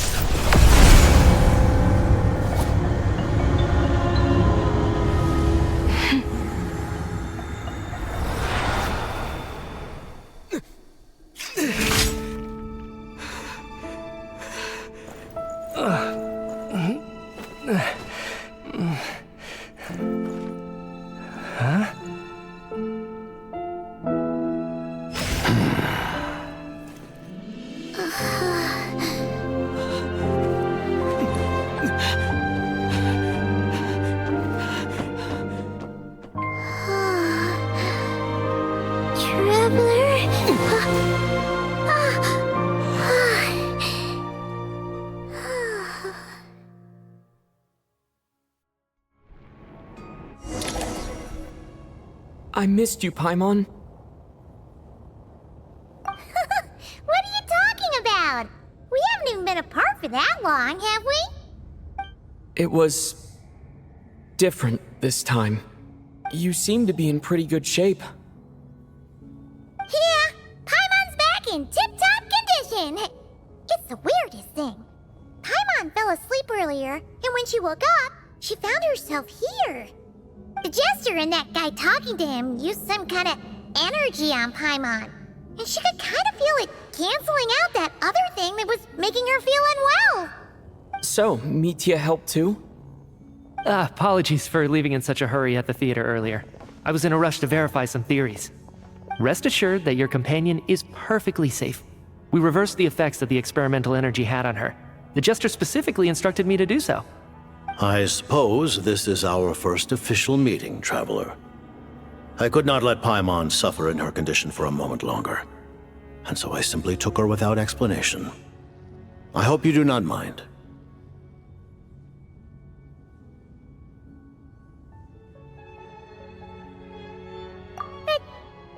But why would a big shot like you care about what happens to Paimon? As I said when you first arrived in Snezhnaya, we once spent some time together in the distant past. Oh yeah, you did mention that. And Paimon did think you seemed strangely familiar the first time we met. I'm afraid the reminiscing will have to wait. Mitya, let us continue with the report. What conclusions, if any, did you reach from conducting the final experiment of our energy research ahead of schedule? The good news is, my hypothesis regarding the Ruler of Death has been verified. As for the bad news, I recommend we suspend the experiments and Project Mistleton until further notice. Currently, we have no means with which to make a breakthrough. I say this purely as a scientist, guided by reason alone. I will trust your judgment. We shall put the project on hold until the Ruler of Death has been eliminated. Wait, what are you guys talking about? You want to get rid of Renova? Like, how? By killing her? By whatever means necessary, so long as it removes the threat she poses to us. Until then, everything we do will be in vain. After what just happened, I've ascertained Renova's goal. Or rather, the trigger condition for the Curse of Death. Okay, let's hear it. What she's doing is blocking Snezhnaya's technological progress, preventing us from possessing any means with which to threaten the heavenly principles. Just like the little lapdog she is. So, any ideas, research, or experiments that lead to technological progress can trigger the curse. Just now, for instance, I was set to launch a final phase energy experiment ahead of schedule. If the experiment was successful, we could have achieved a crucial breakthrough. As expected, though, the moment the experiment began, all the researchers, technicians, and witnesses died from the curse. All that effort, not to mention the energy and materials we relied on Project Stuzha to gather for us, went to waste. In the end, nothing was gained. Does that mean something similar happened when we were at the theater? That's right. During the performance, I thought of an important breakthrough regarding the experiment, and wound up dragging everyone into this. So the nature of the curse seems to be something like, when moments of technological progress occur, all life in the vicinity is taken away. What a violent method. Of course, that meant the curse was normally limited to the Armory Palace. Since outsiders are forbidden from entering, this mass death phenomenon went unnoticed, until Odette came along. I believe she was the first witness. The Curse of Death was triggered just before she infiltrated the Armory Palace that day. But you mentioned something about a final stage experiment. Doesn't that mean you've actually made some progress? That's right. Even with the gods locking certain key components out of reach, humanity can still advance technology in incremental steps accumulated over time. But, as I'm sure Renova anticipated, Even incremental progress has its limits, a point where the truth you're seeking must be put to the test in an experiment. You mean the experiment you were just about to do? Yes, we were at a critical juncture, a moment where the quantitative was about to translate into fundamental qualitative change. With this single experiment, we could have brought everything we've worked for to fruition. But now, after already being forced to fumble around in the dark all this time, it feels like we've truly hit an impenetrable wall. As long as Renova's curse of death persists, we won't be able to advance the experiment or obtain any results. And with Project Stuzha having been in effect all this time, at our nation's current strength, repeated trial and error is simply unsustainable. Only by eliminating Renova first will it be possible to continue advancing our plans. But she's the ruler of death! She can just kill whoever she wants, right? That's gotta be the scariest power ever! Is it even possible to beat her? We'll see. But one thing's for sure. She definitely can't just do whatever she wants. The best proof of that is me, standing here, very much alive. You're saying... Wouldn't it be easier to just kill all of us researchers for good? Why resurrect us over and over again? Why let us advance our technology to this point? So, you're saying even the ruler of death has limitations we don't know about? Exactly. And I think that's where the key to our breakthrough lies. Regardless, the ruler of death has always been an obstacle we must overcome. Indeed, we must face life, death, time, and space. After all, our goal is the heavenly principles. The Fatui want to challenge the heavenly principles? For a long time, I've had a vague suspicion the Fatui and the Tsaritsa were targeting the heavenly principles. But hearing the Jester admit it is still a shock.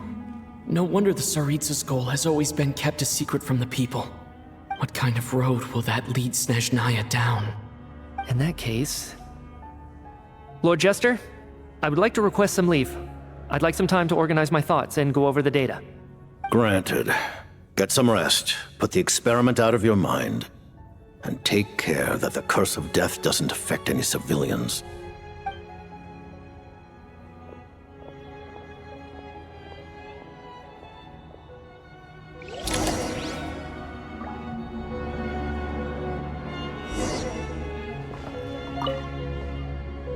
While there is yet time, allow me to offer you my hospitality, honored guest of Snezhnaya.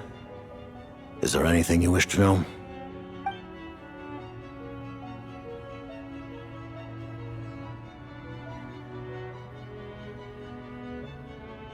I remember hearing the term Mistleton from Columbina.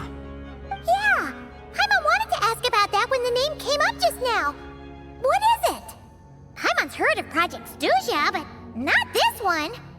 As you know, Project Stuzha is a series of measures enacted to consolidate our nation's resources, the greater purpose of which is to serve Project Mistleton. Many of the things you have encountered thus far are essentially for the advancement of that project. This includes the Kuvaki Experimental Design Bureau in Nocturne. Researching Kuvaki was merely a facade.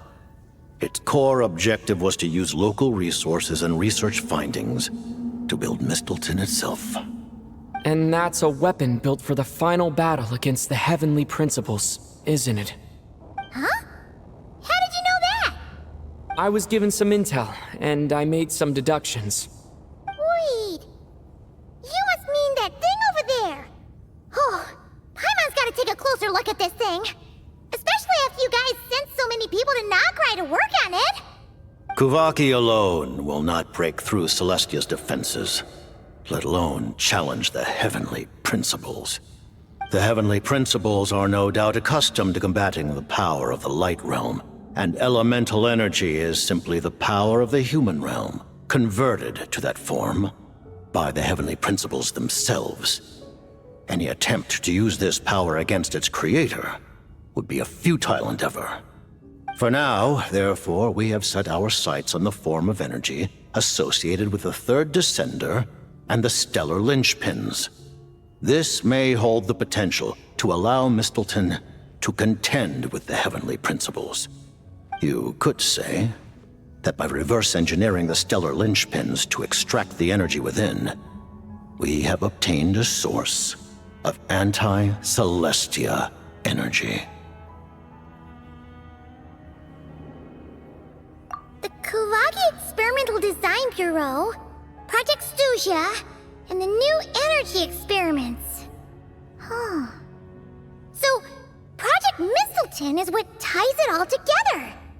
And it looks like your plan is almost complete. No wonder the Ruler of Death came after you.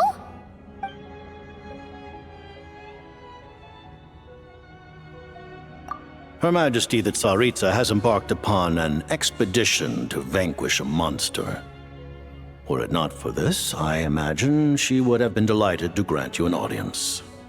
Seems like the powers that be in Snezhnaya don't intend to hold my past conflicts with the Fatui against me. The Harbingers have been granted significant autonomy in retrieving the Gnosis. But by the same token, they do not completely represent Snezhnaya's official stance. You read my mind. Speaking of the Gnosis, Paimon's been dying to ask this question since forever.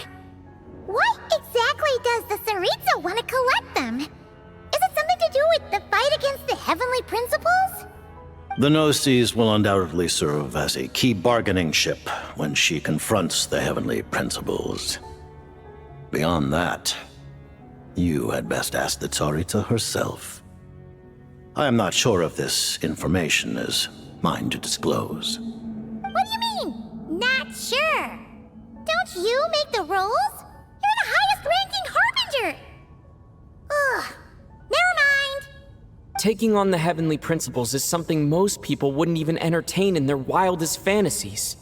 Why is the Tsaritsa so fixated on this? In Tevat today, civilization is nothing but an illusion.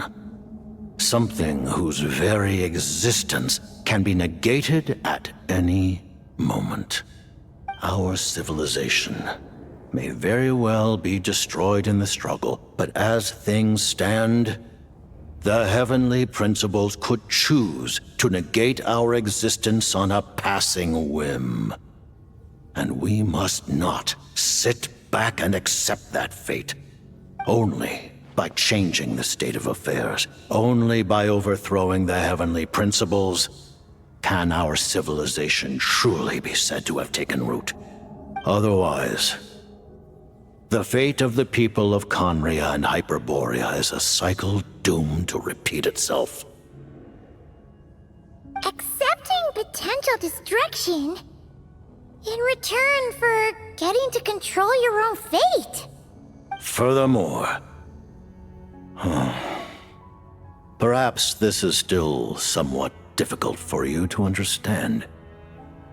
Are you aware that all the rules of this world are made up of curses?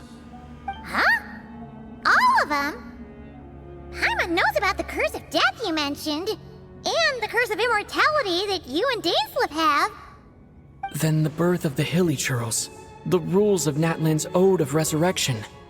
Those are curses too? Farina's long life seems to stem from a curse placed on her by Focalor as well. Yes. Even a god's love for humanity is a curse the heavenly principles inflicted upon the gods. What? The Tsaritsa has always had ample reason to hate the heavenly principles. If she can seize their authority, she will reconstruct the entire world, and when that time comes, humanity will be completely liberated from curses and lies. Look forward to it. It will be a world beyond your imagination. Though the ordinary people of Snezhnaya may not understand these details, in this frigid land locked in a ceaseless struggle against the environment, in this nation to which the gods have never shown favor, we all believe that standing in solidarity with the Tsaritsa in our shared struggle will surely usher in a new and better world.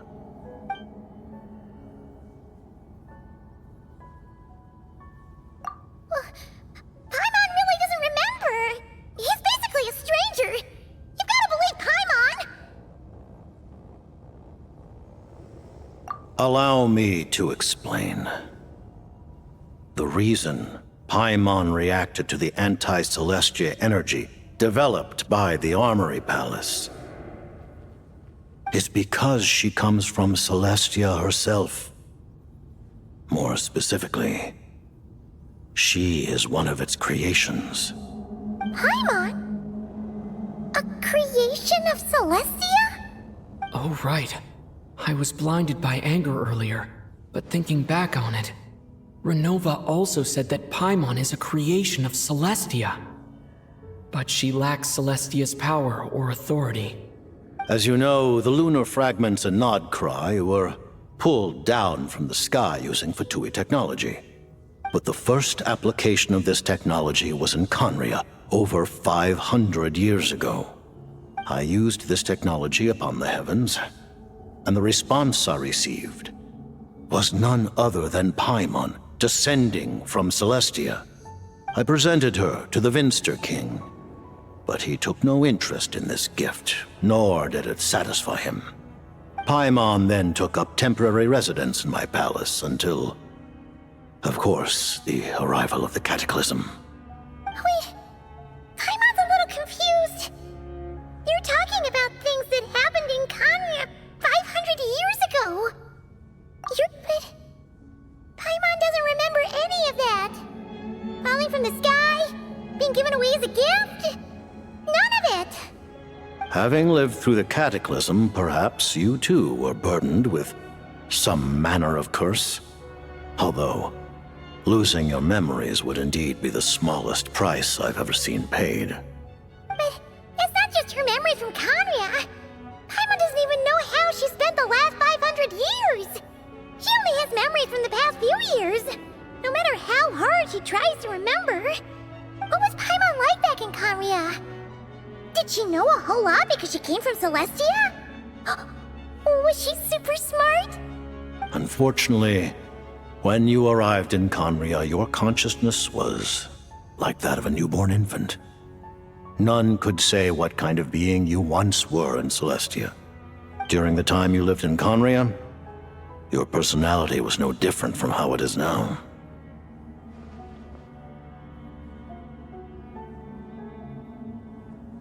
Aw, man! Paimon's plan to get her memories back and become super smart is ruined before it could even start. You know, even though Paimon lost her memories, she still feels weirdly close to you for some reason. That must mean you took pretty good care of Paimon back then, huh? On the contrary, I completely ignored your existence. I was entirely focused on my struggle against Thruptatir the Wise. But now, as I see it, it is as if you are the only sane thing that survived that era of insanity, and thus are worthy of protection. Noted. Man, Paimon's gotta stop projecting friendship on everyone she meets. But, Traveler? Even though you know Paimon's some creation of Celestia now, you still want her, right? You're not going to abandon her? Oh, phew! That's a relief. Paimon's just learning about this, too. She's barely even processed it.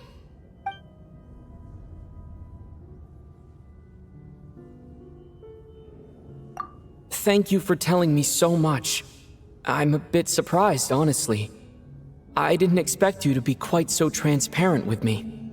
Given the circumstances, the Fatui need not hide anything from our allies.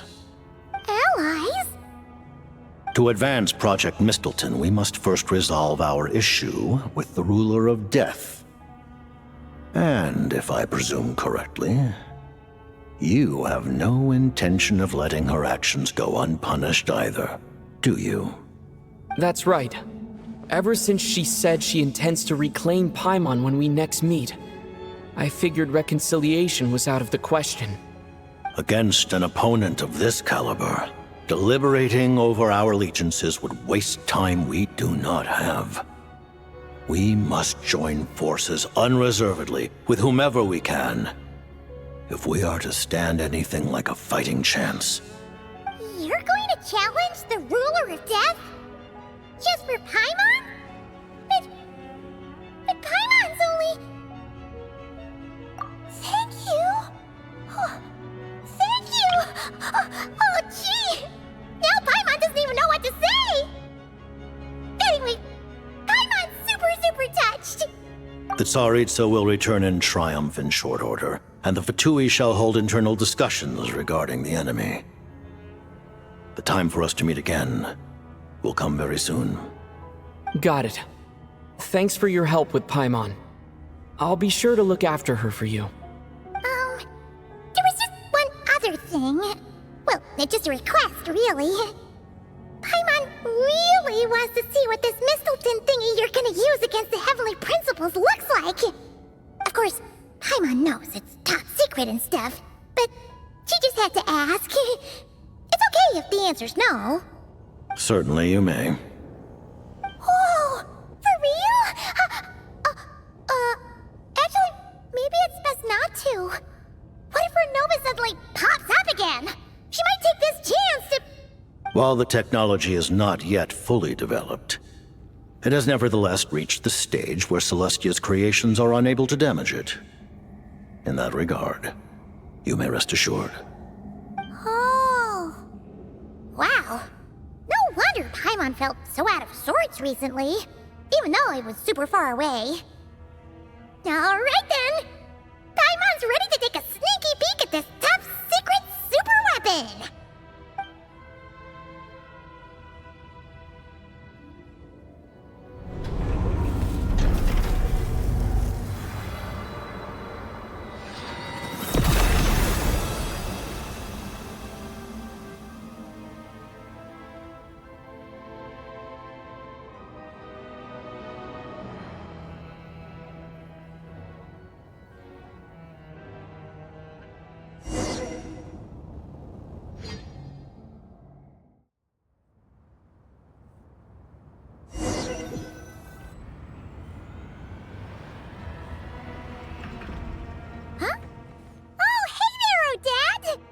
Paimon? You're okay. Thank goodness. You look well. Have you recovered? Long story short, yep, Paimon's all better. What are you doing here? Were you waiting for us? That's right. When I woke up, I wanted to go in after you, but the guards had woken up as well. It would have been tough to take them on alone, and there was no easy way to sneak past them. So I returned the way I came and waited for you here. It was thanks to you that my soul found its way back to my body so quickly. Thank you. Huh. That actually worked? Nice. I just figured I'd try my luck when that ominous feeling struck me. Really, you should be thanking this thing instead. Anyway, and now that things here are all taken care of, I have other things I should get back to.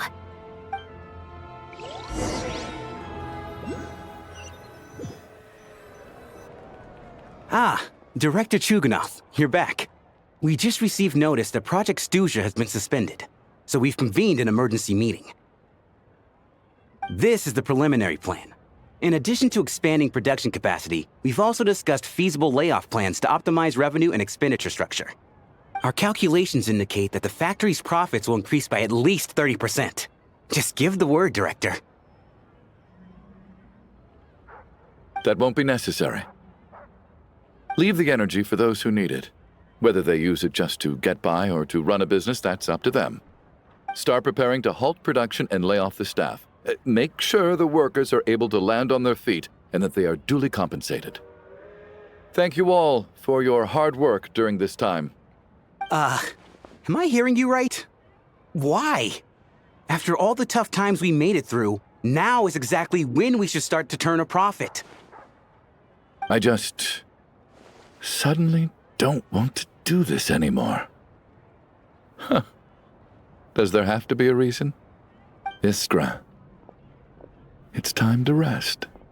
Dear esteemed members of the Rokat, given the effects of Lelic's radical actions upon our organization's reputation and social stability, a decision has been made to permanently withdraw this codename from use.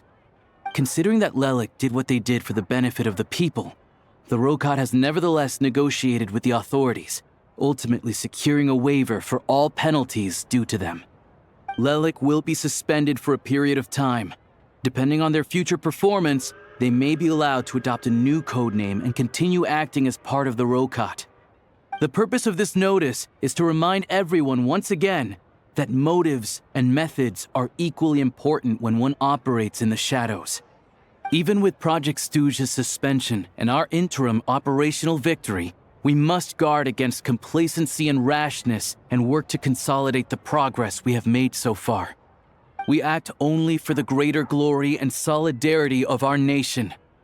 May the aurora shine ever on, and the tundra always stand firm. We act only for the greater glory and solidarity of our nation.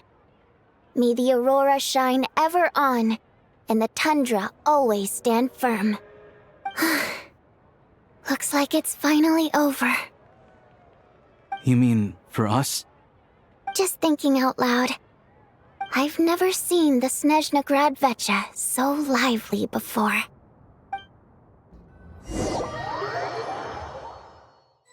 I never once thought I'd come here. But I understand everything now, Rosaline.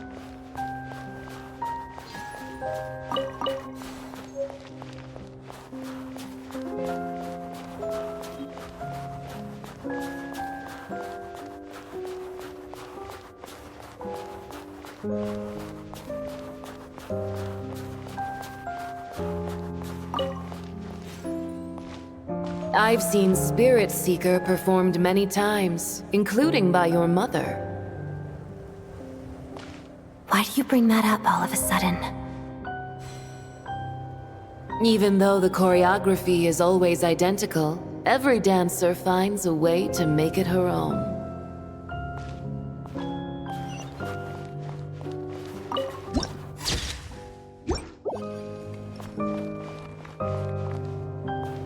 So you actually want to talk to me about ballet? I just think it would be a pity if the dance was lost to history. She didn't teach it to you, did she? That was an unusually subtle taunt for you.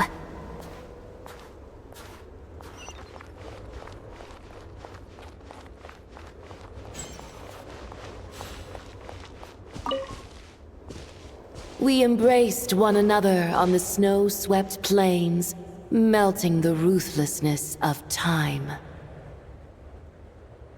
But when our bodies, in pieces, are cast to the winds, what of our love will remain behind?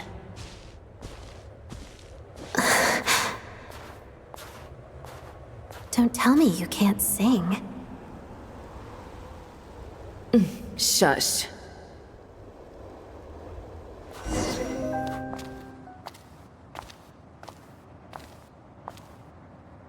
I understand her hatred.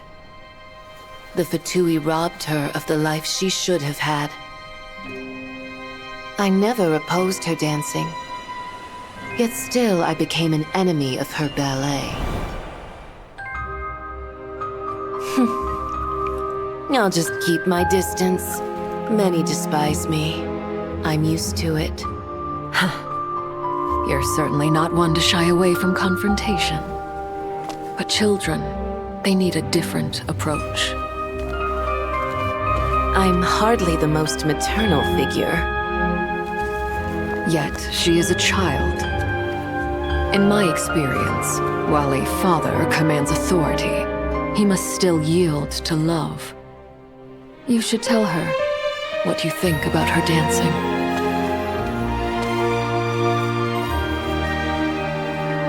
Odette will soon take the stage at the Koralyevsky Theater.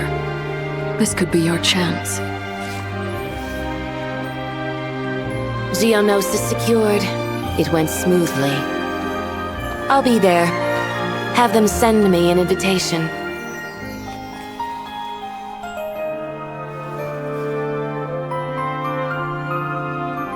Sadly, things didn't work out. Her final words are inside that block of ice. This? Aren't these for monitoring her subordinates? Not yours. This one isn't her witch's flame, but my two worlds' flames. The two worlds' flames can burn away memories. It was my parting gift to Rosaline.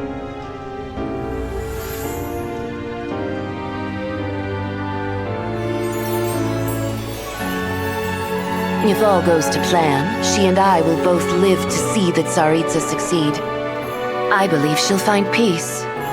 But if anything happens to me, she needn't follow in my footsteps. The cryo-energy will fade away in time. Then the two worlds' flames will burn away all memories of the Fatui. She'll be free to dance. She deserves this. I will handle the aftermath. The choice is yours, child.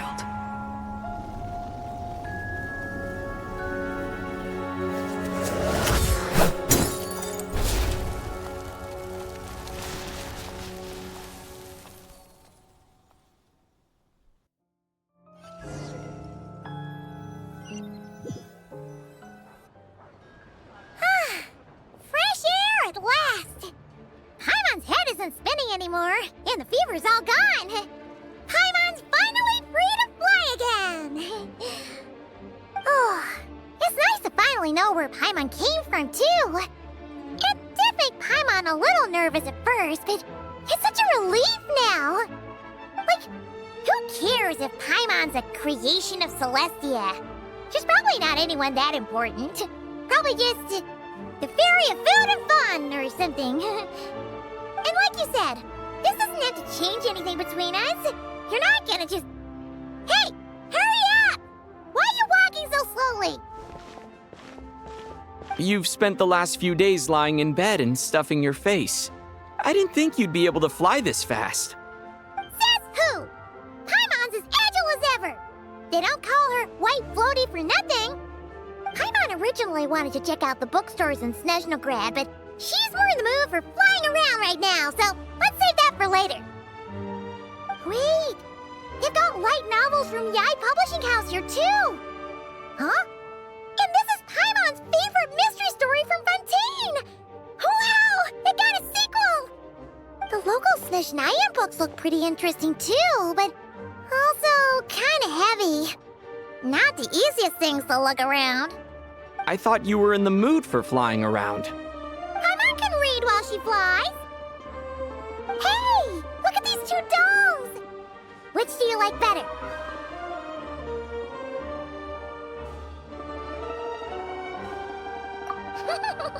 All right, boss, we'll take both. Paimon will have the other one. Oh, I thought we were only getting one. All right, fine. I'll pay. There you are. Thanks for visiting.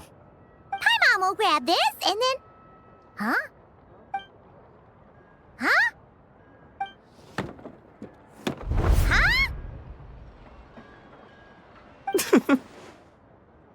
How many layers does this thing have? And what are you laughing at? Huh. You knew all along, didn't you?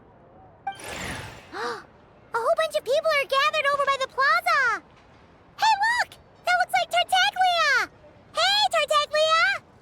I know that voice. Of course. If it isn't Paimon and my old comrade. You're looking well, Paimon. All better? Yeah! The jester knew I was wrong and fixed Paimon right up! Thanks for sending someone to keep Paimon safe, too. Oh, yeah. About that. That was... kind of embarrassing. Who could have known that our director would go looking for you in person? So sorry for the misunderstanding. Oh, right. Let me introduce you. This is my little sister, Tonya. Hello, Tonya. Hello, hello. Firstly, I'm really sorry about my brother. Sounds like he's caused you no end of trouble. Hey now, why'd you have to start with that? Not that it isn't true, of course. So she's the real Tonya. She said you two didn't manage to meet up at the theater. She waited ages for me, and when I didn't show, she got a little worried and went outside. I know, right? He didn't bother to say a word to me.